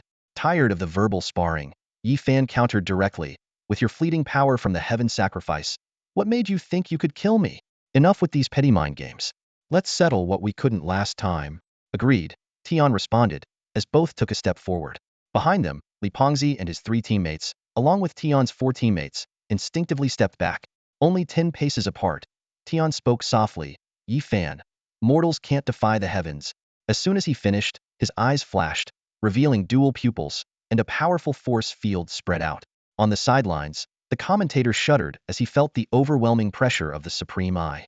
With his extensive knowledge, he almost immediately recognized its nature. "Divine Eye!" the commentator exclaimed. "The captain of the #1 team from Wudu Academy, Tian, actually possesses the Divine Eye, the legendary Supreme Eye. The Supreme Eye, said to suppress all beings and beasts, the ultimate dream of the strongest kings, hasn't been seen for 1,000 years." However, an even more shocking scene unfolded. Fan released his essence, effortlessly breaking through the force field of the Supreme Eye, and floated steadily in the air. All eyes in the arena were fixed on him. The commentator, now utterly shocked, burst out, "Holy crap! Fan can ignore the Supreme Eye? The Supreme Eye, which is said to suppress even divine beasts, is ineffective against Fan?" Gasps and murmurs filled the arena as 2 contestants, both possessing the Supreme Eyes, appeared simultaneously on the battlefield. Such a coincidence, one that should only exist in historical records, had astonishingly come to life. On the sidelines, the duel between Fan and Tian had yet to commence, but the tension was already palpable. At the center, Shiryu frowned and looked at Ning Xiangquan, asking in a low voice, "Did you arrange this? This duel shouldn't be happening so early." Ning Xiangquan replied nonchalantly, "I couldn't be bothered with these details. Maybe someone got scared and decided to make a final move before fleeing." He glanced to his right, where 7 or 8 empty seats stood out conspicuously. These seats were usually reserved for the wealthy, powerful, or influential. "Most of them have already fled," Shiryu sighed, then softly inquired, "When do you plan to make your move?" "No rush." Ning Xiangquan shook his head. "Everyone is waiting for me to lead the charge, but I intend to make them wait a bit longer. I've already made arrangements with King One." He waved his hand dismissively. "Come on, Shiryu. We're here to watch the match. Relax when you can." Shiryu nodded, but his gaze remained fixed on Ning Xiangquan. Ning Xiangquan leaned back in his chair, exuding a carefree air, with a folding fan resting on his chest, embodying the demeanor of a free-spirited young noble. "Principal, you've changed a lot recently." Shiryu hesitated for a moment before speaking. "In the duel between Tian and Fan, if anything happens to either side, people change." Ning Xiangquan chuckled, patting Shiryu's arm. "Don't overthink it. I'll handle everything." In the arena, Tian and Fan had already begun their fierce battle. The clash of the demon blade and the heavy sword was a full-force confrontation every time. Fan, standing on lower ground, looked up at Tian with a smile in his eyes. "Tian, you haven't made much progress." As he spoke, he summoned several beasts. Tian coldly retorted, "I was born at the pinnacle, so there's no talk of progress." He too summoned beasts, all of extraordinary grade, including a blood-red dragon hybrid, also at the eternal 9-star level. The beasts of both sides entangled instantly. Lao Chi charged forward and collided with the red dragon, the dragon's roar reverberating throughout the arena. Fan frowned slightly. "The sanctuary's resources are indeed deep. They found you a suitable beast in such a short time." He leaped lightly, only to be suppressed by a surge of overwhelming blood light. Tian had already activated his bloodline, with scales covering his body. He shouted coldly, "Fan, do you really think you can defeat me? At the end of the day, you're just a mortal, without bloodline, without divine eyes, your talent is weak as an ant. You merely had some fortunate encounters, and now you dream of defying the heavens. What a joke. Precisely because I'm a mortal, I must have the courage to defy the heavens." Fan soared again, facing the approaching bloodlight. He wielded his heavy sword, breaking through the obstacle with sheer force. The two engaged in close combat, and with a powerful strike, Fan forced Tian back. Fan said coldly, "It may be laughable for a mortal to defy the heavens, but you are merely a usurper. Do you think naming yourself Tian makes you the heavens? I am chosen by the heavenly way, the chosen one, and the only one," Tian retorted. "If there's really a heavenly way, and it chose you, then it must be blind." Fan roared, "Without parasites like you, the world wouldn't be in such misery. Today, I will kill you." Before his words faded, golden light ignited in Yifan's eyes, and dragon scales rapidly covered his body and sword. He resolutely tapped the mark on his forehead. Tianyuan beast, give me your greatest blessing. A bell-like response echoed, and a massive mountain phantom appeared. The entire venue's atmosphere shifted, with a vast amount of elemental power converging around Yifan. An overwhelming aura rose from him as he leaped and swung his heavy sword, the sword energy stretching for hundreds of meters, almost piercing through the entire arena. With a thunderous crash, Tian fell like a meteor, creating a deep crater in the solid ground. But he quickly rose again, engaging Yifan in close combat. With the enormous blessing, Yifan's combat power reached its peak, and each swing of his sword released sword energy that required the intervention of strong individuals at the venue's edge to protect the spectators. The sky was ablaze with power, and Tian's strength had significantly increased. However, against a fully empowered Yifan, he was clearly at a disadvantage. After several unsuccessful clashes, Tian decisively activated his beast mastery skill. With a squeeze of his hand, several beasts instantly turned into blood mist and merged into his body. With a thunderous roar, Tian transformed into a massive, monstrous figure. He swung his blood-red blade, reversing the tide of battle, and slashed Yifan down from the sky. Yifan crashed heavily to the ground, his shoulder scales shattered, exposing a deep, bone-revealing wound. The dark energy from the demonic blade further corroded the injury. In his sacrificial state, Tian's combat power was unparalleled. Last time, he had overwhelmed Yifan with a blood sacrifice, and this time he was even more prepared, directly sacrificing a rare beast. In another fierce collision, Yifan was repelled once more, gaining yet another wound. You have no other tricks left, Tian sneered viciously. Even at your peak, you can't beat me. It's all in vain. Who said I've reached my peak? Yifan calmly replied, raising his hand as the light of his beast mastery connected with his own beasts. Beasts, full enhancement. A mere crank beast mastery? Tian laughed loudly. Yifan, do you think you can defeat me with that? What a joke. Unfazed, Yifan raised his hand. Lao Qi, Xiaohua, and other beasts slowly gathered around him. Tian hovered in the air, puzzled, but suddenly sensed something amiss. Just as he was about to swing his demonic blade to release a blood-red slash, a stack of talismans appeared in Yifan's raised hand. Tian, today I'll show you whether human wisdom can defy the heavens, Yifan declared, throwing the talismans into the air. Obscure incantations flowed from his lips, and the talismans exploded one after another. Beasts, rapid speed. Beasts, immense strength. Beasts, boiling blood. Beasts, eternal growth. Beasts, armor attachment. Beasts, frenzy aura. Hundreds of beast mastery enhancements enveloped the beasts, their bodies rapidly growing under the intertwined lights. In an instant, the beasts emitted a terrifying aura, their eyes glowing as if awakened from ancient times. Especially Lao Qi and the devouring beast, their already massive bodies expanded even further, nearly doubling in size compared to the colossal nine-tailed fox. You scoundrel, after all those slashes you dealt me, it's finally my turn. Lao Qi, the vengeful first dragon, was the first to strike after the enhancements. With a powerful swipe, it knocked Tian from the sky, slamming him heavily into the ground, shaking the entire arena. The arena fell into a stunned silence. Not only the host but everyone was shocked. One person had simultaneously applied hundreds of beast mastery enhancements to his beasts. Hundreds. How is that possible? The audience erupted into a frenzy. The entire hall was in shock. Even the usually composed Ning Xiachuan folded his fan with a solemn expression. Everyone knew that a person typically had only one beast-taming talent, and exceptionally gifted individuals might have two. Yet here, standing before them, was someone capable of bestowing 100 different talents upon a beast. An eternal beastmaster.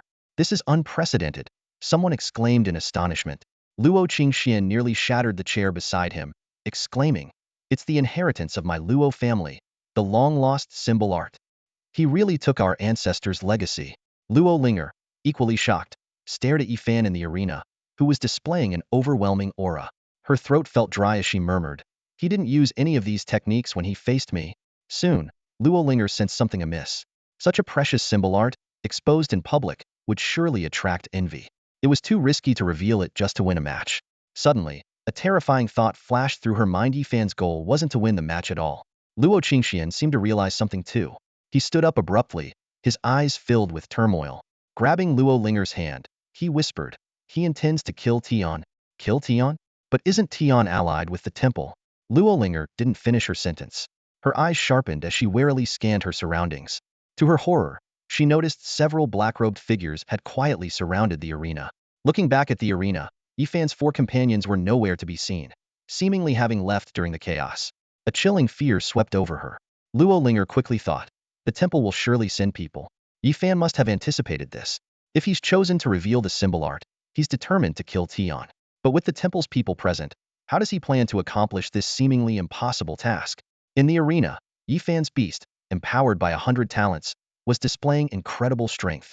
Especially Lao Qi, who seemed to have prematurely attained the true power of a rare species, could shatter the specially designed arena with a casual punch. Though Tian was powerful, he appeared helpless before Yifan. He was repeatedly struck by the beasts, coughing up blood, while Yifan moved effortlessly through the melee, his heavy sword leaving gruesome wounds on Tian's body with each strike. Hovering above, Yifan pointed his sword at Tian's throat. Ignoring the black-robed figures outside the arena, he coldly said, "Surrender, and I'll spare your life." Tian, bloodied and defeated, still raised his head and roared defiantly, "A mere mortal wants me to surrender?" Yifan, look around the arena. The temple's protectors are here. You want to defy the heavens? Right now, I am the heavens. If you dare, kill me. Surrendering is impossible. Yifan showed no anger, seemingly waiting for Tian's response. When Tian finished, Yifan slowly raised his sword. You want me to kill you? As you wish. Before Tian could react, Yifan dived from the sky, his heavy sword aimed at Tian's head. At that critical moment, over a dozen black-robed figures raised their hands simultaneously. An invisible barrier appeared above Tian, splitting the sky. The heavy sword was blocked, unable to descend. Tian looked up at Yifan, his face twisted with madness. You wanted to kill me? Come on. In the human realm, how dare you act so recklessly? Yifan seemed unfazed by the sudden obstruction. He shouted, Master, are you within the realm? I am. A voice echoed from the void. The next moment, a massive boundary monument appeared out of nowhere, crushing a black-robed figure. Following that, an elderly man with white hair stepped forward, surrounded by countless runes. Law King Qianhe, someone among the black-robed figures recognized the elder, their voice trembling with fear. Are you aiding your disciple against the temple? Only to rid the world of traitors, Qianhe replied tersely, his attacks relentless. With a wave of his hand, 100-meter-long giant white crane broke through the clouds, entangling several black-robed figures. The arena was in chaos, with everyone panicking and fleeing. With the black-robed figures entangled by Qianhe, the barrier before Yifan weakened significantly. Tian, still defiant, shouted, So what if you summoned your master? There are still more than 10 protectors guarding me. Yifan ignored him, shouting again, Extinction King, Bone King, Void King, are you within the realm? We are. 3 voices responded. Min Ri, Qing Shun, and Du Xiao appeared in the sky. They immediately engaged the nearest black-robed figures without hesitation. Min Ri, being the strongest, single-handedly held off 3. With this exchange, 10 of the 18 protectors were now occupied, but 8 still guarded Tian. Yifan didn't pause, shouting again, Luo family head, Luo Qingxian, are you within the realm? At the entrance, Luo Qingxian, intending to leave with Luo Linger, halted at Yifan's call. Luo Linger, puzzled, asked, Why is Yifan calling for grandmother? No one below the king level can aid him. Standing beside Luo Linger, Luo Qingxian remained silent, her brow furrowed in evident inner turmoil. Finally, she gritted her teeth and made up her mind. Fine, since I promised Yi Mao, I'll stand by you, kid. No sooner had she spoken than Luo Qingxian soared into the air, her immense power rippling outward like waves. Luo Linger watched in astonishment as her grandmother held off a king-level warrior, murmuring in disbelief, when did grandmother break through to the king level? In an instant, a cataclysmic battle erupted, the terrifying aftershocks like a storm, ravaging the entire arena. Sure, you focused intently on resisting the destructive force, catching a glimpse of Ning Xiaochuan's knowing smile. She seemed to have figured everything out and spoke. Principal, was it you? Ning Xiaochuan interrupted with a shake of his head. Not me, it was him. At that moment, his gaze swept across the fierce king-level battle in the sky and landed on Yifan, who was still struggling against the barrier. He burst into laughter. That's right, kid. That's the spirit. We are born wildfires. This decaying human race should be ignited by us. Yifan seemed to hear Ning Xiaochuan's words and raised his hand again, shouting, Principal, are you there? Of course I am. Ning Xiaochuan responded cheerfully, leaping into the air. A dragon-like roar echoed through the sky, and a blazing sun rose on the horizon, speeding towards them. Shi Yu's pupils contracted, and she gasped, That's the final beast. With a thunderous explosion, the sky lit up. Clad in silver armor, a beast resembling a black cat but humanoid in form appeared out of nowhere. It held a massive orb of light, smashing a guardian to the ground in an instant. Ning Xiachuan, you promised to ally with the sanctuary. One of the guardians shouted in terror, are you going to break your promise to the sanctuary? Ning Xiachuan replied with a cold laugh. For someone like me, isn't breaking promises to be expected? He showed no mercy, battling 3 king-level warriors alone under the domain's augmentation, while the final beast crushed the others with overwhelming force. At that moment, the barrier vanished, revealing Tion's face. An unseen shadow guardian emerged from Tion's shadow, standing in front of Yifan. You will not harm the young lord. The shadow guardian gripped his blade tightly, fear and hesitation flickering in his eyes. He didn't strike at Yifan but instead pleaded weakly, Yifan, you don't understand. The sanctuary is here to save humanity. The young lord is the true chosen by the heavens. Only he can unify humanity. It's the will of the heavens. If you kill him, humanity will fall into chaos, never ending. Yifan sneered in response. The will of the heavens? Nonsense. The person chosen is also nonsense. As he spoke, he raised his heavy sword, and an unassuming sachet in his other hand began to glow brilliantly. With a thunderous roar, king-level aura surged from Yifan. The guardian's expression changed instantly. In the next moment, Yifan snapped his fingers, and countless chains rose from the ground, binding the shadow guardian tightly. This power, still as familiar as ever, Yifan said as he slowly descended, looking at the chained shadow guardian with a hint of nostalgia. His gaze then shifted to Tion, and he raised his heavy sword high. Finally, fear appeared on Tion's face. Yifan coldly declared, Tion, I told you, I will kill you. Thud. With a dull thump, the arena fell into a deathly silence. All eyes were drawn to the center of the field. When they saw that it was Tion's severed head that had fallen, it was as if an invisible hand had gripped everyone's heart. The sky darkened suddenly, and thunderclouds gathered at a visible speed. Amid the rumbling thunder, blood-red rain began to pour down, staining the entire arena. Well done. Ning Xiachuan's voice cut through the eerie quiet of the blood rain. He casually tossed aside his folding fan, his fingers curling into claws as he swiftly lunged at a nearby opponent. Though there was a moment of hesitation among the others, their battle instincts quickly took over, and they joined the fray. Thud. Another dull sound. Tion's shadow guardian, now free from his chains, collapsed to the ground. He crawled with difficulty to Tion's headless body, trembling all over. Yifan, you killed Tion. The shadow guardian's voice was filled with grief and rage. Because of your actions, the entire human race will descend into endless chaos. Saying this, he picked up Tion's body and fled into the distance, not even bothering to retrieve the severed head. Chaos was already here, Yifan said calmly. Now, it's just me who has started it. He made no move to stop the shadow guardian from leaving. Instead, he spread his arms wide as if to embrace the blood-red sky. The rain washed over him, bringing a strange sense of relief. Yifan's gaze swept over the ongoing battles and the war-torn arena, the golden light in his eyes lingering. The battles in the sky didn't last long. With Tion dead, most of the guardians lost their will to fight. Except for 2 unfortunate ones left behind, the others retreated one after another. The victors descended, knowing that further pursuit was pointless. Ning Xiachuan landed opposite Yifan, while the 5 members of Qinhe silently stood behind Yifan. The final phantom beast landed next to Ning Xiachuan, its gaze lingering on Yifan for a moment before stepping back. Both sides faced off, and the atmosphere grew tense. The grudges between Ning Xiachuan and Qinhe's group made the former allies seem like adversaries. Thank you for your assistance, Principal. Yifan broke the silence, bowing slightly, his tone calm. It was just as I promised that day. Ning Xiachuan waved his hand, his expression softening. You killed Tion, and the temple will soon go mad. What I need to do will become much easier. We both win. A win-win situation is always the best, Yifan replied, showing little excitement. I won the team championship, so the spot for the human treasury is mine. Of course, it's yours. Ning Xiachuan nodded. No one can take that away from you. Tomorrow, you can take your team and enter the human treasury. Good, Yifan said, not saying more. Principal, I'm a bit tired from the battle. I'll take my leave. Go ahead. Ning Xiachuan watched as Yifan and his group left, standing alone in the rain. A thoughtful smile appeared on his face. Sure, you walked up beside Ning Xiachuan, her eyes full of worry. She hadn't expected the situation to turn out like this. She had thought that the chaos would erupt from Ning Xiachuan overthrowing the court, but now it had turned into the temple's madness. She didn't know what Tion represented, but from the temple's overwhelming response, his death was something they couldn't accept. The dynasty had oppressed the human race for years, and once they went mad, chaos would ensue everywhere. Principal, this battle was earth-shattering. The temple's wrath will soon follow, Sure, you couldn't help but say. I hope they do. Ning Xiachuan smiled, his eyes unfathomable. It would be best if they gathered their troops to besiege the capital.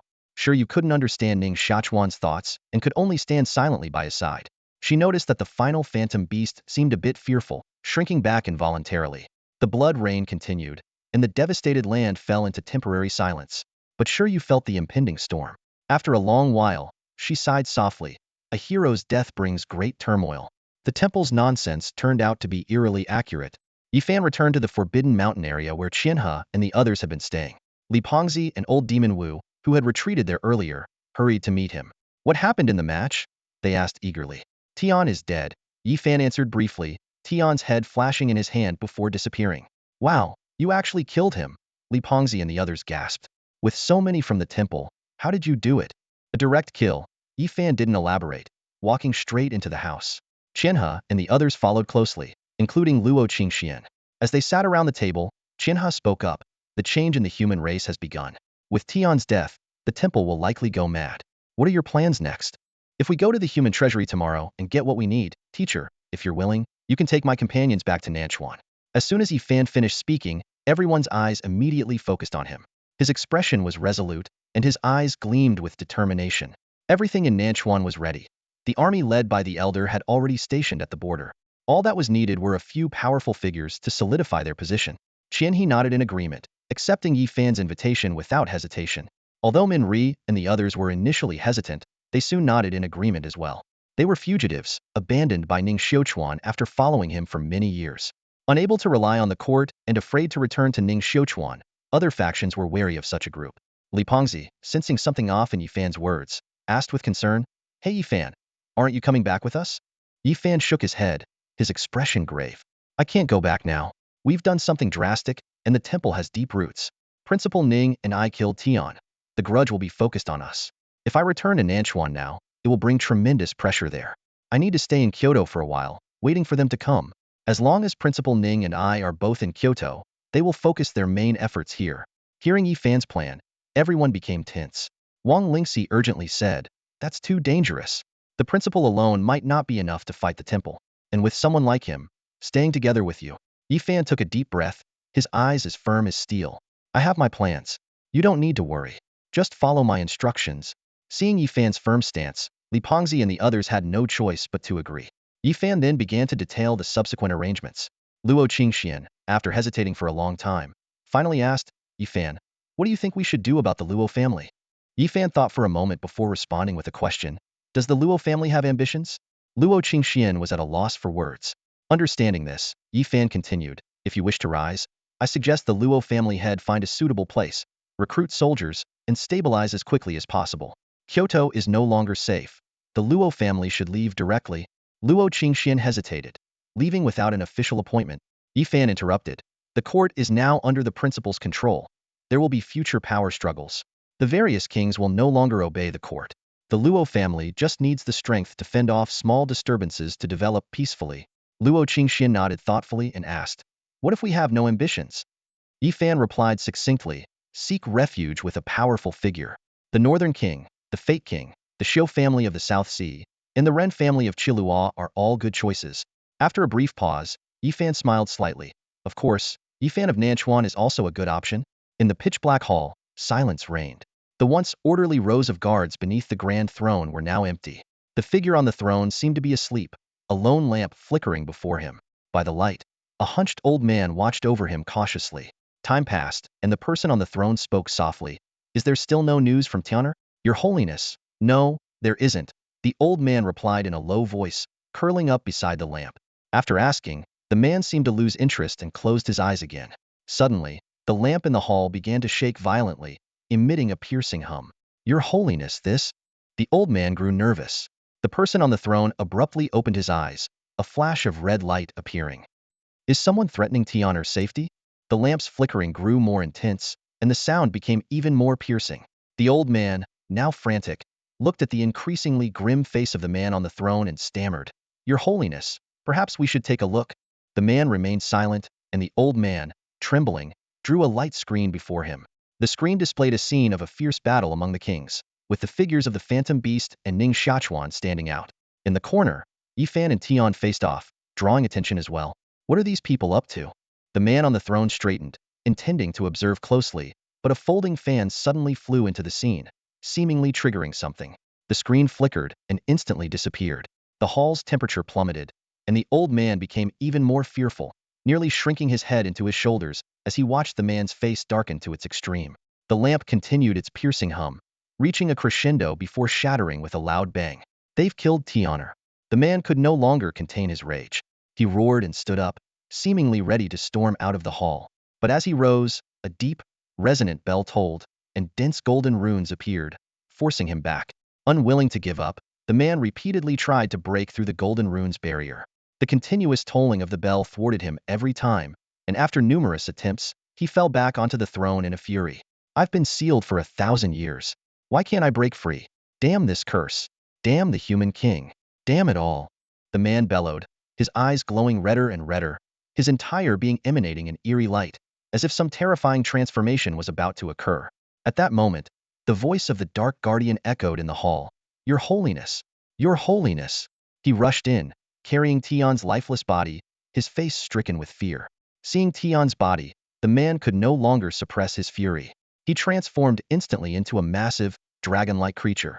This creature was exceedingly bizarre, resembling a dragon yet different from any known dragon species.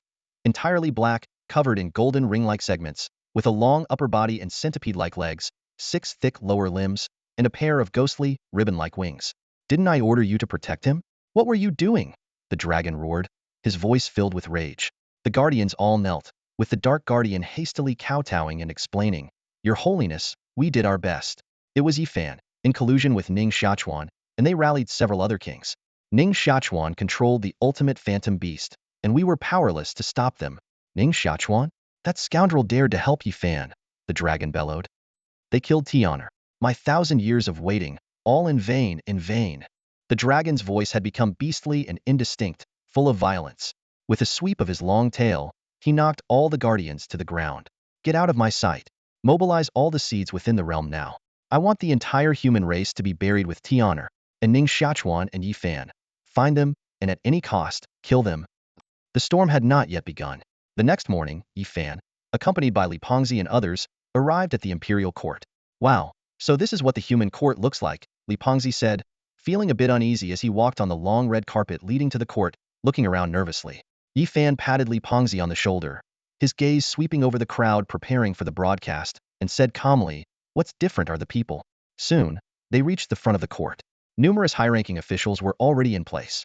Only about half of the former military officials were present, while almost all the aristocratic faction was there, though their expressions seemed forced and unnatural, as if someone had compelled them to smile. King Wen stood at the front, with Ning Xiachuan by his side. Although everyone wore smiles, they seemed stiff and unnatural. What was supposed to be a grand ceremony for all qualified students from 4 grades now only saw a handful of attendees, including Yifan. An indescribable awkwardness lingered in the air of the court. Yifan, as the first-place winner in the individual competition of the College League's freshman group, your performance has been outstanding, King Wen spoke as soon as Yifan and his group approached. His demeanor was just as it had been when Yifan first met him in the court, wearing his signature gentle smile and speaking in a soft tone of praise. He then instructed the broadcasting crew to hold a champion ceremony for Yifan and the others. After the lengthy ceremony concluded, King Wen got to the main point. Under the watchful eyes of everyone, he conjured a portal out of thin air. Beyond this portal lies the human treasury. You each have the time it takes for an incense stick to burn to choose one treasure. Yifan, as the champion of both the individual and solo competitions, you may choose 2. Faced with the portal, Li Fati and the others sensed the odd atmosphere in the court, and all looked to Yifan. Let's go. At this point, Yifan wasn't going to hesitate and stepped through the portal first. Li Fati and the others gritted their teeth and followed closely behind. The portal closed quickly, leaving an eerie silence in the court. No one spoke, except Ning Xiachuan, who remained calm and composed. Standing next to King Wen, he said with a smile, King Wen, you truly have great righteousness, willing to use this last chance to open the human treasury for our talented young generation. These words caused King Wen's smile to falter slightly. He merely nodded without responding. Ning Xiachuan continued, instructing all the broadcasting personnel to leave. These individuals, clearly aware of the tense situation, hurriedly nodded and exited. At the other end of the red carpet, Shiryu was waiting for them, checking the footage one by one and providing some rewards. After everything was settled, Ning Xiaochuan nodded in satisfaction and turned to the numerous officials behind him with a smile. Well, the morning is precious. They have the time of an incense stick, so I suggest we use this opportunity to discuss state affairs. What do you all think? This question made the officials even more uneasy. While the civil officials fidgeted, a straightforward military officer stepped forward and questioned, Ning Xiaochuan, what are you up to? Ning Xiaochuan's smile remained unwavering. There are many things I wish to do. Isn't it necessary to discuss them with all of you slowly? In the mysterious realm, Yifan led his team into a desolate land. The surroundings were barren, with only faint outlines of misty hills visible in the distance. Yifan urged everyone to quicken their pace as he walked at the front. The others followed, curiously looking around. As they walked, Li Pengzi asked, Yifan, why is it just our team today? Haven't the other teams finished their trials? Yifan stopped and replied, we can't wait for them to finish, but we haven't finished our trials either. We're only in the top 32. Li Pengzi looked at Yifan's slightly mysterious smile and seemed to understand something.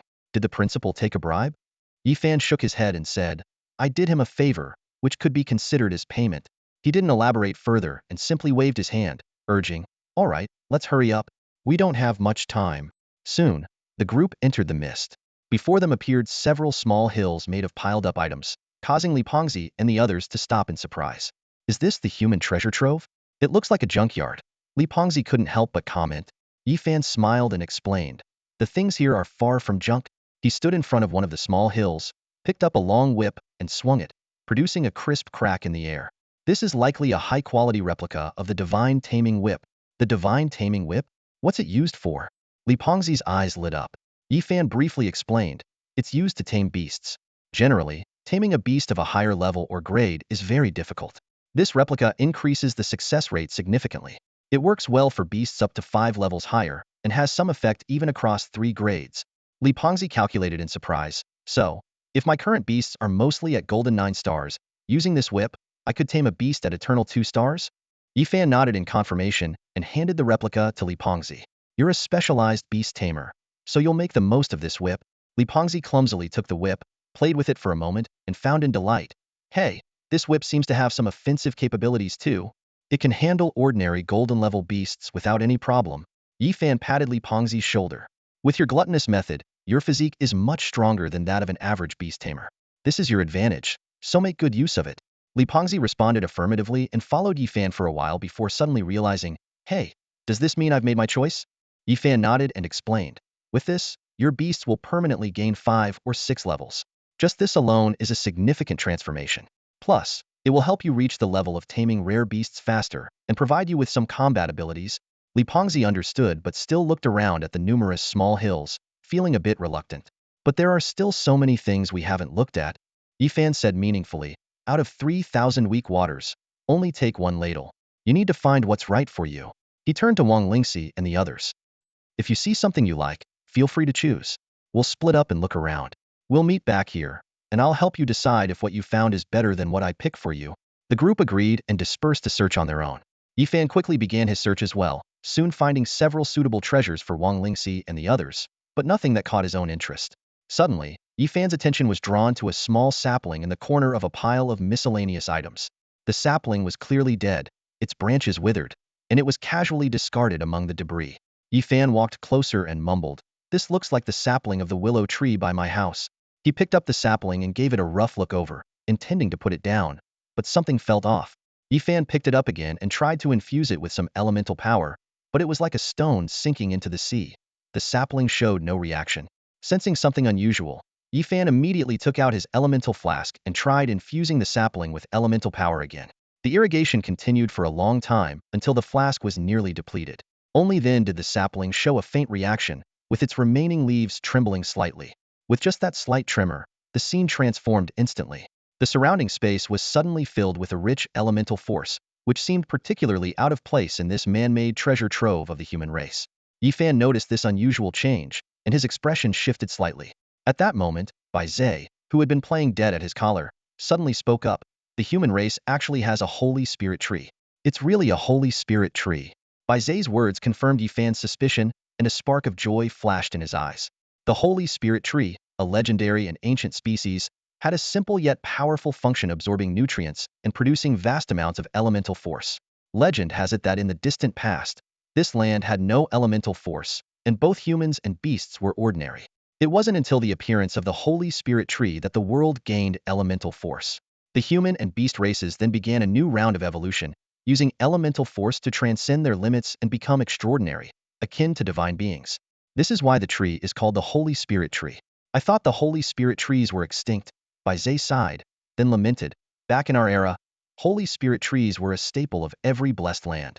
But now, few places have the nutrients to keep them alive. Indeed, Fan responded, without hesitation, as he carefully tucked the Holy Spirit tree seedling into his embrace. He thought to himself, other blessed lands might struggle to sustain a Holy Spirit tree, but his Beastmaster space should be perfect. Fan calculated silently. With this Holy Spirit tree, the concentration of elemental force in his Beastmaster space would likely skyrocket. According to books, the tree bears fruit quickly, and if well maintained, it could start producing in just 3 to 5 years. With the first and second batches of fruit, he could plant more trees, and it wouldn't be long before he could plant Holy Spirit trees all over Yun City. Once the time is right, he could use suitable materials to set up the spirit gathering array given by Sect Master Mingxin in his Beastmaster space and Yun City. As Yifan's thoughts were racing, Li Pengzi's voice suddenly called out from a distance. Oh my god, Yifan, look at this. Yifan looked up to see Li Pengzi running over, holding a large, bright red beast egg. The egg's shell seemed to move with limbs trying to break out, but the red glow emanating from the shell was holding them back. Runes flowed across the shell, making it look incredibly mysterious.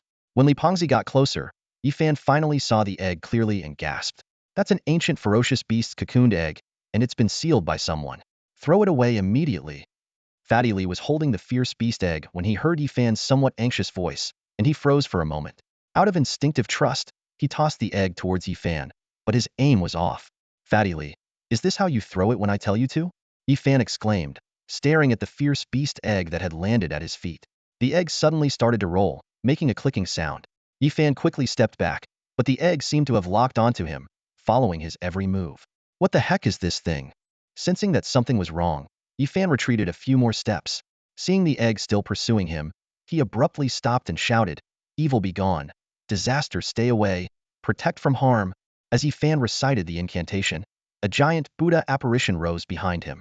Golden light radiated, covering a 10-meter radius.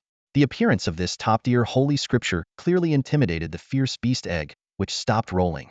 Yifan let out a small sigh of relief, but still felt uneasy looking at the egg. Fierce beasts were not to be trifled with, especially this one, which was evidently malevolent and had been sealed by a powerful figure after being killed. At that moment, Bai Zai's voice came from Yifan's collar. It has sensed the aura of the Master of Slaughter on you. It wants to follow you out. What kind of fierce beast is it? Yifan asked. I don't know, Bai Zai replied, seemingly puzzled by Yifan's wary expression. You have a lot of highly malevolent items on you. A fierce beast wanting to follow you should be a good thing. Most people could only dream of such loyalty. This one is exceptionally vicious, likely an ancient fierce beast, Yifan said, staring at the eerie, blood-red egg. It won't be easy to control. It's up to you to decide, Bai Zai said before his voice faded away. Yifan stood his ground, facing off with the fierce beast egg. Suddenly, an ancient-sounding voice echoed in his mind. Hey, you there, moving neither forward nor back. What are you doing just standing there? The Master of Slaughter, so indecisive. What are you? And what rank among fierce beasts? Yifan asked, trying to maintain his composure. Fierce beast? The creature inside the egg seemed offended. Why insult me? Insult? I am Qiongqi, one of the 8 ancient gods, the foremost divine beast under the White Emperor. Calling me a fierce beast, isn't that an insult? Hearing the name Qiongqi, Yifan gasped. His mind flashed with descriptions of Qiongqi, a winged white tiger, discerning neither good nor evil, destroying the trustworthy and aiding the treacherous, attacking the virtuous and protecting the wicked. This was indeed a top-tier fierce beast, and the most malevolent one at that. Goodbye, Yifan said without hesitation, bowing slightly before turning to leave. He might have been able to handle an ordinary fierce beast, but Qiongqi? That was a death sentence. As Yifan walked away, the creature inside the egg panicked. Hey, you're just leaving? Don't you know who Qiongqi is? I am Qiongqi, the foremost divine beast. Aren't you the Master of Slaughter? I'm here to follow you. Together, we could achieve great things. Hearing this, Yifan picked up his pace. Hey! The egg rolled after him, desperate to keep up. Don't run. I came to be your follower. You are the Master of Slaughter. We are a perfect match. Don't think I haven't heard of it. The white tiger is the divine beast of slaughter. That's nonsense. I, Qiongqi, am the real one. You're just making things up. I can't trust you. After a while, Yifan seemed to grow tired of being chased. He suddenly stopped, turned around, and glared coldly at the egg. I have treasures to find. If you keep bothering me, don't blame me for being harsh. With that, he recited the incantation again, and the Buddha apparition reappeared. This time, Qiongqi seemed genuinely intimidated. The voice from the egg softened, tinged with grievance. Is it wrong for me to seek a master? Yifan, hands on his hips, looked at the egg with a headache. It's not that I don't want to use you. You're just too much. None of your previous masters had good endings. I know you're worried about me turning on you. We can form a bloodline contract, Qiongqi quickly responded. You know what a bloodline contract is, right? I do, Yifan replied. Yifan's eyes lit up as the term bloodline contract piqued his interest. With a hint of mockery, he asked, Are you really willing to sign a bloodline contract? Such a binding agreement, beasts like you usually aren't keen on it. But then again, I've come to follow you. Qiongqi didn't say much more. A contract formation slowly appeared on the beast egg. In a calm tone, it said, Go ahead, sign the contract, and I can come out to assist you. Yifan chuckled inwardly. Was this beast really that straightforward? He carefully examined the bloodline contract, and his face suddenly darkened. Qiongqi, the roles in this bloodline contract seem off, don't they? Qiongqi stammered, well, I haven't used it in a long time, kind of forgot. As it spoke, another contract floated up from the eggshell. Let's try this one. Yifan saw through the trick immediately. This isn't a bloodline contract. It's a soul-binding curse, and you're the dominant party. Qiongqi panicked again. Oh, this was a mix-up. Let me switch it again. Don't bother. By this time, Yifan had already seen through Qiongqi's intentions. He moved his hand, and a correct and precise bloodline contract quickly appeared. I'll set it up for you. Just sign it. This time, the beast egg fell silent. Yifan sneered, a deceitful beast like you, trusting you would get me eaten alive. Without hesitation, he kicked the beast egg away. At that moment, a portal reappeared in the distance, signaling that the incense stick's time was almost up. Yifan was annoyed. This bastard wasted so much of my time. He quickly grabbed a few promising treasures and ran towards the portal, calling out to the others, Come on, I'll help you pick some. Qiongqi, now lying in the trash heap, panicked. I'll really sign it this time. Yifan had no intention of trusting Qiongqi again. He swiftly reached the portal with his companions. He selected a treasure for Wang Lingxi and Ma Xiaoxue, each, and picked a protective item for himself, just as he was about to step into the portal. I'm wrong. Qiongqi clung to Yifan's leg with its tiny limbs sticking out from the egg. I'll really sign it. Give me one last chance. Only you can break the seal on me. If you leave, I'll be stuck for another few hundred years. As it spoke, the bloodline contract reappeared on the egg. Yifan had an epiphany and immediately set a condition. Add a soul contract? I need to know what you're thinking at all times, or no deal. Soul contract? Kid, that's too much. No deal and I'm gone. Fine, I'll sign. The two contracts appeared on the egg in succession, and Yifan nodded in satisfaction, signing the contracts. The beast egg instantly turned into a beam of light, forming a black tiger head on his left palm. As the portal was closing, Yifan unhesitatingly threw away the second treasure he had picked. Should have done this from the start, Yifan muttered to himself as he stepped into the portal. With a soft thud, the portal closed, and Yifan and his companions suddenly found themselves outside the grand hall. The surroundings were empty. The previously gathered ministers had dispersed, leaving only Shiryu waiting. How did your selection go? Shiryu asked as soon as he saw Yifan, his tone tinged with urgency. Yifan nodded slightly. Not bad. He glanced around, somewhat puzzled. Aren't you going to check the number of treasures we brought out? Shiryu shook his head and explained. The portal only allows 6 treasures per trip. You couldn't have brought more. Then, he motioned for Yifan to follow. The principal wants you to bring your team to the hall after selecting your items. He has arranged a reward for you. Yifan frowned slightly but responded decisively, he'll go alone. He held back an eagerly Pongzi beside him and whispered, My teammates were injured in the battle yesterday. They need to return to the dormitory to recover. We'll take them back first and come back for the reward. Injured? Shiryu glanced over Li Pongzi and the others, seemingly noticing something. After a moment's hesitation, he nodded in agreement. Yifan cupped his hands in thanks. Thank you, Vice Principal. Their eyes met briefly, each carrying complicated emotions. Then, Yifan quickly led his companions away. As they hurried along the path, Li Pongzi couldn't help but ask, What's going on? Why is the principal arranging a reward for us? Yifan shook his head, his gaze deep. This isn't a reward. It's a death sentence to keep us in the capital. Seeing the alarm on their faces, he waved his hand. Let's not talk about it now. We need to meet with our master and the others. You all need to leave immediately. They soon arrived at a shabby hotel where Qian He and the others had been waiting for a while. As soon as Qian He saw them, he urgently said, "The dynasty organization has gone mad. I just received news that this morning, 35 secret realms within human territory erupted with beast tides, and 75 cities experienced riots." Yi Fan wasn't surprised. He pushed Li Pengzi and the others toward Qian He. "No doubt, the dynasty organization is mobilizing troops to take the capital. The journey is long. Follow the route I gave you. I've already communicated with sect leader Ming Xin. He will personally meet you at the border." Qian He agreed but still anxiously reminded, "Yi Fan, be careful. Staying alone in the capital, you're surrounded by ministers who hate you, facing the cunning and mad Ning Xiachuan above, and the aggressive dynasty organization outside. This path is fraught with danger." Yi Fan's eyes were resolute. To achieve great things, one must endure great hardships. "I'm not as endangered in the capital as you think, and I won't stay long. Chaos is imminent. I've prepared for this for a long time, and every step is meticulously planned. There won't be any problems."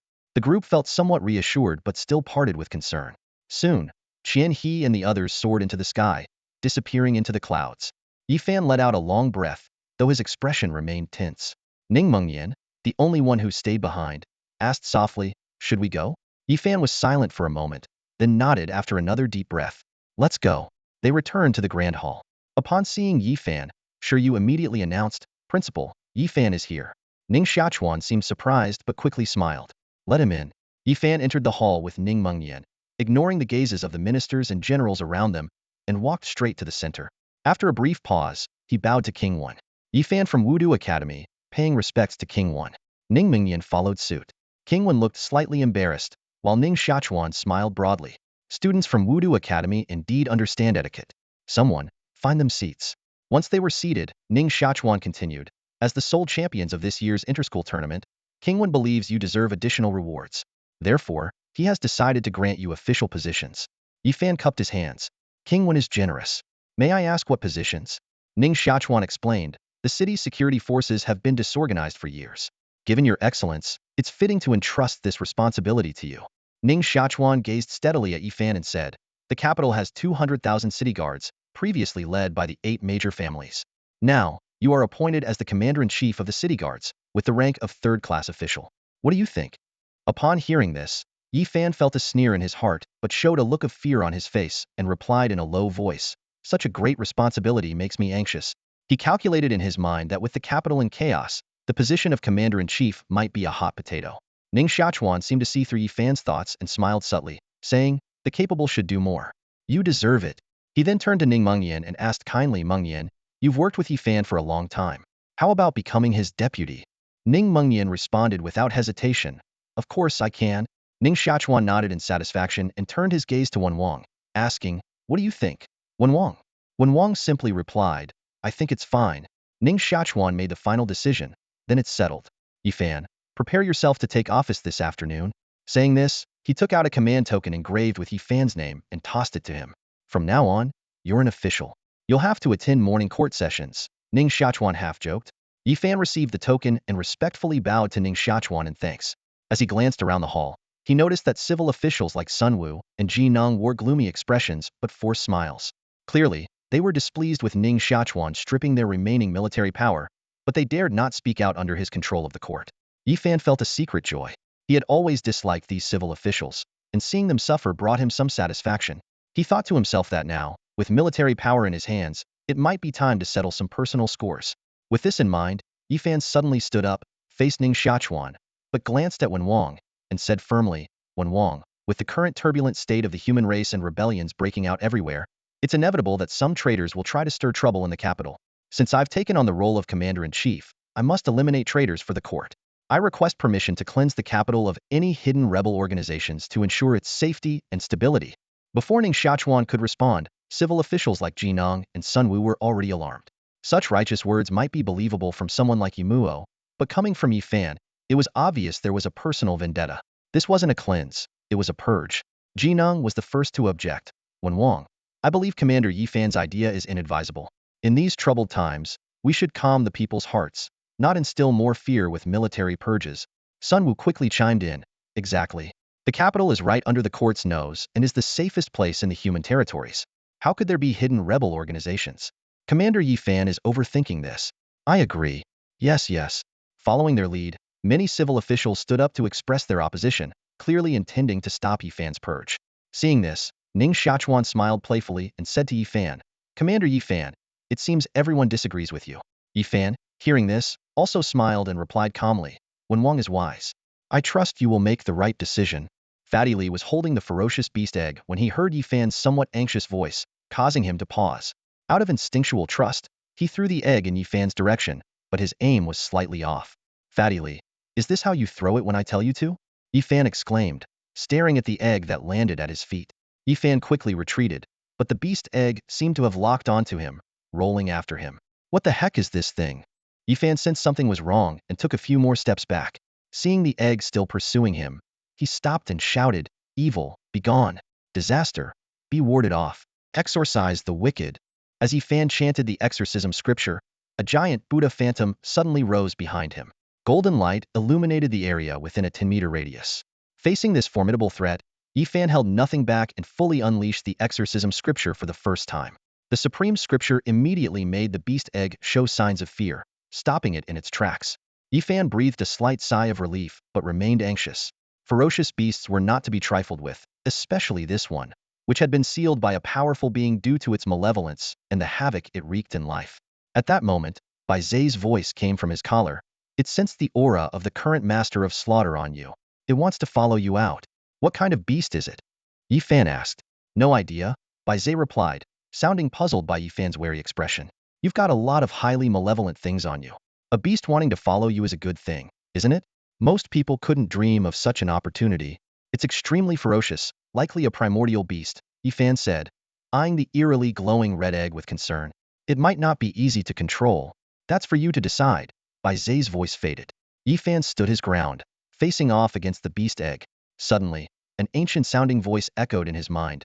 "Hey, you there, neither advancing nor retreating. What are you doing just standing there? A master of slaughter, hesitating like this? Who are you, and what rank do you hold among the beasts?" Yifan asked, trying to maintain his composure. "Beast?" The creature inside the egg seemed offended. "How dare you insult me?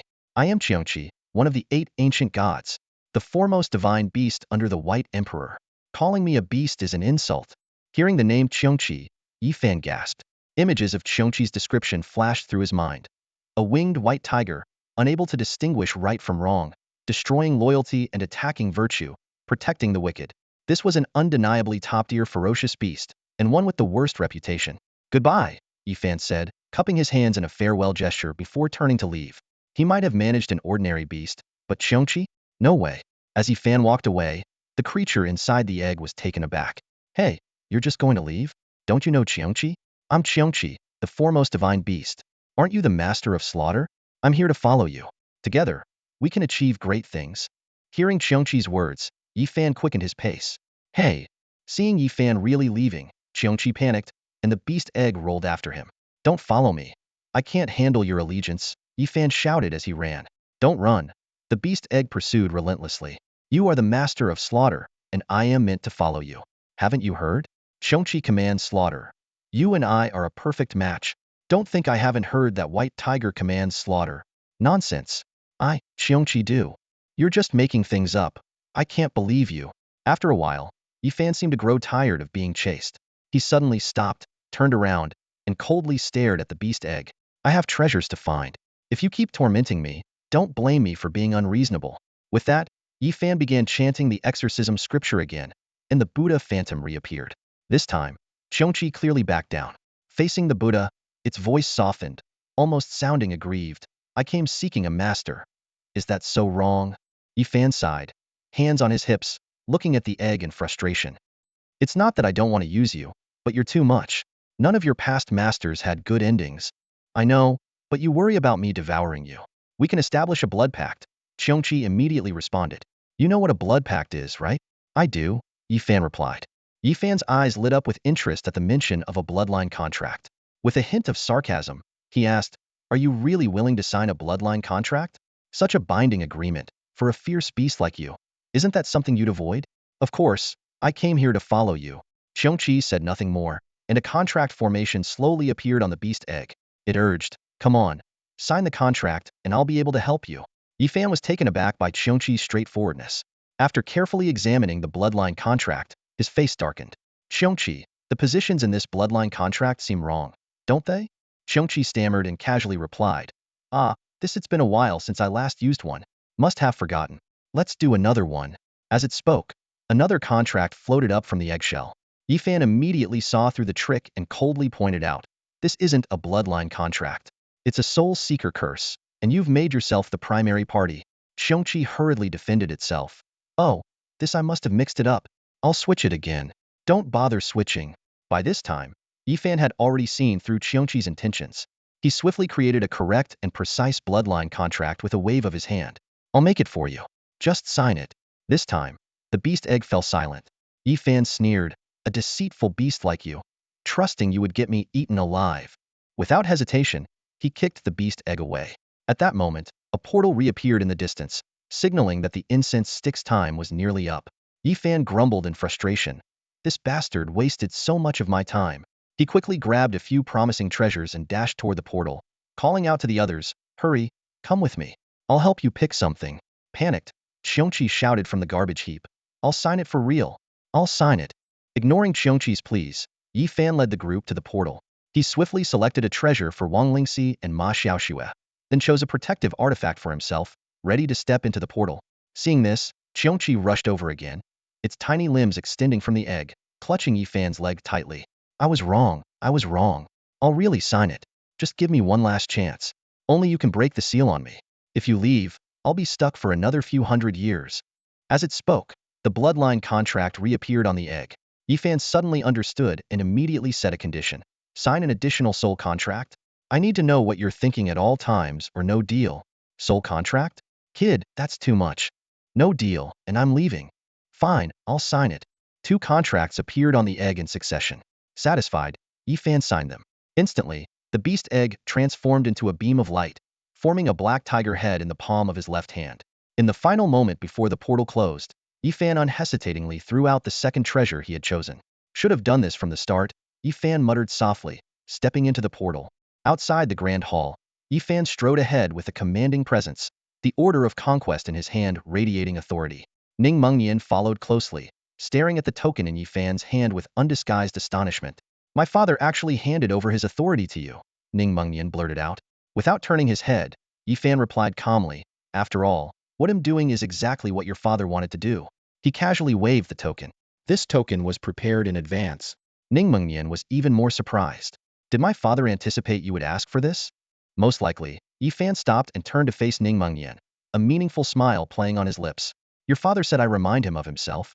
When I think about it, he's not entirely wrong. At least, when it comes to settling personal grudges under the guise of public duty, we are quite similar. Ning Mengnian was at a loss for words and could only quicken his pace to keep up with Yifan. Soon, they found themselves back on the streets of the capital, where the sight was shocking. News of Ning Xiachuan's treason had spread like wildfire, throwing the entire city into chaos. People hurried through the streets, and wealthy families were hastily boarding carriages to flee. Those who couldn't leave had shut their doors tight, as if that could keep danger at bay. The streets were filled with an indescribable sense of disorder. Some shops, unaware of the turmoil, had not yet closed and became targets for looters. An elderly shopkeeper chased a thief out of her store, only to be blocked by the crowded street. By the time she turned back, more people had rushed into her shop, grabbing whatever they could. Don't take my things. The shopkeeper cried helplessly, but her pleas fell on deaf ears as the looters cleared out her store in no time. Scenes like this were playing out everywhere. Some even dragged helpless women into the streets with malicious intent. Should we stop this? Ning Mengnian, noticing the chaos, turned to Yifan, his eyes burning with a sense of justice. Yifan shook his head, a hint of helplessness in his eyes. There are just the 2 of us. We might stop it here, but not there.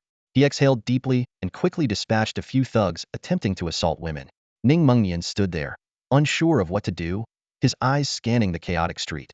Follow me to gather the city guards. Yifan placed a steadying hand on Ning Mengnian's shoulder, his calm voice cutting through the tension. Real order is maintained not by a few heroes but by those in power. Your father wanted you to learn from me. Today, he'll teach you your first lesson. The 2 quickly arrived at the city guard barracks. Standing in the center, Yifan's voice thundered. All officers of the city guard ranked centurion and above. Assemble within the time it takes 3 incense sticks to burn. Latecomers will be executed. As time passed, officers of the city guard began to arrive. Out of 20,000 guards, 200 centurions, and 20 commanders, Less than half showed up by the time the incense sticks burned out. Yifan seemed unsurprised. He tossed the burnt incense to the ground and pointed at a bewildered commander, handing him a long sword. From now on, anyone who is late, for any reason, will be executed. The commander stood there, stunned, clumsily catching the sword. You are no longer a commander, Yifan said coldly, then looked to the next person. You. The older man hesitated but, under Yifan's piercing gaze, reluctantly picked up the sword. Good. Yifan nodded in satisfaction, his powerful aura unmistakable. He sat down, his cold eyes sweeping the room, daring anyone to meet his gaze. The capital is in chaos. I have been entrusted with this critical task. Our priority is to quell the disorder within the city, Yifan said directly. From now on, those whose names I call will step forward. The room fell silent as Yifan called out. Zhang Dan, Li Yang, Zheng Hongkai, Lu Haoran, here. The 4 commanders stood up straight. Yifan issued his orders swiftly. Each of you will lead your troops to the 4 districts. East, South, West, and North. Stop the rioters. Whether they are looting shops, causing disturbances, or assaulting women. Anyone taking advantage of the chaos is to be executed on the spot. Executed on the spot? The 4 commanders' faces changed. Their crimes don't warrant death. In my view, they do. Yifan's tone was resolute. Other commanders stepped forward to voice their concerns. Commander Yi, such indiscriminate killing will cause a major backlash. The capital is already in turmoil. This will only make things worse. Yifan's eyes flashed with determination. Order must be restored, no matter the cost. Stir up public outrage? Yifan chuckled at the question, a hint of disdain flashing in his eyes. Why would killing evildoers cause public outrage? His words hit like a hammer, leaving everyone present speechless. Yifan surveyed the room, slowly rising to his feet, his voice carrying an undeniable authority. In extraordinary times, we must take extraordinary measures. To all the commanders and officers present, I give you the time it takes to burn 3 incense sticks to gather every city guard you can muster. He paused, his gaze turning sharp. Of course, if anyone wishes to rebel, now is the time to step forward. I'd be more than happy to deal with you ahead of schedule. A heavy silence enveloped the hall, but soon, the officials moved as if a switch had been flipped. Years of military service had ingrained a reflexive obedience to orders. Even if they hesitated internally, their bodies had already begun to act. Ning Mengnian watched as the camp gradually emptied, feeling a twinge of unease. Will they really come? These men command significant forces. What if they seize this opportunity? Yifan cut him off, his tone dripping with scorn. They don't even dare to defy my call to assemble. How could they possibly have the guts to do anything else? His eyes fell on the absentee list in his hand, his brow furrowing. Most of them are officials under the control of powerful families. These dogs are used to throwing their weight around and still think they can rely on their connections to act with impunity. Ning Mengnian seemed about to say something else, but Yifan had already turned to leave, tossing back a cold remark. I'll deal with each of them when I have the time. The time it took to burn 3 incense sticks passed in a flash. As Yifan had anticipated, most of the officials arrived with their city guards as ordered. Although about 30% were absent, the assembled forces still numbered nearly 60,000. Yifan quickly issued his orders, dispatching 10,000 troops to each of the 4 districts, while he led over 20,000 city guards towards the central district. The moment Yifan's forces stepped into the central district, the slaughter began. Initially, the city guards hesitated, unaccustomed to such public bloodshed due to their usual adherence to regulations. But Yifan showed no hesitation. His heavy sword, like the scythe of death, mercilessly cut down those causing chaos. Gradually, the seasoned soldiers regained their battlefield instincts. Following Yifan's lead, they swept through the streets like a massive broom, leaving no rioter or opportunistic villain alive. The streets of the capital quickly turned a glaring shade of red with blood. Ning Mengnian followed behind Yifan, directing his beasts in the battle, but still harboring some reservations. He couldn't help but ask, will this really stop the chaos? We've killed so many. Yifan didn't respond, merely pointing ahead. Ning Mengnian looked in the indicated direction and saw people fleeing in all directions. By the time the city guards arrived, the streets were already deserted. Slaughter doesn't equate to governance, Yifan said calmly. But if we aim to quickly quell the unrest, it's the simplest and most effective method. For 3 consecutive days, Yifan led the city guards in a bloody campaign to cleanse every street of the capital. On the 4th day at dawn, as he and Ning Mengnian stepped onto the streets, the scene had drastically changed. Every household had tightly shut doors and windows, the streets were deserted, and the once lively and bustling atmosphere had vanished. The chaos had finally been quelled. Ning Mengnian glanced at the bloodstains on the ground and remarked with a complex expression, killing is indeed the simplest and most effective method. Yifan nodded in agreement. For those who deserve to die, I never hesitate to wield the blade. He waved his hand and continued. For a while, the people will be very afraid, but soon, they will regain their courage. As long as we maintain order and allow them to live normally, that's what I want. Future management will be much easier. Ning Mengyan looked at Yifan thoughtfully and suddenly said, no wonder my father wanted to keep you. Your methods and decisiveness save him a lot of trouble. Yifan replied calmly, if I weren't here, he might act similarly. But if it were him, more people would die. He didn't continue the topic and instead said, I've received news that the Imperial organization is mobilizing nearly 3 million troops from various provinces to converge on the capital. They will arrive within a month. Hearing this staggering number, Ning Mengyan couldn't help but be shocked. The Imperial organization can mobilize such a large force? Yifan explained, with over 100 provinces and billions of people, it's not difficult for the Imperial organization, which has been dormant for years, to muster 3 million troops. In a month, it will be the time for the decisive battle. Both your father and I will face them. Face them? Ning Mengyan was puzzled. All the troops in the city combined are only 500,000. How can we confront them? Yifan waved his hand dismissively. Times have changed. Nowadays, the number of soldiers is no longer the decisive factor in warfare. All right, you'll understand the details when the time comes. I'm telling you this so you can be prepared. I know the headmaster's character somewhat. He won't go out of his way to protect you when the battle breaks out. You need to make plans early. Ning Mengyan was startled by his words, seemingly not fully grasping Yifan's intentions. At that moment, a captain hurried over, looking anxious, and reported, Commander, there's trouble. This morning, many civil officials expressed their dissatisfaction with your bloody actions in the capital and have filed a complaint. King Wen has ordered you to appear in court to explain. The summoning officer couldn't find you at the camp, so he gave the order to me to fetch you. They're waiting for you at the camp to go to the court together. Yifan didn't seem bothered by the news and even smiled. They came so quickly. Don't they realize the current situation and still want to use the old ways? He casually took the summons from the captain, glanced at it briefly, and then threw it into the trash. He instructed, go tell the summoning officer that I've been busy managing the capital these days. Now that it's settled, I'm exhausted and need a few days of rest. I can't go to court. The captain hesitated. But, Commander, your health? Yifan interrupted. I'm mentally and physically exhausted, even if it doesn't show. What, do you think I'm faking illness to deceive King Wen? The captain quickly denied, no, Commander. You are indeed exhausted and deserve to rest. Yifan nodded in satisfaction. You see, even you think I should rest. All right, go. After the captain left nervously, Ning Mengyan quietly reminded, Yifan, if you don't go to court directly, those civil officials might put more pressure on you. Yifan responded calmly, that's not my burden to bear. I've done so much for the headmaster. It's time for him to pay some price. In the court, after waiting for a long time, the officials finally received the awkward reply from the summoning officer. Yifan is unwell and unable to attend court. Ning, a senior official, was furious and shouted, disrespecting the law. His attitude was completely different from a few days ago. Now, he spoke with great confidence.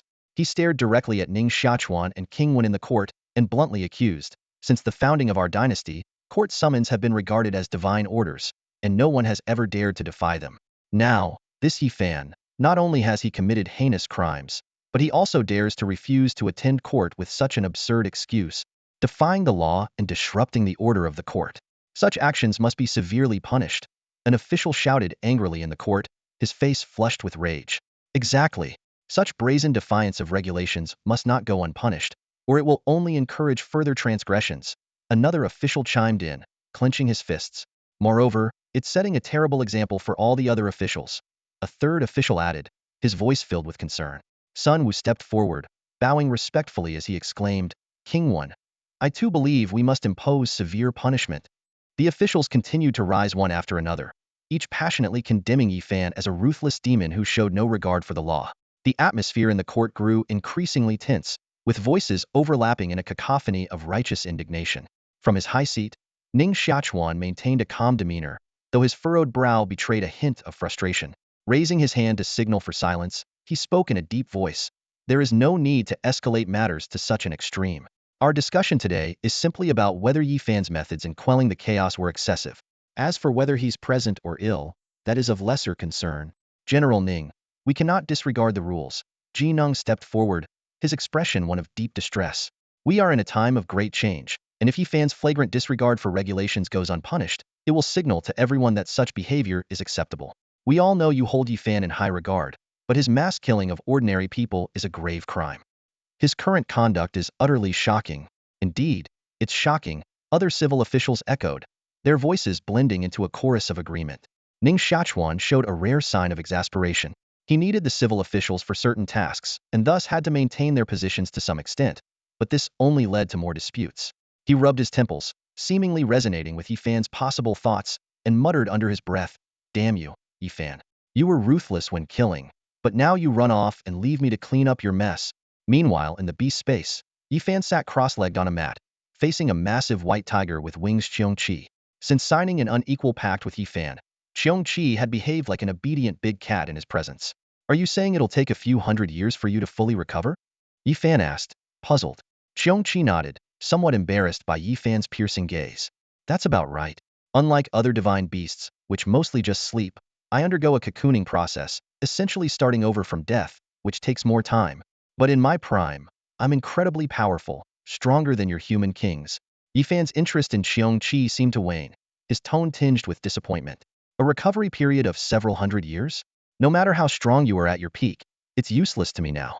I thought you were something extraordinary, but it turns out I have to raise you from scratch. In a few hundred years, I'd rather raise a beast myself, one that isn't as scheming as you." He stood up, appearing ready to leave the beast space. "You might as well go back to sleep.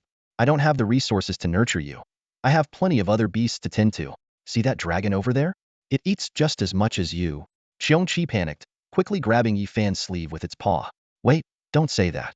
I can shorten my growth period, and I won't need your resources." Yifan eyed Qiongqi suspiciously. "How do you plan to shorten your growth period without resources? What scheme are you plotting now?" Qiongqi put on a fawning expression, its large head nudging Yifan's hand as it whispered, "It's not a scheme. If I eat some humans, I'll be fine. Just find me a king-level human to eat now, and by tomorrow, I can help you slaughter a whole bunch of kings." "Eat a king level."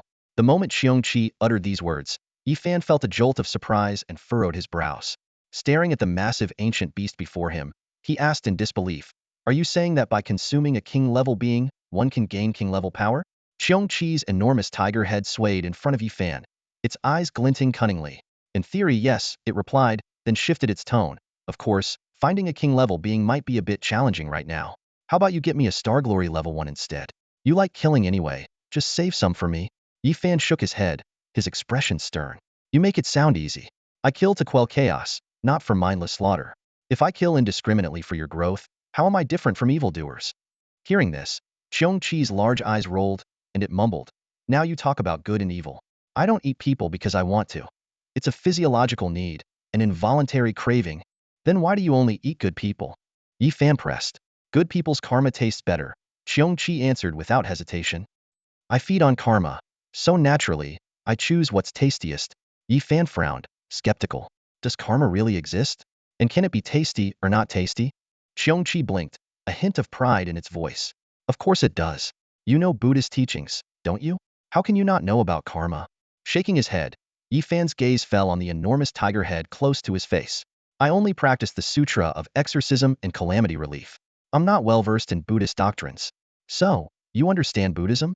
Naturally, Qiongqi nodded, launching into a detailed explanation. Ancient Buddhist scriptures mention the three karmas of body, speech, and mind. Actions of the body are bodily karma. Reciting mantras and speaking are verbal karma, and thoughts and intentions are mental karma. These three karmas result in three kinds of retribution: good, bad, and neutral. Mental karma drives bodily and verbal actions.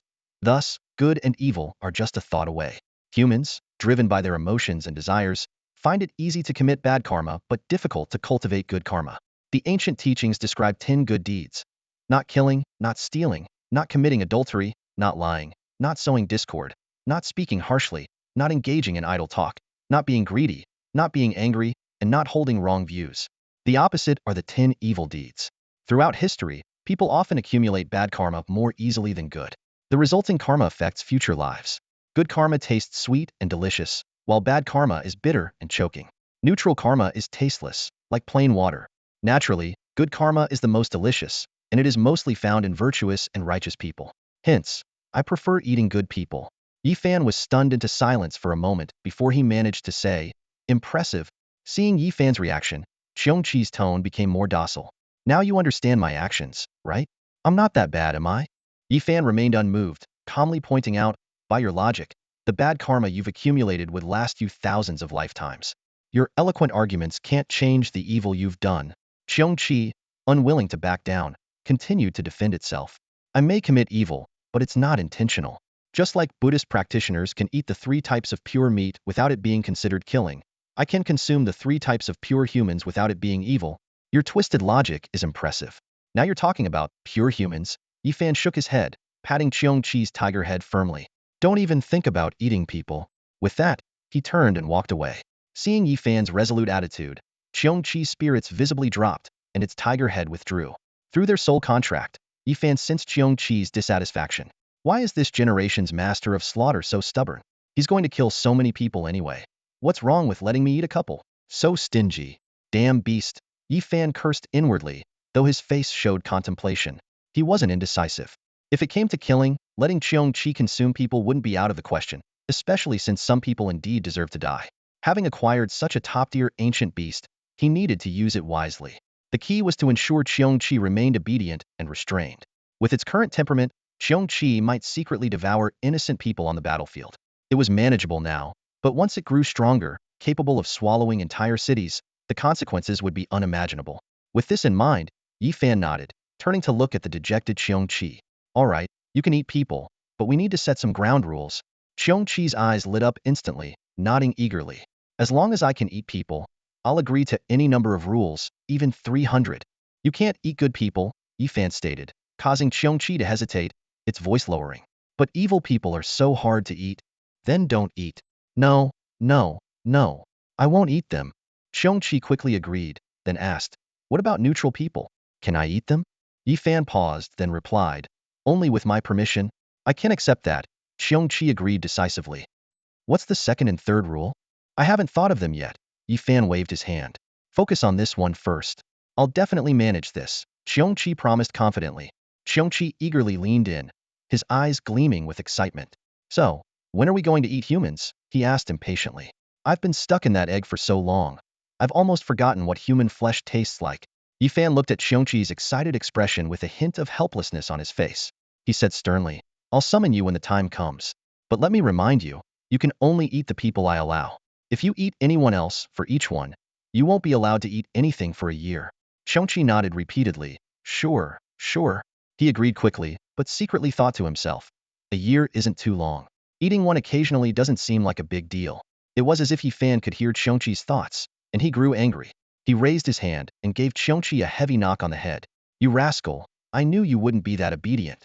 Yifan said through gritted teeth, when I say a year, I mean a year in the outside world. If you dare to eat anyone without permission, you'll spend 30 years in the beast space. Qiongqi was startled by the sudden punishment and quickly changed his tune. I won't eat, I really won't eat. However, he couldn't help but think, 30 years is a bit long, but maybe it's still acceptable. Yifan seemed to sense Qiongqi's thoughts and became furious. 100 years.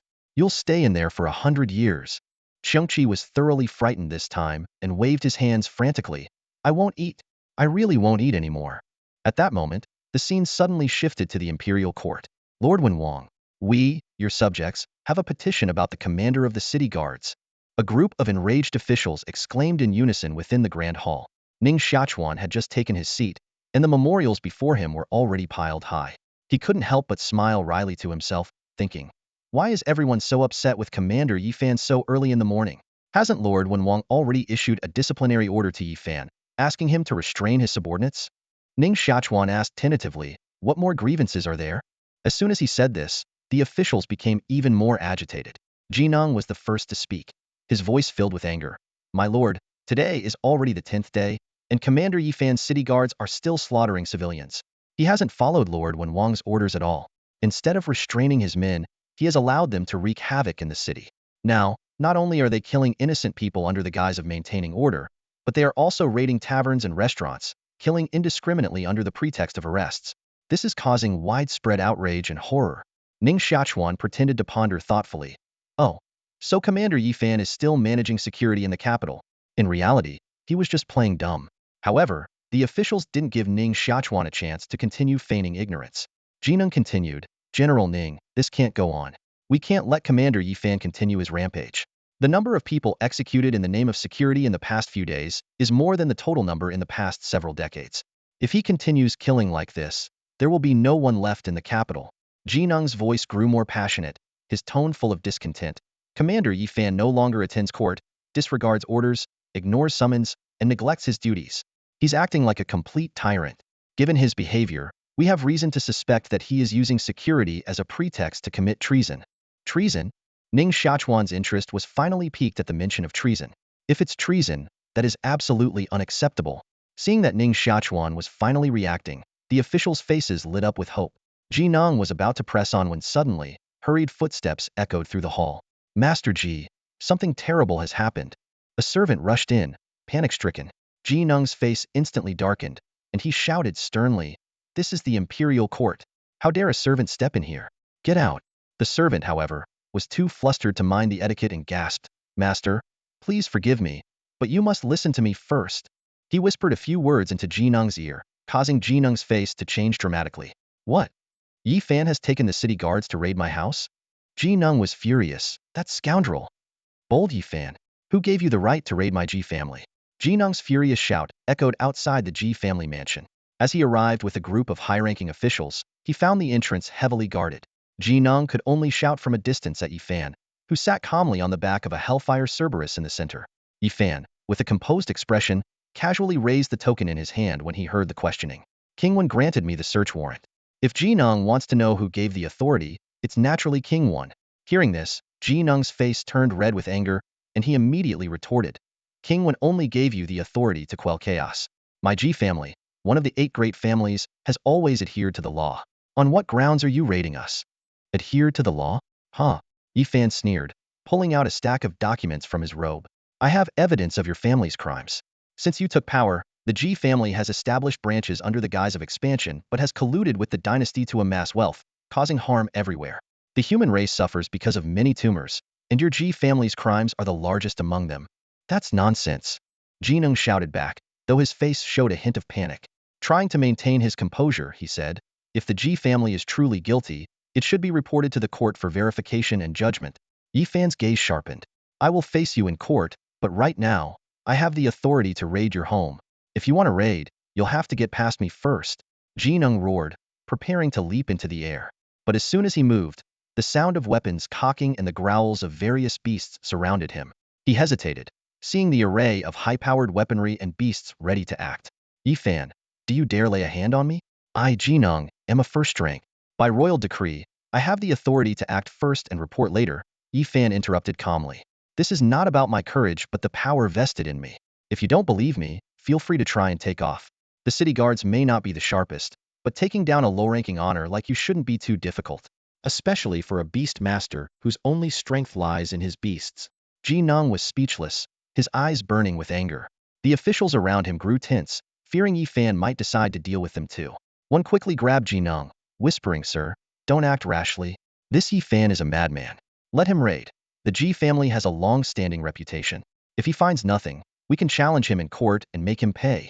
Others murmured in agreement, hinting that it could be an opportunity to bring Yi Fan down. Finally, Ji Nung suppressed his anger, glaring at Yi Fan. "You better find something." He turned and left, followed closely by the officials.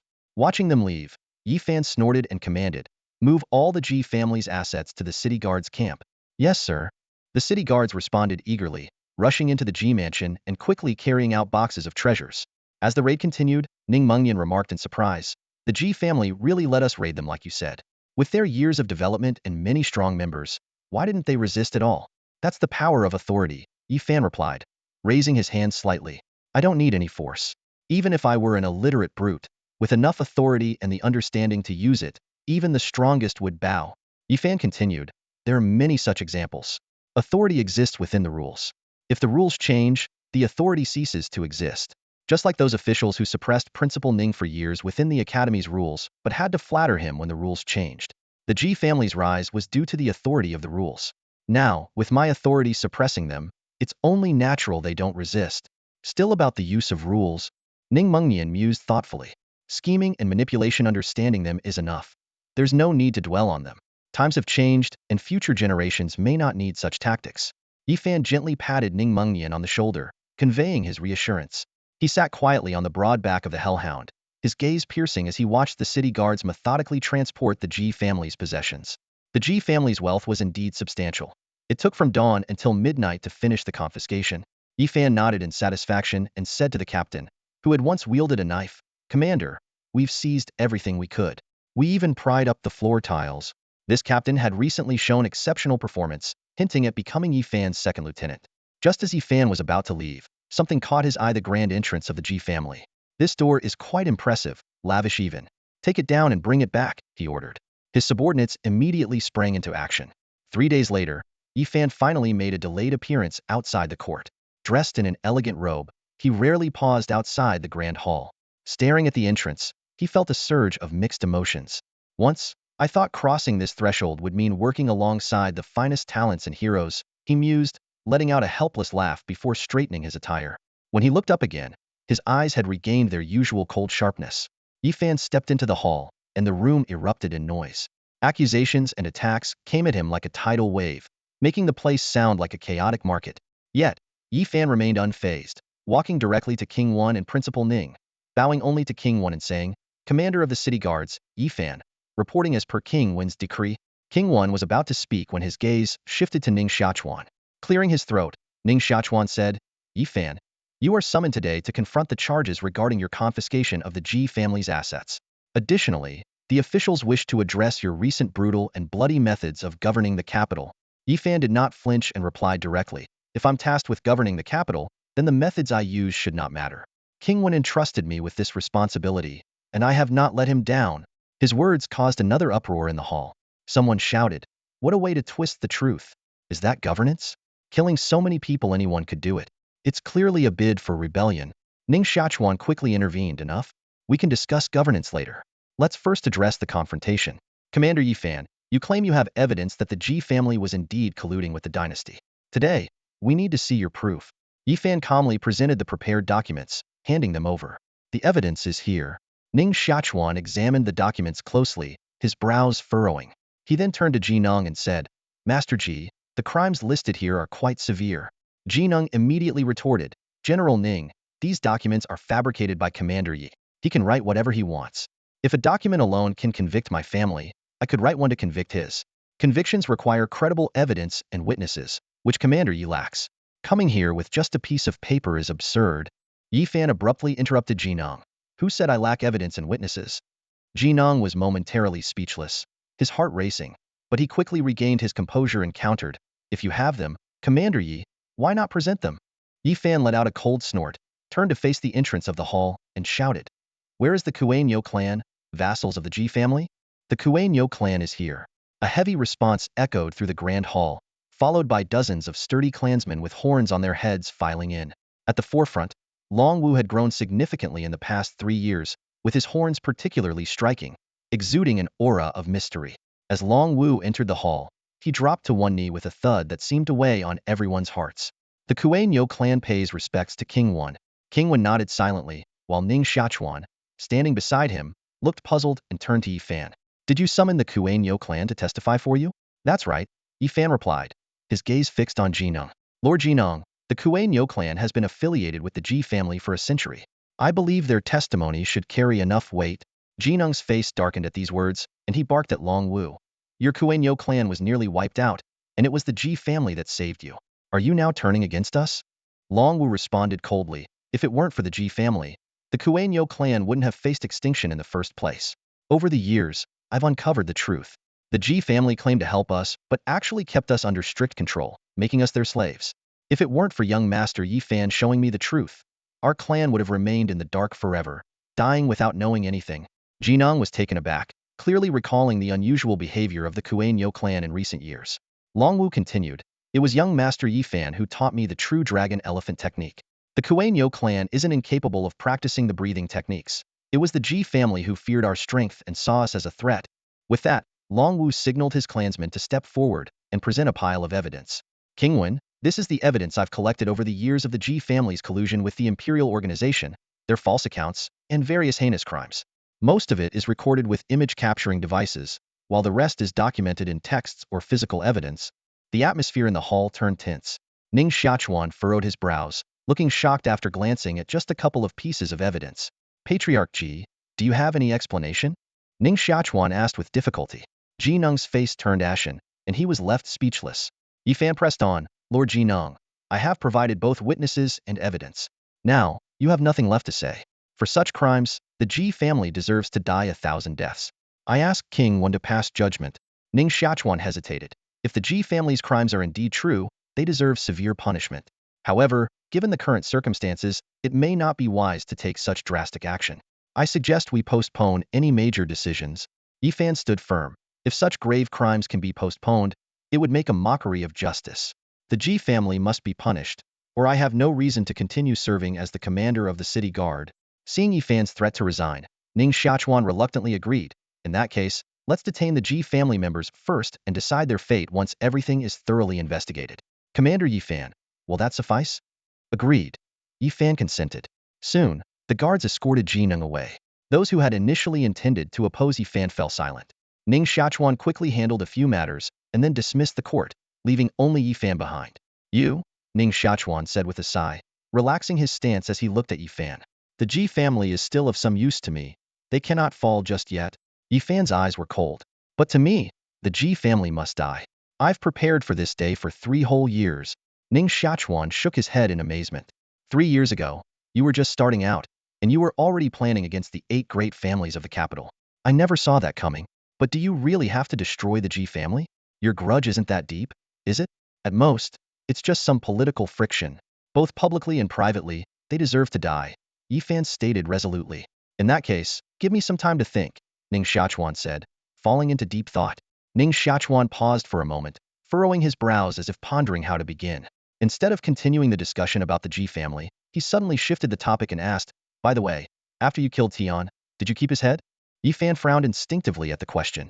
Ning Xiachuan went on. My phantom beast can be equipped with various divine eyes. If you have the supreme eye, I'd like to discuss the terms of an exchange with you. There was a clear hint in Ning Xiachuan's tone. After a moment of silence, Yifan replied, I do have Tian's head, but it seems the supreme eye is different from other divine eyes. When I got the head, the supreme eye had already vanished. I'm afraid there's nothing to negotiate with you, principal. Hearing this, Ning Xiachuan's brows furrowed slightly, but he quickly regained his composure. He smiled and said, that's fine. As for the Ji family matter, I'll give it some thought and try to provide you with a satisfactory answer. Yifan cupped his hands in thanks and mentioned that he might be quite busy in the near future, then took his leave. Ning Xiachuan nodded in acknowledgement, watching Yifan exit the grand hall. Once Yifan was gone, Ning Xiachuan's gaze deepened, and he murmured to himself, the Research Institute's first-generation phantom beast might really be in that kid's hands. Outside the hall, Long Wu and others had been waiting for a considerable time. When they saw Yifan emerge, they immediately gathered around him, eagerly asking about the outcome.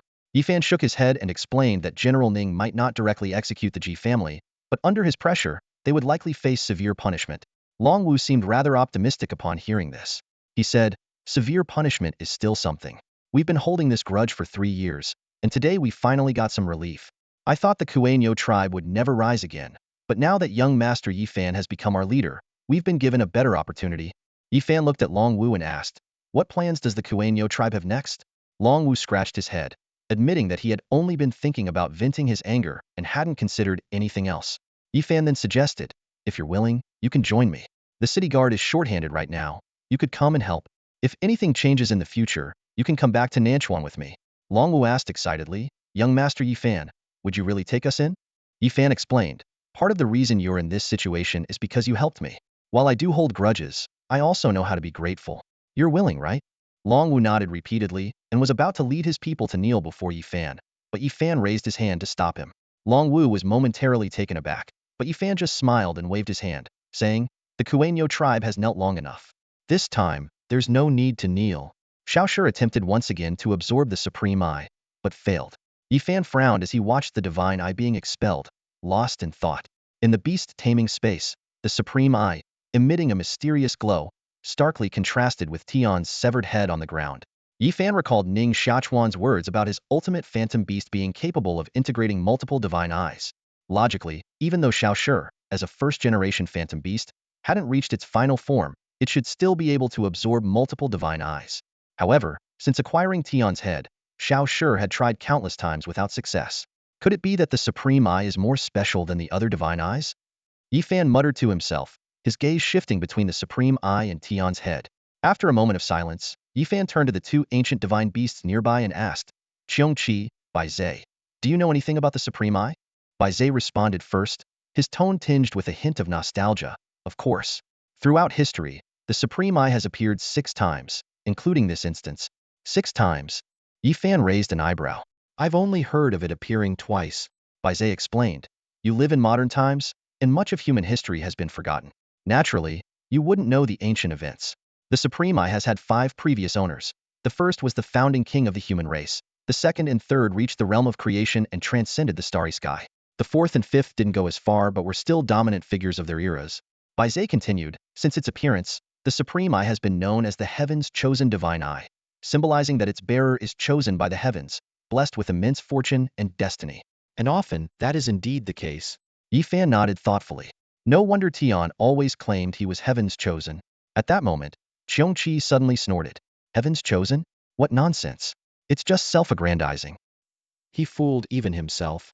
Yifan looked curiously at Qiongqi, who was lying not far away. So, you have an opinion on this? Qiongqi replied arrogantly. I once followed a powerful being with the Supreme Eye. My insights are far deeper than some white-haired unicorn. Bai Zai was infuriated. You wretch. Who are you calling a white-haired unicorn? How dare you? A malevolent beast with no compassion. Insult my name as a sacred beast. Qiongqi retorted disdainfully. Sacred beast? You take pride in a title given by mortals? Even the white tiger and azure dragon fear me. You're upset because I called you an insignificant divine beast? If I weren't recently resurrected, I'd devour you right now.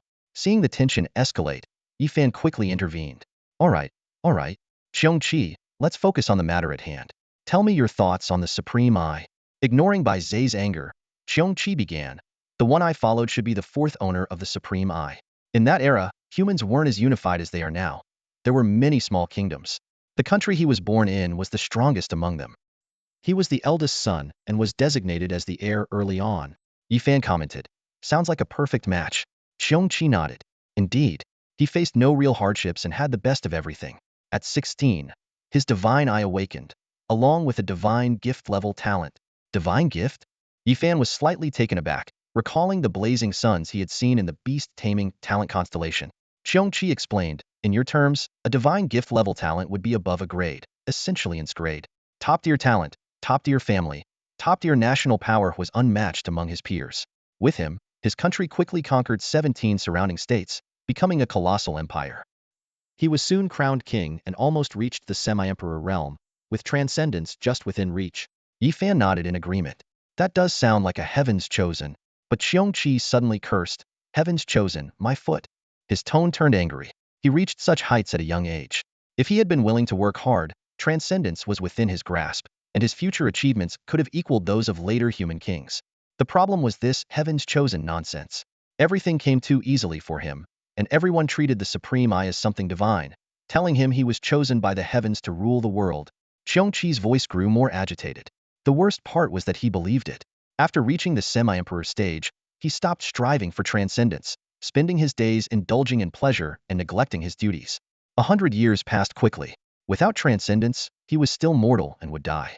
In the end, he still believed he was heaven's chosen and died of old age on his throne. Qiongqi's words were filled with disdain and disappointment for the Supreme Eye's former owner. His emotions clearly stirred. Yifan listened quietly, deep in thought. This so-called chosen one is a load of crap, isn't it? Qiongqi roared, his voice dripping with disdain and resentment. Yifan stood nearby, keenly sensing the turmoil within Qiongqi. He listened quietly to Qiongqi's rant before suddenly asking, Qiongqi, why do you remember everything so clearly about your former master from childhood? Qiongqi rolled his eyes and snapped, well, duh. I was just reborn from my cocoon when his father gave me to that newborn brat as a gift. As soon as he finished speaking, Qiongqi fell silent, a complex emotion flickering in his eyes. Yifan easily picked up on Qiongqi's inner struggle. He nodded thoughtfully, beginning to understand why Qiongqi was so upset. From birth, the two had been inseparable, conquering countless challenges together and achieving legendary feats. They should have aimed for transcendence, but at the critical moment, one of them lost their will and succumbed to despair. Watching a lifelong companion wither and die over a century is indeed something hard to come to terms with. Who would have thought Qiongqi had such a past? Yifan mused, but he quickly shifted his focus to the more pressing issue. He began pondering the details of the Supreme Eyes, a hypothesis forming in his mind. If there's no such thing as a chosen one, Then is it possible that the Supreme Eyes can't just switch hosts randomly? Perhaps they are bound to a specific trait, and without that trait, they can't be obtained. As this thought crossed his mind, Yi Fan's gaze fell on Tian's severed head at his feet. A bold idea suddenly struck him. Little lion, how about you eat this head and see if you can merge with the Supreme Eyes? The little lion stared at Tian's head in shock, shaking its head vigorously and letting out protesting whimpers. Yi Fan was unfazed. Come on, just eat it. It's no different from the spirit fruits you usually munch, honest and crunchy. Despite his attempts to persuade it, the little lion remained unconvinced, and Yi Fan sighed in frustration. He decided to take matters into his own hands, smashing the head with a single palm and quickly extracting its essence using elemental power. Although the little lion was still hesitant, it eventually accepted the essence. Soon, it had absorbed it all, and Yi Fan once again handed the Supreme Eyes to the little lion. This time, there was no sign of rejection. The little lion's body hunched over, seemingly enduring intense pain. Yi Fan's heart raced as he thought, it should work. Just as he was about to step forward to help alleviate the little lion's suffering, its body suddenly went rigid. A powerful force field emanated from the little lion, instantly enveloping the surrounding area. In the beast realm, Lao Qi and the others became alert, and even the previously silent Xiongqi looked up in shock. Only Yi Fan remained calm. He faced the intense pressure of the force field, his gaze fixed on the little lion. When he saw the familiar double pupils, a slow smile spread across his face. Supreme Eyes, we meet again, Yi Fan said softly, his eyes gleaming with anticipation. Half of January has flown by in the blink of an eye. Under Yi Fan's protection, the capital city has remained calm and peaceful, with no major upheavals occurring. The Ji family has been imprisoned, along with several other families that were investigated, but Yi Fan has not taken further action against other noble families. Instead, he is focused on his own cultivation. Inside the city guard's barracks, Yi Fan idly toyed with an ancient artifact of unknown origin. Just then, Ning Mengyan hurried in and reported, Yi Fan, we have received news from the front. The rebel forces have completed their rendezvous outside Jinling Pass. The numbers match what you predicted, around 3 to 4 million. Additionally, there are 7 commanders, who, based on their descriptions, seem to be the guardians who blocked us last time. So, the 7 kings are leading them.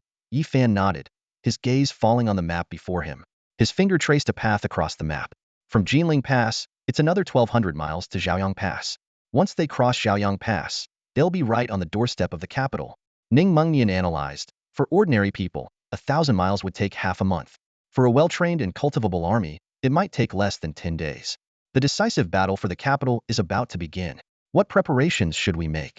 Just eat and drink well, Yi Fan replied nonchalantly, showing no extra emotion. Standing beside him, Ning Mengyan was visibly anxious.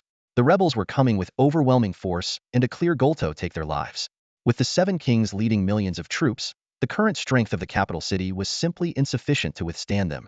Yi Fan seemed to notice Ning Mengyan's unease and said calmly, I've told you before, some things are not for you to worry about. As he spoke, he stood up and casually tossed the ancient artifact onto the table. These noble families haven't even seen good pork. They treat a piece of broken stone like a treasure. I thought it was something extraordinary, but after looking at it all morning, I almost fell asleep. He stretched lazily and suggested, let's go out and take a look around the capital city. Meanwhile, at the Demon Stone Falls and the ruins of the Human King, Jiada Bailong approached his grandmother, who was resting with her eyes closed, holding a newspaper of unknown origin. Grandmother, the rebels have reached Jinling Pass, Jiada Bailong reported. Grandmother Jiada opened her eyes, glanced at the newspaper, and nodded faintly. I know. Jiada Bailong, unable to contain his restlessness, said urgently, we can't just sit by and watch the rebels storm into the capital. Last time in the capital, we should have helped Yi Fan kill Tian. You said the time wasn't right and made me come back. Now the rebels are about to enter the city. Isn't the time right yet? Grandmother Jiada looked at him and pointed out sharply, you're worried about your friend's safety, not the capital city. Seeing through him instantly, Jiada Bailong admitted, Yi Fan has helped us before.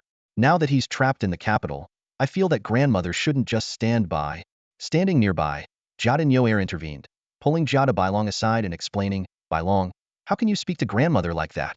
Grandmother never said she would stand by.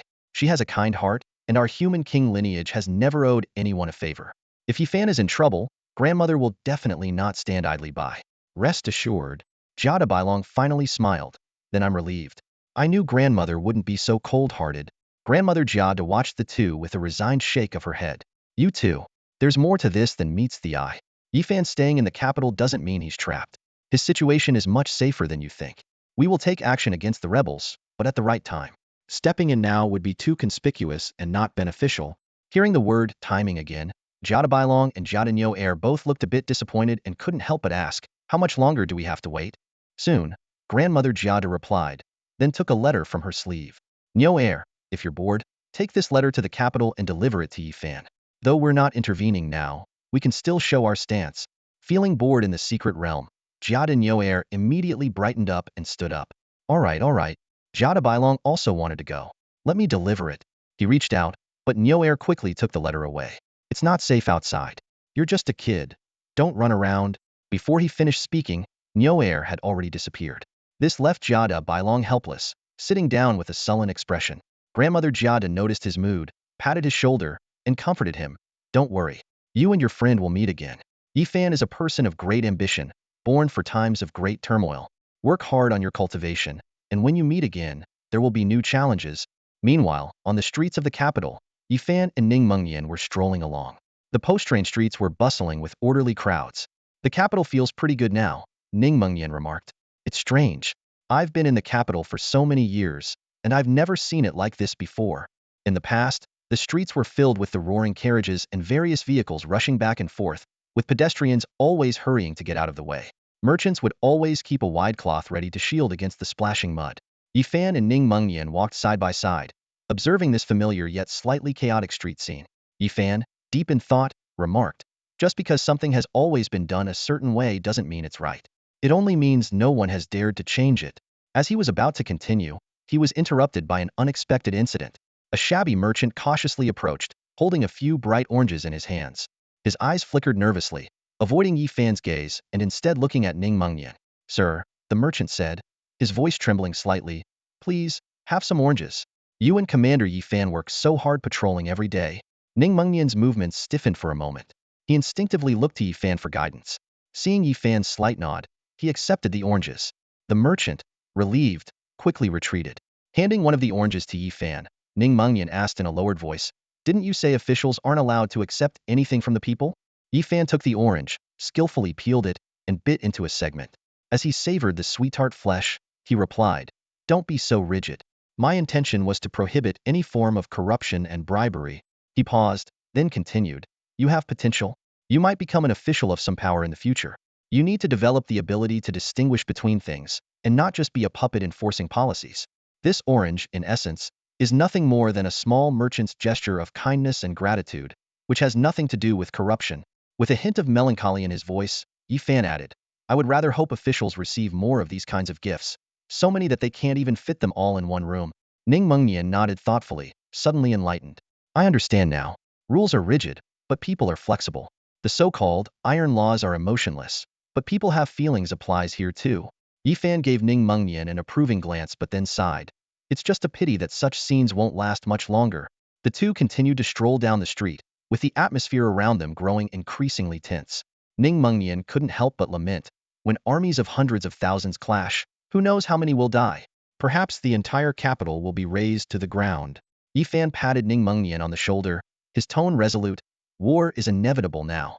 Instead of worrying about minimizing casualties, focus on how to win. He paused, his tone softening. All right, since you're reluctant, take a good look at the capital now. You might never see it like this again. They walked on, leaving behind the bustling street and facing an uncertain future.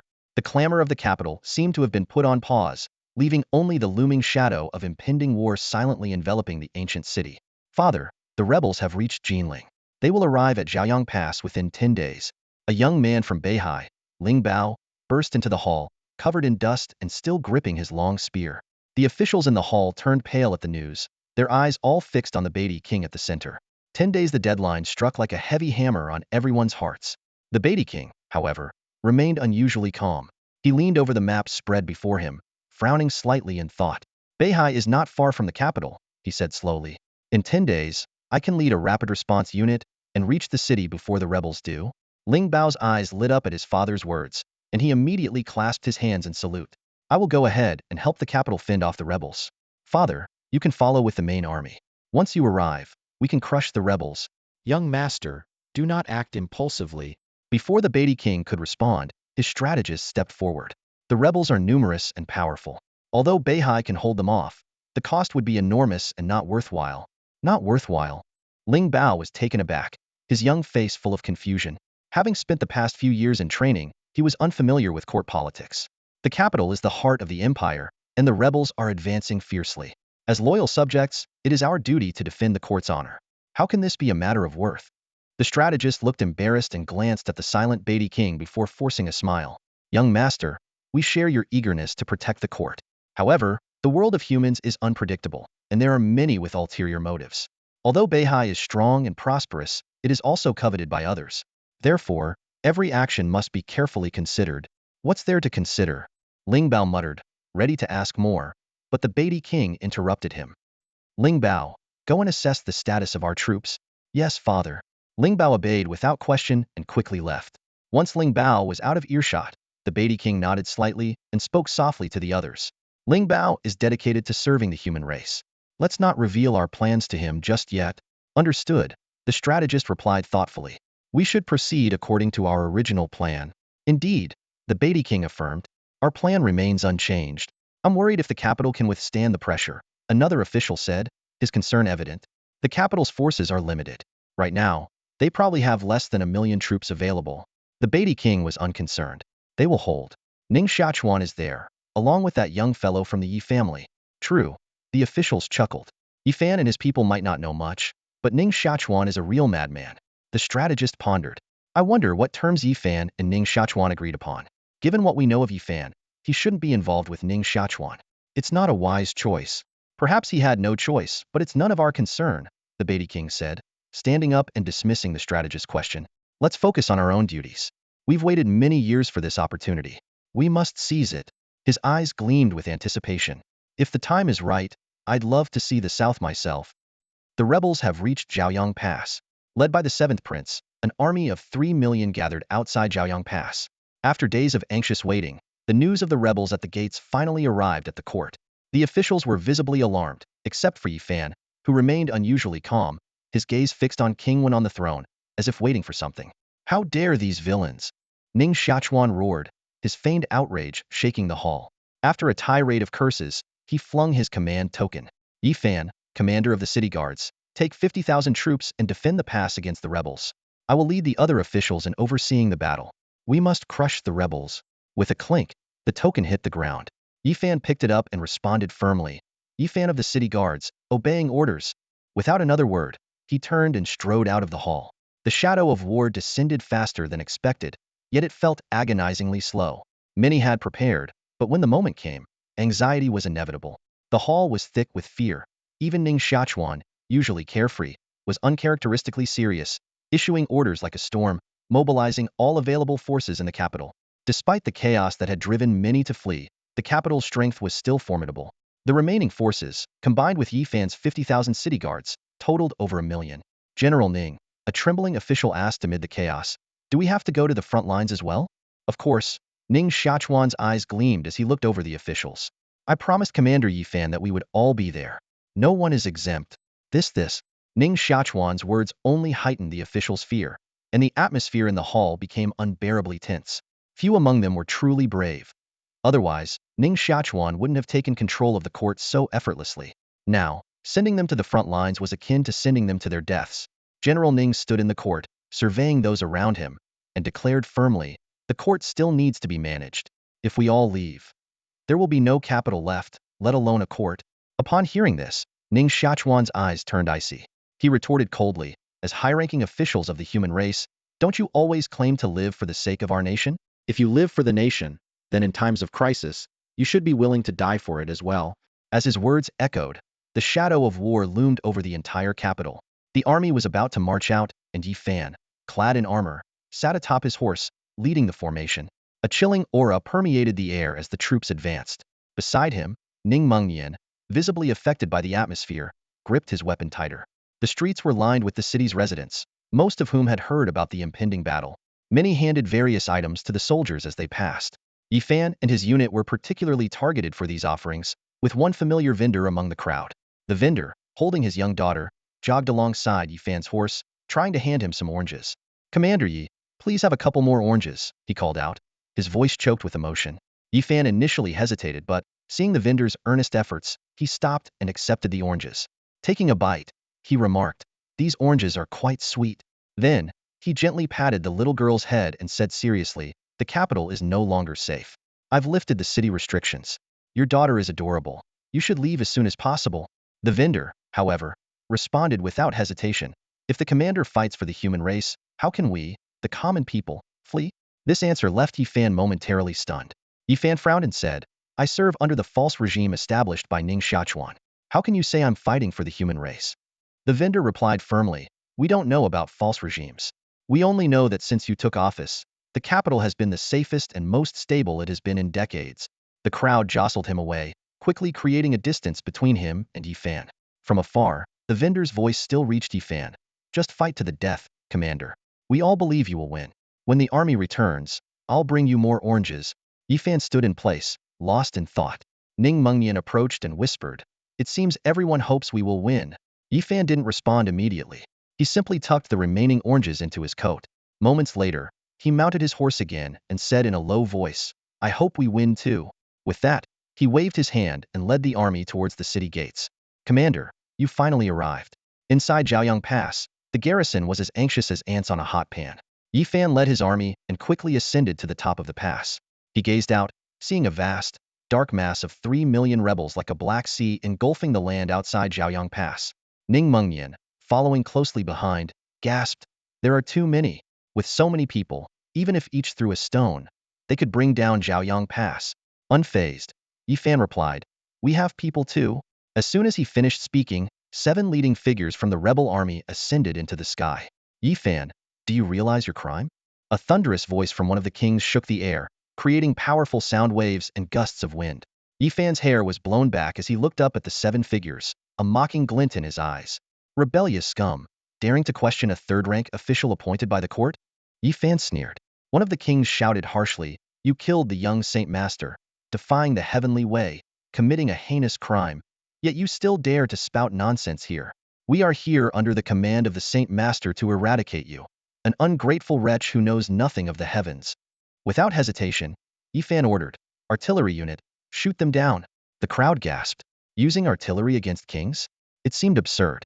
However, Yifan was confident, and the artillery reluctantly opened fire. Amid the roaring explosions, the 7 figures in the sky laughed. Yifan, using mortal weapons to harm us? You underestimate us.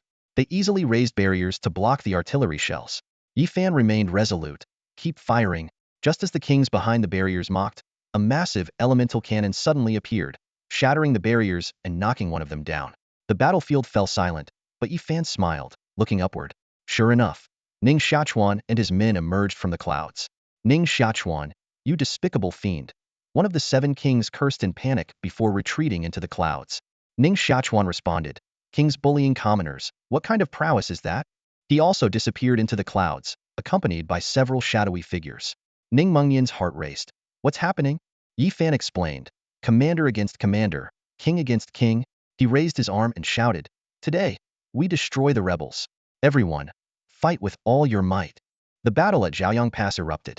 Ning Xiachuan fought the 7 kings alone, while Yifan led an army of 500,000 against 3 million rebels. This highly anticipated battle drew the attention of all humanity, yet no one sent reinforcements. Meanwhile, far away, Ziyang anxiously approached her father, Jigu. Father, Yifan and the others are isolated. They'll surely lose if they fight like this. The capital needs help. Ning Xiachuan and his men alone can't hold them off. In response to his daughter's plea, Jigu silently stared at the map of Zhaoyang Pass. Ziyang grew more urgent, father. As loyal subjects, should we just watch the capital fall to these villains? A nearby guard quickly pulled Ziyang back. Miss, the king has his plans. Do not speak rashly. Ziyang struggled, insisting, I'm not speaking rashly. Father is a king of the human race. Protecting our people is his duty. The world is in chaos, and the rebels are about to storm the capital. Yet father sits on his throne, doing nothing. The guard, alarmed, swiftly dragged Ziyang out. Using his strength, he easily pulled her away from the scene. Father, as a king, you have done nothing in the face of rebellion. How are you any different from the traitors? Are you also going to seize power amidst the chaos and abandon the people to suffering? Ji Yang's voice echoed through the hall, her eyes glistening with tears of anger and disappointment. Before she could finish, the guards dragged her out of the hall. The room fell into a heavy silence, and all eyes turned to Jigu, waiting for his reaction. Ji's face remained impassive, as if the scene had not just occurred. The officials behind him exchanged uneasy glances, the air thick with tension. Finally, an elderly official spoke cautiously, "Your Highness, the young lady is still naive and idealistic. Her words may be too simplistic." Seeing Gi's slight frown, another official quickly added, "The young lady is at an age where she is passionate and outspoken. Please do not take her words to heart, Your Highness." Jigu slowly shook his head and replied in a calm tone, "I do not think Younger said anything wrong. We are, in fact, in the midst of a rebellion." His words struck like a thunderbolt, leaving everyone frozen in place. Jigu continued, "Since I chose this path, I never expected to maintain a good reputation." His gaze swept over the assembly, his voice steady and resolute. "The times have changed. You need not be as secretive as before. Speak plainly." As Gi's words settled, the tension in the room eased. After a moment of silence, an official stepped forward. "Your Highness, the people are focused on the battle at Zhaoyang Pass. I believe we should seize this opportunity to move out of Liang. The provinces of Bingjiu, Taishi, and Longding are adjacent to Liang and have weak defenses. With the strength of Liang, we could conquer them within a month." Ji Gu turned to the map on the wall, his eyes resting on the three provinces for a moment before he nodded slowly. "This plan is feasible." The officials were elated and began to voice their support. A general stepped forward. "Your Highness, I volunteer to lead my troops to capture Bingjiu." "I can go to Taishi," said another burly warrior.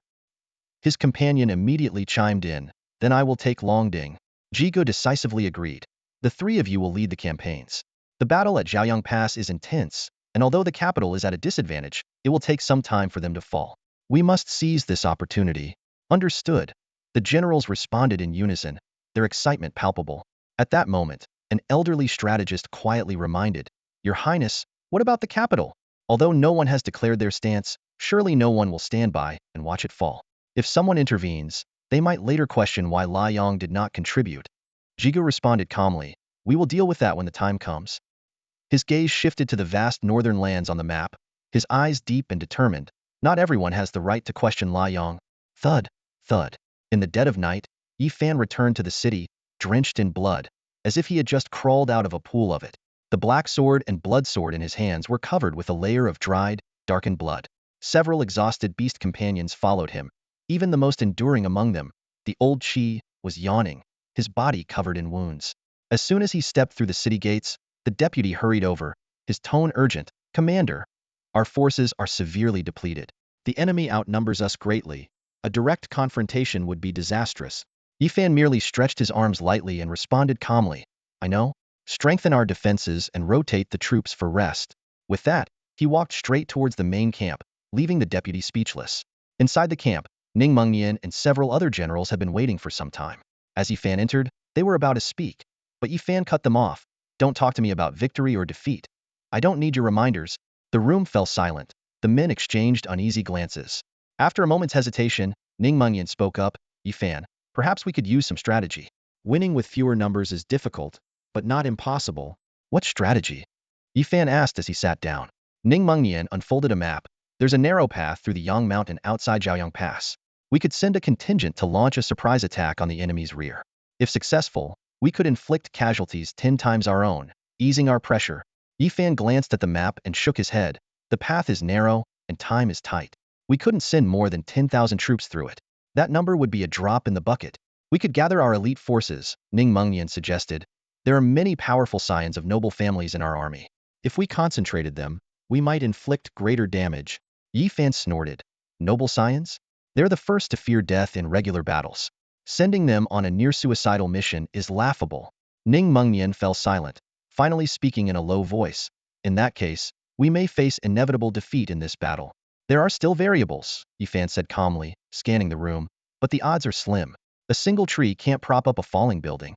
This battle might have been manageable in the past, but now it seems unwinnable." He paused. "If the situation becomes dire, you should consider retreating." "Retreat?" The men were stunned, scrutinizing Yifan's expression, realizing he wasn't joking, their faces showing mixed emotions. Ning Mengnian sighed. "If only my father could win the king-level battle, we might have a chance." Yifan shook his head. "King-level battles won't be decided quickly. Besides, the enemy has 7 combatants, all strong. Holding them off for 10 days or more would be easy. We can't afford to wait."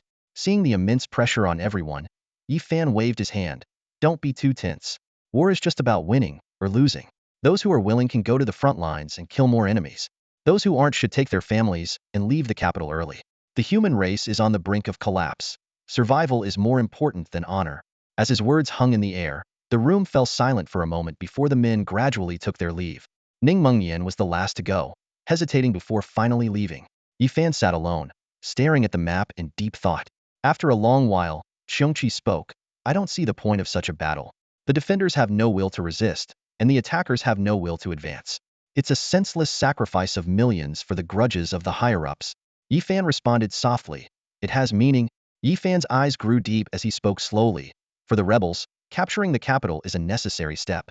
The fall of the human capital means the collapse of the court, and all the old rules and restraints will be shattered. Even though the current court is just a shadow of its former self, this step is still indispensable. Other factions are also eager to see such a situation. Bai Zhe sighed and continued. So, you are destined to be isolated and defeated in this battle. The rise of a new king always comes with the fall of the old, and the collapse of an old dynasty inevitably requires a grand burial. Such battles have happened countless times in history. Usually, in the final battle, there are always some loyalists who try desperately to save the collapsing regime. Yifan shook his head, his tone filled with helplessness. But now, among the human race, only Principal Ning and I are left to fight this battle. This situation is both laughable and tragic. An era has decayed to such an extent. The joke is not on you, and the tragedy is not just on the court. Bai Zhe sighed deeply, his voice gradually fading into silence. Qiongqi seemed indifferent to the heavy topic and eagerly interjected. Let me out to hunt for one more day tomorrow. Today, I devoured thousands of people, and my strength has recovered to almost 1/10 a santh. If I eat more tomorrow, I might recover another 10th a santh. Hearing this, Yifan's face darkened. Thousands of people for just 1/10 a santh? By your calculation, to fully recover, you would need to consume the population of several provinces? Sensing Yifan's displeasure, Qiongqi quickly explained, not several provinces. The problem is that these people weren't very strong. If they were stronger, I could. Before it could finish, the urgent sound of footsteps interrupted. The tent flap was lifted, and an excited voice of a deputy came through. Commander, Zhang Shichen from Hebei, leading 50,000 troops, has arrived to support Commander Yifan against the rebels. Yifan, slightly surprised, pondered for a moment before asking, Who is Zhang Shichen? The deputy responded quickly, Zhang Shichen, the governor of Hebei. He led his troops from the northwest, bypassing the rebels, and is now outside Jiaoyang Pass, awaiting your audience. Just as Yifan was about to order the meeting, another rush of footsteps sounded. Continuous reports came in, announcing the arrival of various reinforcements.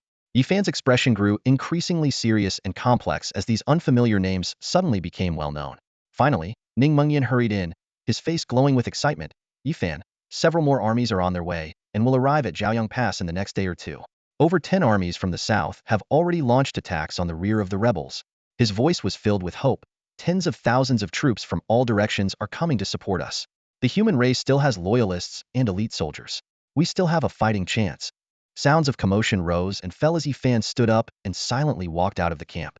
Along the way, soldiers who learned of the reinforcements' arrival were visibly excited, their eyes following Yifan's every move. Ignoring it all, Yifan headed straight to the other side of Jiaoyang Pass. As soon as he climbed the city wall, he saw several armies gathered outside, each led by its own general. Upon seeing Yifan, the general shouted in unison, Commander Yifan, we've come to assist the court in defeating the rebels. Yifan stood atop the wall, his gaze sweeping over the crowd, rare emotions flickering in his eyes. After a moment of silence, he cupped his hands in thanks and softly said, Thank you. The simple gratitude carried an unusual weight. The gatekeepers quickly opened the gate, allowing everyone to enter. Yifan descended the wall rapidly. A general who had just entered eagerly asked, Commander Yifan, where are the rebels now? They are in front of the pass, currently engaged with our troops. Yifan replied succinctly. The commanders immediately began directing their soldiers to the front lines. Some generals, however, didn't rush into battle, but instead handed over the supplies and provisions they had brought. Yifan thanked them again, saying, Thank you everyone. After dropping off the aid, they too quickly led their troops towards the front. The arrival of reinforcements greatly boosted the morale of the previously weary soldiers. Many who were about to rest stood up again, following the new troops out of the gate. The battle intensified once more, with the sudden influx of hundreds of thousands of troops pushing back the front line that had been pressed against the pass. Ning Mengyan climbed the wall again to observe the battle, excitedly saying to Yifan, This is great. With these reinforcements, we can hold out much longer. More reinforcements will arrive soon, and the rebels will be caught between us. We might actually win this battle." Yi Fan did not respond. He simply watched the soldiers fighting below, and then looked up at the thunder-filled sky, shaking his head slowly. "Yi Fan?" Ning Mengnian sensed something was off, feeling a vague unease. He quickly asked, "What's wrong? Is there something wrong with the reinforcements?" "No," Yi Fan replied curtly. Then, he picked up the heavy sword on his back and headed towards the other side of the steps. "In that case, let's fight another round." Before he finished speaking, Yi Fan had already walked out of the gate. A thunderous roar echoed as Qiongqi, like a whirlwind, charged into the enemy ranks with Yi Fan. Ning Mengnian watched Yi Fan's departing figure from the wall, puzzled. Wasn't the arrival of so many reinforcements a good thing? Why didn't Yi Fan seem happy? Meanwhile, far away in Nanchuan, Wang Lingxi arrived in the capital with the battle report. In the hall, a group of young people were excited upon hearing the news, especially given the previous prophecy by Swan Sanqing that Zhaoyang Pass would inevitably fall. Li Pengzi took the report to Swan Sanqing, excitedly saying, "Strategist, look, our forces in the capital are nearing 2 million. The rebels may have 3 million, but they are caught between us, and Yi Fan's side has even more reinforcements. It looks like Yi Fan's side has the upper hand." Swan Sanqing looked at the report and replied, "It is indeed surprising that so many loyalists are willing to step forward," but he quickly shook his head and sighed. "However, the battle at Zhaoyang Pass is still bound to be lost." "Still lost?" Li Pengzi was incredulous. "That can't be. As long as Yi Fan's side doesn't lose, and they hold out until Principal Ning wins the king-level battle, we should win. Principal Ning has the ultimate phantom beast and trained loyal king-level warriors. He can't lose, right?" Swan Sanqing's eyes were deep and clear as he firmly said, "He will lose." This is the understanding between him and Yi Fan. According to the original plan, Yi Fan's forces would inevitably lose on the front lines. The king-level battle would not affect the outcome, and 50,000 troops would either retreat or flee, allowing Yi Fan and Ning Xiaoqua to escape amidst the chaos. The capital would fall, but it would be the plan with the least casualties. Now, with so many reinforcements, the front lines cannot lose, which means Ning Xiaoqua will definitely lose. When that happens, with the intervention of the Seven Kings, the rebels will crush the capital's resistance in an instant without a king-level fighter to hold them off. The outcome remains the same. Kyoto will still fall, and Yi Fan and Ning Xiaochuan will still manage to escape in the chaos. However, more people in the determined resistance will die. Swan Sanqing's words were like a heavy hammer, shattering the hope that had just ignited among the crowd. He looked around the hall at the young people of Nanchuan and continued in a deep voice. "I know you all hope Yi Fan will win, but the situation is more complicated than you think. The warlords are watching but not acting, and the fall of Kyoto is almost anticipated by everyone. Yi Fan cannot win, nor does he have a way to win." The crowd fell silent. In the corner, Wang Lingxi sighed softly. "The ones gathered at Zhaoyang Pass are perhaps the last loyal warriors of the human race. Watching them charge to their deaths one by one must be unbearable." Swan Sanqing nodded in agreement. "Sometimes that's just the way things are." He waved his hand and his tone became firm.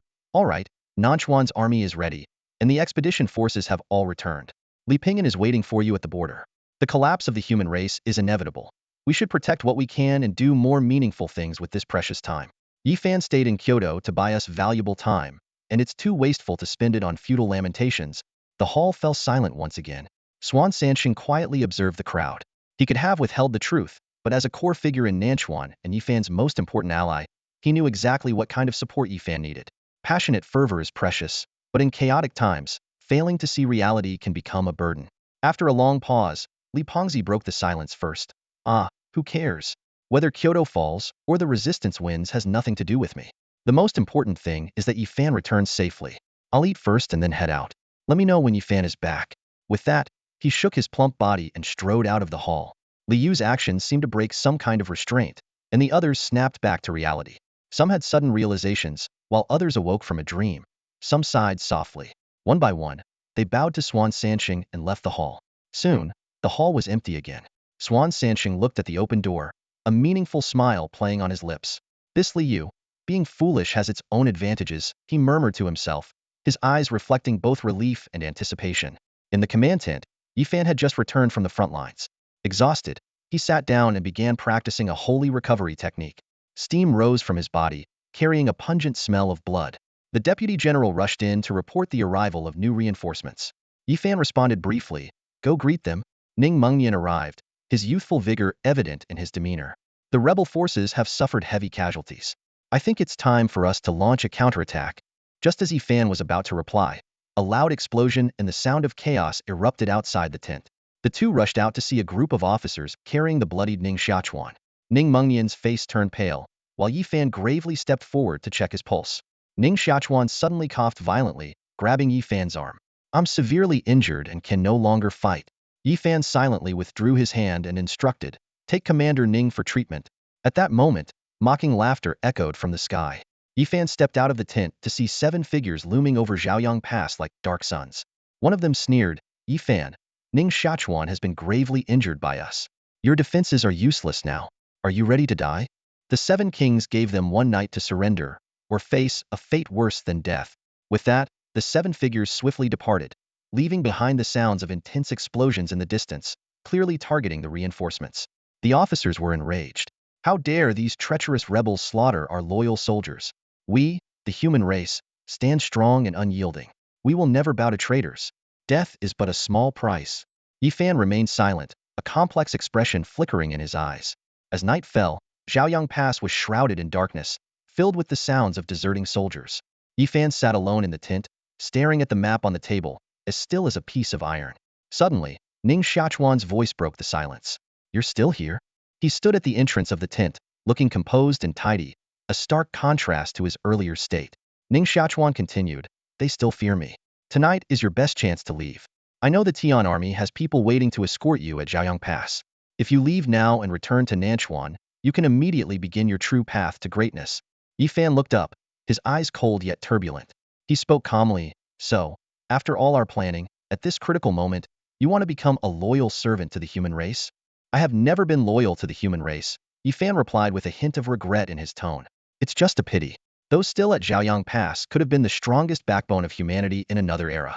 To see them sacrifice themselves for this decaying race is truly unfortunate. Ning Xiachuan shook his head, a cold smile curling at his lips. A backbone is hidden beneath flesh and skin. If there were no wounds, no one would see it. Because humanity is so corrupt, their sacrifice gives meaning to it all. In another era, they would have remained obscure, never having the chance to shine. Yi Fan frowned and waved his hand dismissively. Principal, I can never agree with your views. I will leave, and my replacement has already been arranged. You don't have to worry about us being discovered too soon. Ning Xiachuan smiled slightly. I'm not worried about you getting emotional. I just came to chat. Our cooperation has been quite perfect. If there's a chance, maybe we can work together again. I hope there won't be a next time, Yi Fan said with a hint of resignation, glancing at Ning Xiachuan. Principal, are you leaving alone? Not taking your son? Ning Xiachuan fell silent for a moment, then spoke to himself. My son? If he dies with me here at Zhaoyang Pass, maybe it would seem more authentic. Yi Fan snorted, his tone dripping with sarcasm. As expected of Principal Ning, to achieve your goals, you won't hesitate to sacrifice even your own son. You are indeed a true hero. Ning Xiachuan yawned and stretched. Hero? Using that word to describe us, wildfires, is quite an understatement. Well, I won't bother you anymore. I have to go, or it will be troublesome. Kid, it was a pleasure working with you. Farewell. Before he finished speaking, Ning Xiachuan had already disappeared from the tent. Yi Fan remained silent for a moment, then stood up, ready to take another look at Zhaoyang Pass.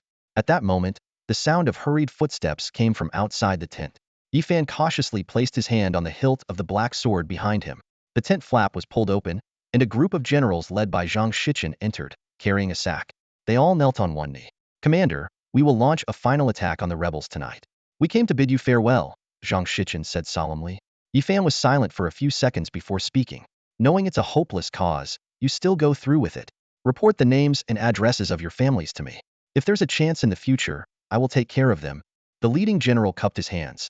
With the battle imminent, we have no time to delay. We have heard that Commander Yi Fan is kind to the people. If our families are fortunate enough to meet you in the future, they will undoubtedly receive kindness without special care. Yi Fan was at a loss for words, his expression complex as he looked at the group, letting out a long sigh. Commander, you need not sigh for us, one general said with a broad smile. Since we came here, we never thought of going back. Indeed, another echoed. We came here to kill more rebels and rid humanity of some evil. Even if it's a death march, at least the rebels will know that the human race has loyal and righteous men. The generals spoke one after another, as if giving their last words. After finishing, they stood up, cupped their hands to Yi Fan, and threw the sack in front of him. The sack revealed ahead it was Ning Mengnian. We kept General Ning's son alive. This young man fought alongside us and showed great potential. He shouldn't die here like us. General Ning doesn't seem like a sentimental person. So we trouble Commander Yi Fan to take him away. Yifan silently tied up the sack and lifted it. He sighed inwardly. These generals were loyal to humanity, but not blindly so. They understood the true significance of the battle at Zhaoyang Pass. Commander Yifan, time is short. We must take our leave. The group said their goodbyes. Yifan nodded slowly, watching them walk out of the tent. He followed them outside. The generals mounted their horses, raising their banners high. Their former subordinates followed, forming neat lines, their eyes resolute, chests puffed out, and back straight. Once the formation was complete, the generals raised their arms and shouted, leading their war horses in a charge. The gates of Zhaoyang Pass opened, revealing the slightly bewildered faces of the rebels outside. Under the moonlight, the banners held high by the generals shone like brilliant suns, accompanied by thunderous cries, "For justice against the traitors." Clashes continued unabated, with the dead not yet cold. On the battlefield, the clang of swords and the roars of soldiers intertwined, blood and flesh flying everywhere. Amidst the flickering flames, Yifan stood silently in the shadows of a high vantage point, coldly observing the carnage below. The disparity in numbers was terrifying. From a distance, the defending troops looked like a lone island in a vast ocean, ready to be swallowed at any moment. With a gasp, Ning Ming awoke from unconsciousness, struggling out of a burlap sack. At first sight, he was struck by the bloody scene before him and quickly turned to Yifan in alarm. "The headmaster is gone, and the others have fled," Yifan said calmly, his gaze still fixed on the battlefield. "They didn't want to run, perhaps fearing you might follow their lead and fight to the death. So, they knocked you out and left you with me." With just a few words, Ning Mengyan understood the situation. He stared blankly at the battlefield, his eyes filled with shock and sorrow. The defending soldiers fought valiantly, each one ready to die. They faced the enemy with their chests out, wielding their swords, and even when falling, they gritted their teeth to plunge their weapons into the enemy's chest. The scene was both tragic and stirring. Ning Mengyan watched for a while, tears streaming down his face, before he couldn't bear to look any longer and turned away. "You should take a good look," Yifan's icy voice rang out. "Look closely at the faces of those rebels. The next time you see someone like them, you won't ask me why I always raise my sword against them. Hatred, I want you to remember this hatred forever." Ning Mengyan paused, then forced himself to turn back, tears flowing as he watched the brave soldiers meet their end. Time passed, and the horizon began to lighten. With few soldiers left standing, Yifan finally spoke again. "We should go." After a long silence, Ning Mengyan wiped the tears from his face. His eyes now held a resolute and fierce determination. "If given the chance, I will crush the bones of these villains with my own hands." "Good," Yifan replied, turning to leave. "You will have that chance. I promise." By morning, the news of the rebels breaching Zhaoyang Pass spread like wildfire, shaking the human territories. Various factions quickly responded. The King of the North mobilized an army of 1,000,000 to march south, declaring war on the rebels. The King of Orders divided his forces to attack the capitals of 4 provinces. Xiao Haikue seized the South Sea and declared himself king. Ren Xiaoya was tasked with gathering provincial troops. Heroes rose, battles erupted, and humanity entered a new era of turmoil. Meanwhile, in the hall of Nanchuan, Chunpeng hurried in to report, "Strategist. This morning Kai Yuanjia led his troops to our border again. He requested to see Tiangong, but I refused. This is the 3rd time in 7 days." At the desk, Swan Sanqing nodded slowly. He must have learned Tiangong's identity from somewhere and now wants to confirm it. With Zhang Zhena, Yi Mao's old subordinate, showing signs of rebellion, most of Nanchuan's focus is on him. Kai Yuanjia likely sees an opportunity to strike at Nanchuan. Chunpeng, anxious, asked, "So, what do we do now? Qiuhe has betrayed us, and Li Pinggan has taken troops to fight him. If Kai Yuanjia also targets Nanchuan, we will be besieged on 3 fronts." Swan Sanqing shook his head, his gaze shifting to the map on the wall, a frown creasing his brow. Being besieged on 3 fronts is not the real problem. Nanchuan is not weak. The real issue is that Tiangong is not here, and Nanchuan is leaderless. As the two worried about the situation, Li Pengzi suddenly burst in, looking flustered. "Strategist, Jingling has run off. He took troops this morning, saying he was going to patrol the border with the Mingxin sect, and there's been no word since." Upon hearing this, Swan Sanqing's face darkened immediately. "Where has he gone?" "I took some men to search for him. The lord of Lingluo City said that Jingling hadn't entered the city. They saw him heading east from a distance. After asking around, we found out that Jingling had led his troops into Ayu's territory." "Ayu's territory?" Chinpeng's face darkened as he exchanged a meaningful glance with Swan Sanqing. "Ayu was Jingling's former teacher, wasn't he?" "Yes," Li Pengzi interjected angrily. "That scoundrel. Yet Tiangong treated him so well, and now, at this critical moment, he defects to the enemy." Swan Sanqing frowned.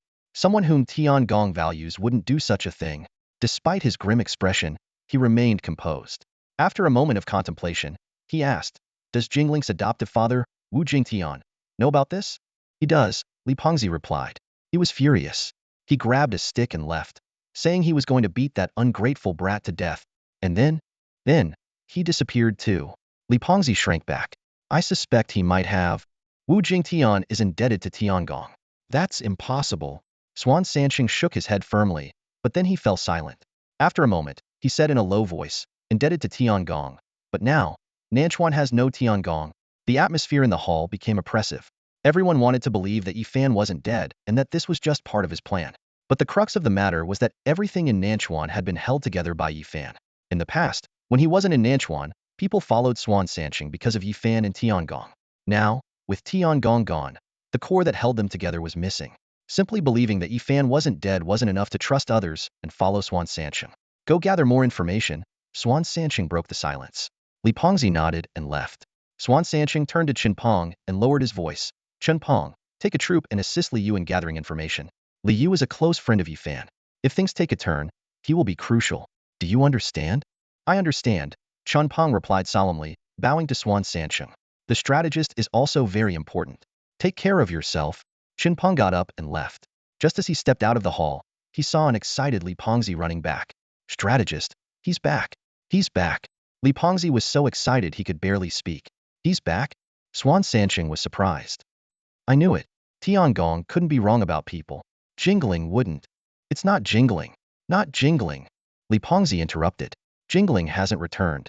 When I said he's back, I didn't mean Jingling." At that moment, a head rolled into the hall from beside Li Pengzi's feet. Upon closer inspection, it was the head of Chu Yu, one of the two overlords of the eastern Jinshu province. Everyone was stunned. A thin figure appeared beside Li Pengzi. The person spoke, their voice as steady and firm as ever. "It's me, Yifan." The hidden realm of Pingxing saw the assembly of a formidable army. Familiar faces lined up at the front. Li Pengzi, Wang Lingxi, Ma Xiaoxue, who first followed Yifan, and later recruits like Chun Pong, Jingling, and Simba. Among the older warriors, the distinguished honor-level powerhouses led by Qingzi and Wu Jingtian stood proudly, while the strategic team headed by Swan Sanqing and Li Pingyan remained steadfast. More significant figures included Yi Mao, the commander of the punitive forces, veteran fighters from Wudu Academy like Qian He and Min Ri, and the 1,000-strong Zhantian army escorting Yifan back. At the front of the formation, a flag fluttered in the wind, with Chu Yu's head hanging from it, silently narrating the brutality of the war. Everyone stood in solemn silence, arranged neatly on either side, as if awaiting a pivotal moment. Suddenly, footsteps broke the silence. Yifan, clad in dragon-slaying armor, carrying a black and blood-red sword, and wearing a pitch-black mask, walked steadily through the ranks. All eyes followed him until he ascended the high platform, where a dark red chair with dragon-shaped armrests stood imposingly.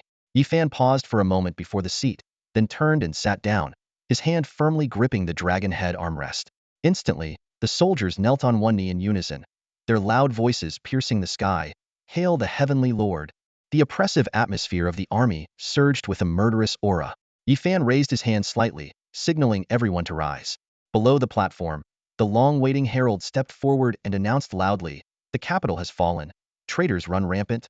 Humanity is in ruins, and living beings suffer. The heavenly lord cannot bear this and has decided to lead the people of Nanchuan out to conquer the forces of evil." As soon as the words fell, the generals stepped forward, thumping their chests with their fists.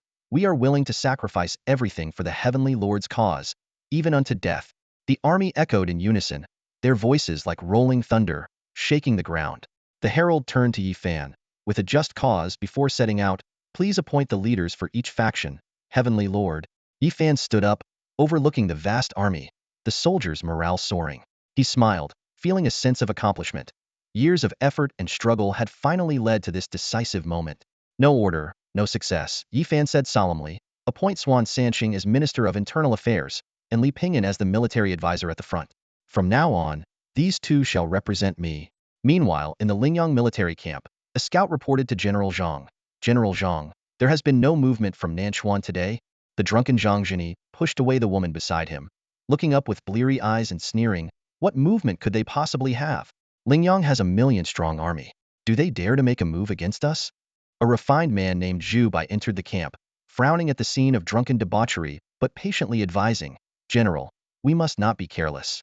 In the past, Our opponents were scattered and insignificant. Now that the Heavenly Lord has reappeared, Nanchuan's united front cannot be underestimated.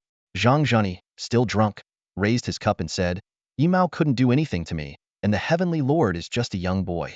What can he do? Zhu Bai, you're too nervous. Have a drink and relax. I've been sober for years. Zhu Bai declined politely. Managing troops and strategies is crucial. If we indulge in drinking and revelry, it could lead to catastrophic mistakes. Zhang Zheni laughed. You scholars always have your grand theories. He tossed his cup aside and pulled the woman beside him down. All right, I'll continue resting for a while. Zhu Bai, handle any issues. You all can leave now. The scout left, and Zhu Bai, after hesitating, sighed and departed. As night fell, the camp was brightly lit. Zhu Bai returned to his tent, where several people were waiting. Strategist, what did General Zhang say? Did he agree to our plan? He went back to sleep. Zhu Bai said helplessly. I didn't get a chance to speak. Asleep? The group was stunned, and someone anxiously said, Nanchuan is eyeing us like a tiger, with Yimao leading the punitive forces like a fierce tiger sleeping beside Lingyang. At such a critical time, General Zhang only knows how to drink and make merry. How can this end well? Zhu Bai shook his head, sitting down at the map, his brow furrowed. There's no way around it. Lingyang is too close to Nanchuan, with no natural defenses, easy to attack and hard to defend. We should have retreated to Benki. Li Pingyan is now serving Nanchuan, and he's reputed to have divine foresight, especially skilled in surprise attacks. In the past, when the Sky Lord was absent and there were rifts among the generals and soldiers, we could still keep Nanchuan at bay from 1,000 miles away. But now, with the Sky Lord's return, everyone's worries loom like dark clouds. An official gravely remarked, if he appoints Li Pingyan to command the expeditionary force, Lingyang will be in grave danger. Another official, his voice tinged with concern, added, what's even more terrifying is that Yimao has lifted the dragon blood restriction. He was already half a king, and now he might have taken that final step. Although Yimao still has some old ties with General Zhang, the Sky Lord has always been ruthless. If he decides to, before he could finish, the atmosphere in the tent grew heavy. In these chaotic times, everyone harbored ambitions. They had sought refuge with Zhang Zhena for his mighty army of 1,000,000 soldiers, but who would have thought that this general was so cowardly and indulgent? Zhu Bai took a deep breath, breaking the silence. Nanchuan is besieged on all sides. Our immediate priority is to deal with Ji He in the west and Kai Yi in the east. He looked out of the tent, murmuring, I hope General Zhang wakes up soon. We don't have much time left. Just as he finished speaking, a loud explosion shattered the silence. The clashing of weapons and hurried footsteps followed. Zhu Bai's face changed drastically, and he stood up abruptly. This is bad. Nanchuan has struck first. Quickly, go command the troops. He rushed out of the tent, and the sight before him made his pupils contract. Nanchuan's main force, the exterminators, had already breached their defenses. Looking up, the sky was filled with pitch-black flying beasts, and soldiers were jumping down from the sky, safely landing with the help of smaller flying beasts. What shocked Zhu Bai even more was the slender figure seated atop the leading beastly Pingyan. Zhu Bai turned to flee, but a massive white-winged tiger blocked his path. The ferocious Qiongqi bared its bloody fangs, and a foul wind blew towards him. Stumbling backward, Zhu Bai was about to meet his end when a crisp slap echoed through the air. I told you, you can't eat people indiscriminately, a calm voice said. Zhu Bai opened his tightly shut eyes to see Yifan, wearing a mask. Sky Lord, Zhu Bai stammered, uttering the feared title. Yifan paid him no mind, continuing to pat the Qiongqi until the fierce beast drooped its ears and retreated to the side. Only then did he turn around, a meaningful smile playing on his lips. Why does a great scholar of Lingyang lower himself to serve someone as unambitious as Zhang Zhena? Inside the tent, Zhang Zheni, bound tightly, was roughly dragged in and thrown to the ground. He seemed to still be in a drunken stupor, looking bewildered. The fact that Lingyang, guarded by 1,000,000 soldiers, was taken by surprise in one night was enough to shock anyone. Zhang Zheni, I've heard of your name for a long time. Yifan's voice startled him awake. Zhang Zheni struggled to lift his head and looked around, seeing the high-ranking officials of Nanchuan gathered. When his gaze fell on Yimao, he couldn't help but shudder. General Yi, he muttered. Yimao, filled with anger, questioned, Zhang Zheni, why did you not respond to the summons? What, you don't even recognize me anymore? I wouldn't dare. Zhang Zheni hurriedly shook his head, about to explain, but Yifan spoke first. Everyone has their own ambitions. He didn't respond to the summons, and that's understandable, Yifan said calmly. Marshal Yi, Zhang Zheni has been retired for many years and is no longer part of the Yutian army. His words carried a deeper meaning, making Yimao hesitate for a moment before stepping back. The atmosphere in the hall subtly shifted. Sensing the tension, Zhang Zheni quickly knelt and pleaded. Lord Tiangong. Zhang Zhini is willing to lead the entire Linyang army to serve you. Yifan responded coldly. The Linyang army will serve me even without your leadership. He lightly tapped the table, and Zhu Bai stepped forward, standing behind Yifan. Seeing Zhu Bai, Zhang Zhini's face turned grim. Zhu Bai, why? Zhu Bai replied emotionlessly. Compared to you, Tiangong has grand ambitions. I dedicated myself to learning at 15, reading thousands of books and traveling thousands of miles, to one day apply what I've learned, not to drown in a life of debauchery. Zhang Zheni was at a loss for words, inadvertently noticing the coldness in Yifan's eyes, which filled him with fear. Tiangong, are you going to kill me? He asked tremblingly. Though I didn't accept Marshal Ye's command, I haven't opposed Nanchuan either. I'm not a hero like you, Tiangong. I just want to stay in Linyang, without ambitions for dominance. Is that a crime in your eyes? In my eyes, it is a crime. Yifan answered coldly. Why? Zhang Zheni asked in disbelief. What I've done is even less severe than Governor Ma Zuzi of Nanchuan. You took Nanchuan without punishing Ma Zuzi and even employed him, but when it comes to me, you say it's a crime. Yifan raised an eyebrow slightly. It seems you know a lot about my affairs. No wonder you dared to indulge so recklessly. He snorted and continued. Zhang Zheni, I may be ruthless, but I'm not unjust.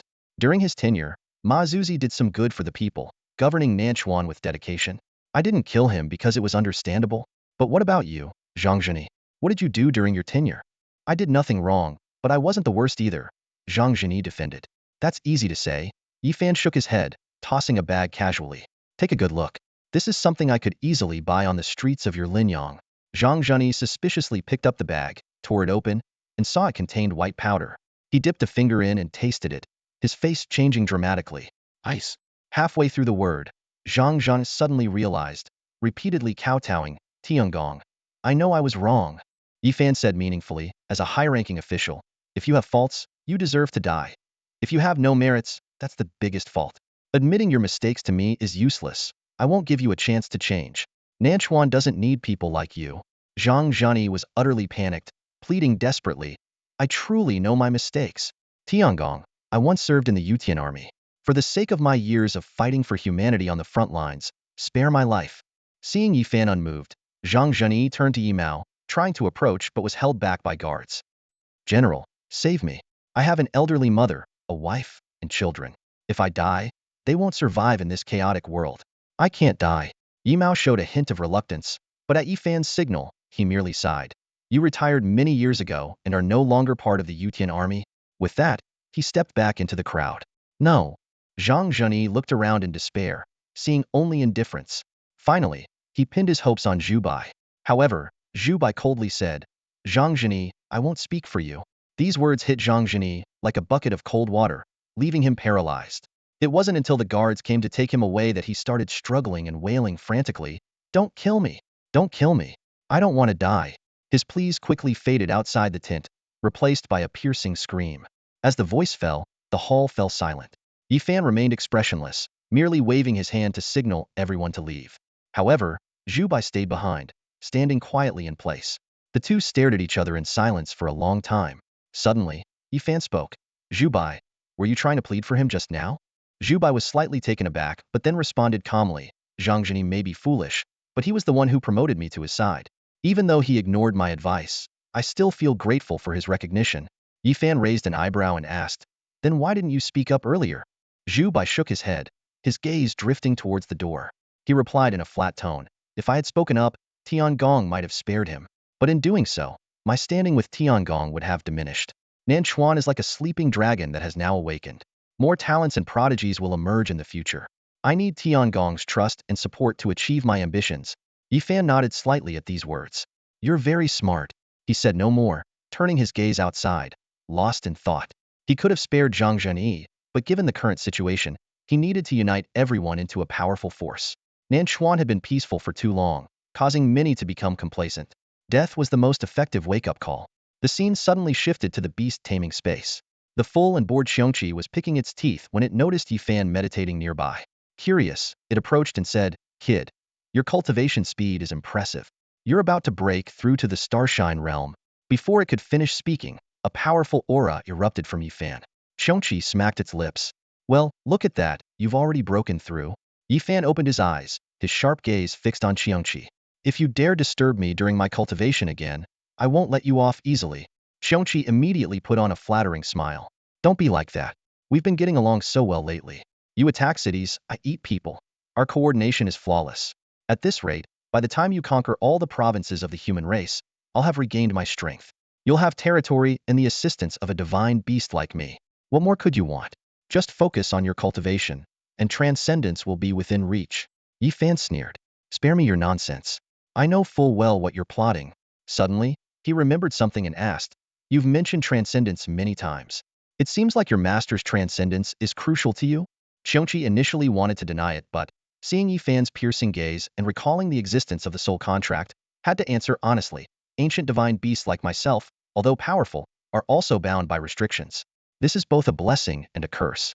The only way to lift the curse is with the help of a transcendent being. Xiongqi's words made Yi Fan frown slightly. The mythical beast explained that they were confined to this starry sky, with their power capped at the half-emperor level. Although they wouldn't die from old age, they were forced to undergo a risky metamorphosis every 1,000 years, starting from scratch. This process was extremely dangerous because killing them could grant their descendants permanent bloodline enhancement. Given the long maturation period of the mythical beasts, it was often difficult for them to regain their peak state before the next metamorphosis. Yi Fan suddenly understood that if they couldn't leave this starry sky, they might perish during their long maturation period. Xiongqi nodded in confirmation and eagerly moved closer to Yi Fan, expressing hope that he could transcend and take it away. Unmoved, Yi Fan lightly patted Xiongqi's large face and calmly said, I don't seek transcendence. Xiongqi was taken aback by this. It couldn't understand why Yi Fan was so dedicated to cultivation and building his influence if he didn't aim for transcendence. Shaking his head, Yi Fan explained that he was merely pursuing what he had in mind. Xiongqi was visibly disappointed. It couldn't grasp the complex emotions and thoughts of humans, believing that a century of life shouldn't be wasted on elusive dreams and obsessions. Yi Fan responded with a smile. The starry sky is eternal, and a human century is but a fleeting moment. Yet, for that fleeting moment, its experiences and emotions are the most meaningful. Xiongqi didn't agree, insisting that no individual brilliance could compare to the entire starry sky. Yi Fan didn't argue further, simply stating that his transcendence or lack thereof had little to do with Xiongqi. If he failed to transcend and died, Xiongqi could find another master. Surprisingly, Xiongqi's expression changed slightly upon hearing this. It muttered quietly, unwilling to find another master. Quickly adjusting its demeanor, it expressed confidence that even without transcendence, they could create miracles together in this starry sky. Finally, it shamelessly asked to go out and eat humans for another day tomorrow. The scene shifted to the Grand Hall, where various commanders were reporting the current situation to Yi Fan. The strength of Nanchuan had been fully demonstrated in a short time, prompting neighboring provinces to send envoys. Swan Sanqing inquired whether to receive the envoys, specifically mentioning that Feng Xing of Bishan City had been kneeling outside the hall for 2 days. Upon hearing Feng Xing's name, a trace of coldness flashed in Yi Fan's eyes as he recalled the timid figure beside the tall commander. He said in a deep voice, Let him in. Swan Sanqing called out, waving his hand. Within moments, several guards pushed open the grand doors and dragged Feng Xing into the hall. As soon as Feng Xing stepped inside, he fell heavily to his knees, his forehead nearly touching the ground. His voice trembled. Have mercy, Heavenly Lord. Have mercy. Yi Fan looked coldly at Feng Xing, who was begging for mercy on his knees, his brow slightly furrowed. He recalled the day they captured Bishan City, when Feng Xing had confidently assured him he could handle the role of city lord. Yi Fan said coldly, I've been away from Nanchuan for just a few days, and you've already defied Nanchuan's orders. As a member of Nanchuan, you conspired with Qiuhe against us? Sweat beaded on Feng Xing's forehead as he hurriedly explained, Heavenly Lord, I wouldn't dare. Qiuhe forced me. Bishan City is too close to Fengji province, and Qiuhe sent people to threaten me daily. Later, he even had strongmen abduct my family. I had no choice but to comply. Qiuhe still hasn't released my family. I came to see you, Heavenly Lord, to beg you not to kill me and to help me rescue them. Hearing this, Yi Fan's brow furrowed slightly, and he glanced at Swan Sanqing. Seeing Swan Sanqing nod in confirmation, Yi Fan's expression softened a bit. Loyalty and filial piety are hard to balance. If that's truly the case, there's some justification. Feng Xing, hearing this, kowtowed repeatedly. Thank you, Heavenly Lord. Don't be too quick to rejoice, Yi Fan said coldly. No matter the reason, your dereliction of duty is a fact. I will demand the return of your family from Qiuhe, but I will also appoint someone else to govern Bishan City. Overjoyed, Feng Xing quickly expressed his gratitude. Thank you, Heavenly Lord.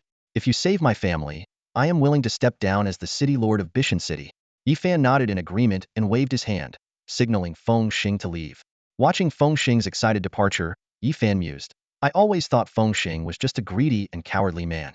I didn't expect him to have some genuine affection for his family. Swan Sanqing added. It said that most of his money over the years has been spent on buying treasures and properties for his family, with little used for himself. Yifan shook his head.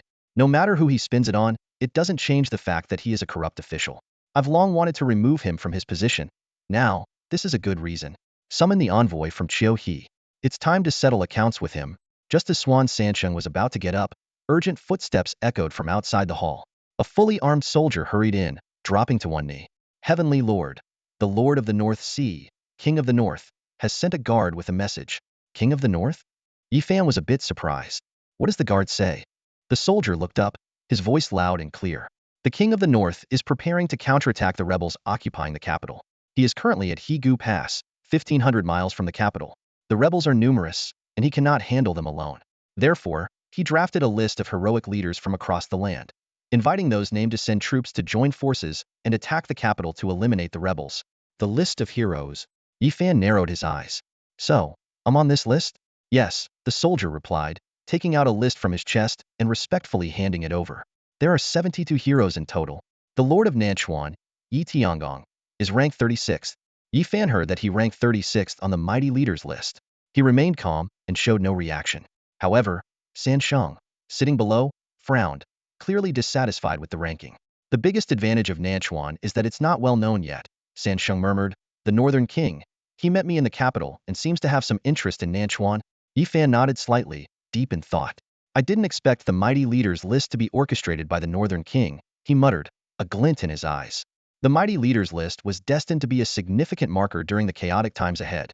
It was not only a certification of strength, but also a symbol of identity. In the 100+ provinces of the world, those who made it to the top 72 were all formidable figures. Yifan recalled that in his previous life, he barely made it to the list's tail end by the end of the chaos. The Northern King has certainly elevated Nanchuan. Yifan chuckled with a hint of helplessness. I originally wanted Nanchuan to stay hidden for a while, but now that the list is out, the name of Nanchuan's lord will probably spread across the entire human race by tomorrow. Tiangong, should we go to the capital to deal with the traitors? Li Pengzi scratched his head, hesitating. Nanchuan is really far from the capital. We definitely have to go, Yifan replied firmly. I can't fathom the Northern King's intentions, but none of the names on the mighty leaders list are weak. This trip, under the guise of dealing with traitors, is actually a chance for the mighty to meet. We'll determine who is friend or foe, and who might be a temporary ally. So, it's not just about dealing with traitors? Li Pengzi asked, stunned. Half and half. Yifan waved his hand. There are many valuable things in the capital. When Wang and Jiwang are still there, how much strength do we need to mobilize? Sansheng inquired. Is Tiangong going personally? I'll definitely go. Yifan pondered briefly. Mobilize 30 to 50,000 troops and have Marshal Yimao accompany me? Understood, Sansheng agreed, immediately picking up pen and paper to prepare for Yifan's expedition. Going to the capital again. We just got back, Li Pengzi muttered, glancing at the mighty leaders list. Wow, Jiao from the Runwang lineage is first. Considering some hidden factors, the Runwang lineage indeed deserves the top spot. Yifan responded, recalling his trip to the Runwang secret realm. They are the descendants of the old Runwang, with unimaginable heritage. Li Pengzi continued to browse the list. Ming Xian sect is second. Ming Wang from the Liang province is third. Hey, isn't Liang province where we found those Gu masters? Yes, Yifan nodded. Ming Wang is Ji Yang's father. Who's Ji Yang? The one with dual talents, the one you made cry. Li Pengzi suddenly understood and continued reading, recognizing many familiar names. After confirming with Yifan, he realized most were contestants they had encountered during the competition. Wow, I thought they were nobodies back then, but they all have such impressive backgrounds. Li Pengzi marveled. How did Yifan manage to win? Those opponents included descendants of the Renwang, top-tier bloodlines, and even prodigies like the Shao Shengzhu. Descendants of the Renwang are not the Renwang, and the Shao Shengzhu still has Shao in the title, Yifan replied calmly, his nonchalant demeanor leaving Li Pengzi at a loss for words. What about Nanchuan? Should we stabilize it first? Sansheng asked, looking meaningfully at Yifan. Nanchuan no longer needs to tolerate provocations, Yifan answered. I'll instruct Min Ri and Qian He to hold the fort. During this period, Nanchuan should aggressively expand and secure all surrounding territories. Understood. Sansheng nodded and continued writing. All right, send a reply to the Northern King and continue meeting the envoys, Yifan said, taking the mighty leaders list from Li Pengzi and stretching. Now, Things are getting interesting. Meanwhile, outside the capital, the Northern King was discussing with his generals in a camp. Northern King, a letter from Yi Tiangong, a soldier reported, drawing everyone's attention. The Northern King read the letter carefully, a smile forming on his face. His strategist understood immediately. Tiangong must have agreed. Of course he did, the Northern King replied, a hint of excitement in his voice. That kid must be itching for revenge after being stuck at Zhaoyang Pass. There's no way he wouldn't come. This statement caused a ripple among the crowd, as some were unaware of who Tiangong was. Yifan is still alive? Someone exclaimed. He and Ning Xiachuan. Do you really think they'd sacrifice themselves for the human race? The Northern King sneered, his eyes gleaming with deep insight.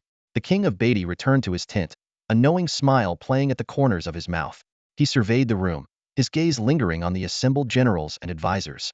I bet they've already prepared 7 or 8 decoys to take the fall before the rebels even arrived, he remarked with a hint of sarcasm. A general was about to agree, but someone beside him interrupted. You idiot! Do you think everyone is as brainless as you, drawing your sword at the slightest insult? The interrupter sneered. Hey, who are you calling brainless? The interrupted general retorted angrily. See, a typical fool, the interrupter sighed, shaking his head. As the argument heated up, the King of Beatty's voice cut through the tension like a knife. Enough. The single word was like a bucket of cold water, immediately silencing the two men. His authority was unquestionable. Seizing the moment, an advisor spoke up.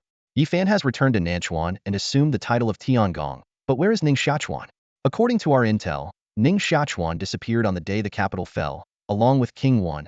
At the mention of Ning Xiachuan, the King of Beatty's expression darkened.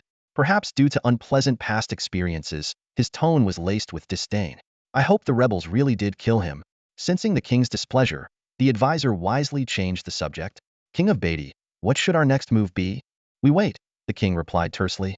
Wait for the heroes I've invited to arrive, then we'll have a proper discussion. Discussion? The advisor echoed the word, frowning slightly.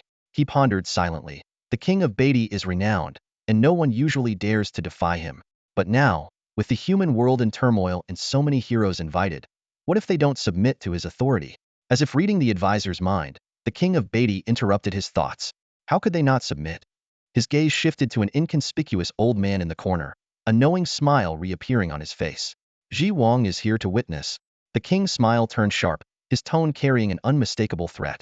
If they don't submit to me, what do they expect to submit to? His words struck like a hammer, leaving everyone in the room stunned and silent. Ji Wang, from his corner, met the king's gaze and forced a slightly awkward smile. The King of Beatty is right, he finally said. The city of Kyoto is unrecognizable. After the rebel army entered the city, they began an endless spree of looting.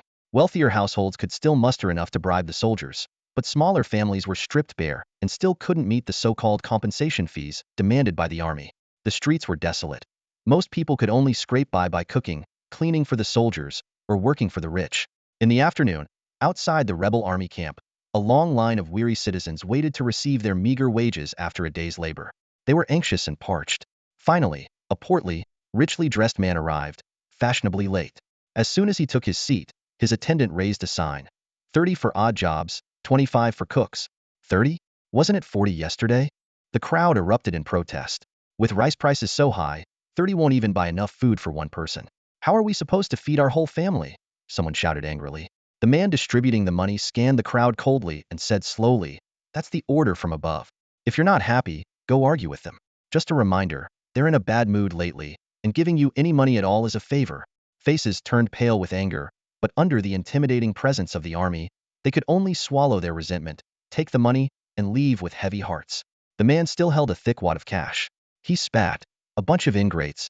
Then, as if nothing had happened, he pocketed the money, stretched lazily, and said to his attendant, it's been a while since I ate at Drunken Immortal Tavern. Is it still open? It's open, it's open. The attendant quickly replied. The big shots from above like it, so they kept it running. It's even busier than before. Good to hear. The man stood up, and his entourage followed him into the city. Among the people who had received their wages, someone muttered, that fat pig is off to enjoy himself again. The higher-ups didn't cut our pay. He's just pocketing the difference. Exactly. There was plenty left over after we got ours. Someone else agreed.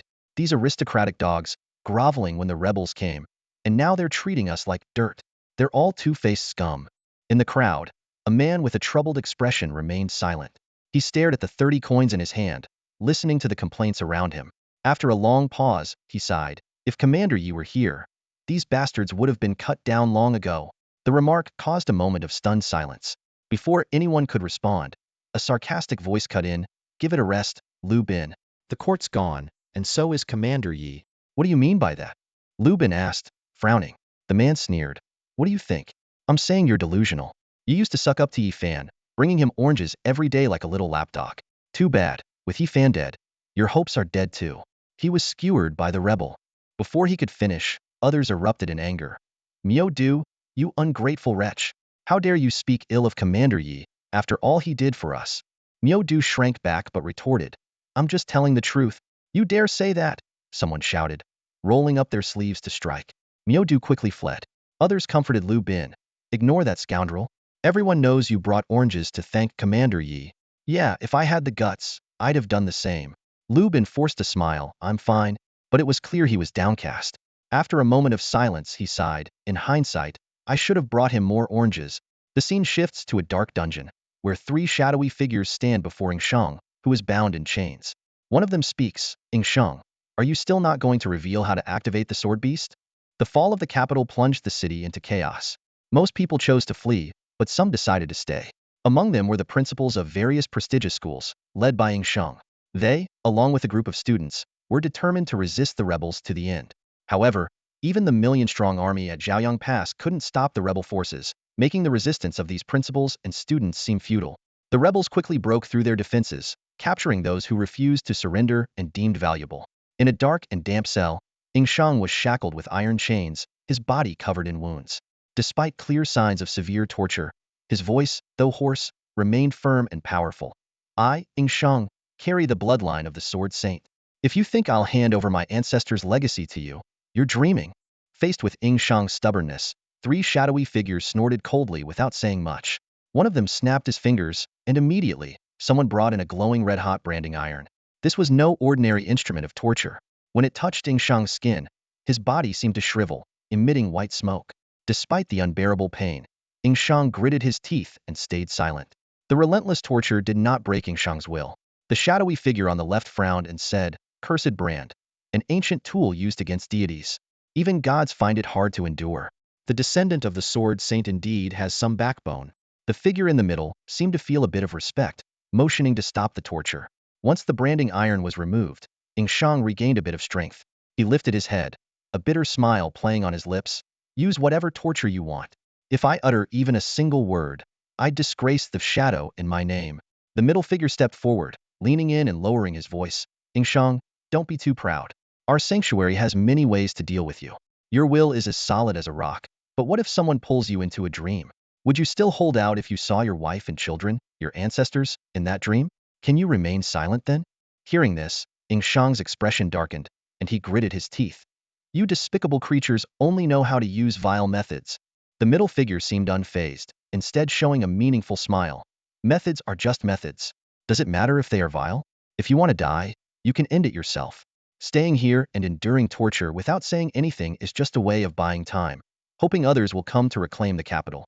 In that sense, your methods aren't that honorable either, are they? Clip-clop, clip-clop. The sound of horse hooves echoed along the official road outside Ning City.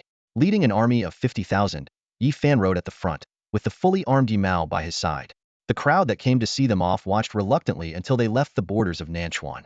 Yi Fan gazed at the vast expanse ahead, feeling a myriad of emotions. In just a few months, his journey to the capital had transformed dramatically. Yi Mao seemed to understand his thoughts and sighed. Such a powerful human race, yet it collapsed with no room for redemption. The tides of fate are beyond our control.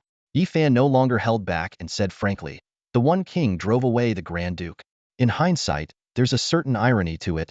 Yi Mao was momentarily stunned and probed. You mean to say, that fake One King? Yi Fan shook his head and interrupted. As long as someone sits in that position, the truth doesn't matter. That position represents the highest authority of the human race, and no one will question it. However, it's clear that the One King and his followers have some plans. According to what you know, some of the kings should be aware of the One King's departure. Yi Mao pondered for a moment and then asked, by the way, that little girl you brought back, have you found out about her background? She lived on the front lines. I couldn't investigate, Yi Fan replied, but then added with amazement, however, her origins must be extraordinary. Since awakening her beast-taming abilities, Her strength has improved rapidly, and she is now close to breaking through to the gold level. I had a healer examine her bone age, and as of today, she should be nearly 10 years old. A 10-year-old gold-level beast tamer? Yimao furrowed his brows. She's been with you for less than a year, and her beast-taming abilities awakened less than a year ago. It's impossible for an ordinary person to progress so quickly. This seems suspicious. I've only heard of such feats in ancient legends, where some great beings used methods to reincarnate and rebuild their power. Reincarnation? Yifan was shocked. Is it really possible for someone to reincarnate? Yimao nodded affirmatively. There are many such legends, though their truth is hard to discern, but I believe it exists. When I entered the Gate of Divinity, I saw laws and principles related to time and space, as well as traversal and transformation. If someone specializes in these principles, they might indeed achieve reincarnation. He then shook his head, but even if reincarnation is possible, it's not necessarily a good thing. Ancient divine beasts could cocoon and rebuild, but over endless years, more of them have fallen. The key lies in change. Walking the same path in the same way will only yield the same results. Yi Fan fell into deep thought, and the voice of Qiongqi in his palm expressed admiration. This old man has some insights. Adversity brings change, and change leads to success. Yi Fan summarized, then asked Yimao, do you suspect that Xiao Kuei might be the reincarnation of a great being? It's not a suspicion. It's a guess, Yimao answered decisively. But if she's reincarnated, why is her mind so pure and simple? Yi Fan wondered. If a reincarnator had lived for 100 years and seen all the world's flavors, they wouldn't be so innocent. Reincarnation is a defiance of nature. It's highly likely that her memories are sealed, Yimao explained. The principles of the universe are unpredictable. If the girl grows a bit more, the memories of her past life might resurface. It's possible. Yi Fan nodded. She has the witch's eye. Perhaps she's the reincarnation of the One King? Not necessarily. It could be that the One King's methods were acquired by someone else, Yimao said cautiously. You must remain vigilant. Luck and fate are mysterious. As the foremost prodigy, the world's fortunes converge on you. If someone around you shows unusual signs, you need to be extra careful. Yi Fan kept Yimao's advice in mind, pondering silently. The concept of luck and fate could be dubious, but it was undeniable that many of his experiences had become increasingly extraordinary in this life. This was evident from his encounters with Bai Zhe and Qiongqi. Opportunities that shouldn't have been his had inexplicably come to him, suggesting that luck and fate played a significant role. As Yi Fan was deep in thought, the army crested a high mountain, revealing hundreds of people in Taoist robes waiting ahead. They seemed to have been waiting for a long time, and upon seeing the army, they rose into the air. Who are you? The sudden appearance of these people made the army immediately wary, and the deputy commander shouted coldly. We are the core disciples of the Mingxin sect. Our sect leader has heard that the Heavenly Lord is passing through our territory and has sent us to invite him for a banquet. The Taoist-robed individuals replied respectfully, easing the army's vigilance slightly. Soon, these people flew to the mountain top and landed before Yi Fan, bowing deeply. The younger disciples couldn't help but curiously eye Yi Fan, the youngest hero of the human race, who was currently at the peak of his fame. Please rise, Yi Fan said calmly, his gaze sweeping over the group of Taoist disciples. Yi Fan was used to grand occasions, so he merely nodded slightly when visited. He said calmly, I appreciate the sect master's kindness, but the rebels are still in the capital, and the Northern Duke has been waiting for a long time. I can't afford to delay on the road. The people around him looked disappointed upon hearing this. The leader of the group was visibly surprised and quickly cupped his hands in respect, saying, Heavenly Lord, the sect master said he has urgent matters to discuss with you. We must insist that you come with us. Urgent matters? Yi Fan raised an eyebrow slightly and, after a moment of thought, nodded. If it's urgent, then I'll go. Lead the way. The accompanying army followed Yi Fan into the Mingxin sect. On the roadside, curious onlookers whispered among themselves. Look, that's the Heavenly Lord. Wow, is the Heavenly Lord that old? His beard is white. I thought he was only around 20. You're talking about Yi Mao, the elder brother of the Battle King. The one behind him is the Heavenly Lord. The Mingxin sect was peaceful and orderly. The roadsides were lined with disciples in Taoist robes, who curiously watched the heavily armored troops. The sect seemed like a utopia, in stark contrast to Yi Fan's battle-hardened army. As they entered the main gate of the inner sect, two elders approached Elder Wu and an Elder Jielu. Well, long time no see. Young man, Elder Jielu said, patting Yi Fan on the shoulder. Suddenly sensing Yi Fan's level, he exclaimed, Star level already? At such a young age. Yi Fan responded calmly, with the chaos upon us, advancing quickly as necessary. Elder Wu quickly asked, where is my disappointing junior? Why didn't he come? Senior, you mean Wu Jingtian? Yi Fan smiled. Senior Wu Jingtian broke through to the glory level a while ago, and is currently helping to stabilize the south. That blockhead, stabilizing the south? Wu Wen clearly had little regard for Wu Jingtian but still nodded. Looking at Yifan, he grew increasingly impressed. You, young man, are truly remarkable. At such a young age, you're already one of the most powerful leaders. In the future, you might even surpass your ancestors. You're too kind, senior, Yifan replied modestly. After exchanging a few pleasantries, he asked, I heard the sect master has urgent matters to discuss with me. What is it about? Urgent matters? The two elders looked puzzled. What urgent matters? Yifan turned to the disciple who had led the way. The disciple quickly explained. The sect master did say he had urgent matters to discuss. The two elders exchanged glances, looking somewhat skeptical. What's the sect master up to now?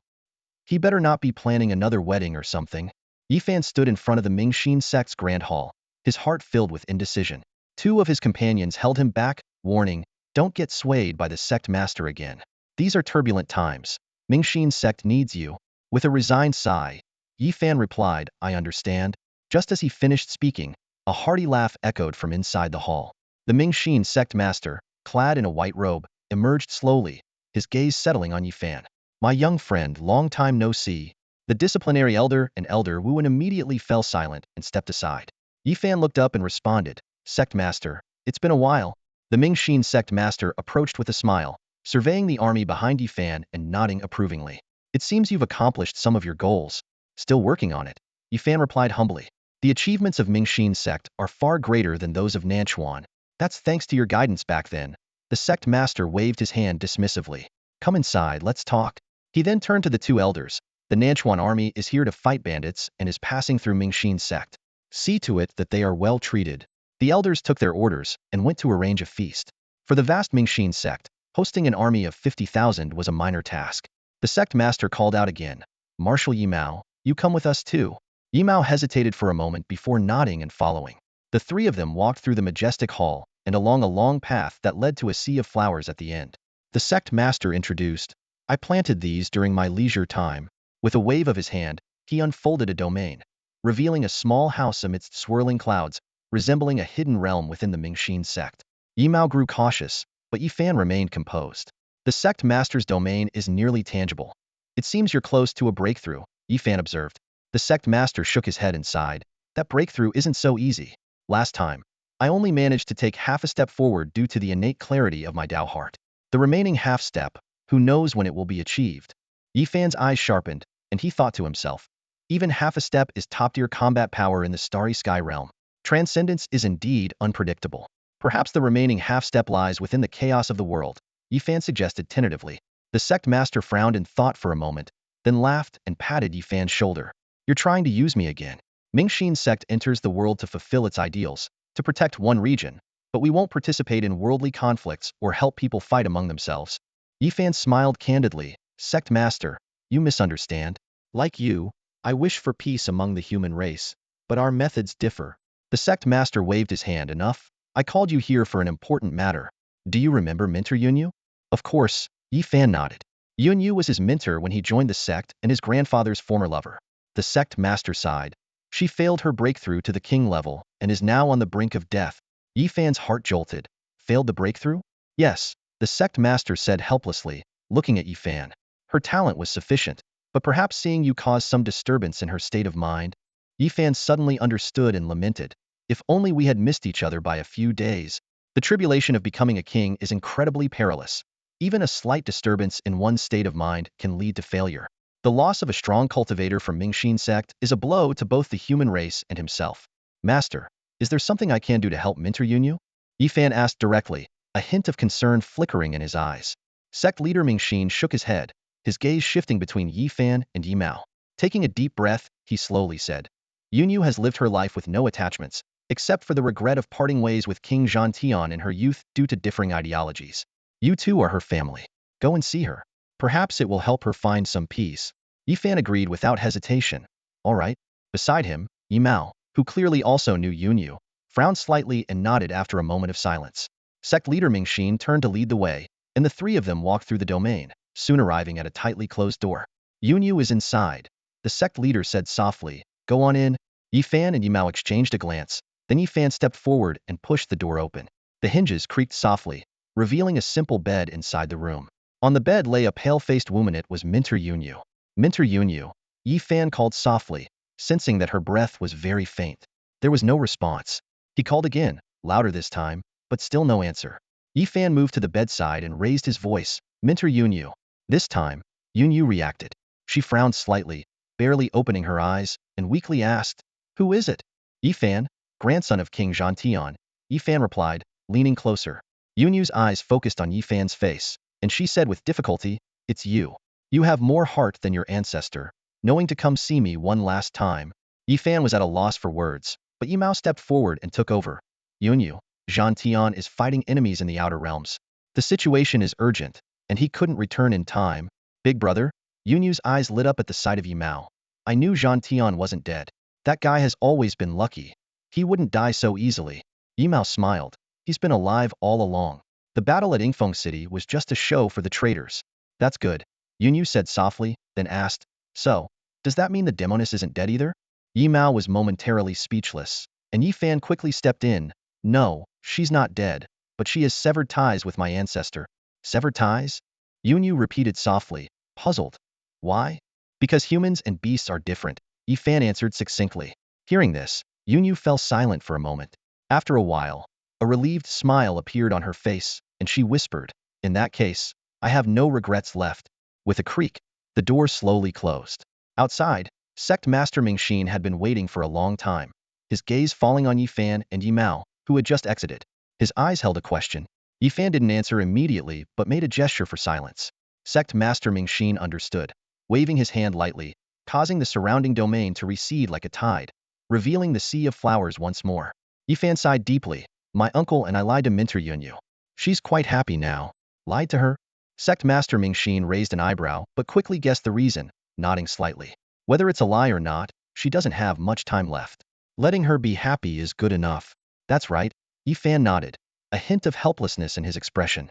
"The affairs of the world are always imperfect, and even someone as fortunate as he cannot escape the fate of regret." Sect Master Mingxin patted Yi Fan's shoulder, his tone much lighter. "Stay here for a good meal tonight, and set off tomorrow. Today, a sect from the South Sea is here to spar with Mingxin's sect. Some outstanding juniors might catch your interest." Yi Fan looked puzzled. "Which sect?" "Supreme Mansion," Sect Master Mingxin replied. "It's said to be a sect left by an ancient supreme, with some remarkable talents." The name sounded somewhat familiar to Yi Fan. After a moment of hesitation, he nodded. "Since they're here, I might as well take a look." Sect Master Mingxin laughed. "The famous Tiangong spectating those disciples might show more courage. If you're willing, I can send some disciples to help you in your quest to the capital." Yi Fan smiled and cupped his hands in gratitude. "That would be excellent. Sect disciples may not be as worldly, but their talent and strength are exceptional. If the sect master is willing, 100,000 disciples would be even better." Sect Master Mingxin couldn't help but laugh and cry. "You really know how to ask for a lot." After the afternoon banquet, the sparring between Mingxin's sect and Supreme Mansion officially began. Yi Fan's arrival excited many people. From his high seat, Sect Master Mingxin looked at Yi Fan beside him, sighing, "You truly are popular. They admire you just by hearing your name. If they knew your true identity, they would flock to you even more." Yi Fan waved modestly. "You're flattering me, Sect Master." Yi Mao, standing nearby, smiled, thinking that after the Battle of Zhaoyang Pass, who in the world didn't know Yi Fan's name? As they chatted and laughed, an elder in white robes approached with several middle-aged men. Sect Master Mingxin rose to greet them. "Supreme Jin, please have a seat." The elder, addressed as Supreme Jin, responded, "No need for formalities, Sect Master." He led his group to sit opposite Yi Fan. Their eyes met, and he nodded. "I've long heard of the Lord of Nanchuan's heroic spirit. Meeting you today, it truly is as they say." "You're too kind," Yi Fan replied, his gaze sweeping over Supreme Jin, feeling a slight ripple in his heart.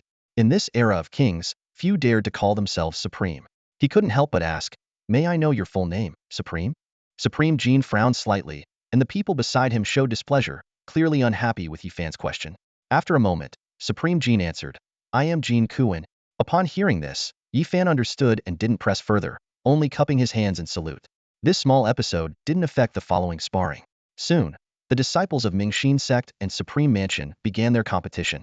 Each side sent out 30 disciples, no older than 25, divided into 3 levels: outer sect, inner sect, and core, each with 10 people, all of considerable strength. The sparring used a round-robin format, with beast tamers dominating the field. Rare beasts occasionally appeared, drawing exclamations from the audience. Yi Mao, standing beside Yi Fan, remarked, "The foundation of a hidden sect is indeed extraordinary. Even outer sect disciples can summon extraordinary beasts, unimaginable in the outside world." Yi Fan nodded in agreement, but his eyes roamed among the disciples, seemingly searching for something. The sparring proceeded quickly. In the round-robin format, disciples without standout personal abilities had little chance to shine. In the Tanantan match, Mingxin sect's disciples clearly had the upper hand, defeating Supreme Mansion with just 6 people. The inner sect match was even faster, with Mingxin sect winning with only 4 participants. This left Supreme Jin's face somewhat embarrassed.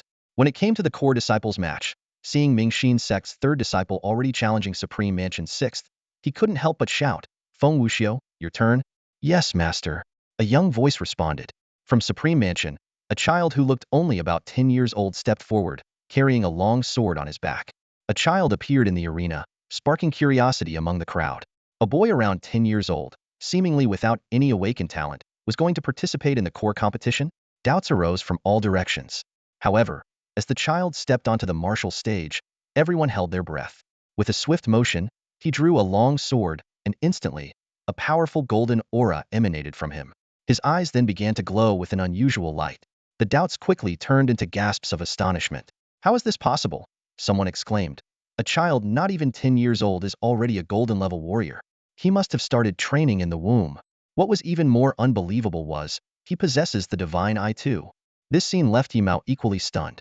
Almost instinctively, he turned to look at Yi Fan, his eyes full of questions.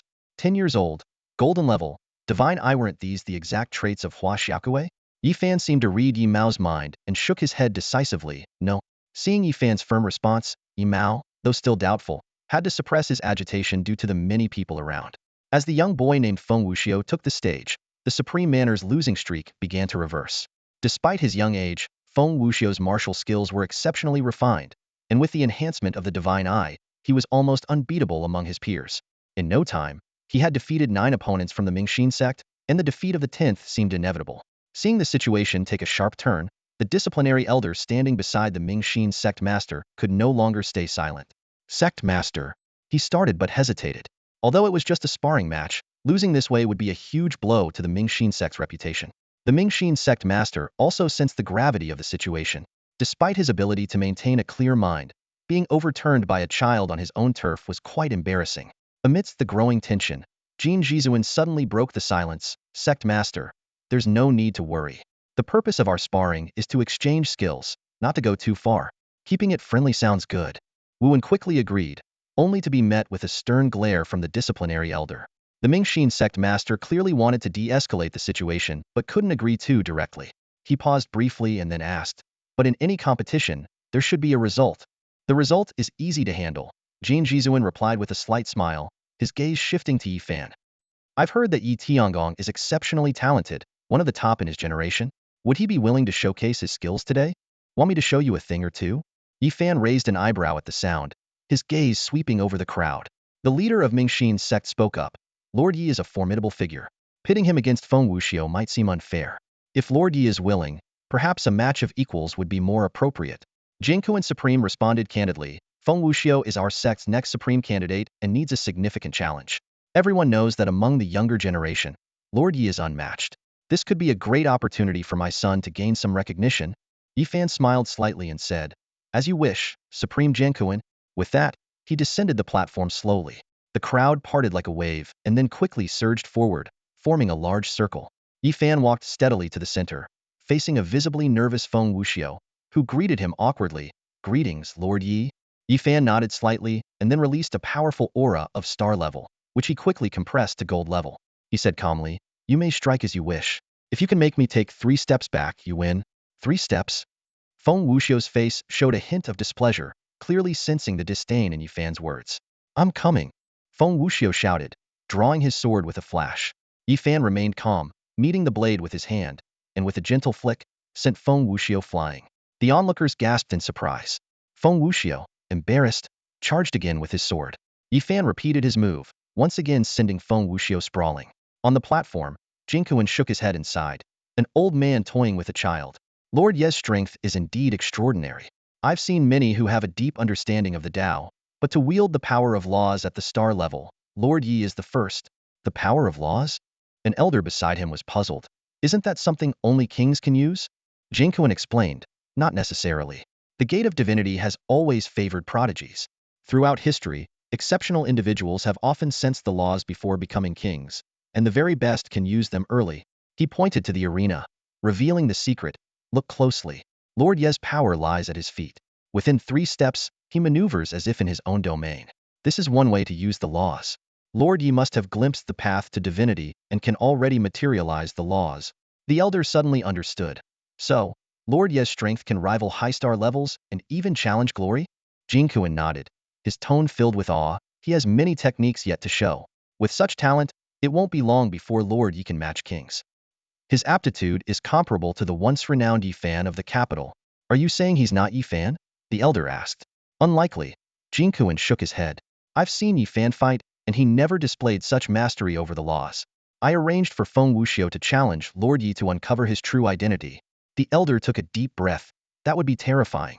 If so, Nanchuan will have 2 of the top prodigies of the same generation. In the arena, the battle heated up. Feng Wuxiu, eyes wide with determination, used all his skills but still couldn't budge Yi Fan. After another failed attack, Feng Wuxiu couldn't hold back his frustration, shouting, "All you do is defend. What's the point?" Yi Fan chuckled. "If that's the case, I'll attack this time." As soon as he spoke, the ground shook, and countless chains appeared out of nowhere. Seal magic. What is this? Feng Wuxiu was shocked, retreating with his sword, but the chains clung to his blade, quickly binding him tightly. "Let me go." Feng Wuxiu, immobilized, struggled and shouted in anger and fear. Yi Fan approached slowly, speaking softly. "You've had it too easy. Winning every battle is just a temporary high. It's in the face of failure that one's character is tested." He suddenly lowered his voice, losing your composure at the first setback. If your brother saw you like this, he'd be disappointed. Brother? Feng Wuxiu was stunned. How do you know I have a brother? Yi Fan smiled mysteriously. How could I not know? When I first saw you, you still had pigtails. With her hair tied into pigtails, Feng Wuxiu stared in confusion at Yi Fan's masked face. Suddenly, a flash of realization crossed her eyes, and she exclaimed, "It's you, the one who drank with my brother." Seeing Feng Wuxiu recognize him, Yi Fan nodded slightly, his tone carrying a hint of elder concern. "Your brother has helped you a lot. You need to work harder."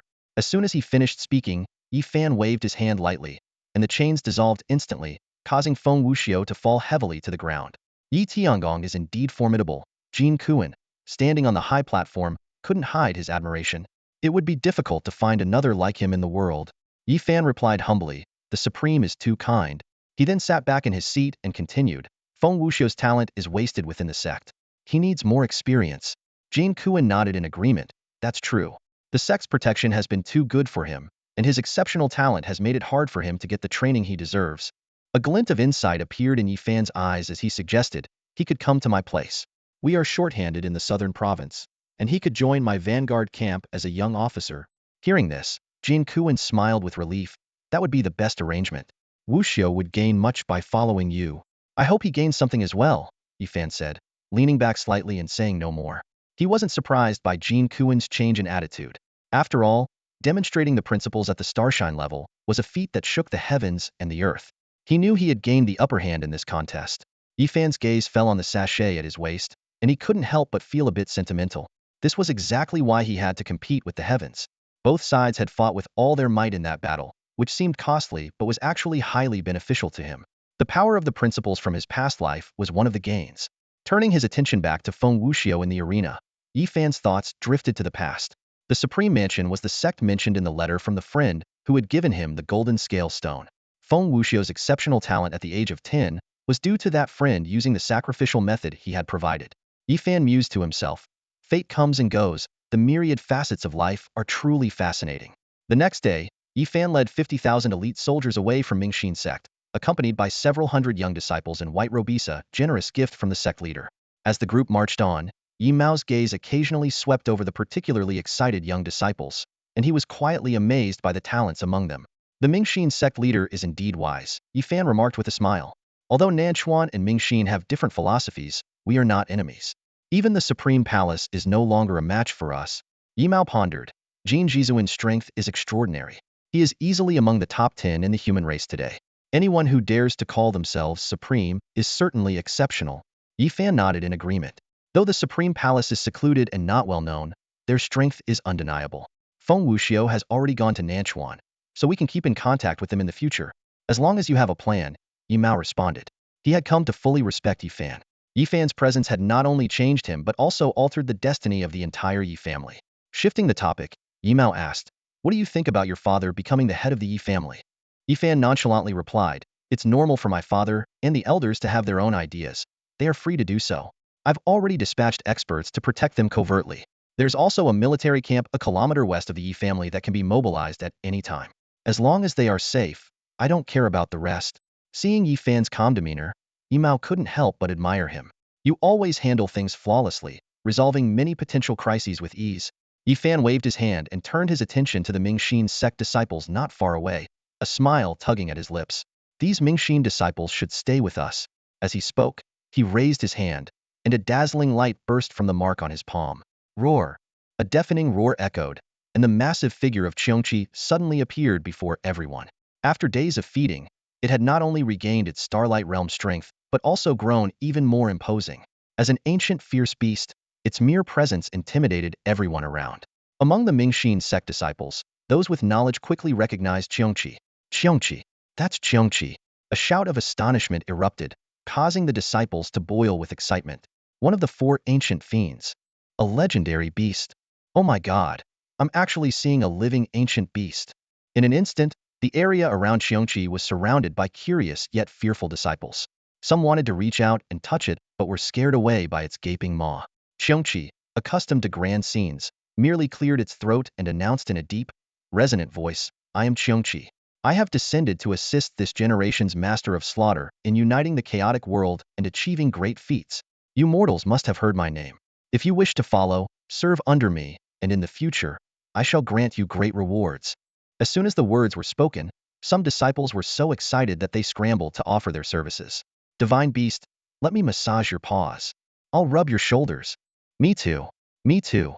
Yi Mao was left speechless and turned to Yi Fan, asking, "Did you rehearse what Qiongqi said?" Yi Fan laughed. "There's no need for rehearsal. It comes up with this stuff on the spot. Though it's wicked, it's excellent at deceiving and intimidating people." Meanwhile, in a misty room, the silhouette of a beautiful woman could be faintly seen behind a screen. A maid approached with clothes and reported, "Lord Longmu, Yi Tiangong has reached the border of our territory and set up camp at Fengqiu Hill. He is expected to leave tomorrow.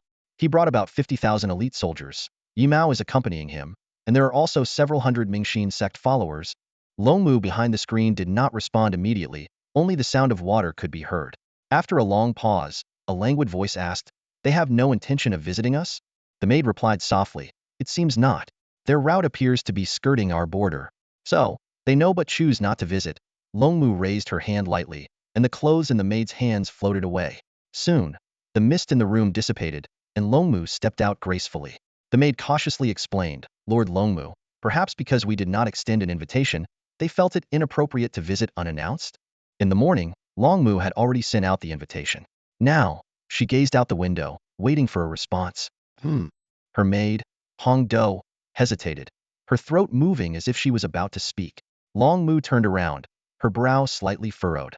Yi Tiangong hasn't even bothered to reply. What arrogance! She sighed softly. Does he think I, Long Mu, would devour him or something? Gathering her courage, Hong Do cautiously asked, why does Lady Long Mu wish to invite Yi Tiangong? Men have been banned from Kanglan City for many years. Long Mu's sharp gaze fell on Hong Do, causing her to shrink back. Do you think I'm unaware of Kanglan City's rules? She replied coolly. Just then, a series of hurried footsteps echoed down the hallway. Soon, a female general, clad in iron armor and exuding an air of confidence, strode into the room. Lady Long Mu, the general said, bowing in salute. Today, that Heezy has come to provoke us outside the northern gate again, and they've injured some of our people. That scoundrel! A flash of anger crossed Long Mu's eyes. Does he really think Kanglan City is without defenders? The general was about to offer some words of comfort when another set of footsteps approached. Two more equally imposing female generals quickly entered. Lady Long Mu, several cavalry units have been spotted outside the western gate. They appear to be Mingwish troops, reported one of the generals. The other immediately added, there are also cavalry units outside the eastern gate, and they seem to be equipped with machinery. Upon hearing this, Long Mu no longer displayed anger.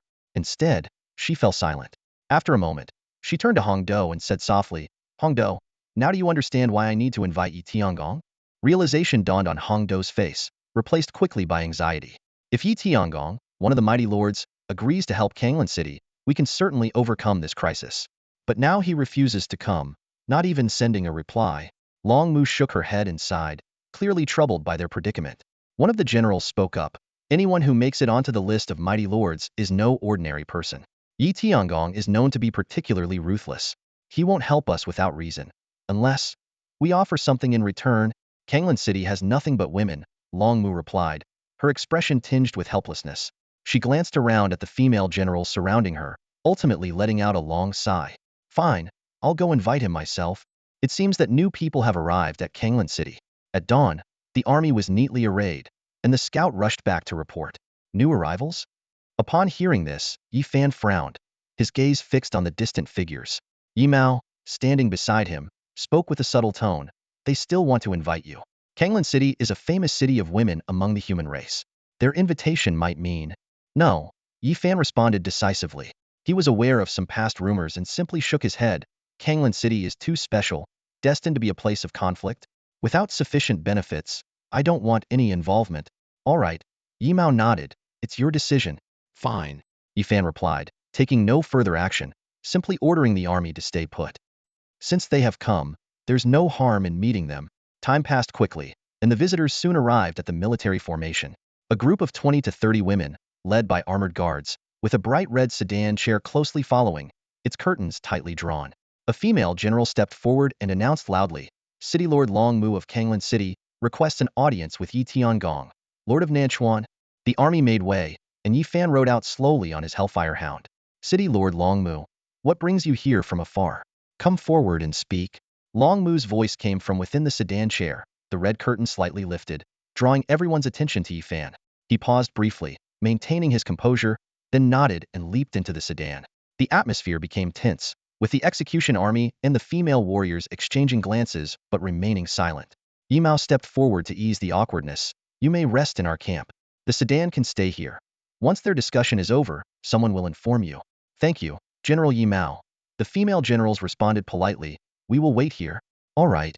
Yi Mao did not insist further, gesturing with his hand. We will reorganize our troops. Commander Qi. Present. The commander responded and began organizing the troops. The execution army of Nanchuan displayed astonishing efficiency, assembling tens of thousands of soldiers in no time. The female generals watched in awe, impressed by the army's efficiency and the intense aura of lethality. Their sophisticated equipment, fierce mounts, and ferocious beasts further astonished them. This army could easily conquer a city. The lead female general whispered to her companion. It's said that Nanchuan has 1,000,000 such troops. Where does Nanchuan get so many resources? Her companion replied, unable to hide her surprise. I lived in Nanchuan as a child, and it was very poor. Rumor has it that Nanchuan possesses top-tier technology, someone explained quietly. Have you heard of the Changsheng cloud? It can control the weather, ensuring bountiful harvests every year. Nanchuan has such technology, along with various agricultural advancements. It's also the only province that has eradicated all noble families, controlling all secret realms within its borders. No wonder Nanchuan is so powerful, the lead general realized, her tone filled with anticipation.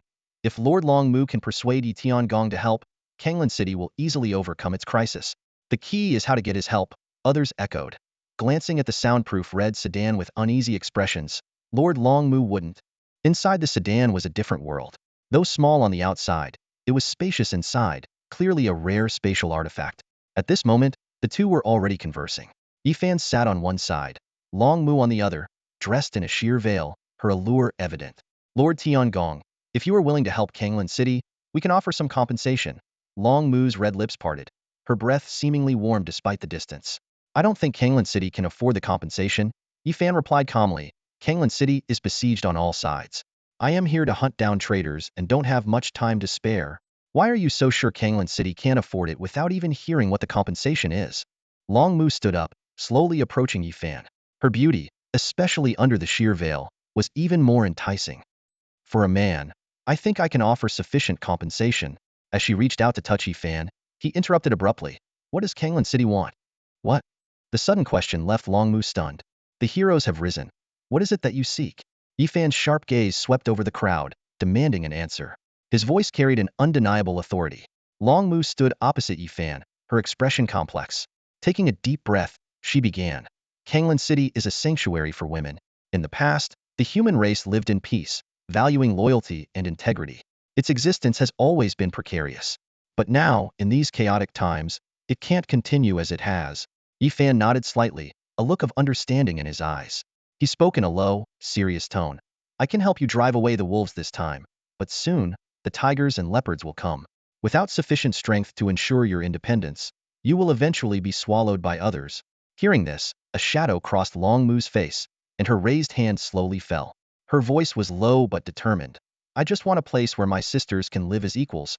After a moment of silence, Long Mu added softly, surely you know, the world's rules are oppressive to women. The existence of Kanglan City is to provide them with shelter. Yifan replied briefly, protection requires power. Kanglan City currently lacks that power. A trace of helplessness showed on Long Mu's face. That's why we need your help. Since you are willing to discuss this with me, I believe you have a solution. Yifan nodded, a glint in his eyes. There is a way, but you might not be able to accept it.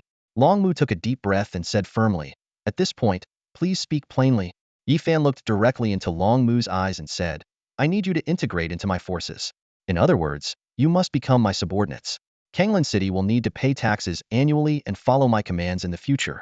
Long Mu's brows furrowed, her voice tinged with reluctance. In that case, wouldn't Kanglan City be essentially annexed by you? How is that different from our current plight? Yifan shook his head, his tone unwavering. It's both the same and different. At least with me, you can still retain Kanglan City. Hearing this, Long Mu fell silent. The option Yifan presented was undoubtedly harsh. Previously, Kanglan City was not entirely independent, but it was part of a unified human race. Now, Yifan's proposal meant Kanglan City would become a vassal of Nanchuan, fully subordinate, and a city originally built as a sanctuary for women would now serve a man. After a long silence, Long Mu finally spoke, her voice carrying a hint of hope. Do you support our ideals? Yifan merely smiled, his tone indifferent. I don't care what your ideals are. As long as they don't interfere with my plans, you could even advocate cannibalism for all I care. A glimmer of hope appeared in Long Mu's eyes as she asked, so, can Kanglan City remain as it was? Can it still be a sanctuary for women? Yifan stood up, his tone calm and resolute. You are the city lord. What you can or cannot do is up to you. As long as Kanglan City remains completely loyal to me. He waved his hand and added, that's all I have to say. The decision is yours, City Lord Long Mu. Time is short, and there is only one opportunity, so you need to decide quickly.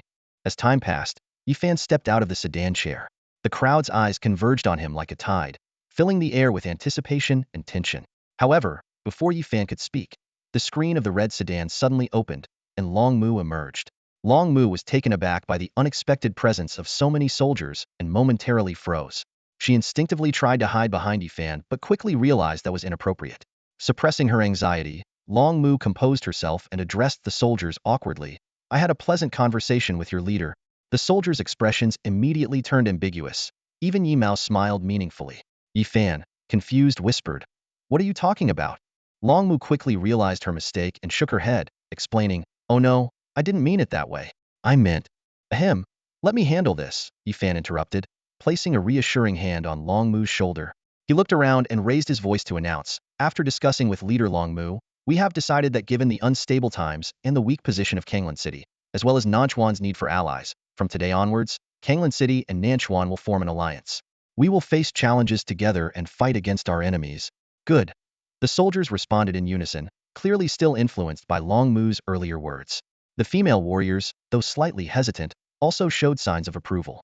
Having recovered from her earlier embarrassment, Long Mu solemnly declared as the host, as we are now allies, I, on behalf of Kanglan City, welcome the arrival of the extermination army. Kanglan City will prepare a feast to reward everyone. As soon as she finished speaking, the soldiers didn't immediately respond but instead turned their gaze to Yifan, their eyes filled with curiosity about the legendary all-female city. Yifan smiled and nodded. Since leader Long Mu has invited us, we are happy to accept. Good. This time, the soldiers truly cheered, each one elated. The female warriors felt slightly uncomfortable with this somewhat inappropriate reaction but, given Long Mu's invitation, turned their heads silently. By evening, when the extermination army arrived outside Kanglan City, the city was already in an uproar. Many were dissatisfied with Long Mu's decision. For them, the establishment of Kanglan City and their gathering here were to realize the legend of an all-female kingdom. Long Mu's actions seemed to break long-standing rules, potentially leading the city in an unknown direction. Most residents harbored resentment towards Min. Seeing the extermination army enter the city, some hid at home, cursing quietly, while others stood on the streets, shouting angrily. There were also some sensible individuals who, despite their discomfort, understood the need for external support and came to the streets to welcome the army. Among the crowd, the presence of some young women was particularly noticeable. Having lived in Kanglan City all their lives, they had never seen men before. Now, they moved through the crowd, their eyes filled with curiosity. "Who is Yi Tiangong? Point him out to me," one excited young woman asked. "The one at the front, riding the flaming wolf dog," her companion replied, pointing to the front of the procession. "Him? He doesn't look so fierce. Isn't he supposed to be a ruthless killer? Why does he look so thin?" "What does being a ruthless killer have to do with being thin? You're prejudiced against fat people." Observing the various reactions from the city's residents, Long Mu, walking at the front of the procession, felt a bit embarrassed and said to Yifan, "Tiangong, please don't mind them." Yifan calmly replied, "It's fine. It's normal for many to be unhappy with your decision to invite my army into the city." Long Mu nodded, her tone gentle. "I hope to show some sincerity. Since I've decided to align with you, I must make some gestures." Yifan replied thoughtfully, "Just this once. In the future, except in necessary circumstances, I won't send people into Kanglan City. The city's existence is unique, and this unity among the people comes from that uniqueness. Frequent military presence would disrupt that and cause more unrest." Long Mu, pleased, responded, "If that's the case, I thank you on behalf of Kanglan City's residents." Yifan shook his head. "It's nothing. When the time is right, I will send some resources from Nanchuan. You can distribute them among the people." "No problem." Long Mu, having heard of Nanchuan's uniqueness, was overjoyed. "Tiangong is willing to help Kanglan City through tough times and help us develop. We don't know how to repay you." Yifan casually replied, "The best way to repay me is to become stronger. Right now, Kanglan City is too weak to be of significance to me." "I understand." Long Mu nodded solemnly, her eyes shining with determination. Long Mu nodded in response and was about to discuss the details further with Yifan when a group of female guards rushed in, their faces filled with panic. One of them exclaimed urgently, "Lord Long Mu, something terrible has happened. Feng Per is about to hang herself."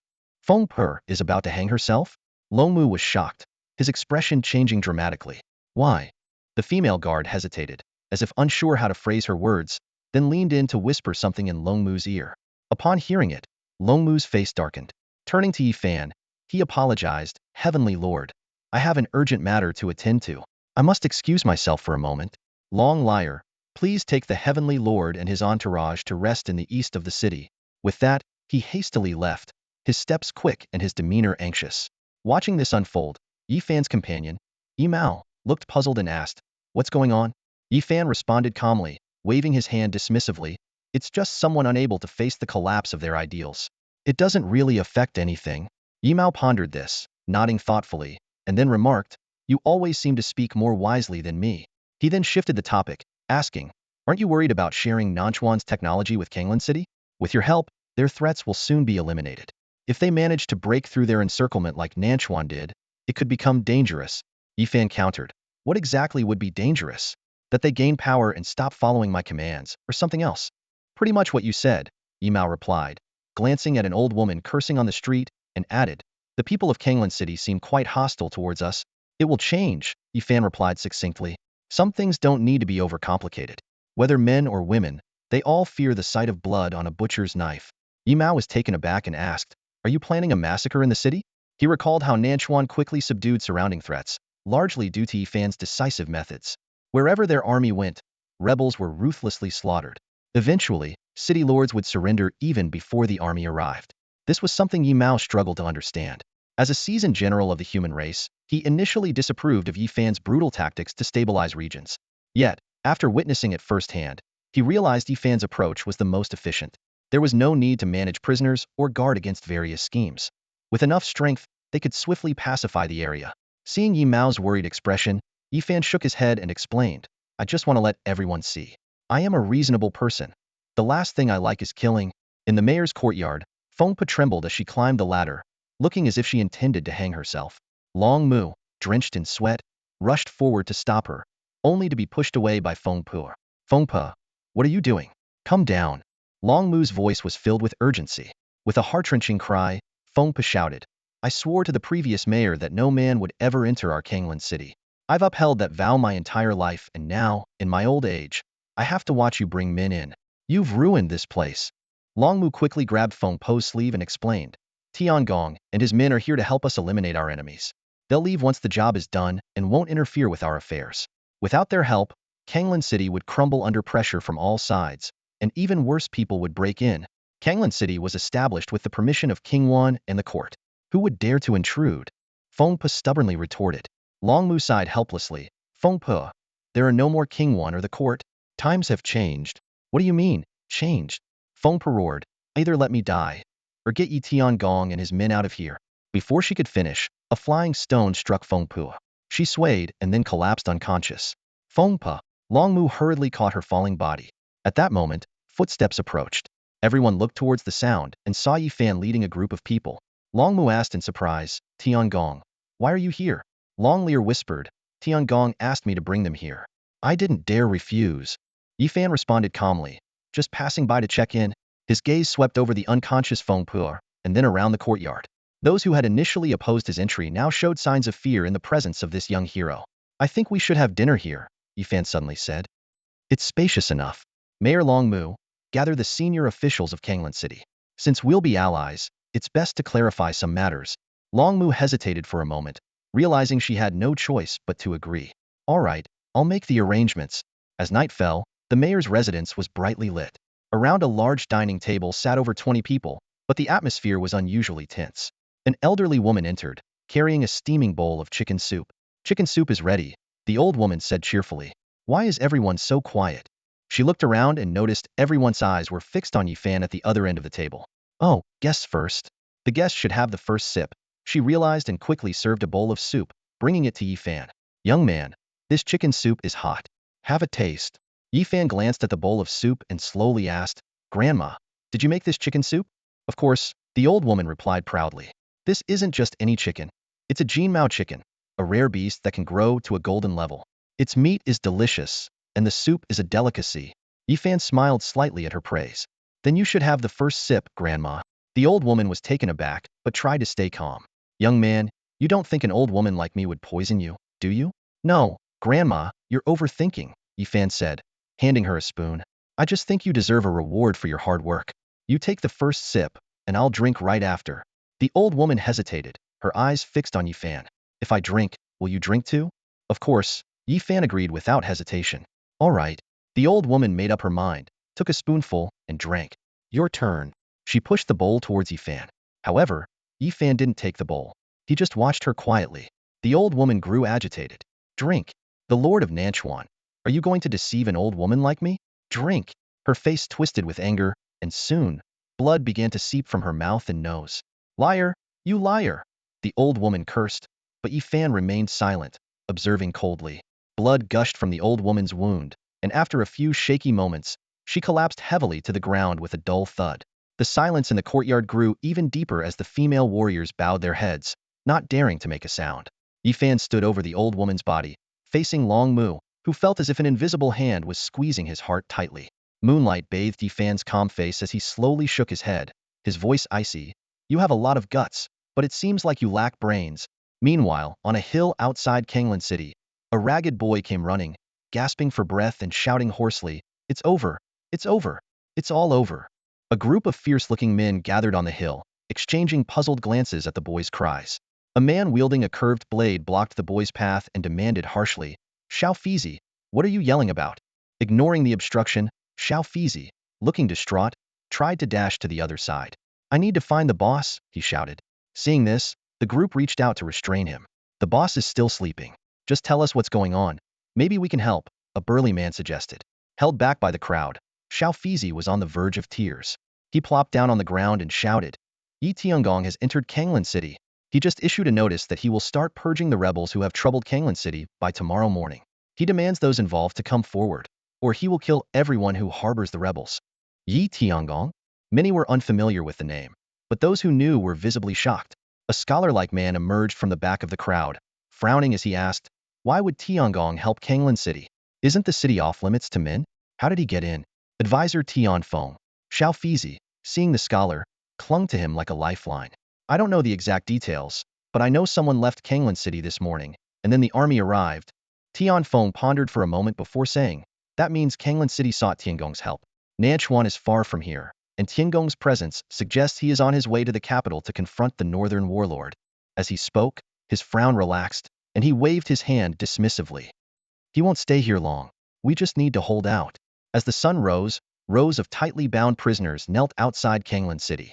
On the city wall, a look of surprise flashed in Long Mu's eyes, especially when she recognized a few familiar faces. She muttered softly, some of these people are generals. Standing beside her, Yifan calmly surveyed the scene outside the city. They are clever, he remarked. These people won't cause them significant harm.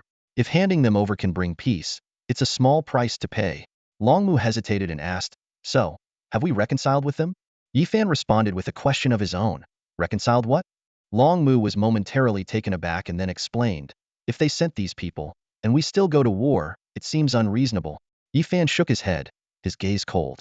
In an era without rules, reason belongs to those with power. Kanglan City is mine now, and I must ensure its absolute safety.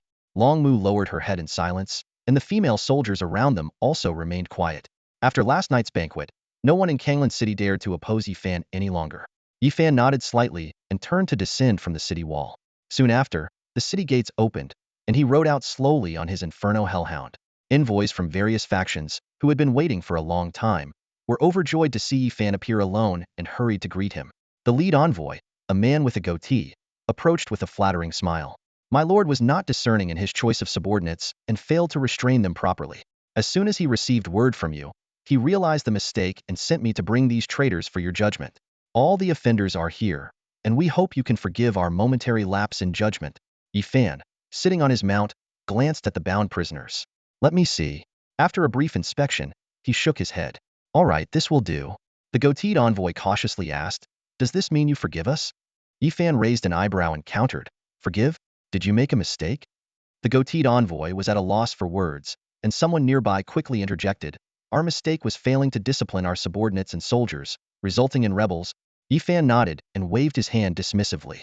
Oh, well, that's not your fault. The envoys were overjoyed, but the goateed envoy sensed something was amiss. Just as he was about to speak, the ground began to tremble. The rhythmic thudding of footsteps echoed as the execution army poured out from the city gates. The goateed envoy panicked and was about to ask a question when Yifan interrupted. I said, you did nothing wrong. Since there's no wrongdoing, why would I need to forgive you? Before the words were fully spoken, cavalry swept past Yifan. The executioner's blades fell like the scythes of death, swiftly decapitating the kneeling prisoners. Blood splattered as heads rolled, and the army charged onward. The envoys stood frozen in place, facing Yifan. The terrifying rumors about him resurfaced in their minds. Someone trembled as they spoke. Lord, we are merely envoys. Yifan shook his head, patted the Inferno Hellhound, and leisurely followed his army. I had no intention of killing you, but Kanglan City doesn't harbor men, and your own lands likely won't either. It might be kinder to give you a swift end. The envoys were horrified and tried to flee, but flames erupted around them. Their screams echoed through the inferno like the wails of tormented souls in hell. Yifan and the execution army's figures gradually receded into the distance. On the city wall, the young Long Liar witnessed everything and fearfully asked, Sister, did Lord Tian kill Feng Po and the others too? Long Mu hastily denied it, though she felt equally uneasy. She pulled Long Liar into her arms. Feng Po and the others are good people. Lord Tian wouldn't kill them. Long Liar's voice trembled. I'm scared. Sister, can we not be allies with Lord Tian? Long Mu was silent, patting her sister's back as she looked behind her. Inside the city gates were the citizens of Kanglan City, all women, all defenseless. Lord Tian had eliminated all opposition among the city's leaders, but he seemed indifferent to these women. Tiangong is the best choice.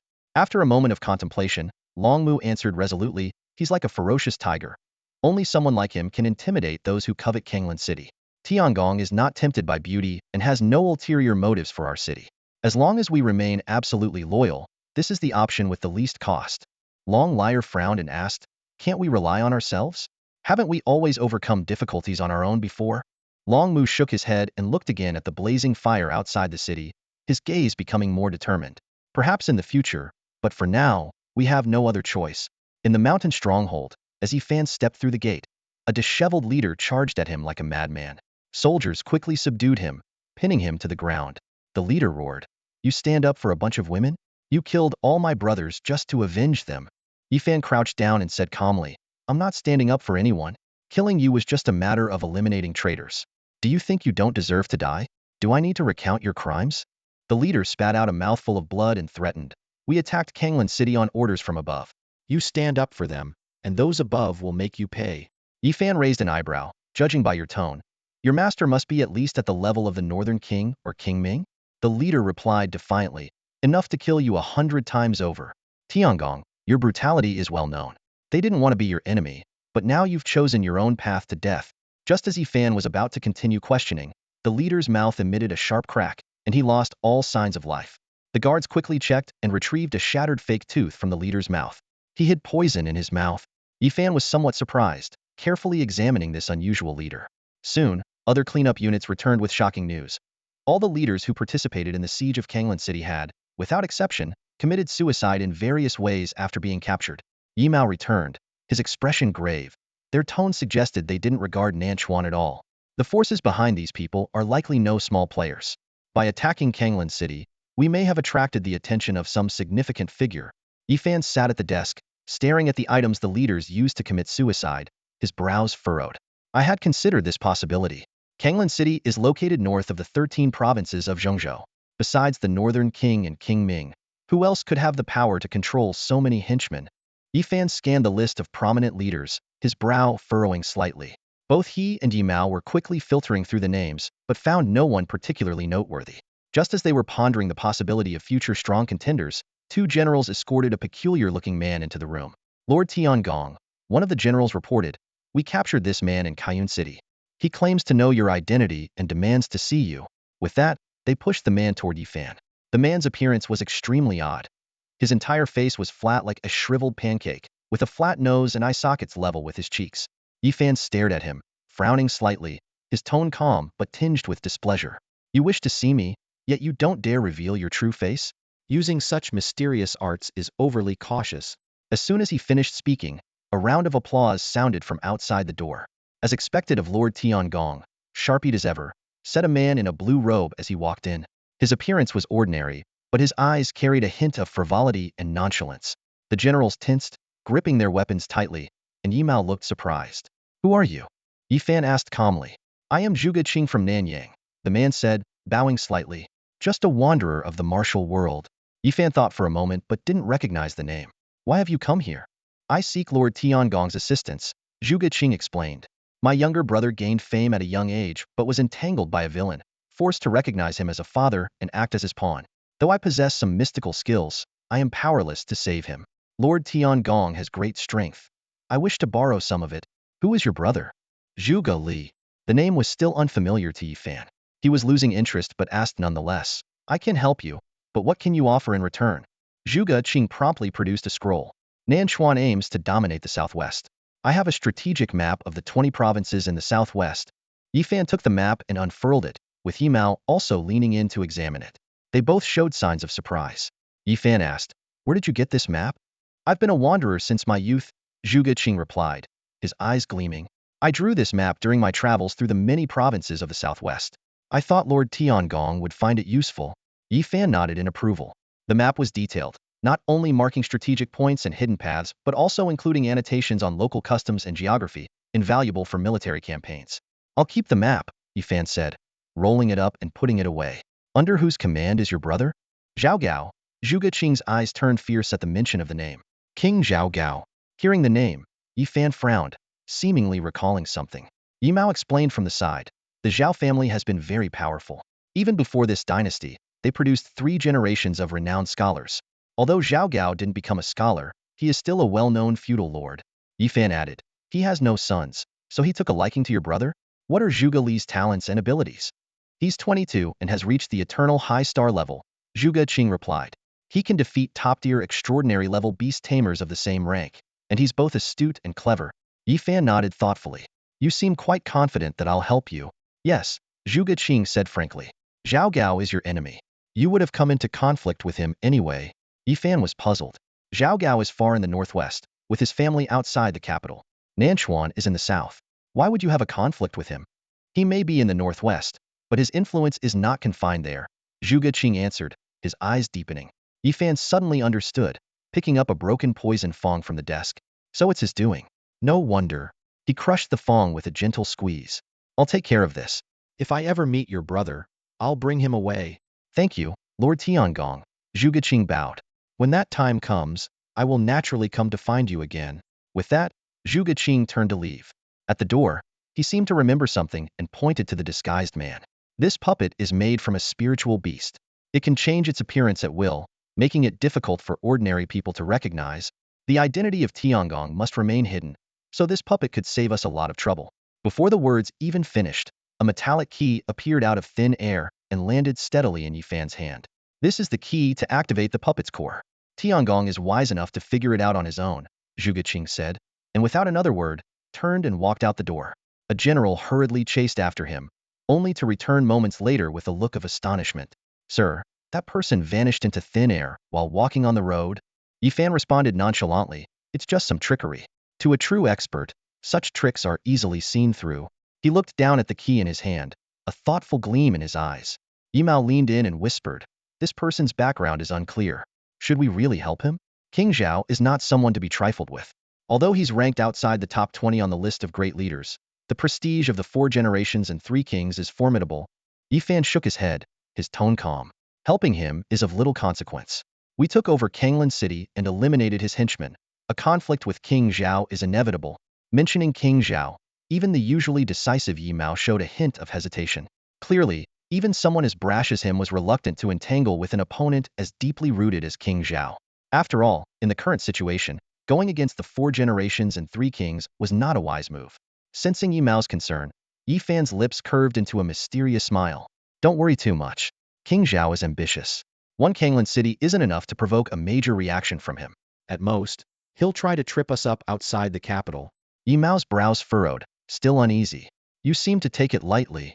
Yifan said no more, his gaze shifting to the desk, a faint smile lingering on his face. To him, Zhao Gao was indeed an interesting character.